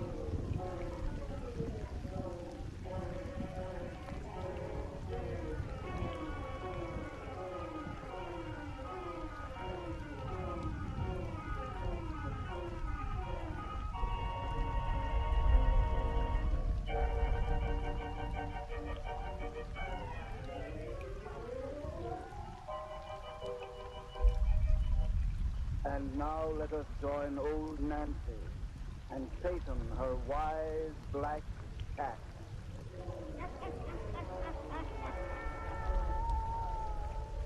Hannah and 11-year-old I be today. Yes, sir. Hannah and 11-year-old.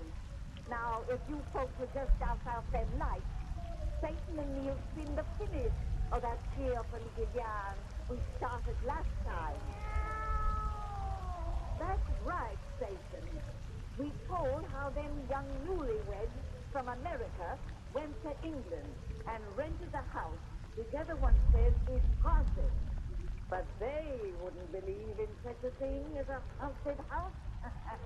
Even when they learned 7 murders had been committed there, including a particular pleasant killing by a fella named Serene, who cut his wife up with a knife.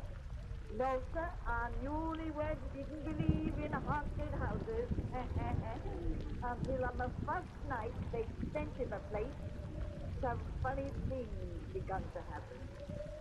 Now draw up to the fire and gaze into them birds. Gaze into them deep while we tell you the rest about Honeymoon Cottage. Honeymoon Cottage.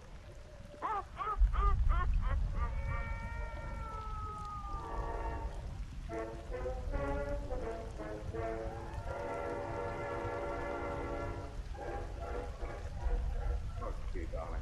I wouldn't have told you about that whispering sound I heard if I'd known it was going to upset you so. I'm not upset, Gilbert. I wanted to come back downstairs because, well, I'm just not tired, and I don't want to go to bed You're yet. so tired you can scarcely see. You were afraid to stay up there after I told you of that boy. You said it whispered one word. Gil. Oh, it didn't whisper anything. I imagined it. I must have. You didn't hear a voice, and you were standing right beside Yes, me. standing by the door to that room. A strange, Gilbert's wife. Dear, you can't believe in such incredible things as ghosts. That the dead can return to harm the living. Oh, it's ridiculous. Dr. Thomas started our nerves going with his crazy insistence that we leave this house and the creepy tales he told about it. That's what's the matter. That's what's the matter with us tonight. Just nerves and imagination. I suppose so, but Gilbert, it wasn't only the whisper you said that made me want to come back downstairs. I felt something in the room. I wasn't going to tell you that. When we went in our bedroom after you heard that whisper, it seemed as though something passed me. Yes, I didn't see anything. It was though a chilly breeze was blowing by me. But it wasn't a draught. It was something with invisible shape and substance. Something that made my flesh tingle. It passed me and went into the wall beyond. Oh, I know how silly it sounds, but I didn't imagine it. It was something real. Oh, darn it, dear. I don't believe a bit in all this foolishness, but you and I are going to leave this house. You can't break our lease. We can't afford to lose a whole year's rent. I can't consider money where your health and nerves are But concerned. that money means so much to us. Oh, there must be a natural explanation for the things we've heard and felt. No, we won't be frightened away from here like a pair of timid children. You really want to stick it out? Of course we'll stick it out. Now, let's go back upstairs and go to bed. Nothing has happened here that really should alarm me. Oh, of course not. Evelyn. What? That's whisper again. Yes. Saying one word as it did before. Something that sounds like night. Night? Can't you hear it? I don't hear a thing. Oh, that was it. I'm certainly not going to let anything start me going that we both can't hear or feel. Oh! Evelyn! That face! In the window! Good Lord, I saw it too. It's gone now. It was all yellow. What? The face of a dead man. I think someone is trying to make us the victim of a poor sort of practical joke. Where are you going? Out to find the corpse who lives in window. No, don't go in there. Where are you? Bet I'm going. Evelyn, someone for some reason is trying to frighten us away from this house. That's the natural explanation of all this. I'm going to find out who it is and why. There goes the peeping Tom with the yellow face. You stay where you are, dear. Oh, no, Gilbert. Don't go after him. Oh, I'm afraid. Stay where you are, Evelyn. Now, you. I see you in those bushes. Come out of there, whoever you are. Come out and explain your motive for peering in my window. I came to beg that you leave that house forever. Ah, you did, eh? You, like Dr. Thomas, are trying to frighten me away. I have come a long way to warn you of the harm that lies there. Beware of whispers. How did you know? I know too well. Don't listen to whispers. Don't obey whispers. Leave honeymoon cottage before the full of the moon. Come. Come on, turn the light where I can see you. Come on, let me look at you. What? What's that blue mark around your throat? A mark you too may bear if you do not heed my warning. What? It was left by the hangman's noose. So, what are you? Once I was called George Strahan. Strahan? No, no, no, no. No, I won't believe it. Beware of whispers and the full of the moon. No, no. Evelyn! Evelyn! He's gone. Faded away before my eyes. Evelyn! What happened? What? I talked with a dead man. I talked with a dead man. With a dead man.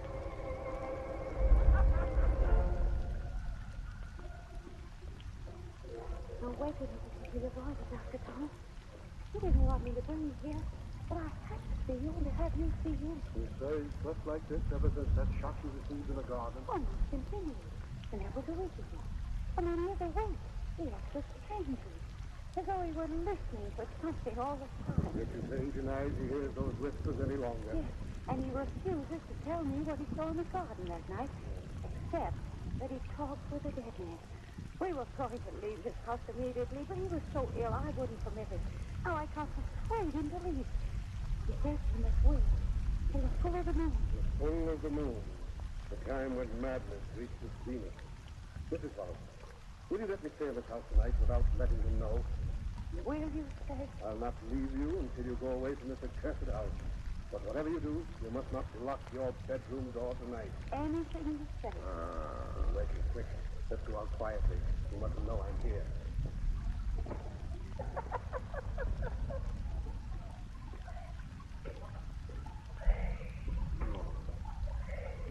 You come catching again. You whisper. How beautiful your voice was.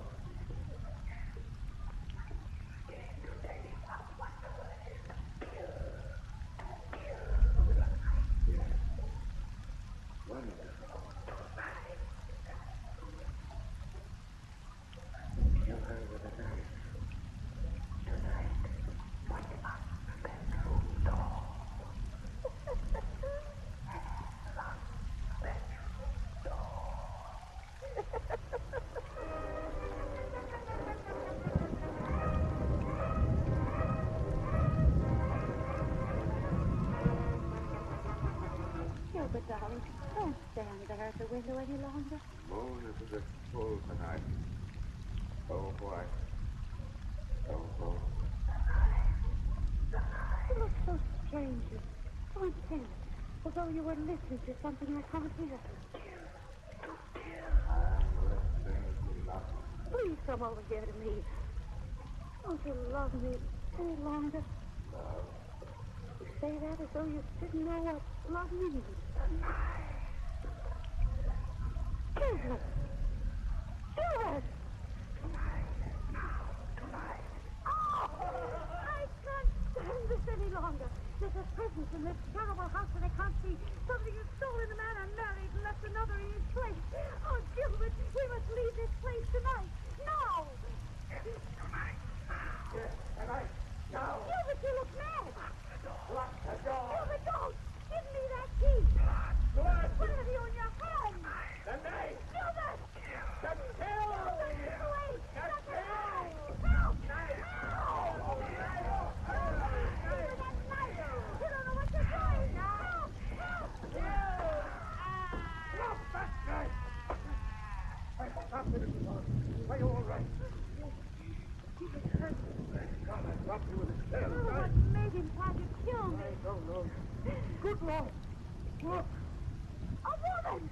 She's going through that wall.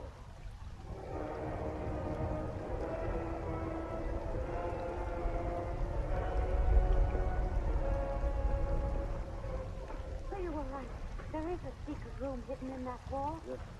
Where we saw that woman disappear. And this is the spot I felt that chill I told you of. In a moment, I have an opening large enough for us to crawl through. I think at last we're going to learn the ghostly secret of this house. Won't you please tell me what happened? I can't remember anything except an awful dream of a knife and evidence. I dreamt I tried to kill you. Kill yourself again. It's all right, Mr. But was I dreaming? Furniture is all knocked about in here, and my head hurts as though someone had hit me. No one will ever have to hit you again, my boy. At least not for the same reason. Ah, get through now. Bring that candle. Shoot off inside to see what happens. I have it. Oh, the dust in here. Oh! Skeleton! Yes, it's a woman. In the dress the shadow figure wore. Why, there is a rough, twisted knife. And a piece of parchment. It's a letter. What did it say? This skeleton was Lady Wilder. Lady Wilder? Yes, the bride for whom Honeymoon Cottage was built. And in the parchment is written, walled in this secret chamber, I die by my own hand. May the hate I bear the race of men live on. And by the vengeance for which my husband died, may all who live within these walls be victims. But has carried beyond the world of death. I don't understand. I was told you that her husband was beheaded for the murder of his mistress. He installed the woman in this house, in the very presence of his young wife. According to old documents I have read, there was a suspicion at the time that Lady Wilder killed her rival in such a manner that the blame fell on her husband. This parchment seems to prove that theory. It was she who pervaded this house with the germs of murder. Her spirit who tempted men to kill. I think so. But how? I don't know. Nature is full of mysteries to which we have no clues. I don't know. I wasn't dreaming of the thing I tried to do. Oh, Evan.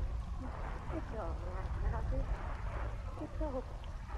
And the curse of Honeymoon Cottage has no power to harm it anymore.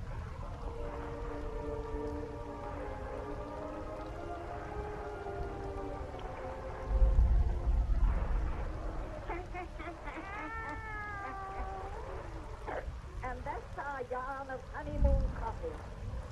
It's torn down now, and the bones of Lady Wilder has been laid in a proper grave, while they can't do no more harm.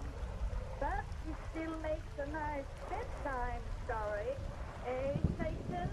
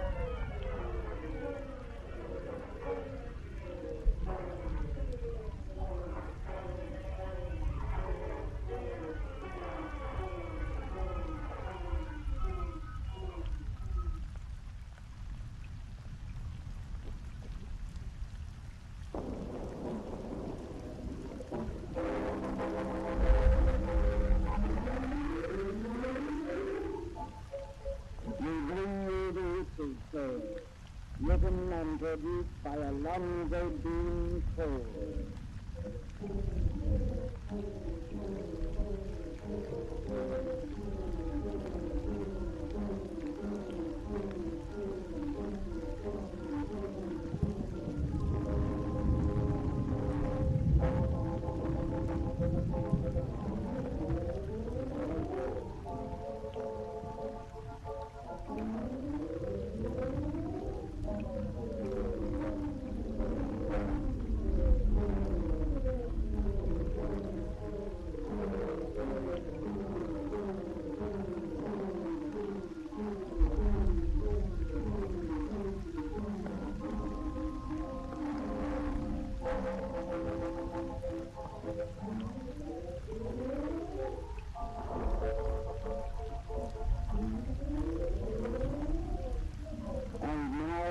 Join old Nancy and Satan, her wild black cat.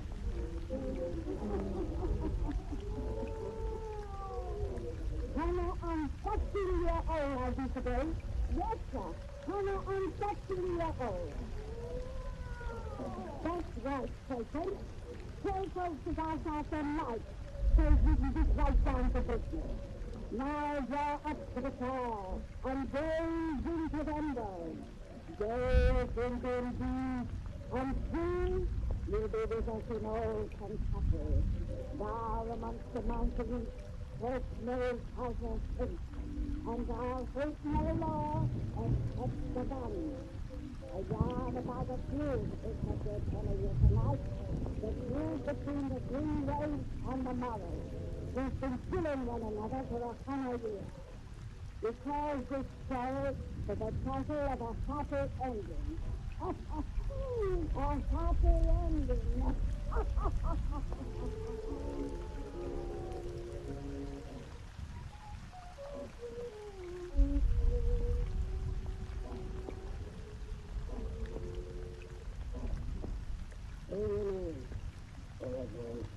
Sitting down on the bed. Yes, sir. Women for such a time. It's no man being bring home bread, not bread. There's a only time for prayers, and the one that's floating is 6 feet under the earth. But your ma got me made up for it. Yes, but you're a root boy. Can't stand this? No, but Mason still living with his family. They're trying to keep his million before he died. There's no pistol, Miss Greenway. It was laying at his side. He's fully loaded, not a potted fire. Which means he never had a thing. Yeah, we noticed that. The sheriff's after Luke right now.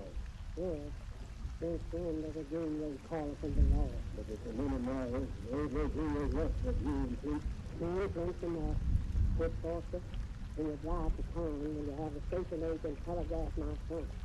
You know what to do, right? Yes, what do you want us to put in the telegram? Just say, the church of Papa. In your time.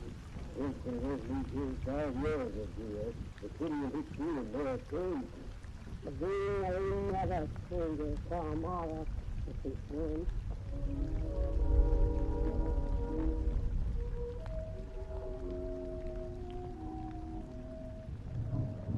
Hi there. You old Darcy man, get here. You're coming right now. Yeah, he's trying to come in and keep you off the city. Lord, you're the first passenger for this here water tank, and I am too much. You don't get off here on purpose, I reckon you did, Uncle. Can you all tell me where I can hire a car or horse, take me up in the wheels? Where about in the hills you all want to go? Why, up for the gap. Well, you take you out here to hide nothing here. If you all want to go to the gap, you have to walk. I was sort of afraid of that. Well, just thought I'd ask. Good day. Well, wait a minute, boys, right now. I hear a car coming. Maybe somebody will give you a lift car later. No, he's not. He's just you to get it. You said you within 2 miles of the jet. Told you will. And he's there. Oh, wait, I can't ask the woman. You'll be glad to do it. Oh, Miss Becky! Miss Becky! Well, this your city man is over there. Let's get off with the train. He want to go to the gap. Glad to take you over the field. Mighty kind of you, miss, but I really can't. Well, that's a neighborly thing to do. Throw your gift back in the bag and sit here and talk with me. You need to throw your bag at you. I'm certainly not obliged to you, miss. Not so. So you got a blanket there. You all come to these here so hungry? Yes, sir. I've come here for coffee. Got your bags in, boss. Oh, much obliged. Here. Thank you, boss. You just look obliged to you. Bye, boys, Uncle. See you all later. Bye, baby. What? God, no, you and me, all this. We were folks here. Look like that feed is somewhere else. Me too. But we ain't never seen no folks down there with pretty clothes like them. Yeah, he was so good. No. That's where the Greenway cabin is. They say Pete Greenway coming home. No good. Pete Greenway, he's that right man. He's been away 5 years. He's a man. Him, the history man, the he's got good northern people. And he's just coming in that car with his best man.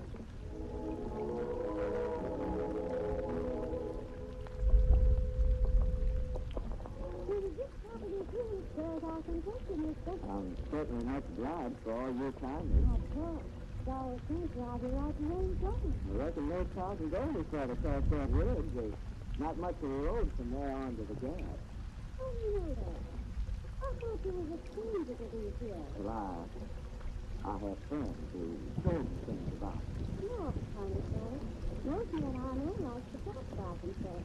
You ain't said a word about who you are, what you do, and the 2 hours you've been driving. Maybe I've been waiting for you to talk about yourself. For these little roads are so bad, if I got talking and thinking about anything else except driving, we'd be over the side of a cliff by this time. The cliff we're on the road just now is still down there. Go down 300 feet from the roof up there. Think of you beautiful, man. Sure is. You ain't looking at the view, you're looking at me. Well, I wasn't thinking. You're blessed. All you're blessed. I'm used to men looking at me, but I never think one thing ready for when I spoke about it. You're good looking, ain't it? You're very beautiful. You're awful now. Honey, she's right. She's right? Mm-hmm. There's the one girl's much older. Well, I never had very much time. I knew it. You ain't spoiled. How old are you? 22. That's it? Uh-huh. I'm 19. That's all? Mm-hmm. Well, I think so. Well, you're right to you. Yeah. This is where I'll have to get out and leave you. I kind of hate to. I kind of hate to help you. There's a mustache. We don't do the same way from here on. I'm sorry, too. Yeah. Much drive for the lift. Hey, you're not too hungry after this long ride. I am.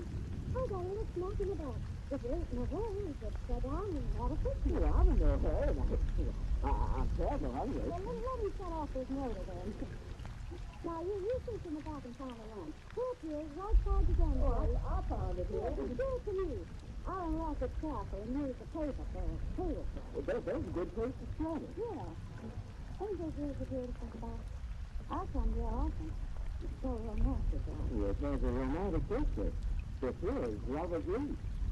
How do you know folks call it Lover's Leap? Well, friends there, that's cool. Seems on Sunday, Anna told you a lot about these, didn't Well, everybody's heard about Lover's Leap on account of the legend.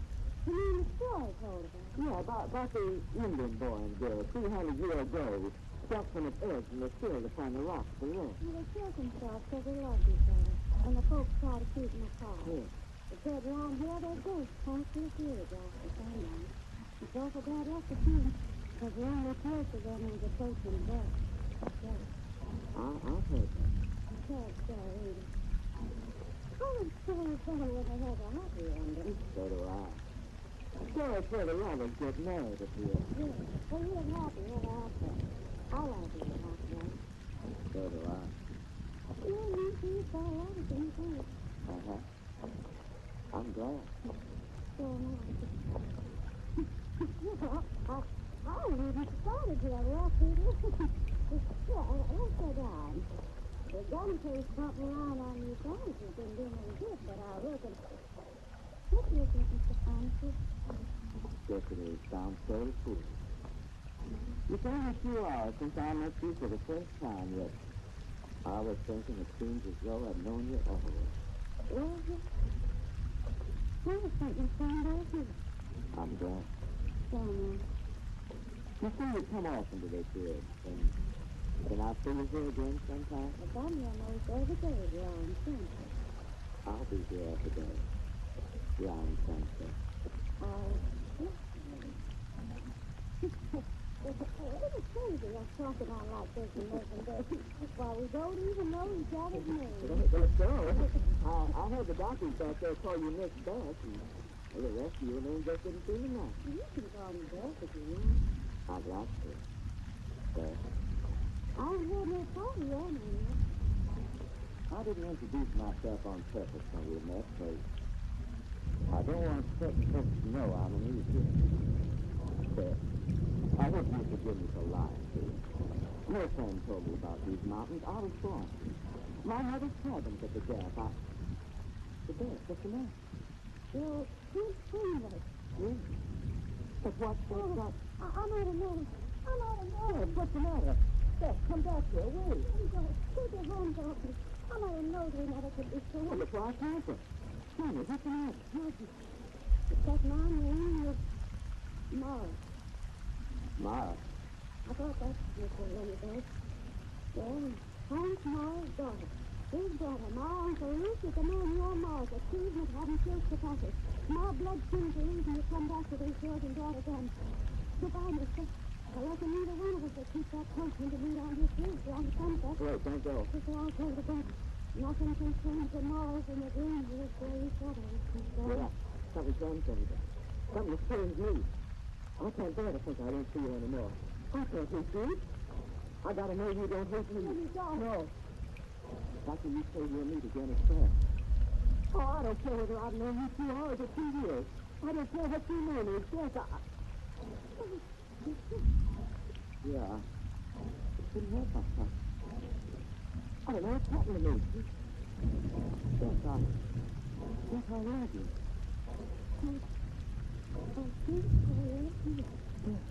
But you say, I can't stand this thing. It will be just like them Indian love. No, you won't. For us, there's going to be a happy ending.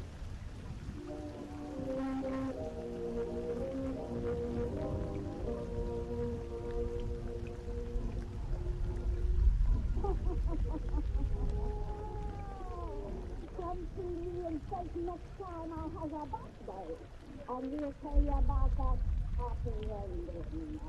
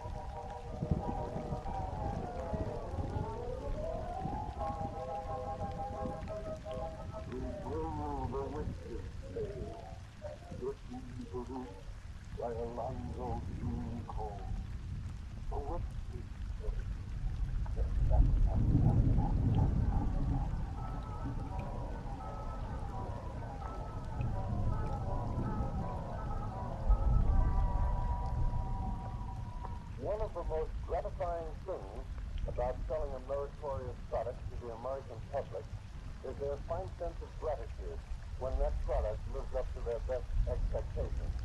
This certainly is the continuous experience of the makers of Crucian salt. Letters from grateful users pour into them consistently from all over the nation, and every letter is read. As millions of users of Crucian know, there is a little pink slip in each packet. This little slip is simply to tell users that the makers of Crucian are glad to learn at first hand the extent of everyone's success with their product. Incidentally, the pamphlet in the package tells every Crucian user that a wonderfully informative 20-page booklet is available free for the asking. This very interesting, authentic booklet is entitled How to Achieve Stylish Slenderness Without Injuring Your Health. Many hundreds of thousands of people have sent for this booklet, and a great many of them have later asked for and received extra copies for friends, which only goes to show how people like to pass on to others good news and personally proven advice. Now let's hear briefly what Miss Rita Wilson of City Island, New York tells us. I realized I was getting too stout, 230 pounds, and my physician advised me to take Crucian salt.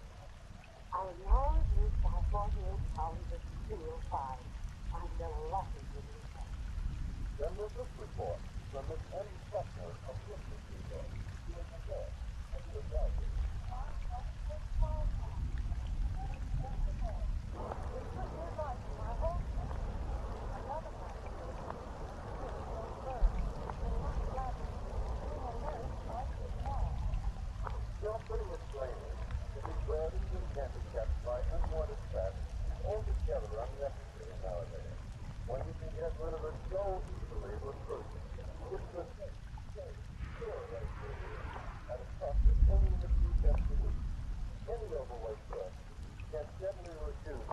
is your hair correct weight, and instead of ungaining fat, enjoy new vigor, new vitality, and a clear, healthy-looking skin. Crucian is not a cardigan, nor is it a cathartic. It's a harmless, very gentle, but highly effective mineral corrective that brings benefit to everyone. With Crucian, you need no starvation dieting, no fatiguing exercises, no alteration of any kind to your regular, sensible way of living. Start with Crucian tomorrow. You're bound to be delighted with your modest investment if you see that the name on the jar is spelled K-R-U-S-C-H-E-N. And now for our visit to Old Nancy and the wise black cat.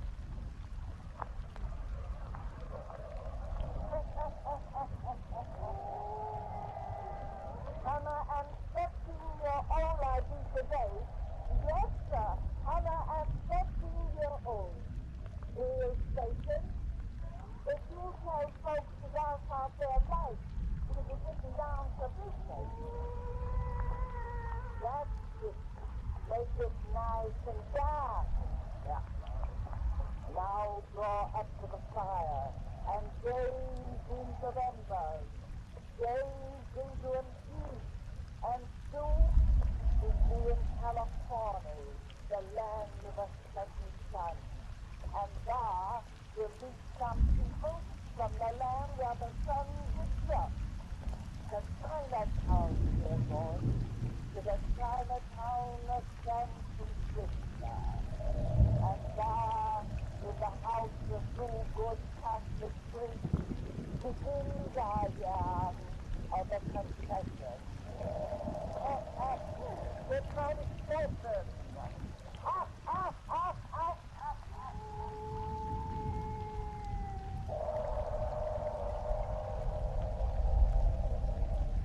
Now, my boy. Soon as all you'll be discouraged because another of our projects movies of a backpacker. When you've been a priest in this Chinatown valley for the 7 years I have, you'll come to respect me, Jeremy. When I was so sure of all these things, Father Gilfoyle, it was the one convert that I absolutely relied upon. And to learn that he died this afternoon with a Buddhist priest at his bedside. But I know there was a bad role for a youngster like you who had sex with the seminary. I told you the same to the department before I stopped trying to make Christian stuff with the wrong Chinaman. Wrong Chinaman? Well, there can be no right or wrong. Old Chinese, the wrong Chinese, to make fun for his daughter, Father. But like old dogs, they can't be taught new tricks. It's for the young and mature strength. But if the newer, they prove wrong to them. You think that the new generation are making headway? Of course it is. You know for yourself? I'm not sure. I can't be certain of anything with these people. They're so... Oh, they're not. They're just different. They've all the white man's faults and all his virtues, but they express in an opposite manner. You know that in China the needle of the compass points south instead of north, and the people pay their doctors when they're well, and give them nothing when they're sick. But the place of honor there is on the left, and the white is the dress of mourning. Oh, stop worrying about the renegade soul of all these things, who from his cradle saw things upside down from our viewpoint. And so you strive amongst the yellow boys, Colonel, who was born on California. You'll find that when they take Christianity seriously, they take it very seriously. There'll be some second of that. There's that I won't trouble with you here another second. But with 2 masses, 3 Christians, and a wedding today, I'm tired to death. Better go to bed yourself. Yes, Father. How long do you suppose it will be before I meet one of those Chinese who take Christianity very seriously? Rest them. God, you should be broken bones with time, boy. Oh, just stop there. I'll answer, Father. Sorry, someone on something in the bed, don't like that. What is it, the prophet?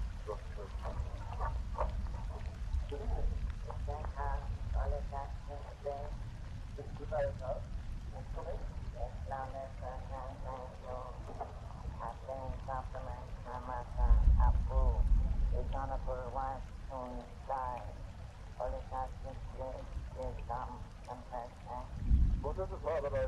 This man says that a dying Chinese woman sent one of us.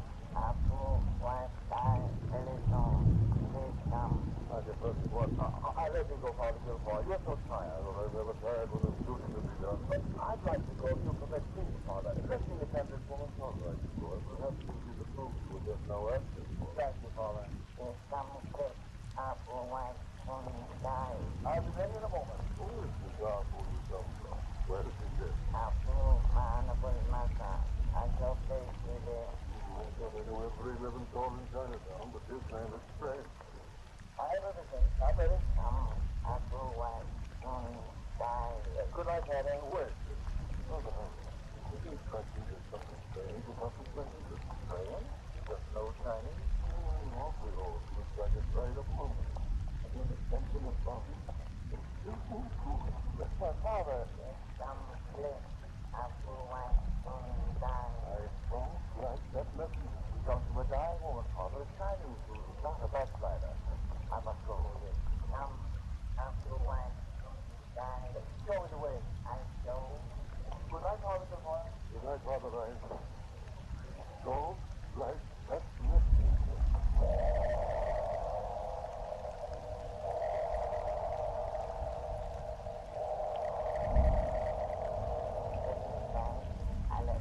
I've noticed this house is passing, but I thought nobody lived here. Thank you. Look, dark as pitch. Haven't you any lights here?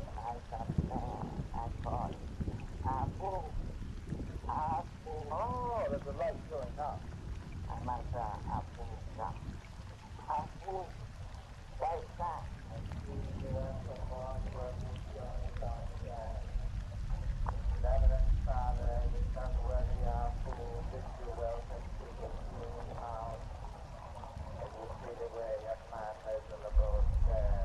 Yes, thank you. Now that there's some light. Well, have you called an American doctor for your sick wife, Mr. Wu? No, Reverend Father. This Galileo who has called no American register. You must do so at once. With all due respect to your national medicine, sick woman should not be entrusted to the care of a Chinese physician. I have secured no physician of my own race to attend my dying wife. No doctor at all? My wife requires a physician of the spirit, honorable master, not the healer of the body. James, to enter this humble room, please. Oh, Father, Holy Father, your son here, dear. Allow me, Reverend Father, to present my wife. Your wife, there? Well, that's your sick. You were not told she was sick.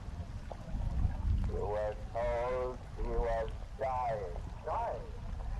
Why, she's as well as I am. She is dying, worthy superior, because I am about to kill her. What?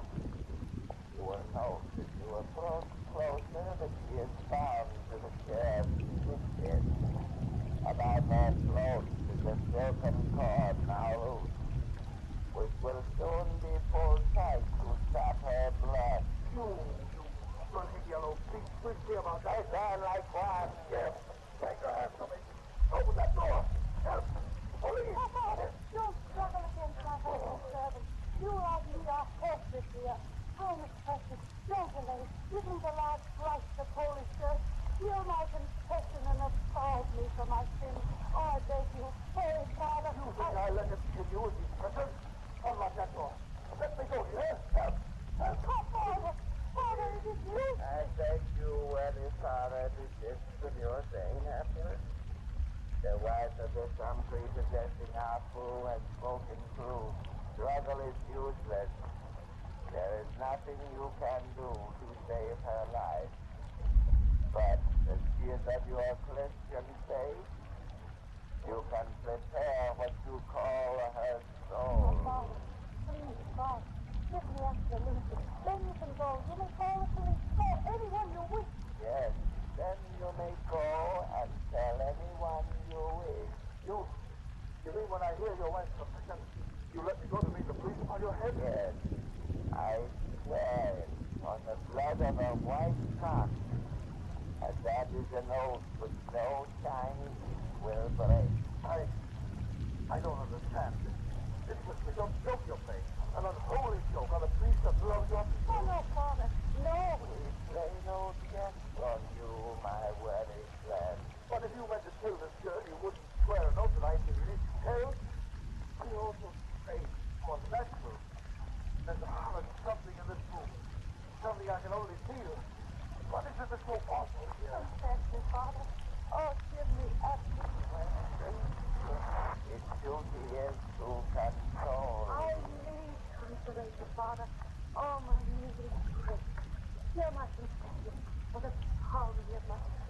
I'll hear your confession.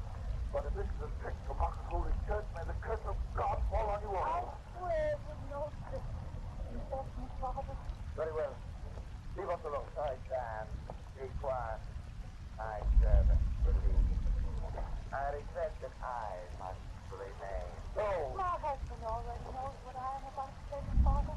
And if he left us here alone, you cannot help me to escape. Escape is quite impossible. I have prepared myself for this condition. The cords that drive you to this chair will not let you kneel before me. Those cords, unfortunately, cannot be removed. We'll see about that later. Proceed, my sister. Bless you, Father. For I have sinned. A sin that has brought me unto death. Bless you, Father. In nomine Patris, et Filii et Spiritus Sancti. I confess to Almighty God, the Blessed Mary, ever Virgin, that I have loved not my husband, but another. What was the matter this now? Man, hold it up to your father when you were come. My very wisdom, you know. You know a daughter of Mr. Day. China. You and I are no longer Chinese. You were born here in San Francisco. Neither of us even speak correctly in our mother tongue. You are American. If you'd only been with me, to give me strength to refuse. Of course, I was away preparing for our future. You were weak enough to take our school. Oh, you must understand and forgive me, Ma. You must forgive me, Ma. You must. Oh, it wasn't because I didn't love you. I shall always love you. But you understand me, Ma? Put on a wait. My letters instead of waiting. I thought it would be sweet and kind, but it's so strong. You were told that we were super. But if I'm too sweet, you must not meet again. I shall not intrude upon your domestic life. Oh, please, please. I can't be angry with you. I can't give you up. Be home, Mom. I love you. I am the wife of our fool. I mean to be a good wife. Not evil.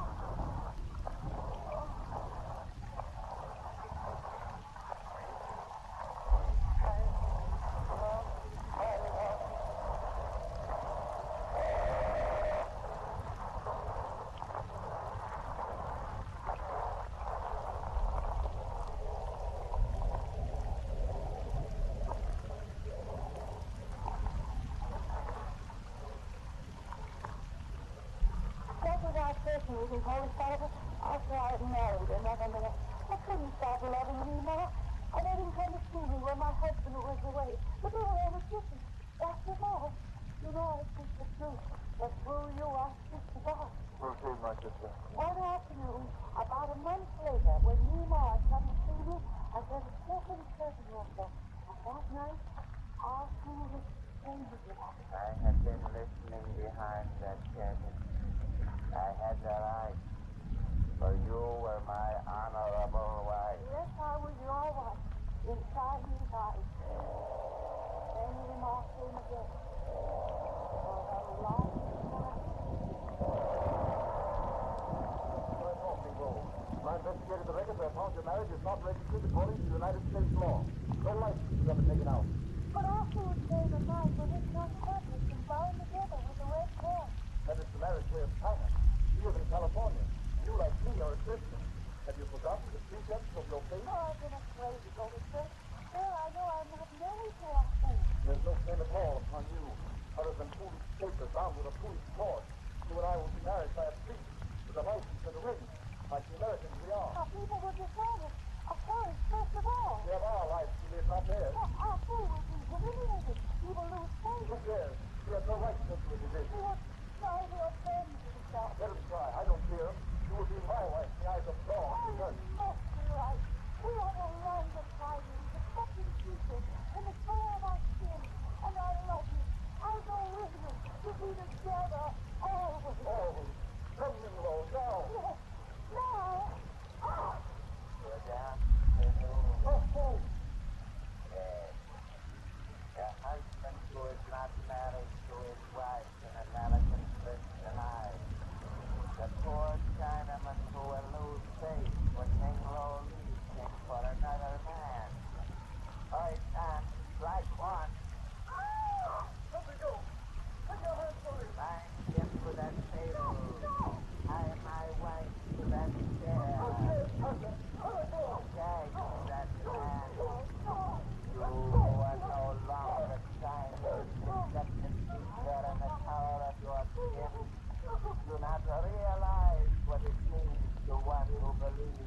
dishonorable ancestors who lose faith, that you are about to learn how that disgrace can be avoided.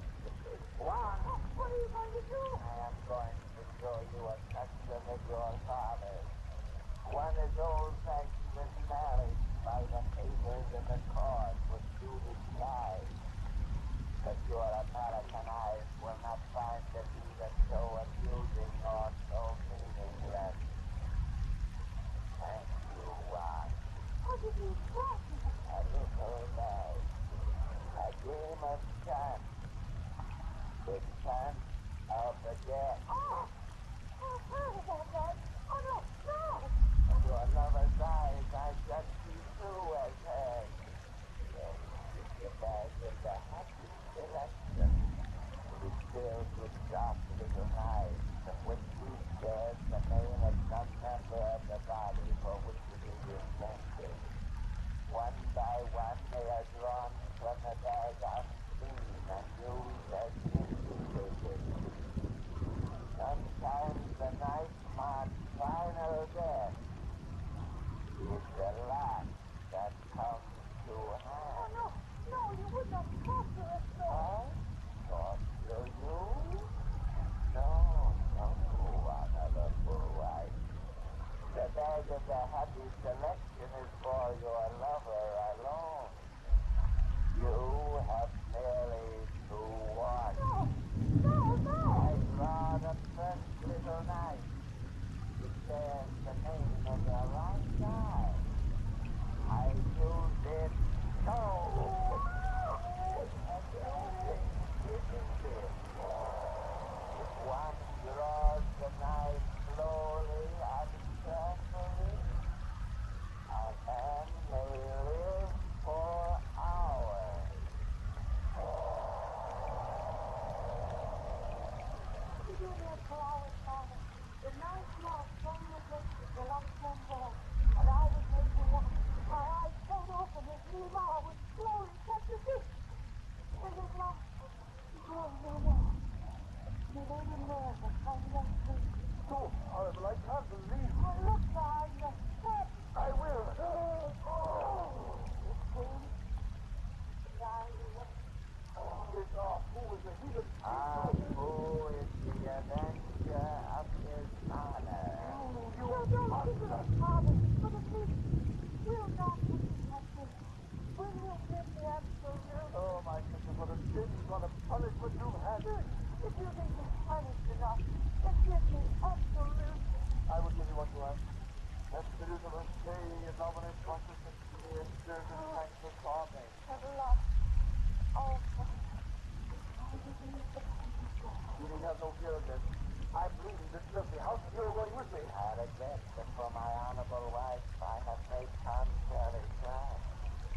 That cord about her neck is to be used for the teaching of another ancient custom of my people. The 1,001 painful death. I've heard of that plan, Cortland. You would slowly tighten the cord and she will breathe no more. Then unloose it and bring her to. Then repeat the process again and again. That cord shall not be used. I'll do that. I stand like one. Don't put your bloody hands on me. Let go of me. Your unworthy servants regret the necessity of restraint. I keep let me listen. You talk of your kindly honor.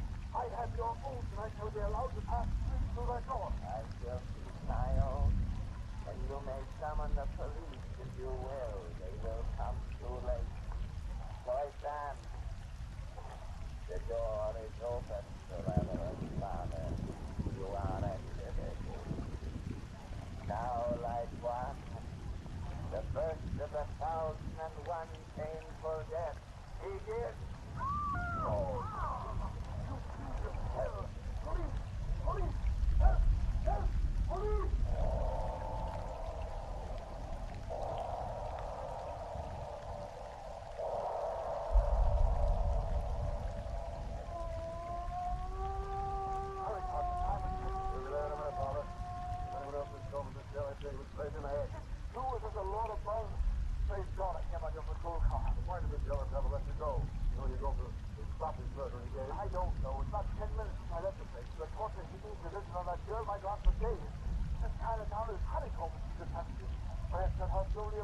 and then they'll move from there, so we'll have to track them down. We'll do that, and we have to tear the house a bit. But who can this half who's seeing his wife and her lover? I know this section like I know my pocket. But I never heard of any one of them. And neither have I. Well, now, there's the house. Well, that's the place. You're right about it being a blind. That house has been empty for nigh on 30 years. Come on, boys. You're gonna find them there, but we'll soon pick up their trail. Ready when they act and the door's locked, John. You might stay by the gun. I'll hold the flashlight. The door's locked. We'll give it the act. No, quick. Hey, why do you delay when every moment is precious? This is the house, Bob. Of course it is. This the door you pass through? Yes, right. The first time you see the man who rescued him up out the door from this side? Yes, just don't stand there and talk, man. Hurry, just a moment, Father. Look over this keyhole. A cobweb from behind it. I hold the light. What? The lock is chocolate there. Oh, please, the door for me this time. But it's the door I passed through. I know this house among 1,000. That is a tricky, but I can't read cobweb. I tell you, this is the... We'll soon find out. Give that door the action. What's the lock first time? Come on, boys. There's the stairs. Now I know. Follow me. Now wait, Father. Why will you delay when every minute is... Father. No, look around. There's an empty dust on everything. And undisturbed. There's no dust before.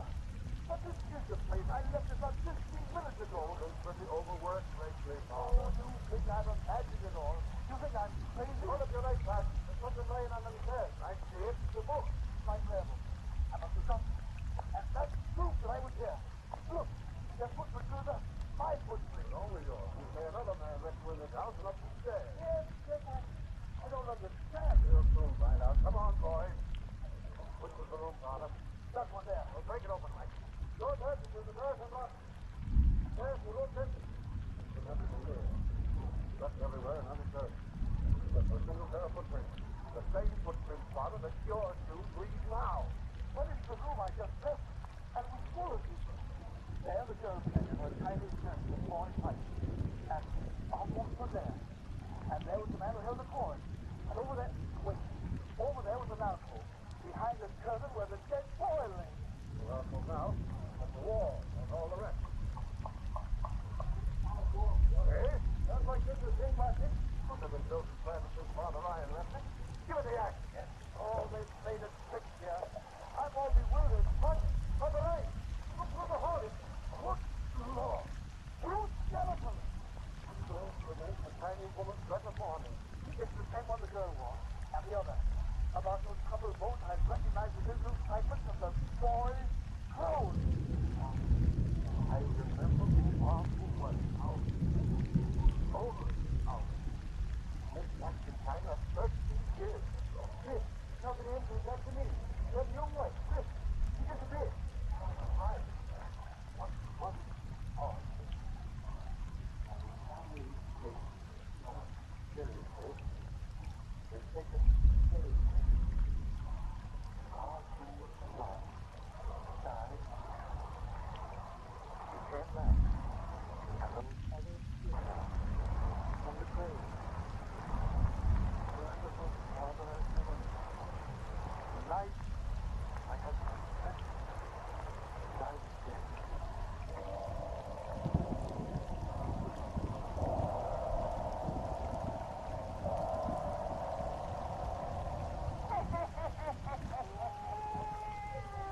Well, that's the end of that sensation.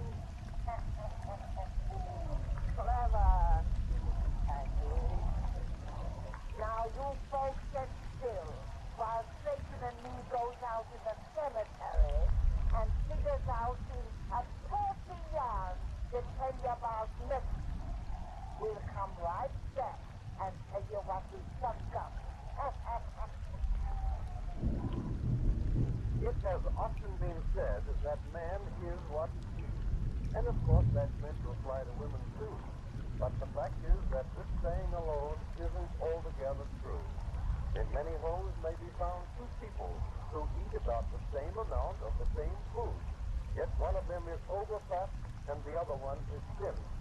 You see, it isn't only the food you eat, but what your system causes you to obtain from that food that counts.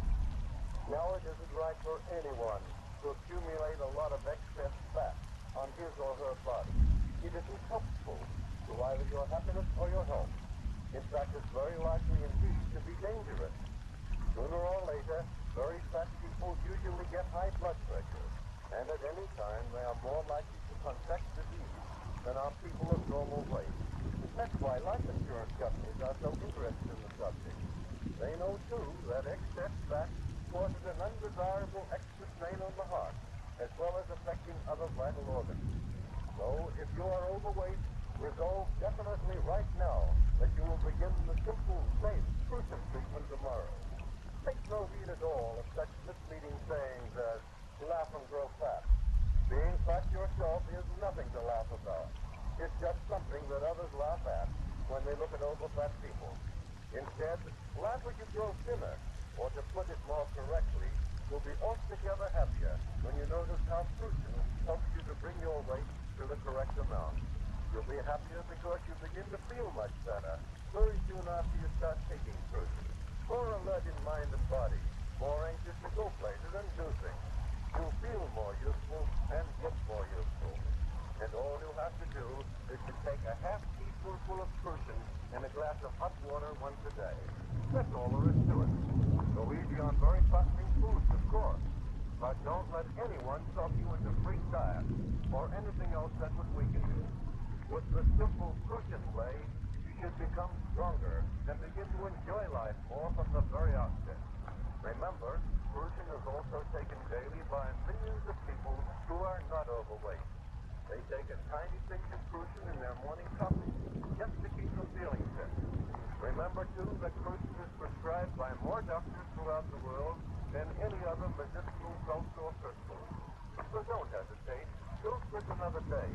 Go to your nearest drug counter, get a jar of the original, genuine fruition salt, and begin taking your half teaspoonful in a glass of hot water tomorrow morning. You'll soon see just what vivacious people mean when they say they have that fruition feeling.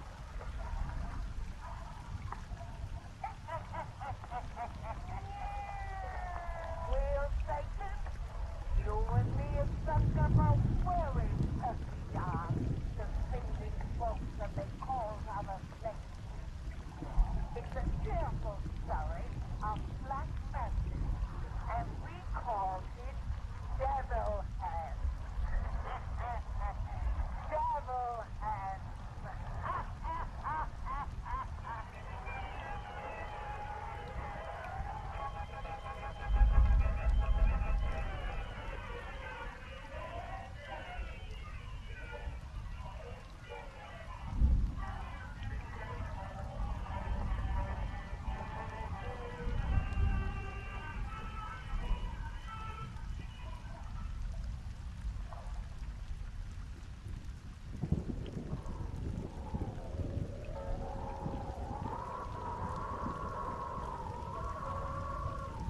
The Witch's Tale.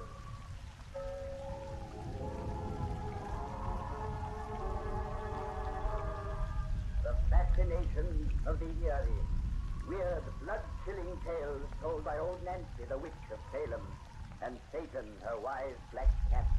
They're waiting for you, now.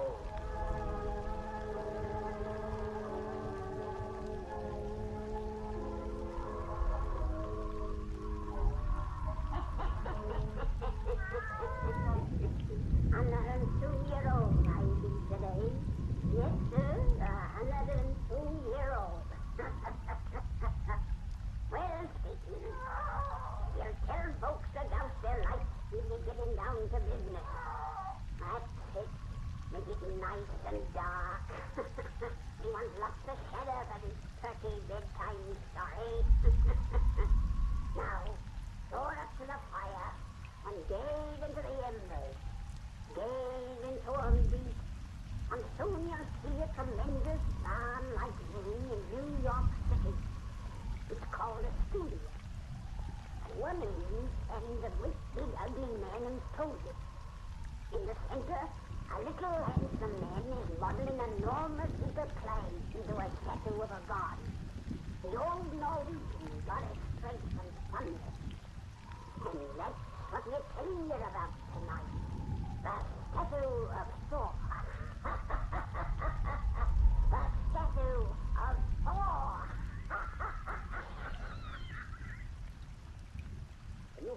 for another 5 minutes, Olaf? You're Mr. Eddie. I can never tire the neighbor for you. You certainly have a treasure, Olaf, you.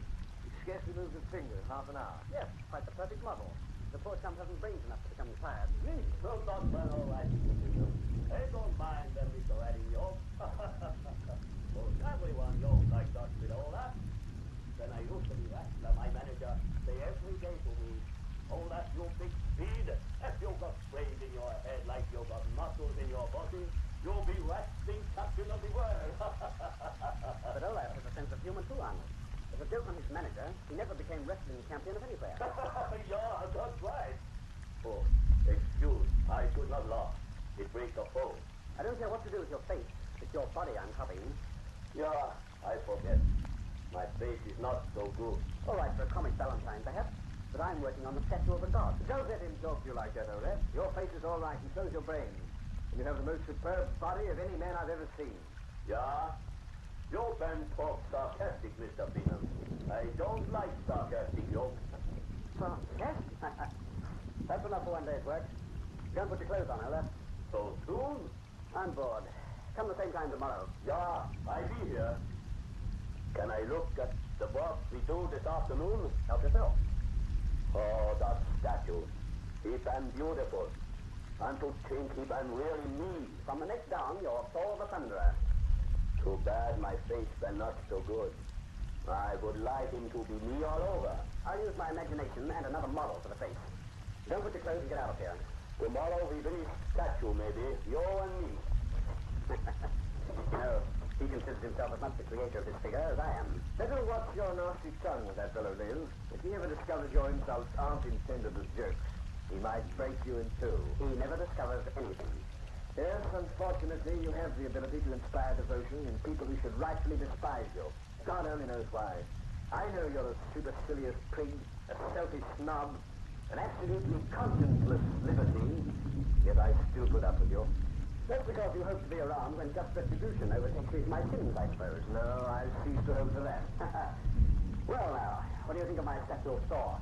Not that I value your opinion. I don't expect you to. Well, it's like all your previous work. Magnificent in execution. Thanks, I agree. But like all your previous work, it lacks the very thing a true artist would have put into it. Now you're going to tell me that it has no soul. Thor was a pagan old chap. He enjoyed life in those delightful days before souls were invented. Oh, why won't you be serious about your work, Neil? You're a superb sculptor. If you wish, you might someday stand with the immortals. The immortals were a very stupid lot who loved work to the exclusion of pleasure. Fame and the monument after I'm dead aren't nearly so tempting as good liquor and beautiful women while I'm alive. Oh, it reminds me. Have a drink. So you're going to continue throwing your talents away. I don't call it that. I play with art because it amuses me. If I took it seriously, it would cease to amuse. So your entire life to be simply a round of amusement. And a quest for new sensations. For a murdering thrill, a new sensation, I believe you'd commit a murder. That's an idea. I'll recall your suggestion next time I'm terribly bored. Well, here's the crime. I've been ready to go now, Mr. Eddie. So I see. Here's a man after your own heart, Arnold. A sober, conscientious worker who doesn't dally by the wayside. Note how rapidly he's dressed, for example. Now he stands before us, Arnold, the perfect portrait of a well-dressed man. There I go now. Tomorrow we finish statue, maybe, you and me? I hope so. I'd like to have it ready for casting this month, if possible. It's been so beautiful, that statue. Too bad my face been not so good. I would like it to be me all over. Yes, we've already settled that point. Get out, Ella. Yeah, I go now. Oh, Mr. Eddie. Mr. Eddie. I gonna get married. Huh? Oh, Ralph. You are going to get married? Yeah. Well, this is a surprise. Oh, my congratulations, Olaf. I thank you, Mr. Bingham. Where did you find her? In an asylum for the blind? She comes from Minnesota. Well, what do you want me to do about it? Mr. Eddie, my Hedwig, she never see anything of me except my homely face. I like her to see this statue. All right. Bring your girlfriend in sometime. Could I bring her now? Now? Yeah. She been wait on the street outside to meet me when I get through work. I can have her here in just 1 minute. No, don't get her then. Oh, I thank you. Not at all. I'm curious to see what a woman looks like who can plan to marry you. I come right back with Hedwig, Mr. Addy. I come right back. Prepare yourself for a vision of beauty, Arnold, to wear number 13 shoes. Neil, I know you've no humanity in the system, but try to remember you were bred a gentleman. Don't insult that poor devil's sweetheart when she gets here. I'll accord her all the old world courtesy a female should command. Such a female as would choose Olaf, the bridegroom. Now, then I shan't stay here to see you mock them. I've never had an affair with a really ugly woman. Neil. Think what fun it would be to steal big Olaf's sweetheart. You're only joking, of course. Am I? You lack all appreciation of the more subtle joys of life, Arnold. Why do you suppose I have that big idiot around me? Because he's my opposite in everything. Opposites attract, but they don't stimulate. In fact, there's constant war between them. It amuses me to prove the superiority of mind over matter. My type over his. Be careful, such amusement doesn't become dangerous. Small chance. If you recall your mythology, old chap, Thor, with all his giant strength and magic hammer, never proved a match for tiny Loki and his nimble brain. He did at last. But then Odin came to his aid with the thunderbolt of justice. I see you not only recall your mythology, but still believe in it. But don't be alarmed about Olaf's sweetheart. On mature consideration, I couldn't arouse an ardent interest in any female who will prove so unattractive. Is there, Hedwig? Is there? We are here, Mr. Addy. Hedwig, I want you to meet my boss, Mr. Addy. This is Hedwig. This? Yeah. This time Olaf make a job. I bet you expect, Mr. Addy, that Hedwig will be only just like me. I do not tell him, Hedwig, that you are more putty than a pitcher. You're right, Olaf. This time the joke's on me. Miss Hedwig, I can't express the great delight I have in meeting such a very lovely girl. Oh, thank you, Mr. Liddy. Olaf has told me lots about you. You must learn much more about me from myself. Allow me to present Mr. Bingham. Delighted. How do you do? Olaf make a job. He make a first-class job. Splendid joke, Olaf. A capital joke. And it's driven away my boredom. Promise a new sensation. I don't understand. You will, Miss Hedwig, as we become acquainted. We show you now the statue. By all means. Miss Hedwig, gaze on Thor, the Thunderer. Me, Hedwig, my body. Oh, it's you. You'll note the face is still unfinished. I'm using another model for that. That's because my face is not so good. But the body, Hedwig, that is me. Yes. Yours is the body of Thor, who was strongest of gods and men. No one could beat him. No one could take anything from him. You heard that, Hedwig? I'm like that too, by golly. And his fellow will find that out who tries to take your way. No one ever dared take anything from Thor, except Loki. Who was Loki? Oh, just a weak little chap like me.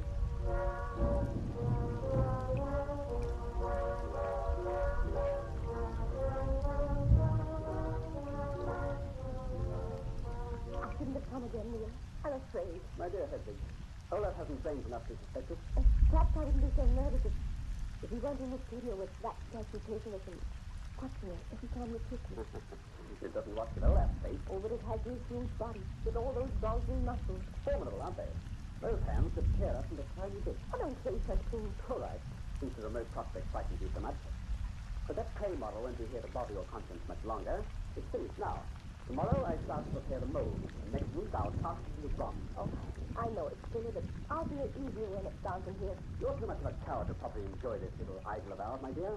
Once you're afraid of being burned as you are, you shouldn't play with fire. Oh, I know. I couldn't help myself.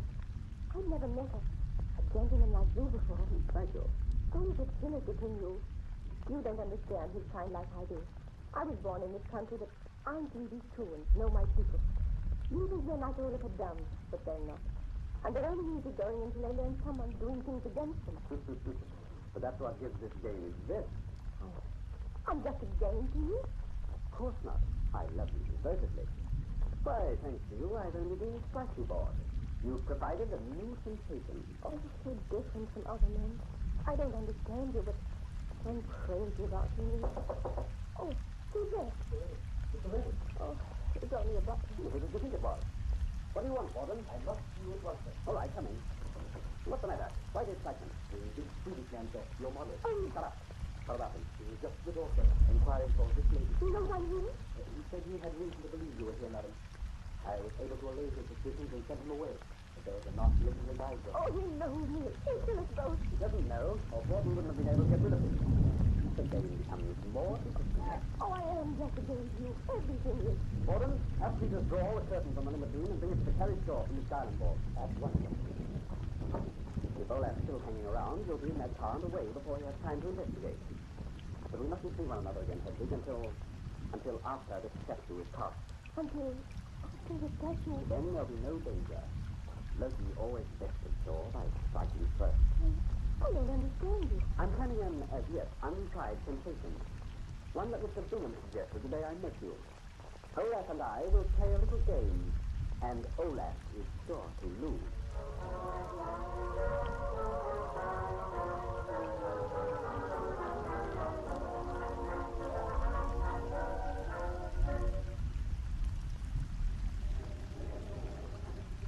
So, Olaf, the joke's on you again. Yeah. Oh, Mr. Laddie, you are right. I got no brains. I've been so ashamed to suspect bad things about you and Hedwig. I forgive you. But I cannot forgive myself. Mr. Laddie, I looked for you, till you with my two bare hands. Oh, I'm glad you didn't find me until after you'd cooled down and heard my explanation. For those hands of yours could tear a little chap like me to pieces. Oh, I've been so ashamed. It's all over now. Forget it. There's the foundry, Olaf. Hear the furnace roar? It's been awful good of you to bring me here. You and I created that statue of Thor together, and I couldn't let it be cast in bronze without you there to see. I've been terrible excited. I'll make sure you don't miss a thing. Hello, Birdie. Good morning to you, Mr. Redden. Have you got everything ready? Aye. And the mold in your fine statue's waiting ready in the picture. When you say the word, we draw the channel plug and let the molten metal run. Now, the bronze has already reached the liquid state. Yes, sir. I timed it for the hour you said you'd be here. Shall I draw the plug now? Not just yet. My friend here has never seen a statue cast. I want to show him around first. You and the boys get outside and have a smoke. I'll call you when I want to. Much obliged, sir. A breath of outside air will help a wee bit. Come on, lads. We'll go up on the bridge about the furnace, all that. Why, human, it's been hot in here. It'll be hotter where I'm taking you. Up these iron stairs, all that. Hey, Tom. In that pit is the mold of our statue. You'll see that later.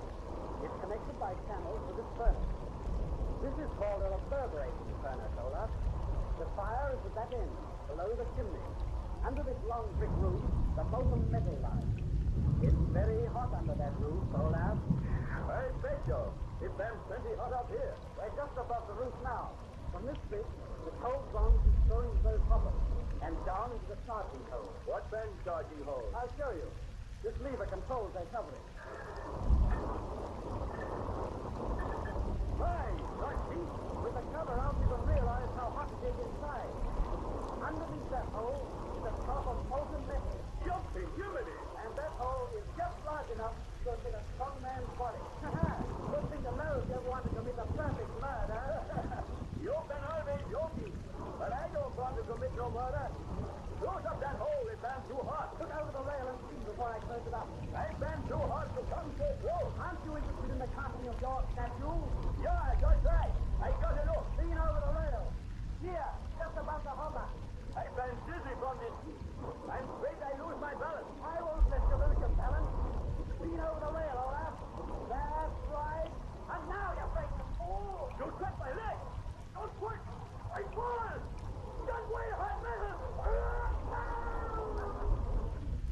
The joke's on you again, my friend. What the heaven? Never? We had an awful scream. Scream? Oh, I have the charges all over. The furnace roared so loud, I called to you at the top of my lungs. You calling me? Yes. Let me replace this cover so we can talk in a normal tone.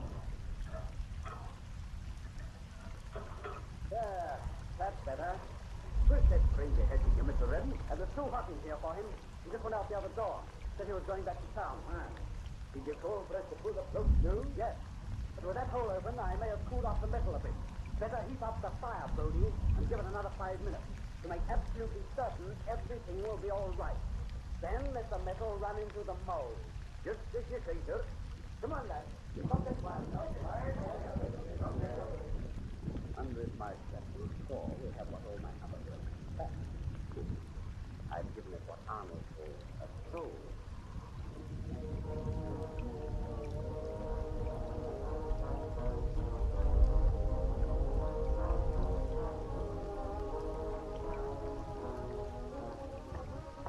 Awfully good, you, Arnold, to come and help me break off this mold. No, not at all. You know how curious I am to see the statue and finished bronze? The casting went off without a single hit. I'm sure the finished work will satisfy our fondest expectations. And I expect much, Arnold. I took your former criticisms to heart. I really labored to give old Thor a toe. Yes? I can't imagine you laboring at anything. That's because you don't know me so well as you think you do. But why Olaf's not here? I didn't think anything could keep him away when his statue reached completion. Yes, his statue. I'm worried about Olaf. You know, they told me at his boarding house that he hasn't been seen since the day I took him to the foundry. Doesn't Hedvig know where he is? He hasn't the vaguest idea. No one has, apparently. He's completely disappeared. That's funny. But I imagine he'll turn up. He may be off on a drunk somewhere. He'll never lose a chap like Olaf. No. It wouldn't be justice for anything tragic to happen to him. And you believe in justice, Arnold? I told you I cease to believe in it. Because nothing ever happens to you. Yes, I remember. We have the head mold completely loosened now. Hope we take it off and we'll expose the face. Careful of the surface underneath. Now. I've got it. Here it goes. Neil. God! That face is Olaf. I thought you used another model for the head. What's this? That's not the face of Thor I made. Well, then, what happened in the casting? Man, you're pale, you're shaking. What's the matter? Nothing. Arnold, does it seem to you that statue's eyes are moving? Yes. I seem to follow you. That bronze face seems alive.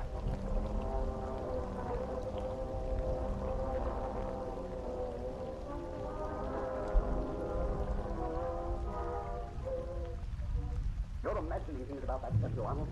Olaf's face is the one I muddled on it, and those eyes don't seem to move. You're lying, Neil. The first shock's over now, and you're pulling your nerves together, but you've given yourself away. You turned ghastly white when first you looked on that copper face. You're trembling now with fear. You still can feel those eyes on you. You're mad. Metal eyes can't move. What reason have I to be afraid? I'd know that better if Olaf's disappearance was explained. You were with him last. What did you do with him? I didn't do anything with him. If you're insinuating I killed him, explain what I did to the body. That's the thing you've got to find when you accuse a man of murder. Find that. Find that. I'm going to the police. Perhaps they'll help me find it. Call them if you like. They can't prove anything. No one can prove anything. Nothing can harm me. Nothing. Now get out of here. Leave me alone so I can think. I don't know why or how you killed that man, but I know that when you did it, you believed justice to be cheated. I'm beginning to believe in justice again, and so are you. Get out, you fool. Get out. Get out. I'm going. To leave you with your conscience. And that statue's knowing eye. Get out. Get out. Get out.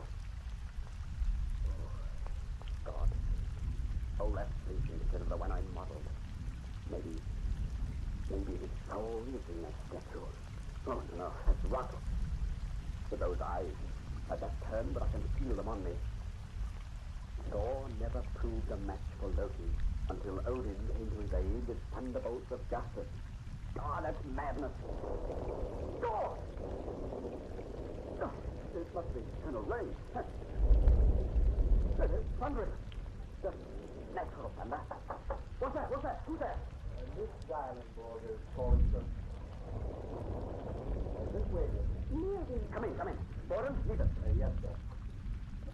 You're not angry because I'm here, Neil. You told me not to come again until the statue was finished. I couldn't stay away any longer. It seems I just had to be with you. Why did it seem that way? Why? Because I was lonesome for you, I suppose. Yes, of course, that was it. It wasn't because he wanted us together. He? What do you mean? Nothing. Neil, have you heard from Lola? Yes, I heard from him today. Where is he? He's where he can't hurt me. Can't hurt me. I'm glad he came. I didn't want to be alone. And the statue's finished, I think. Is that it there? Yes. Why haven't you taken off the mold? I have from the face. The body is still held prisoner. I want to see it. No. Don't go near it. Don't look at his face. Don't let his eyes see you. Neil, what's the matter? Nothing. You haven't even kissed me yet. I'll kiss you now. I'm not afraid. Door! Why did you push me away? That thunder startled me. Thunder? Yes. It must be quite a storm outside. The sun was shining when I came in. I heard no thunder. You heard no... No. sense in this room. Ah, so it's a statue. Statue? Look! Look! The mold is cracking. It's falling from the bottom. Oh, the statue moving. It has all the face. And it has all that soul. I put it there. Hey, saw the thunder. He waited through a page as you and I were here together. Oh, my God, the His eyes are on me. I can't move. It's breaking out his arms. For me. It's cracking.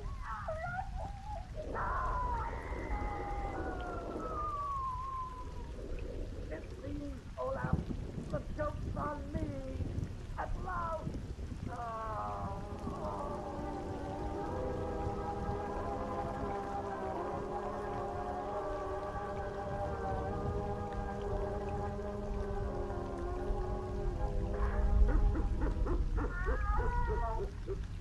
Well, that's the end of that mystery. And the moral is, don't get too great with great big swings. You folks come see us on my birthday, and we'll have another cheerful yarn.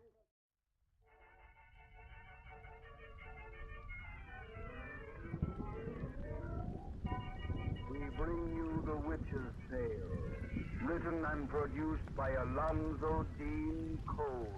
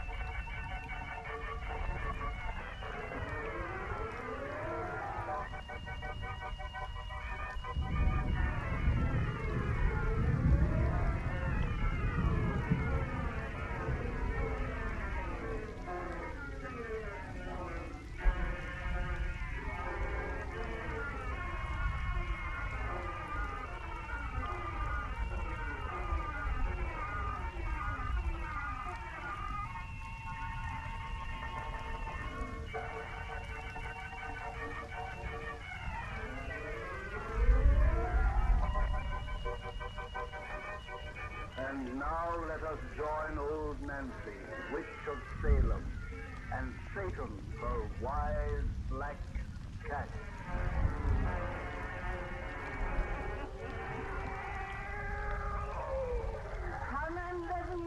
I be today. Yes, sir, 111-year-old. And now, Satan, if everybody will just douse out them lights and make it nice and dark, we'll get right down to business. Draw to the fire and gaze into them buds. Gaze into them deep, and soon you'll see the hands of time turn back for 100 years. Soon you'll be up in the ocean off the Cape of Good Hope that's down in Africa. There, up from the stormy waters, rolls a ship whose captain's name is Vanderdecken. That's his name now. But soon he'll be called by sailormen the Flying Dutchman. The Flying Dutchman.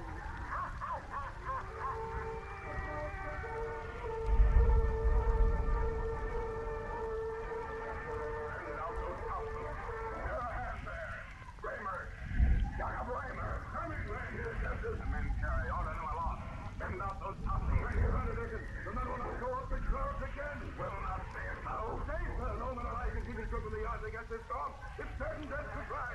Already we brought 3. We lose them all around this cursed cape. But right here we strive against the weird island. I am master here. Without question, my commands right aboard. I'll swing in and join those mates of old strength. Now bend me out those topsails. Aye, sir. The man is mad. Sail, he demands, against headwind. Hold fast up. Hold my rudder to the wind. Aye, sir. Captain! Do you hear, Captain? Here, you beggar.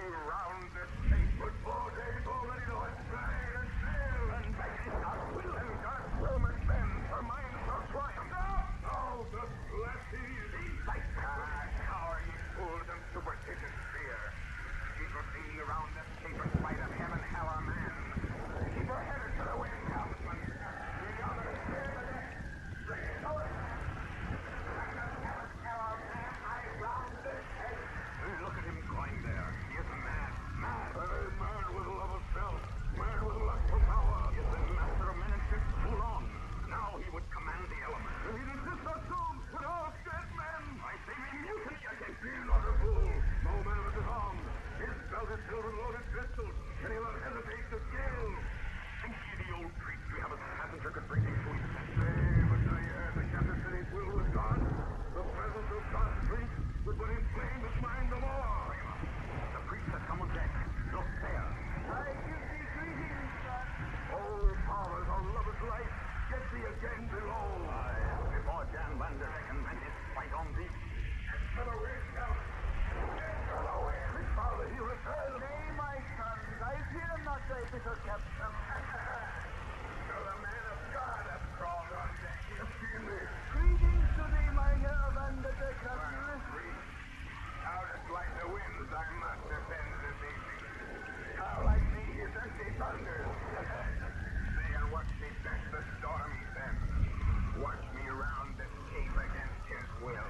4 days have I watched and seen thee fail. I will fail no longer. I shall win my way tonight. Only he can win who striveth by faith. Faith I have.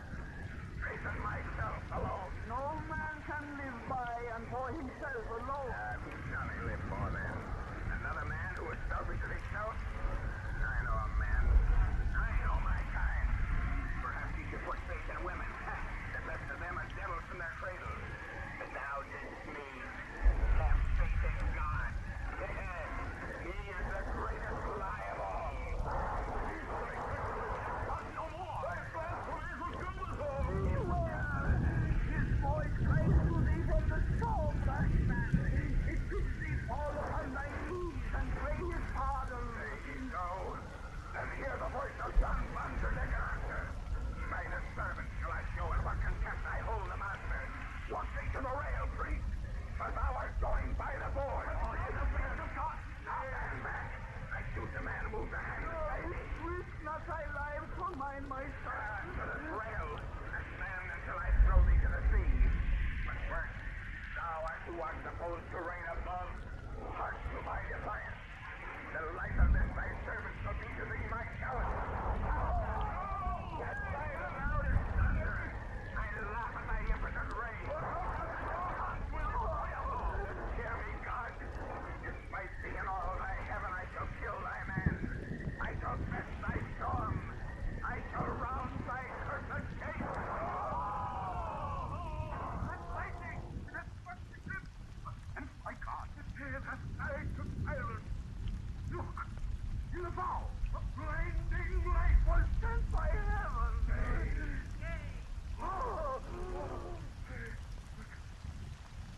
What now? It is shaped in dark, dazzling glow. God has changed his last John Vanderdecken. I cannot mean. Fall upon thy knees and hearken to thy doom. Spare me. Spare my life. Thou shalt not die. To live shall be thy search.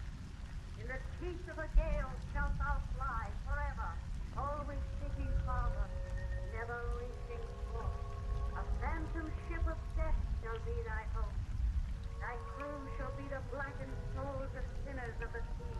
Thou, their master and their slave, shall be alone of flesh and blood. Behold thy living tomb as it rises from the depths.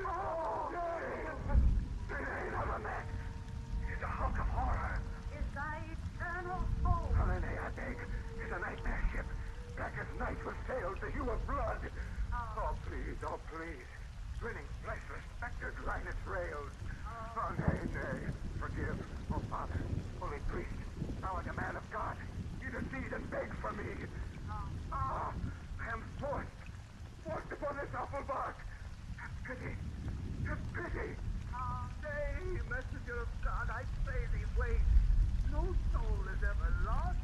Even this man can be saved, redeemed. His soul is black with selfish pride.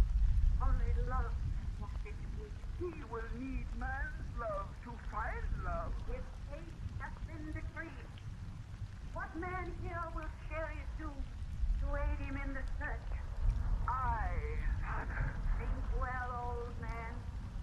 Thy days of earthly strife are numbered, thy reward and rest at hand. If thou wouldst teach him love, thou too must sail upon this ghostly bark, a living man amongst the dead. I am ready. I go with thee, son.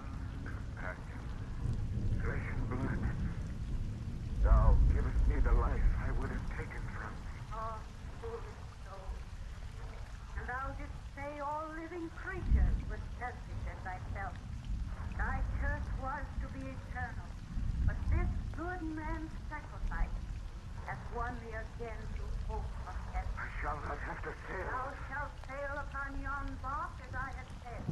But what? Keep 7 years. Thy phantom ship may touch a port, and thou, for the space of a single moon, may seek for love thyself and cleanse thy soul of pride. Come, my son. I know. 7 years among the dead, ever flying into the gale, and then a port for a single moon. Oh, Lord, oh, Lord, oh, Lord.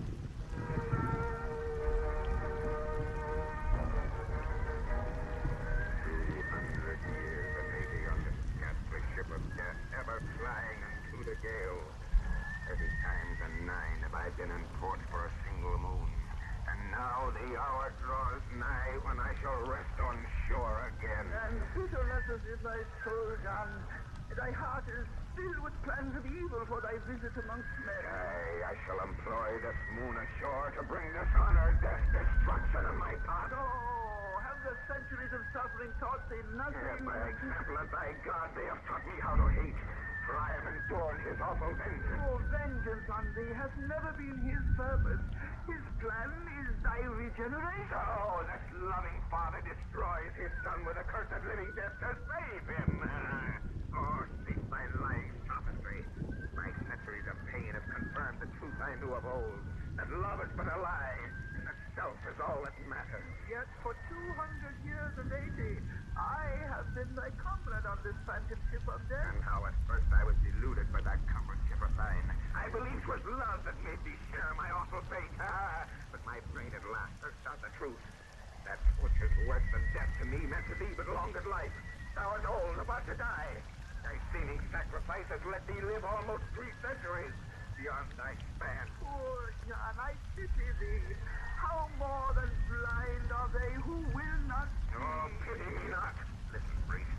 30 times and 9 now have I gone ashore. For one brief fleeting moon in each long 7 years. Each time I have been humble, seeking that love which now I know does not exist. Everywhere I found distrust and looks in fear. For though men knew not that I am he they call the Flying Dutchman, they sense I am a being set apart.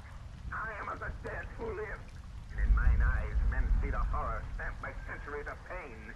30 times and 9 I sought for love and found but hate. And now I shall employ my moon ashore to pay. Our phantom ship draws into port. Again for a moon I join the world of men who worship thy revengeful God.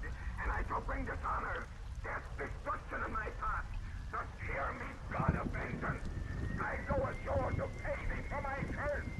I go ashore to pay.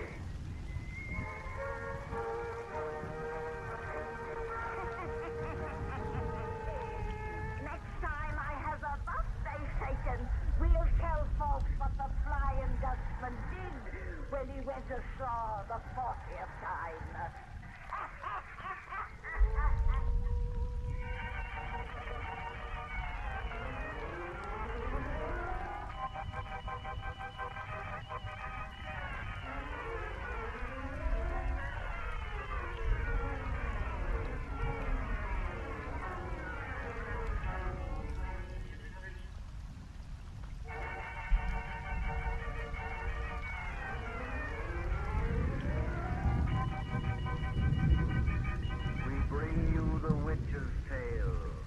Written and produced by Alonzo Dean Cole.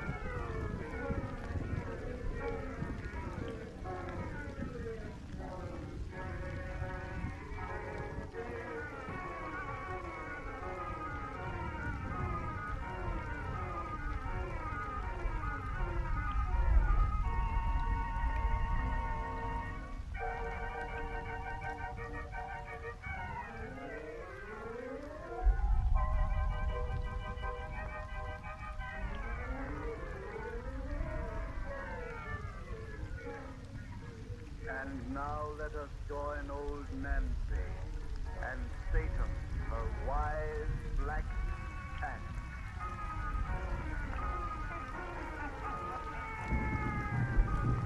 Hannah and 3-year-old I be today. Yes, sir, going on 104. Now, if you folks will just douse out them lights, we'll spin you the finish of our yarn about that famous sailor man we begun the last time you was here. That's right, Satan. We told how that fella Vanderdecken, for his blasphemy against his Lord, was condemned to sail the seas until his selfish soul is cleansed by love, which he's allowed to come ashore and look for once each 7 years.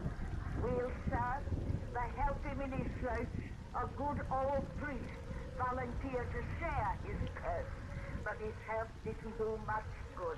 For when we left them, but draw up to the fire and gaze into them birds, hear for yourselves just how we left this Vanderdecken. 30 times and 9 now have I come ashore, for one brief fleeting moon in each long 7 years.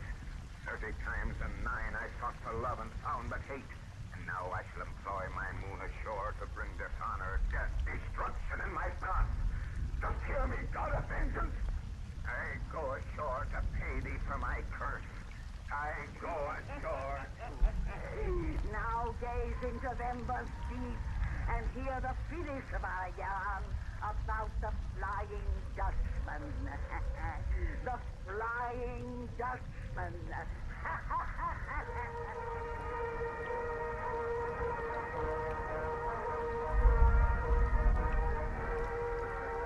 Every innocent license year of 1810. Even such an old sea dog as you can't believe the folks are yarn of the Flying Dutchman. And out there in Portsmouth Harbor lies my proof. That ship's the Dutchman, so I ain't a mother's son. No, Uncle Henry. You merely say that because it's that dingy-looking old hulk you didn't see come in last night. Hey, you know when saw that ship come in. And I tell you, I recognize it. For nigh 300 years, every sailor man upon the 7 seas has seen that black two-decker fly by him at least once. In dead time, I've seen it cross our bows like lightning, backwards, with ever staying sail straight in a gale. While we on a human ship couldn't even smell a breeze. Are you sure you hadn't been sampling the ship's rum barrel when you saw all that? Yes, I am. If that out there is an actual ship, why don't we see hide or hair of any living creature on its rails around the yard? Oh, look, Uncle Henry. There's a small boat coming from our port side now. I'll be... Now, when did they launch that? While you were so busy talking. And there's 2 men in it. 2 living men is all the ghost ship carry. But neither of those men or their clothing look 3 centuries old. And you say that's the Flying Dutchman, The James? Dutchman don't grow any older. That's part of his curse. Indeed, it is the priest who travels with him. They get new clothes when they come to shore every 7 years. They mean to land about here, I think. Well, I'm leaving before they do. You and Judy better come too. Nonsense. All right. But I'm a warning you to have nothing to do with a big fella coming in that small boat. Henry, such superstition is unchristian-like. To show you what I think of your ridiculous fears, I'm going to invite those men to be my guests. What? Peter Cooper, you're going to take them into your house? If they care to come. You don't know what you're saying. Why, the Dutchman's a holy devil. You make me hope that big man in the boat is your Flying Dutchman, Uncle Henry. He sounds interesting. Indeed, he does. They're landing, Papa. And I'm a-going before the Dutchman's eyes light on me. Surprising, I tell you. Look at Uncle Henry Ross. My superstitionity almost discourages me with humankind. Hear the strangers come. Speak to him, Papa. Well, good morning, gentlemen. Greetings, Judy, friend. Aye, greetings. Why does thou not run at my approach? Run? Why should we run? Thy companion did. Oh, and he had an appointment elsewhere. Gentlemen, as you're strangers and our thoughts with hymns are not of the best, I wish to invite you to be my guest. I guess. We thank thee truly, but... Do not hesitate. I'm only a humble minister, but my daughter and I will strive to make you comfortable. Thou art a minister, a man of God, yes. And thou art his daughter? A minister and his child. We thank thee, sir, but my comrade and I cannot, I guess... Hey, we can, we shall. I thank thee, worthy servant,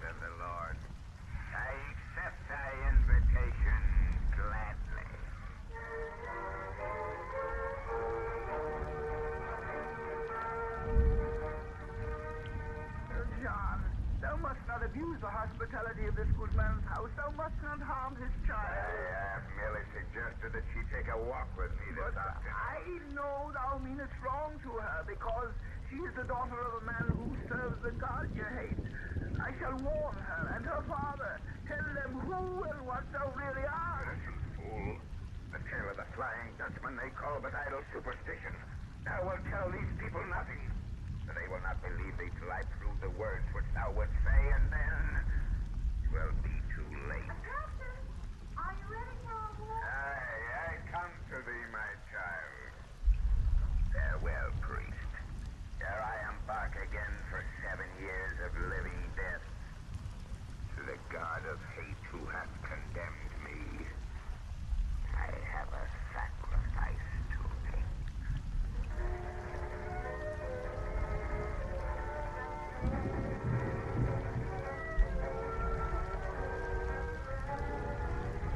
We won't any further into the forest, Captain. We shall be late returning home. Only a little distance more. Well, we're completely off the beaten track. Aye. Should one die among these trees and thickets, it might be many months ere their body was found. What made you think of such an awful thing as that? The thought of one who was left alive, a father, for instance, might suffer long and keenly ere his,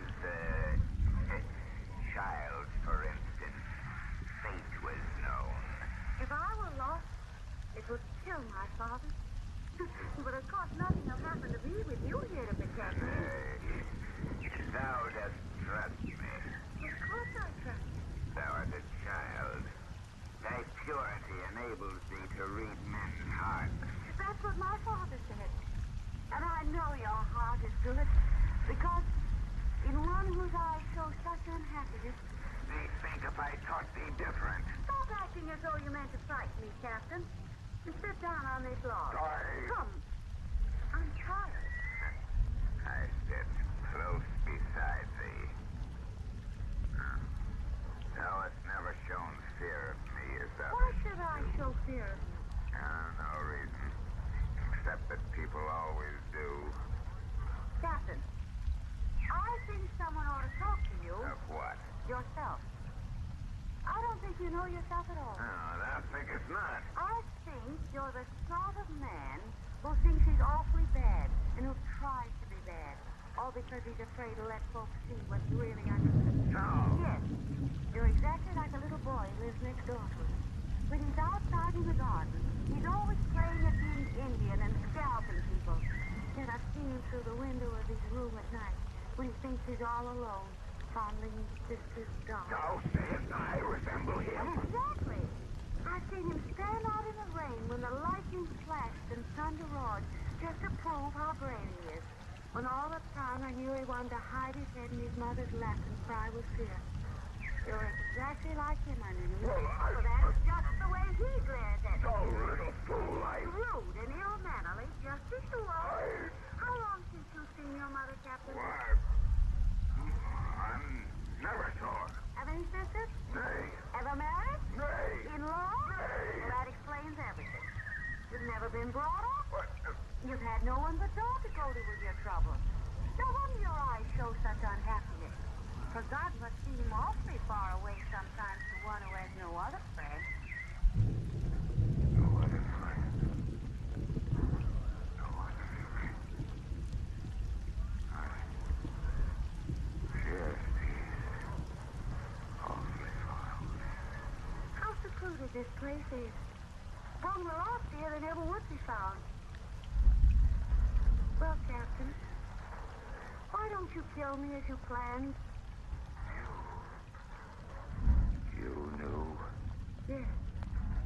I wasn't a bit afraid. You see, I knew the little boy next door. Playing Indian. Scalping people. Foolish. Suppose you put your head in my lap and have a cry. Why? He does sometimes when no one else is near. Why? Seems to help. I don't think you've cried in a long, long time. Why?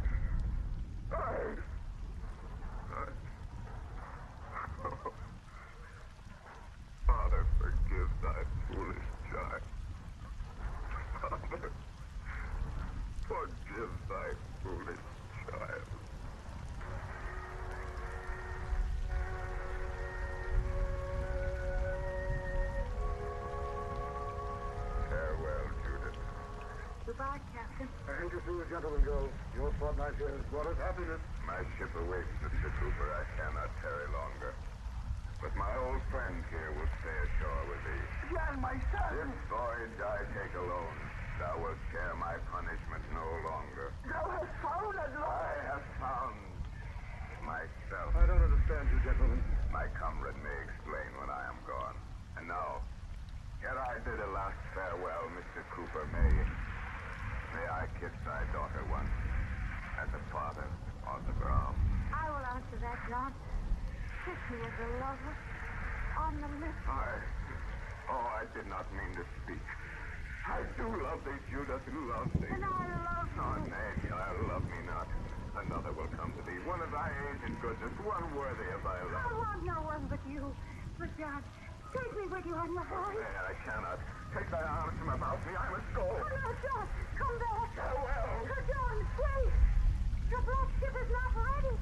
I see no sign of crew. They are waiting for my coming. Oh, he's in the sailboat, leaving me. It's just flies through the waters by magic. Look, already he's reached the black ship's side. He's climbing up the ladder. He's aboard. Father, the sails of these black ships filled, but there's no wind. It's putting off the sea. Farewell, my son, my comrade! Come back to me, John. I love you. And I love thee. Farewell forever. No, not forever. His ship is sinking. Yes, sinking beneath the waters. Listen! I love thee. Love thee. Oh, gracious Father, my prayers are answered. His long voyage is at an end. Thou hast taken back his soul.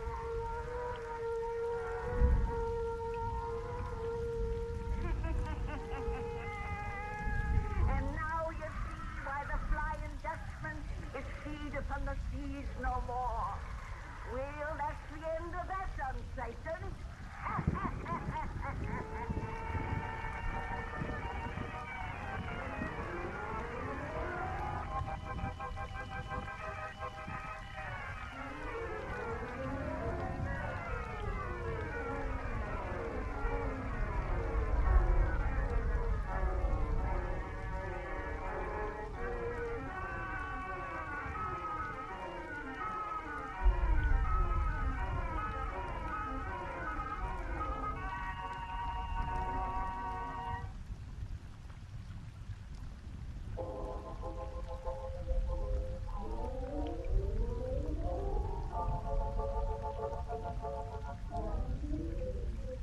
We bring you the witch's tale, written and produced by Alonzo Dean Cole.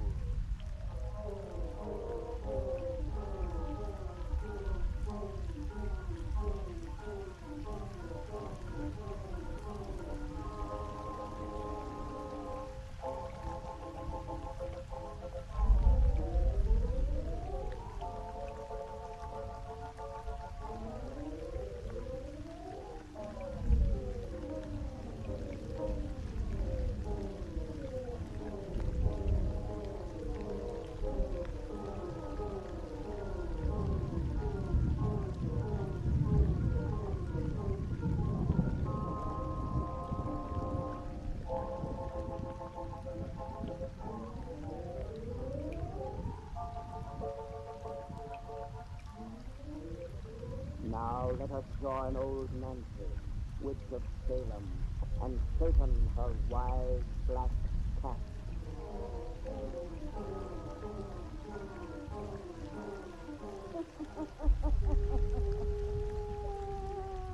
I'm 11-year-old I be today.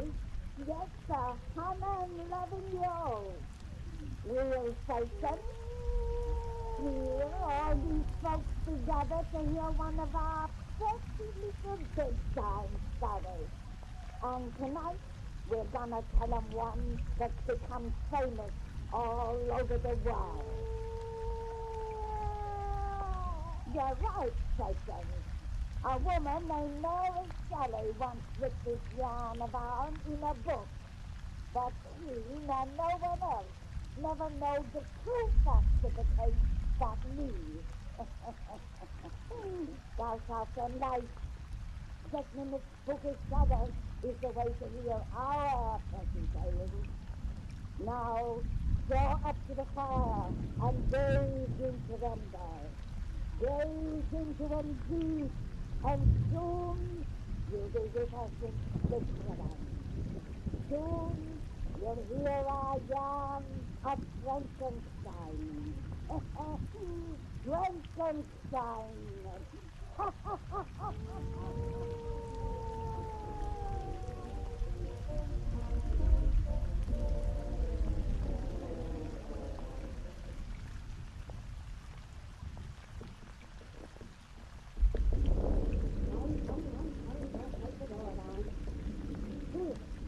Hi, Professor Walsh.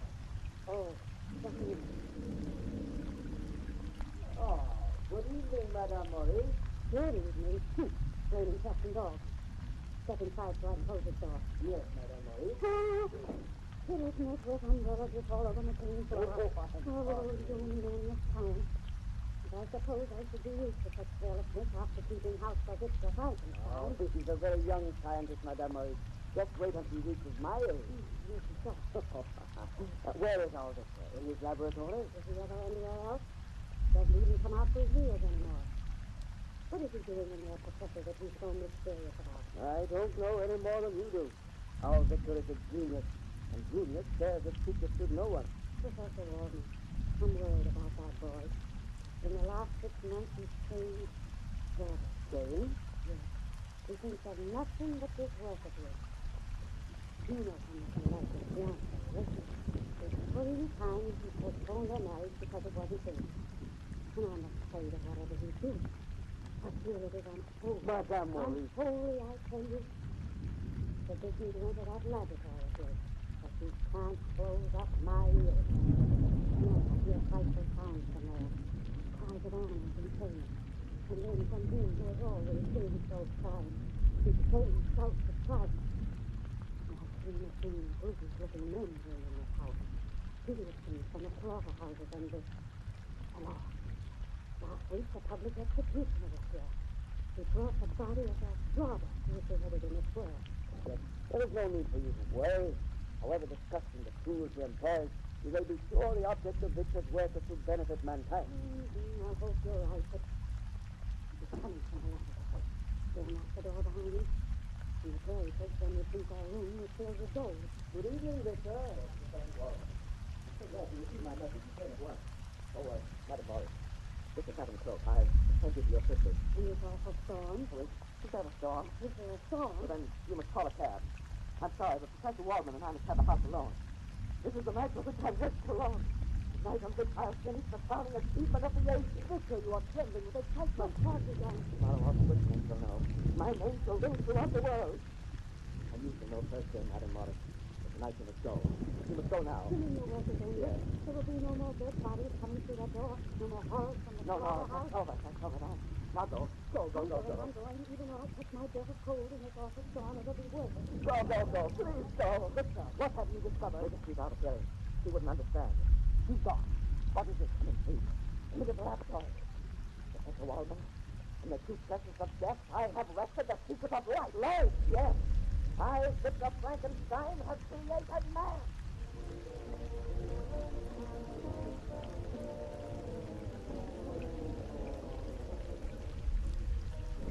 Look at him there. Bit by bit, I touched it. His organs, his limbs, his brain, his external strength. A beautiful sleeping child, but living only until I give him life. Now the time has come. That's why I sent for you, old teacher. You pointed out the path. I know nothing of this. Yes, you sent me to the ancient for forgotten knowledge. Through them I learned of magic and the hidden truths of nature, which I have gone beyond the ancient.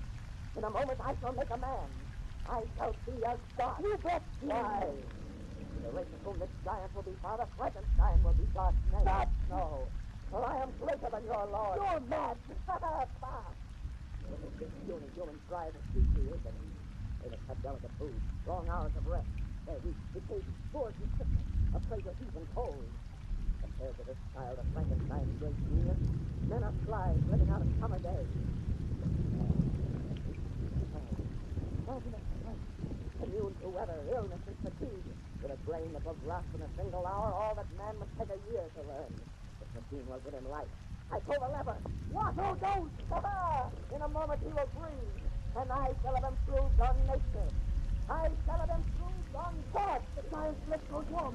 There's pulsation in his veins. Soon he'll rise and walk. Great God! Oh, great Frankenstein! The beautiful contours of his body are changing. What? His flesh is shriveling like a mummy. Becoming ugly. Mistaken, you are creating a horror machine. I'll turn it off. Too late, he breathes. Yes. Yes, may God forgive you, Frankenstein. You've made a monster.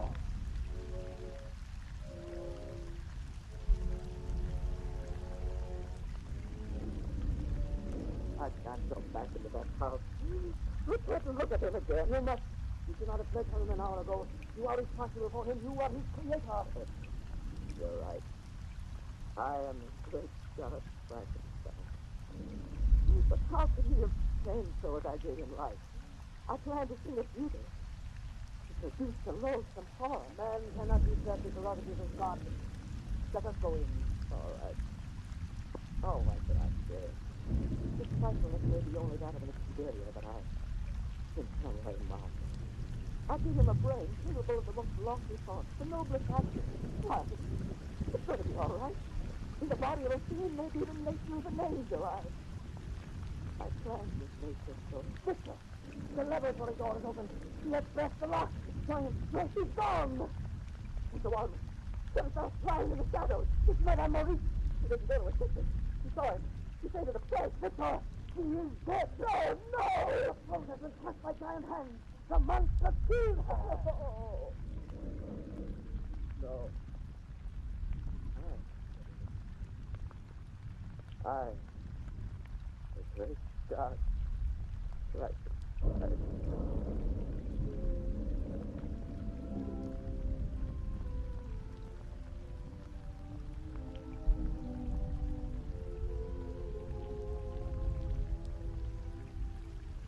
Well, my boy, how does it feel to be on your feet again?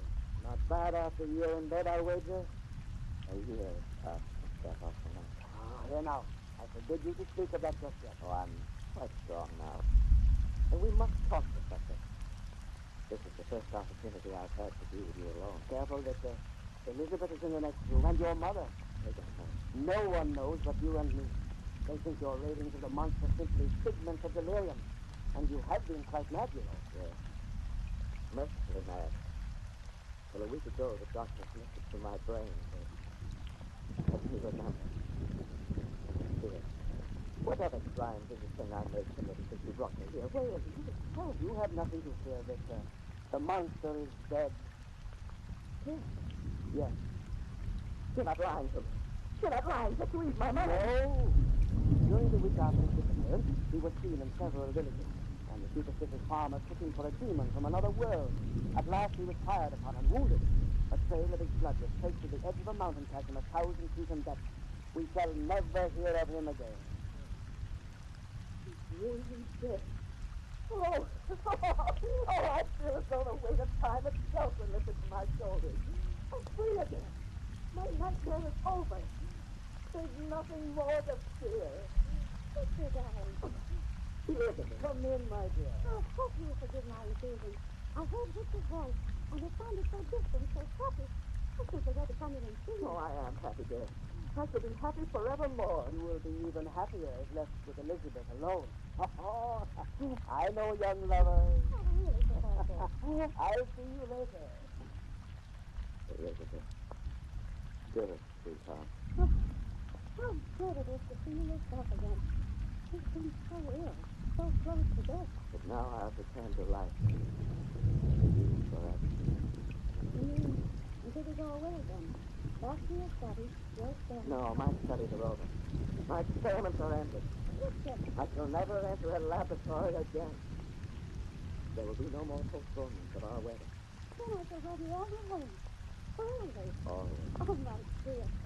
You don't know how happy that will make you. I've been so diligent at trying to protect you from it. It seemed to keep you from even stop. I have come back to you. Your mother is calling you. I'm a killer. The work we can do more is not away. Tomorrow is possible. Oh, I love you. Oh, I love you. It's coming, Mother Frankenstein. Oh, And, happy, happy, happy. There's nothing now to fear. You're wrong. You! Why? Yes, I. The monster you created.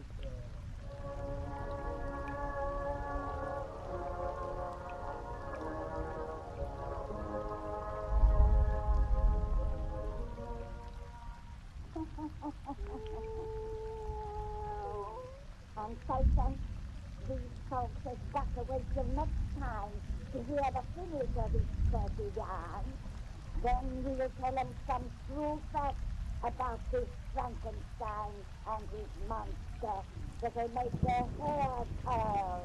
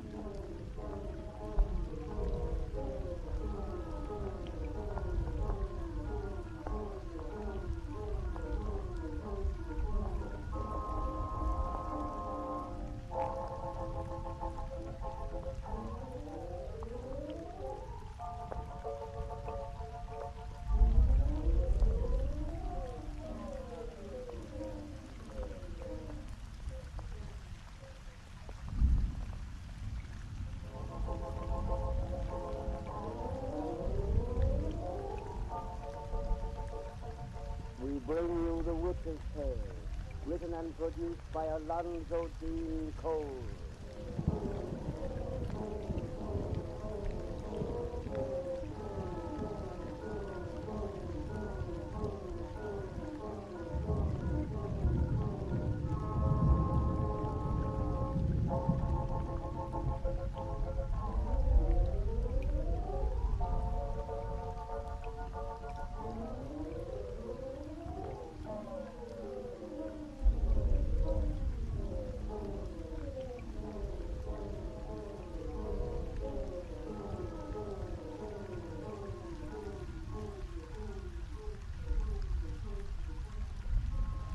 And now let us join old Nancy and her black cat, Satan.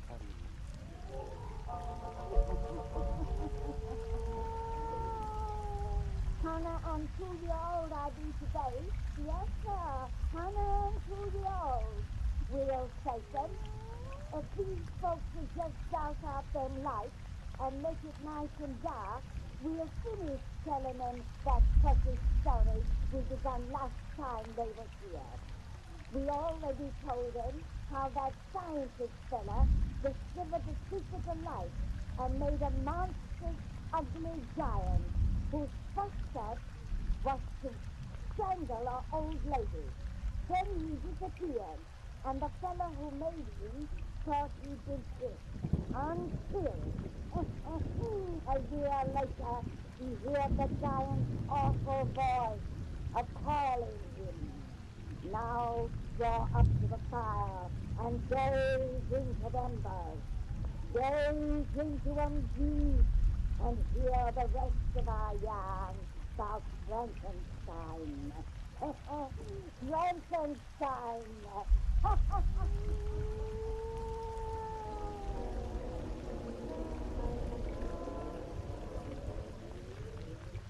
I've followed to this desolate place with you, badness. What do you want of me? To show you my home, Frankenstein.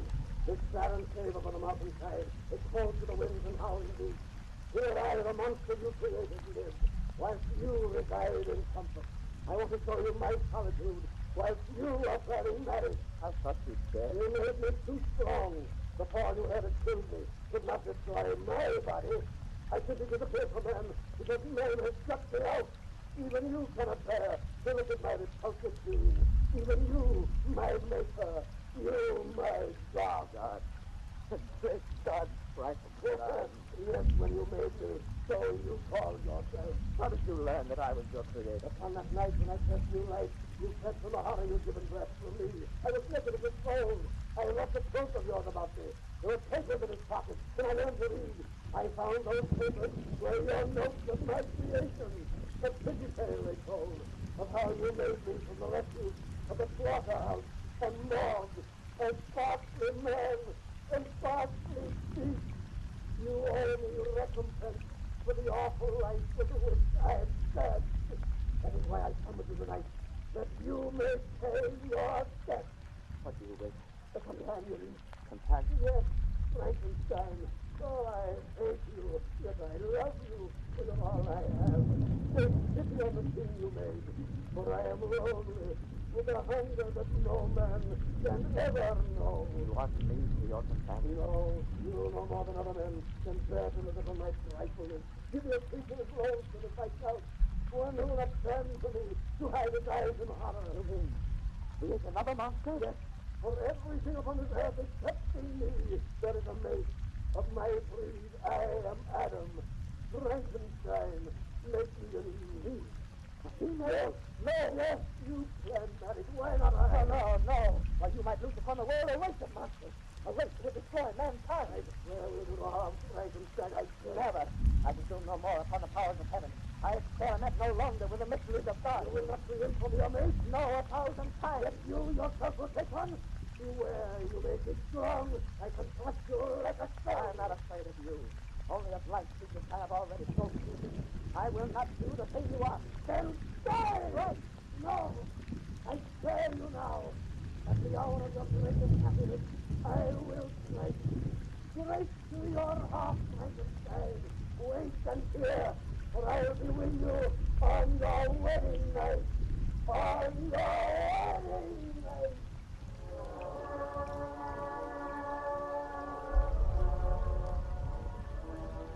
Sister, how can you be so sad tonight when all our dreams are just coming true? Oh, I'm not sad, Jay. Well, how could I be when at last you are my wife? Victor, you're keeping something from Oh, me. no. You are. Professor Walton has been acting strangely too. And the grounds outside are filled with strange men who look as though they were policemen standing guard. You have nothing to fear, my darling. No enemy who would harm you on our wedding night. Oh, of course not, Doc. What could I be afraid of on our wedding night?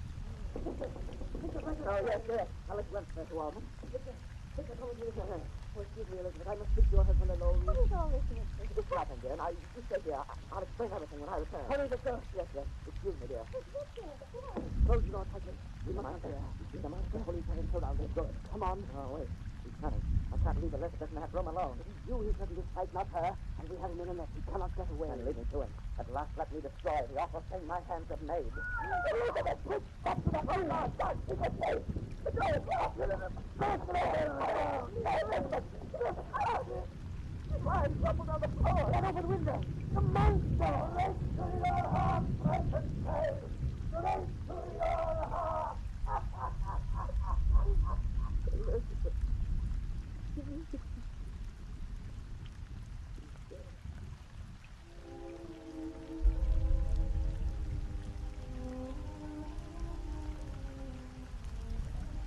Oh, Frankenstein, you set me down. Still see the hell. Stand up on those rocks where I can see you. Oh, you may aim at my breast, that pistol you carry. Very well, I'll have you now. Yes. You forget how fast I move. Oh, did you think you could try me with weapons such as this? Oh, I, whom you make superior to the puny race of men. Oh, I throw your pistol into yonder chasm. And I release you unhurt and unharmed. Somewhere, sometime with another weapon, I shall bring you death.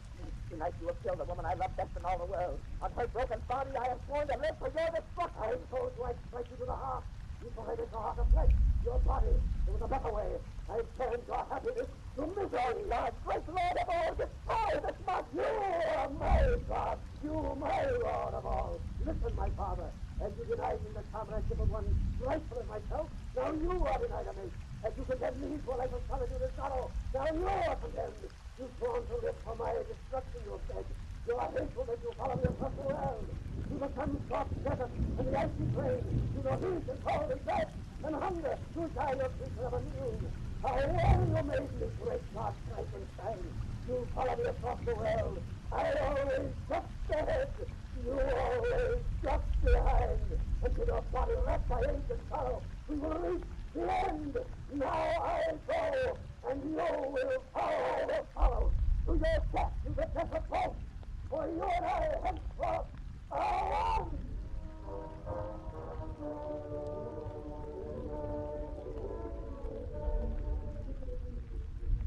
Oh, toss away! 3 points forward! Castaways here in the Arctic Circle. My guess, Cyclops. It's a man on a floating block of ice, probably blocked away from the mainland. Dead. A white man, 1,000 miles from humankind. Some explorer, probably, like ourselves. Yes, who's lost his turkey. He may be a companion of that strange giant we saw in the distance a week ago. If we can get him, Jim. We'll try.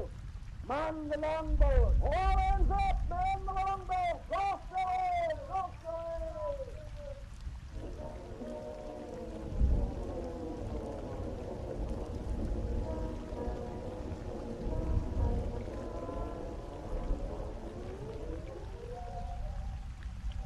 It's a strange story you tell, Mr. Frankenstein.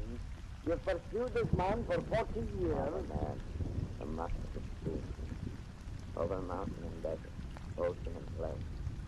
From the dells of Africa, here to the Arctic Circle I have followed. I always just behind. He always just ahead. 40 years I have known no home, no friend. Only solitude, misery, and an empty dream ahead. Now I've done. There, man. 5 days on that ice floe didn't do you any good. But our shift doctor will soon have you on your feet and as good as you. And what you need now is lots of rest. So I'll leave you until morning. Good night, Mr. Frankenstein. Good night. Yes. Yes. Yes, my father. I crept aboard the ship when darkness fell. I expected you. For we have reached the end. Yes, a God as miserable as is Adam, and Adam as sorrowful as is God. Powerful because your vengeance is over. No, Frankenstein. At the end, there is no longer heart for vengeance. All things cease, all things begin again. Death dies. The son cannot survive the parent. Let me lift you in my arms. Gently, tenderly I bear you, for you're all I had to love. All I've had to face, Frank.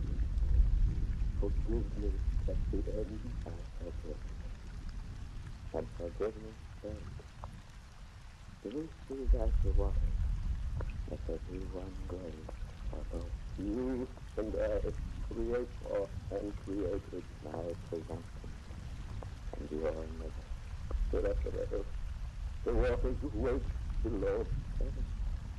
Come and see together. Now. The end. The end.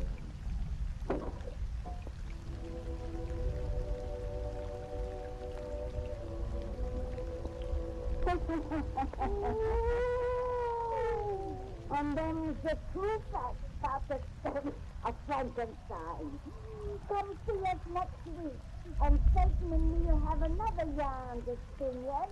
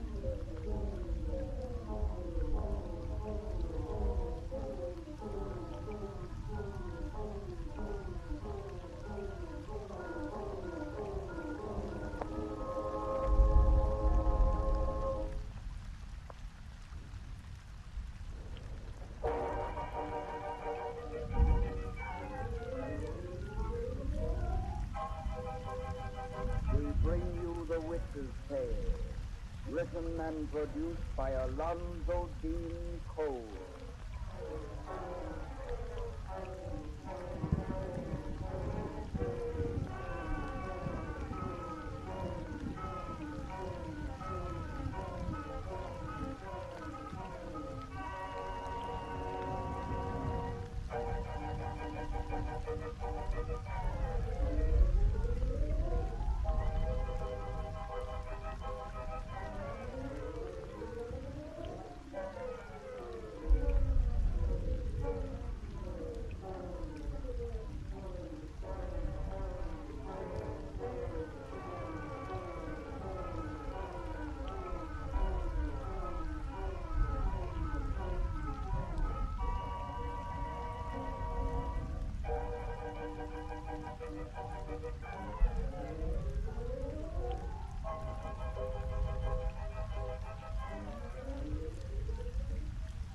And now let us join old Nancy and Satan, her wise black cat.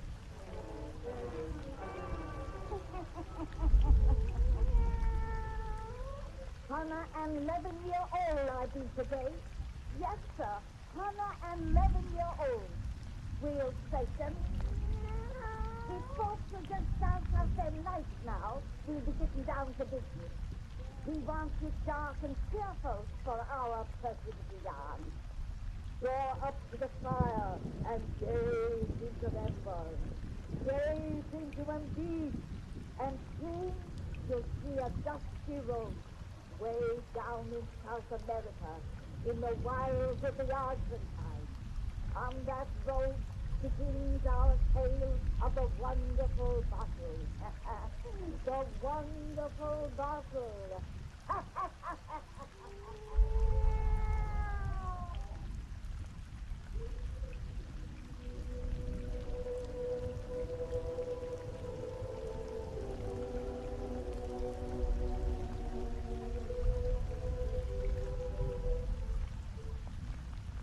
That's not a signpost, Matt.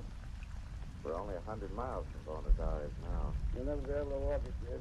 The soles is all worn from your shoes, and then see to you the bleeding. I'll walk it. I've got to. The hike will be easier now.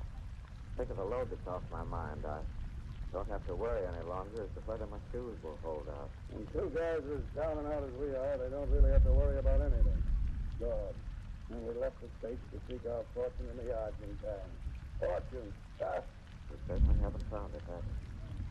But maybe we'll start something in Buenos Aires that'll put us on our feet again. We can stand on your feet when we get there. Kid, you simply got to bust into that $50 you have and buy a pair of shoes. Oh, I can't do that, man. That 50 is every cent I've been able to scrape together in the last 3 months. It's got to go home to my folks. They need it terribly. I suppose you don't need it. Oh, I'm young. They're old. I really owe it to them. Max, you don't know how they scrape saved in order to help me work my way through something.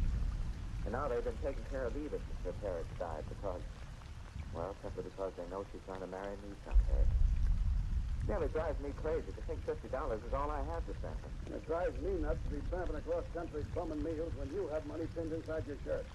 If that dough has got to go to your folks, get an express order and send it to them, for the love of Mike. Well, I can't until we get to Buenos Aires. That's where they think I'm doing so well in my own business.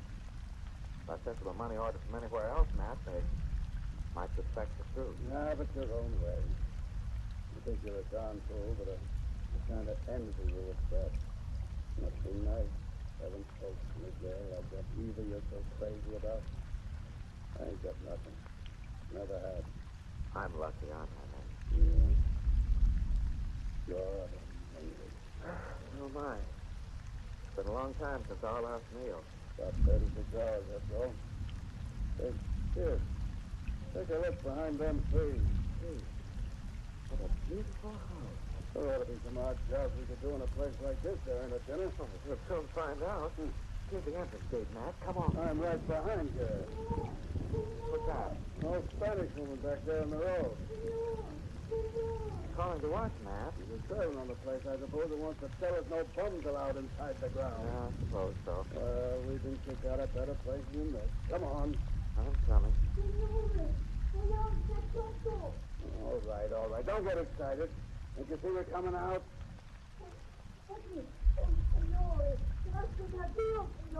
Matt, I don't think she's trying to bawl us out. Oh, what is she doing then? You understand the Spanish lingo. I'll ask her. ¿Qué dice usted, señora? Gracias a Dios. Con el momento de traerme down the situation del Devonte. Matt, she said she saved us from great danger. Danger? What danger? ¿Qué quiere se trata, señora? Con el cuerpo de la cárcel de esta casa, Adrián, que situadas almas inmortales. Señora! She says if we'd gone to that house, we'd have lost our immortal souls. Lost our souls? Se construía esa casa por la diabla. She says that house was built by the devil. Why, Oh, you're joking, señora. I mean, who's the house de Tronta? No, el Dios que viva a la esforiada del diablo. Que había ido a ese puerto. La vendería una vacina que la mandaría a interior. Says the man who lives there is a servant of hell. That if we'd gone to that door, he'd have tried to sell us something that would damn us forever. well, that ain't the craziest yarn I ever heard. Get a little mad to tell us a story such as that. Yes? Giving us a bum's rush, let's go back and try for a meal. He's not a servant in that house. I'll thank her for advice first. Accepte usted la expresión de más profunda gratitud, señora. Tengo que irme ahora. Adiós. No, viví con americanos, juntos con ucranianos. Iban a esa casa, se construyen mafiosa. If we go to that door, we'll regret it. Come on. I'm coming. Adios, senora. Oh, go fly a kite. Oh, don't talk to her like that, Matt. People down here are very superstitious. She probably believes the crazy yarn she told us. Well, if the devil built that house, I'll say he's a good architect. It's the swellest joint I've seen in South America. Must be great to have a place like that to live in. Instead of being like us. Wonder if we'll ever sleep inside a house again. Matt, someone's opened the door. No guy's coming out. To tell us to beat it, I suppose. Oh, I suppose so. I bid you welcome to my house, senor. Hmm? You talking to us? May I invite you gentlemen to have dinner at my table? Dinner? Us? Of course, senor. Jeff! Matt! We're dreaming! At last our luck has changed. I overheard your remarks, senor. In meeting me, you soon will find that your luck indeed has changed.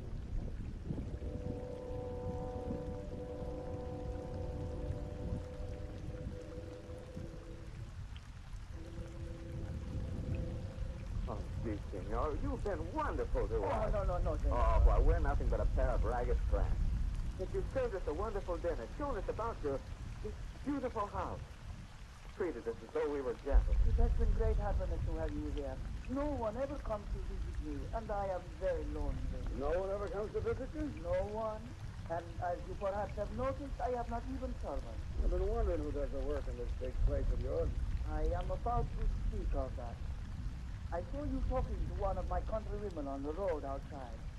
She may have told you tales of me. Did she tell you tales of me, senor? Well, knows a lot of superstitious drunk, if that's what you're driving at. You Americanos are not superstitious, as are the people of my country. You do not believe in the devil whom you told you was my master. My pal and I haven't much faith in anything right now. You have been very unfortunate in South America. I'll say we have. Yet you, my young friend, say you have in your possession $50. You asked if we were absolutely penniless, senor.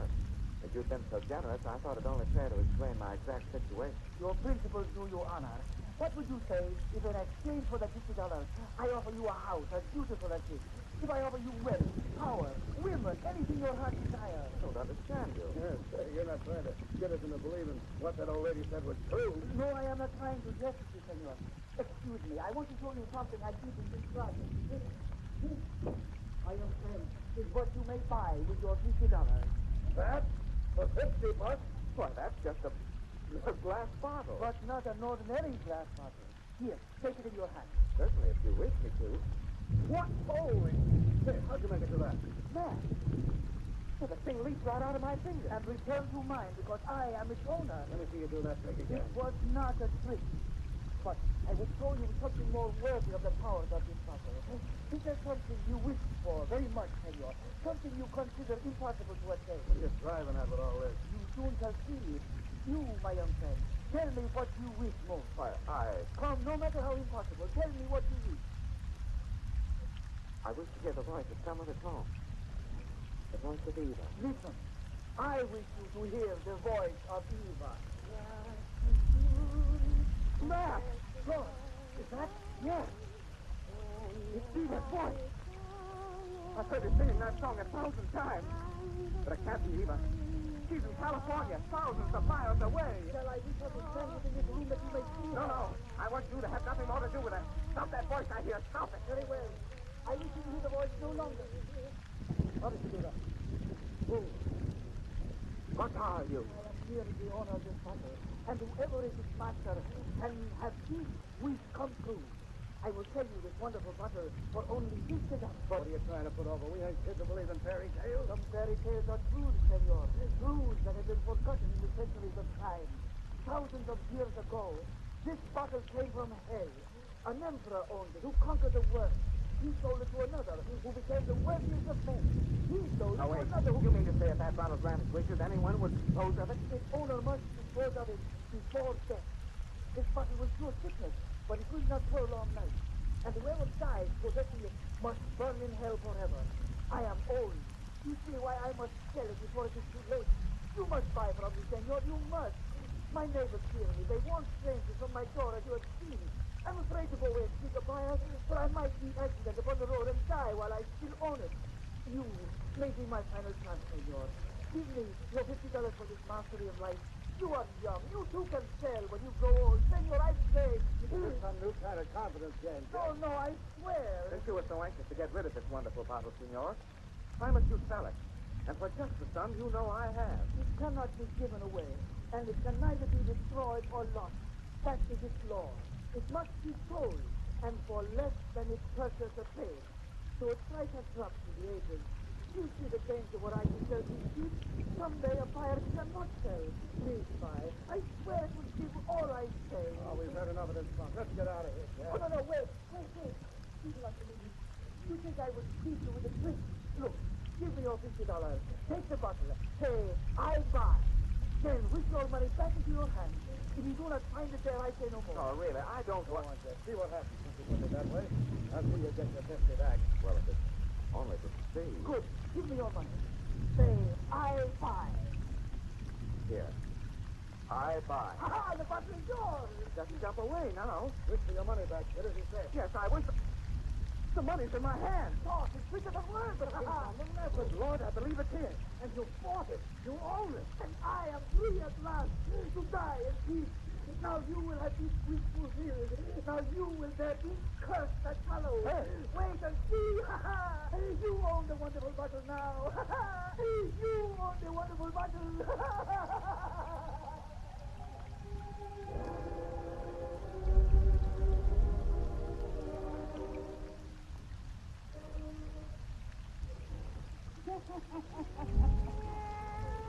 Satan, if these folks want to hear the rest of our little yarn, they got to come see us next time I have a birthday.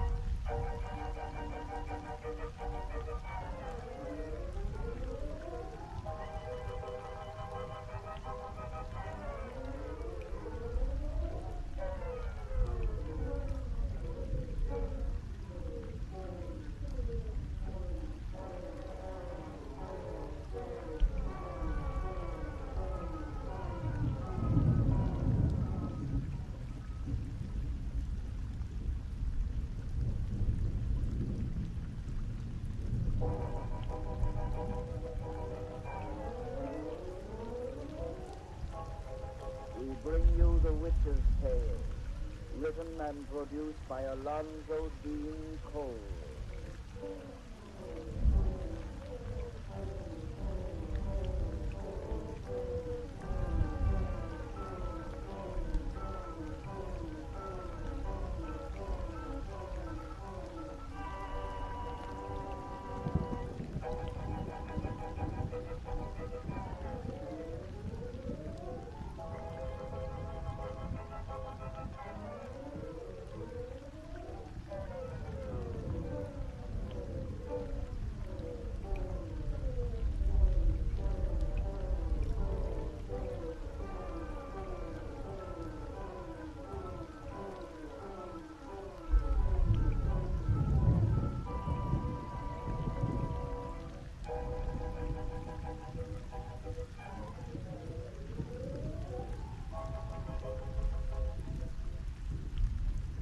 now let us join old Nancy and Satan, her wide black cat.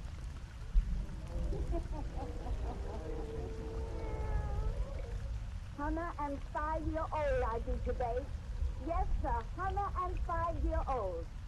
And now, if you just douse out them lights, Satan and me have seen the finish of that little yarn we started last time. We told you how a couple of young American fellas down in Argentina met an old Spaniard who sold one of them a magic bottle that grants its owners every wish. That bottle was made by the devil. And anyone who owns it must get rid of it before he dies, or he is burned in hell's fire forever. The bottle can't be destroyed or lost, but it can be sold for less than the seller paid for it. Now draw up to the fire and gaze into them worlds. Gaze into them deep and hear some more about the wonderful bottle. The wonderful bottle. I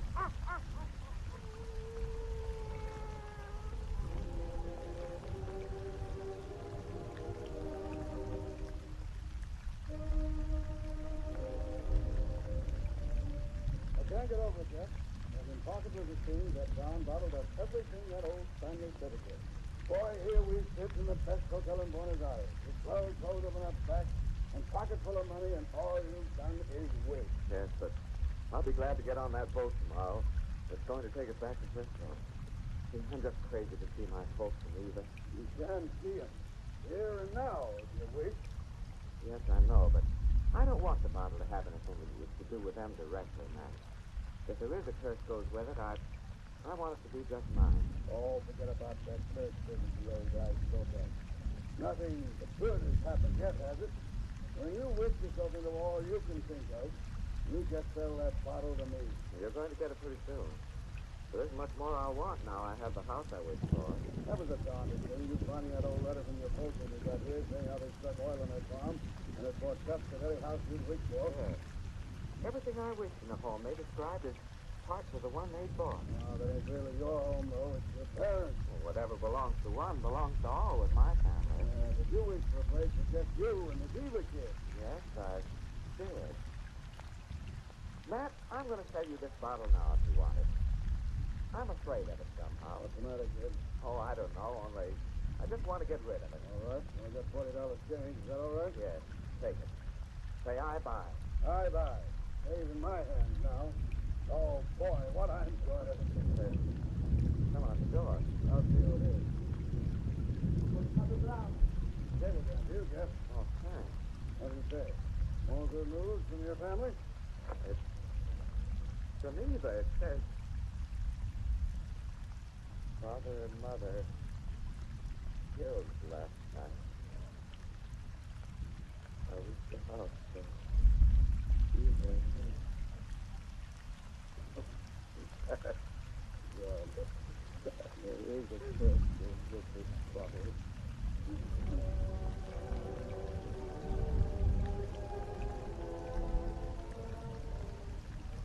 Jeff, it's tight for sore eyes for you again. Why, it's been over a year since you left me in Buenos Aires. Yes. Come inside the house, Matt. Right. This is a swell place you got here. Where's the woman I'm dying to meet her? Eva and I aren't married yet. Not married yet? Oh, that's the reason I cabled you to come here. I don't get you. Matt, you still got the bottle? No. Gone? Yeah. Wished myself $1 million, a private yacht, then sold it to a prostitute for $30. I was scared to keep it. You know where it is now. You know where I can find the man you sold it to. That's why I sent for you, Matt. I've got to find that bottle. What for? I'll show you. Why are you tearing off your shirt? So you can see why I haven't married. Why I won't even go near the girl I love. So you can see why I don't leave this house. So you can see another curse of that bottle. Look at my back. Yes. Mark of a leper. A leper. Help me find the bottle, Matt. It's my only hope. My only cure.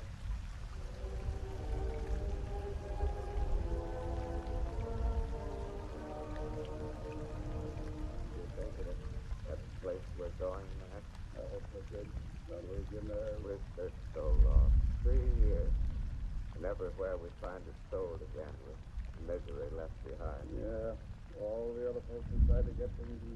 like us. I found it don't work out. There's no shortcut to happiness. Hang on a minute, kid. I ain't so used to going without eyes yet. Curse had to hit you, too. But if the bottle's where we're going, Matt, it will bring back your sight as well as cure my... Don't hold my hand so tight. Even through these gloves, my sword may reach. Oh, forget it. I ain't afraid. I see you've been great to me. Keeping me with you on your boat. Away from people who'd send me to some island all alone. Ain't no reason to send you away. You're more afraid of hurting folks than you are of being hurt. Here in China, there's thousands there for you. Yeah, I can walk the streets there. My kind are tough. Oh, here we are, Matt. This is where the woman lives. The Dutchman said he sold the bottle to. Lead me to the door, kid. Here. Now, I'll stand back. We only have it. If you'll only tell us to. You'll sell just as we do. Just as we want to sell again. Now, make sure you can get it from it quick. She's an English woman, the Dutchman said. She's a muscle of that. You buy it, I'll buy it from you. They can sell it to you. Take her. Quiet, sir. Don't tell it. What do you want? Does the Mrs. Duncan live here? I am Miss Duncan. I've come about a bottle. You will buy it from me? You will buy it? The cursed bottle? Yes. Thank God. I'll bring it to you. Wait. You see, no one wants this long. I can go home to Weaver, too. To Weaver. You know it's law? Yes. What is its price? You'll buy when I tell you? Oh, yes. I pay 6 cents. Now the price is 5. 5 cents. Don't have to take that. 5. The price to me will be 4. Oh, think just soon as you'll be told no more. I don't care. If I burn in hell forever, I've got to have that bottle. 5. Here, I buy. Oh, I'm free again. Thank God.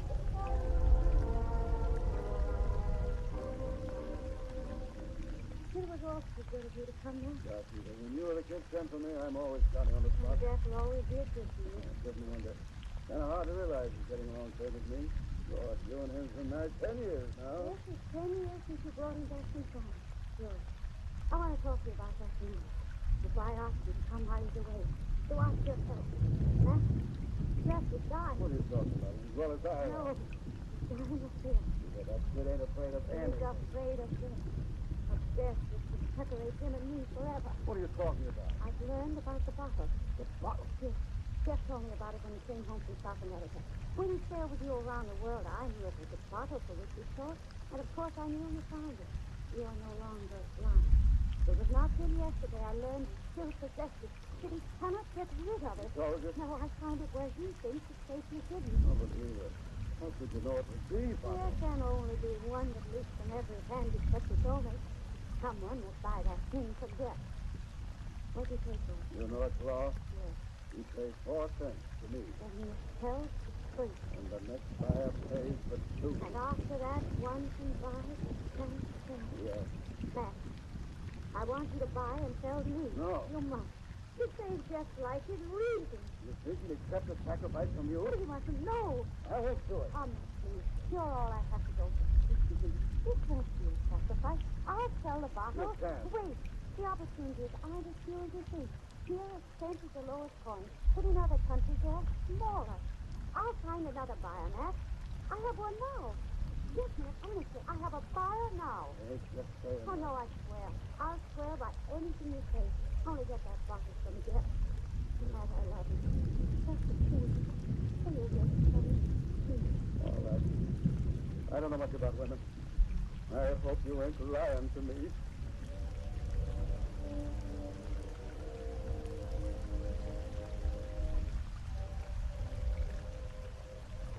Jeff, darling, you mustn't blame Matt. I made him do it by lies, deceit. Oh, I don't blame Matt, dear. I should have known when I let him take the bottle from my hand. But he said he needed it, and only its owner can profit by its power. He swore he had a buyer who would save him from his curse.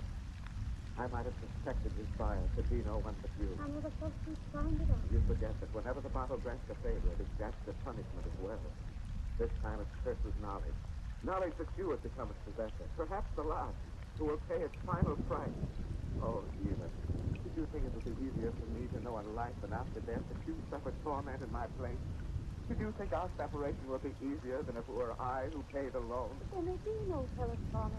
If there is a power of evil, no just God would let it punish so. Power of evil was the creator of that bottle, can neither be destroyed nor lost. And there is justice punishment. For always the bottle has been bought for selfish ends. Like someone who wished to find an easy way. That's how it came to me. How I employed it. Even you were selfish in buying it for love. I am selfish now again, as I thrust this penny in your hand and say I buy. Yes, it is No. The bottle is mine again, and you are free. I did not consent. It can't be brought that way. It can't. It stays within my hands. Just because you are my husband, we are one. You can have no possession I do not share. No punishment that is not mine as well. See, I too can hold a flower. I am its owner as well as you. What do we care? Earth, heaven, or hell, we'll be together. One forever. Yes, I love you. What does it matter? Who's that? You have a daughter. I have come to buy. Goodbye, Elizabeth. I already knew. It's too late. I am the last purchaser. I paid a single cent. I have brought smaller currency than that. Give me the bottle. I buy. What did you give me? A grain of sand. Who are you? I can't see you well. Yeah. You seem only a voice in a crowd of mist. Who are One stronger than evil and selfishness. One is the strength of love. love?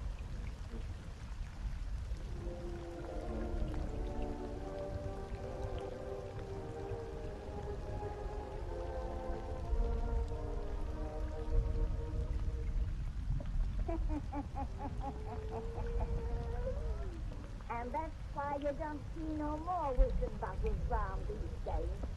Too bad. They was handy in a pinch, long as you want the last to buy.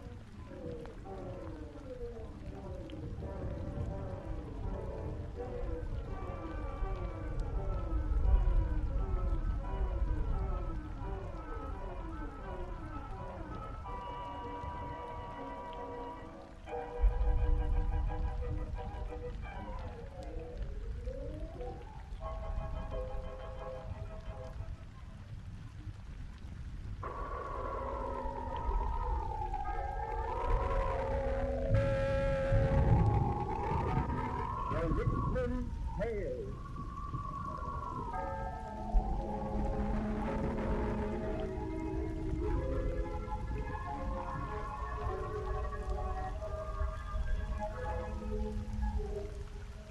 The fascinations of the eerie, weird, blood-chilling tales told by old Nancy, the witch of Salem, and Satan, her wise black cat.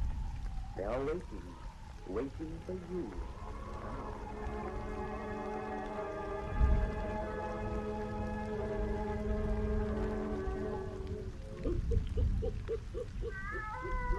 And 102-year-old I be today. Yes, sir, 102-year-old. Well, Stephen, now it's time to sing these folks another of our cheerful little bedtime stories. Douse out them lights, so we'll have it nice and dark.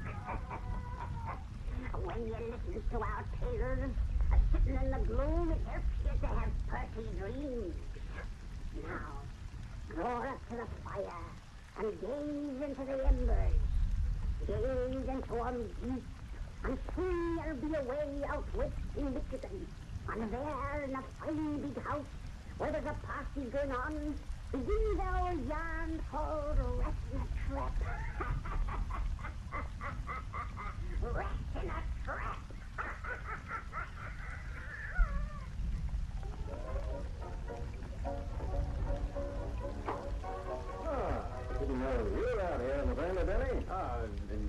night air, Mr. Copper. Oh, it's as hot as blazes inside. But young fellas like you should be in there dancing in spite of the heat. I'm afraid I'm not much of a dancer. You mean when the only girl you care to dance with doesn't happen to be around, eh? Son, you're certainly a model for a husband. Too bad Lucy didn't come in with you this morning. She'd have enjoyed this. I wish she had come along the way things turned out. But you know I expected to return on the late afternoon train. I'm glad you missed that last train, so we can have you here tonight. Yes, it's nice to be here, but this is the first night Lucy and I have been separated since our marriage. Nowadays, ladies have the vote. One of the first things a rising young lawyer with political ambitions must learn is not to appear too much married. I forgot that you're trying to make me president someday. I may, but right now we'll compromise on United States Senator. Seriously, son, you have the stuff, and people have begun to talk about you. You're pretty young for the job, but I've about decided to run you for prosecutor next election. Think you can make good? I? Oh, all I can say is that I'll do my best. That's pretty fair from what you've shown so far, but, Dan, you have a couple of faults that won't fit so well in the district attorney's office. Oh, what do you mean? You know, you've shut off your mouth a lot about certain disagreements you have with our criminal code. Well, I've said that our laws are unfitted to the crimes they were designed to control. I've said that because I think it. Our penal code is wholly unsuited to cope with the 1,001 types of crime, the varied individuals who commit it. If I had the power, I'd amend that code so that it would cease to be a makeshift of political expediency and instead would truly serve the cause of justice. Doggone, that's as good a piece of campaign propaganda as I ever listened to. Oh, I meant what I said. Maybe you did, but you said it like a politician, and that's what interests me. I take back what I said about your faults. Develop them. But it's getting late. Come and dance with some of those pretty girls inside before the party breaks out. I'd better telephone Lucy first. I feel a little uneasy. That summer place of ours is so isolated back in the woods, and Lucy's not alone there. No, Pete Laurelard and his wife are with her. Or if she'd been alone, I'd have hired a cab and driven back tonight instead of waiting for the morning train. Over those roads, you'd arrive tomorrow afternoon. Come on, let's go inside. All right. Oh, there you are, Bill. Oh, we've been looking for you everywhere, you and Edna. There's a lovely little blonde figure down to meet you. Oh, well, I've come gladly to save her life, but I really think I should call up Lucy once more, if you don't mind. I do mind. And so will Lucy if you call her this hour. Yes, she'll be sound asleep. I suppose you're right, but somehow, speaking of telephones, hello?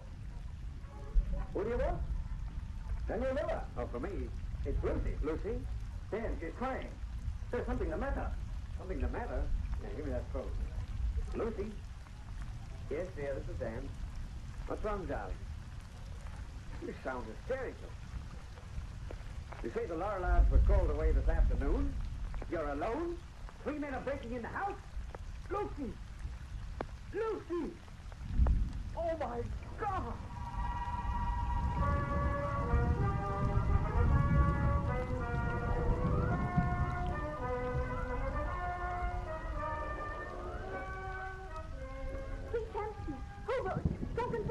They're breaking in. Oh, God. They'll be inside the house in a moment. Lucy, I'm sick away. Yes, you can't help me, and I can't help myself. We're both helpless. Helpless, as wrapped in a trap. May God forgive me for what I'm making you suffer, but I had to call you. Hear your voice for the last time. The last time? Yes, the last. These men are beasts. They're drunken. They know I'm alone. You have a gun? The gun I gave you. I have it in my hand. I fired all the shots but one. I saved that for myself. No, no. It's the only way. Listen, please. You can't help me now. But maybe you can punish after I'm dead. Oh, God, Lucy. Listen, darling. I have so little time. The leader came here this afternoon begging food, and I saw him plainly. He was a big, dark, unshaven man with a livid, crisscross scar above his left eye that runs from brow to temple. Remember, dear. Remember. Oh, Lucy. Wait. Mr. Laurelard drove him away. Then the Laurellards were called to town. The man had been watching. He came back with 2 others. One, short with red hair. The other, a blond man with a limp. Remember, dear. Remember. They're in the house. Lucy. The lock to this door won't hold a moment. They're beating at it now. The door is giving. I have the gun ready. Bullets through my head. They can't hurt me. Lucy. Remember them, dear. Remember. They're here. Please, stop.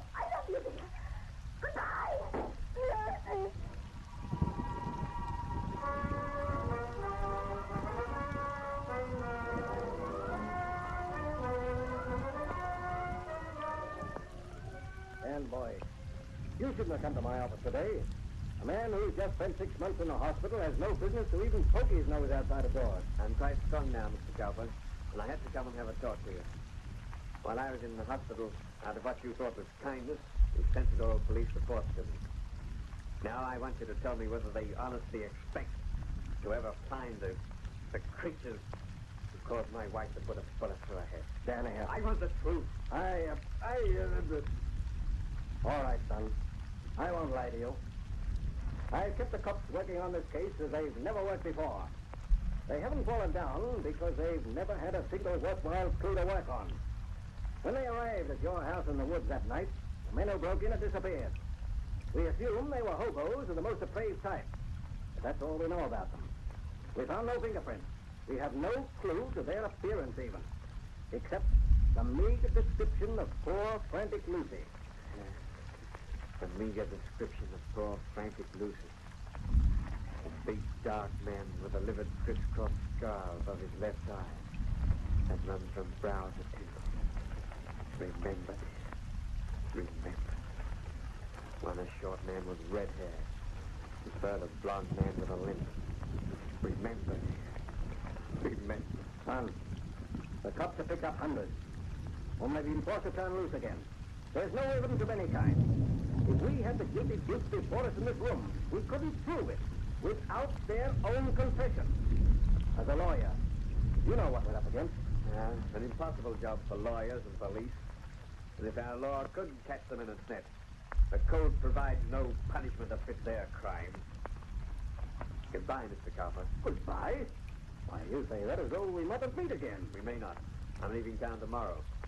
I've got a job to do. Say, look here. You haven't the crazy idea that you can find those men yourself? Dan, to locate those three brutes and secure evidence against them, a man might have to search the hobo jungles of this country an entire lifetime. I know how bitter you feel, son. But the past is past. And grief and hatred won't unmake it. I've got big things in store for you, boy. Pick up the threads of your normal life again. Think of your future, your career. My future's to remember. My career's to repay. Goodbye, Mr. Cowper.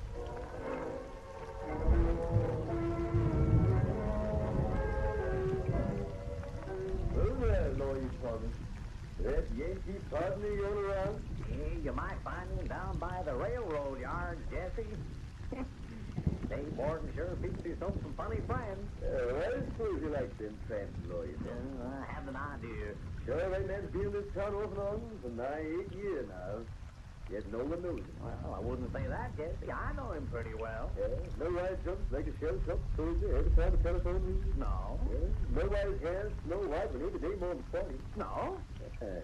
Know what his real name was? Boy changed it to Dave Morton. No, and them things is none of my business or yours. Just the same, there's a mystery about that man that sort of worries me.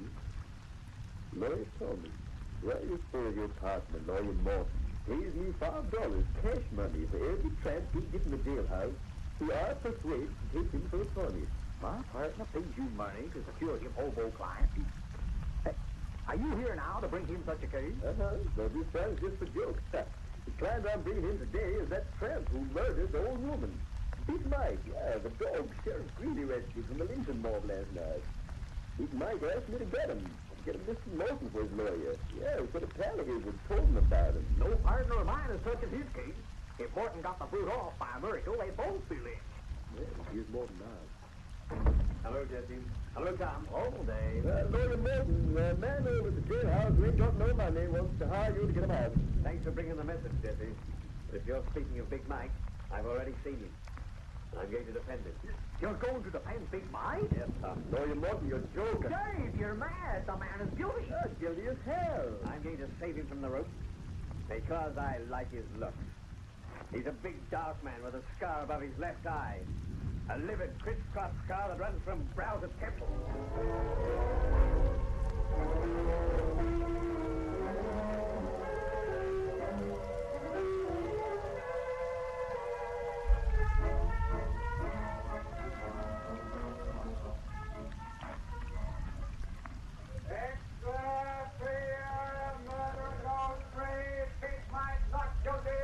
Extra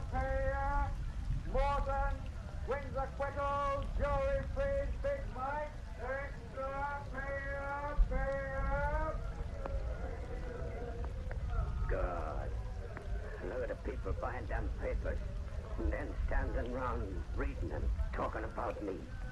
If you hadn't have sneaked me here to your house, boss, they'd have had me swinging on the lamppost by now. Come away from the window. You're safe here, Mike. Gee, I hope so. But you gotta get me out of town quick. They look for me here and string me up. They'll never lynch you, Mike. I'm taking care of you now. Better have another drink. And I draw those curtains tighter. Yeah. I do need another hooker, boss. And I'm drinking it to you.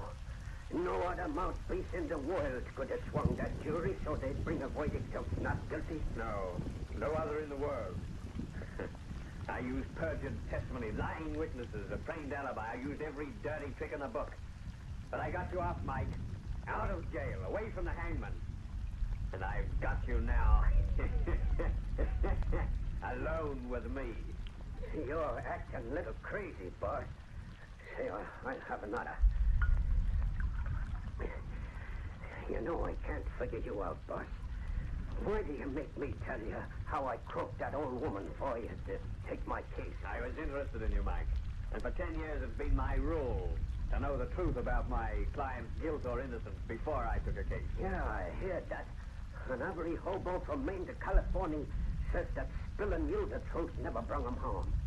That's why I told you the works right off the bat.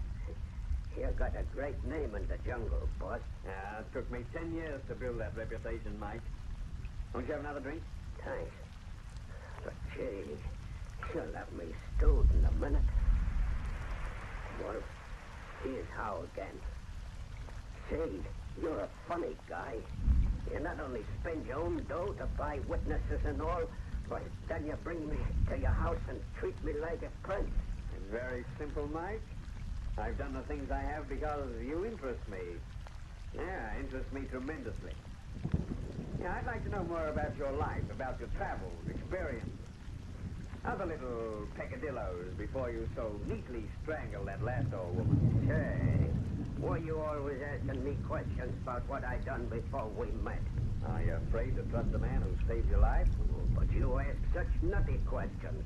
How long I'd had this crooked scar over my eye, for instance. I was merely curious as to whether you had it 10 years ago when you were in Michigan. And I told you I don't know nothing about Michigan. Oh, come on, Mike. You've lied about that long enough. I never mentioned it before, but friends of yours have told me you were there. What friends? Let me see now. Oh, yeah, their names were Red and Limpy. Red and Limpy? You know them? Quite well. I haven't seen them lately. Have you? No. Neither has anyone else. What do you mean? That they disappeared from the road. And they ain't in jail nowhere. They're just gone. What'd I tell you about me in Michigan? The most interesting story I've ever heard. About a house in the woods. And a woman. They told you that, eh? Yes. Have another drink. I'll open this fresh bottle and join us. Suppose you tell me about your Michigan adventure. I didn't have no part in it. I didn't... Here's your drink, Mike. I must be off my nut to be afraid of you. I got reason to trust you. And I need help about that Michigan job. Need it bad. Listen, the word's gone round that dame's husband has been searching ever since it happened. That he's been on the road with the bows and riding the rails, living in the jungles, asking questions, trying to learn who caused his wife to shoot herself. They say he did for Red and Limpy, and no one's even found their bodies. He used to be a lawyer, just like you, boss. He was... God! Why are you stopping, Mike? The notion just crossed me mind that you might be him. I must be drunk to think a thing like that about the guy who saved me from the rope. If you was her husband, you'd have sent me there. Say, give me that drink, boss, and I'll spill the whites. This liquor tastes funny, but it's good. It's swell. Drink your own, too, boss, and I'll tell you all about a pretty little dame in the house in the woods. Helpless she was as a rat in a trap. Helpless, frightened, like I like to see 'em. Too bad she shot herself before that. Hey, boss, what's eating you? You crushed that glass in your hand as if it was paper. Your eyes look crazy. See, what you pulling them curtains on the wall for? So you can see what lies behind them. Just a couple of plaster statues of two guys' heads and shoulders. But the faces is all gone, so the bones are shown through. What happened to those faces? You're going to find out, Mike. Just as Red and Limpy learned. Red and Limpy? These busts are their death masks, taken in soft plaster, after they've lain here helpless. Helpless! Helpless as rats in a trap. And you're going to lie here, helpless, while your punishment fits a cry. God, you're the guy. I'm the husband of the girl you brought to death. I'm gonna get out of here. You can't. You can't rise from that chair. You stoked me liquor. I can't move. I'll move you. Down to my cellar below. Down to my cellar, which I've saved you from the gallows. The news for you'll be too easy, Mike. Your punishment will fit your crime. No, let me go. Let me go. What you gonna do? Your punishment will fit your crime. Your punishment will fit your crime.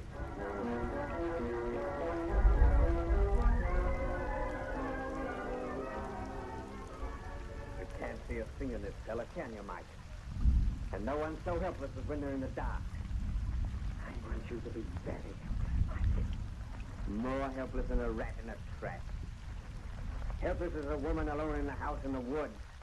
Helpless as a man who loved her and who heard you 50 miles away. Helpless as a man who heard the shot that killed her.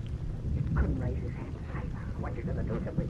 Hey, you left me tied to stakes and it's spreading on the floor. But how you gonna kill me? What you gonna do? You're struggling, Mike, but your buns will hold. I tied them very tight. What did you do to Red and Limpy that you're gonna do to me? And then back the bus upstairs. What happened to their faces? Yes, Mike, yes. If you don't tell me, I go nuts. Nuts, I tell you, raving nuts. Oh, no, you won't. Not for many hours. I've investigated the length of time required to drive men mad. Your brain's undeveloped, so it'll take you longer than most. Help! God, if I could only see you. Oh, you're putting something over me head. Yeah, part of the little apparatus that made Red and Limpy featureless. Use your imagination, Mike. You may guess how it's done. Oh, God, God, why don't you curse at me and beat me, kick me, and do something I can understand? What are you going to do to me when you leave me? How am I going to die? When I reach the top of these stairs, you'll know. When I open the secret panel, it'll soon be the door of your tomb. Then you'll have a moment's light. Just enough for a quick, short glimpse around you. Two skeletons beside me. The bones of Red and Limpy. What else do you see? There's a cage coming over my head. A cage like a rat trap. Oh, I see the rat trap. A rat is in the cage with me. And soon he'll be crawling over my head and biting. Ah, that's what happened to the other faces. A rat. No. Don't leave me in the dark, waiting, helpless, guessing when that rat's going to start a bite. That's your punishment, Mike. Oh, goodbye. Ah! The third Lucy. And the last. I remember. And I repent. Martin! Gary Martin! Martin! Yes, Tom. I hear you. Get out! Take me in!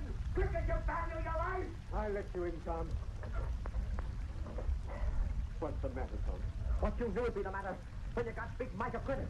A lynching mob is formed, and a tenant for this house. They won't find Big Mike here. He's gone.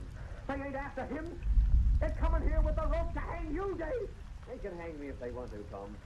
They think I wish to live. I don't. Why, you're talking like a fool. Come on. There ain't time to talk. But I want to talk, Tom, about imagination. Imagination that can see a living rat in a crumpled old gray rag and mutilated human faces in two old broken plaster busts of four blind guts. Imagination that kills more horribly and surely than if the things it sees were real. Dave Wharton, I think you're mad. That mama's almost here. And if they find you, they'll hang you to a tree. Keep away from that front door. Here, What are you going to do? I'm going to make them. Those who usurp the face of justice must expect a punishment that fits their crime.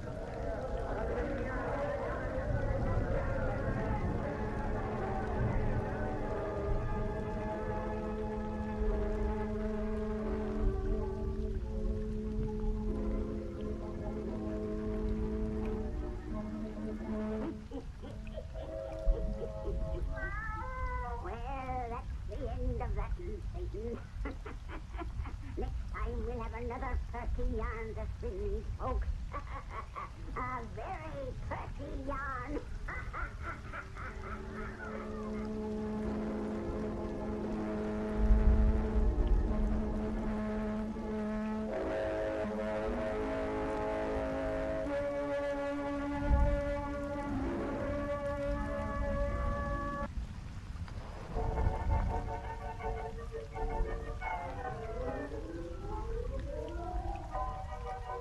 We bring you The Witch's Tale, written and produced by Alonzo Dean Cole.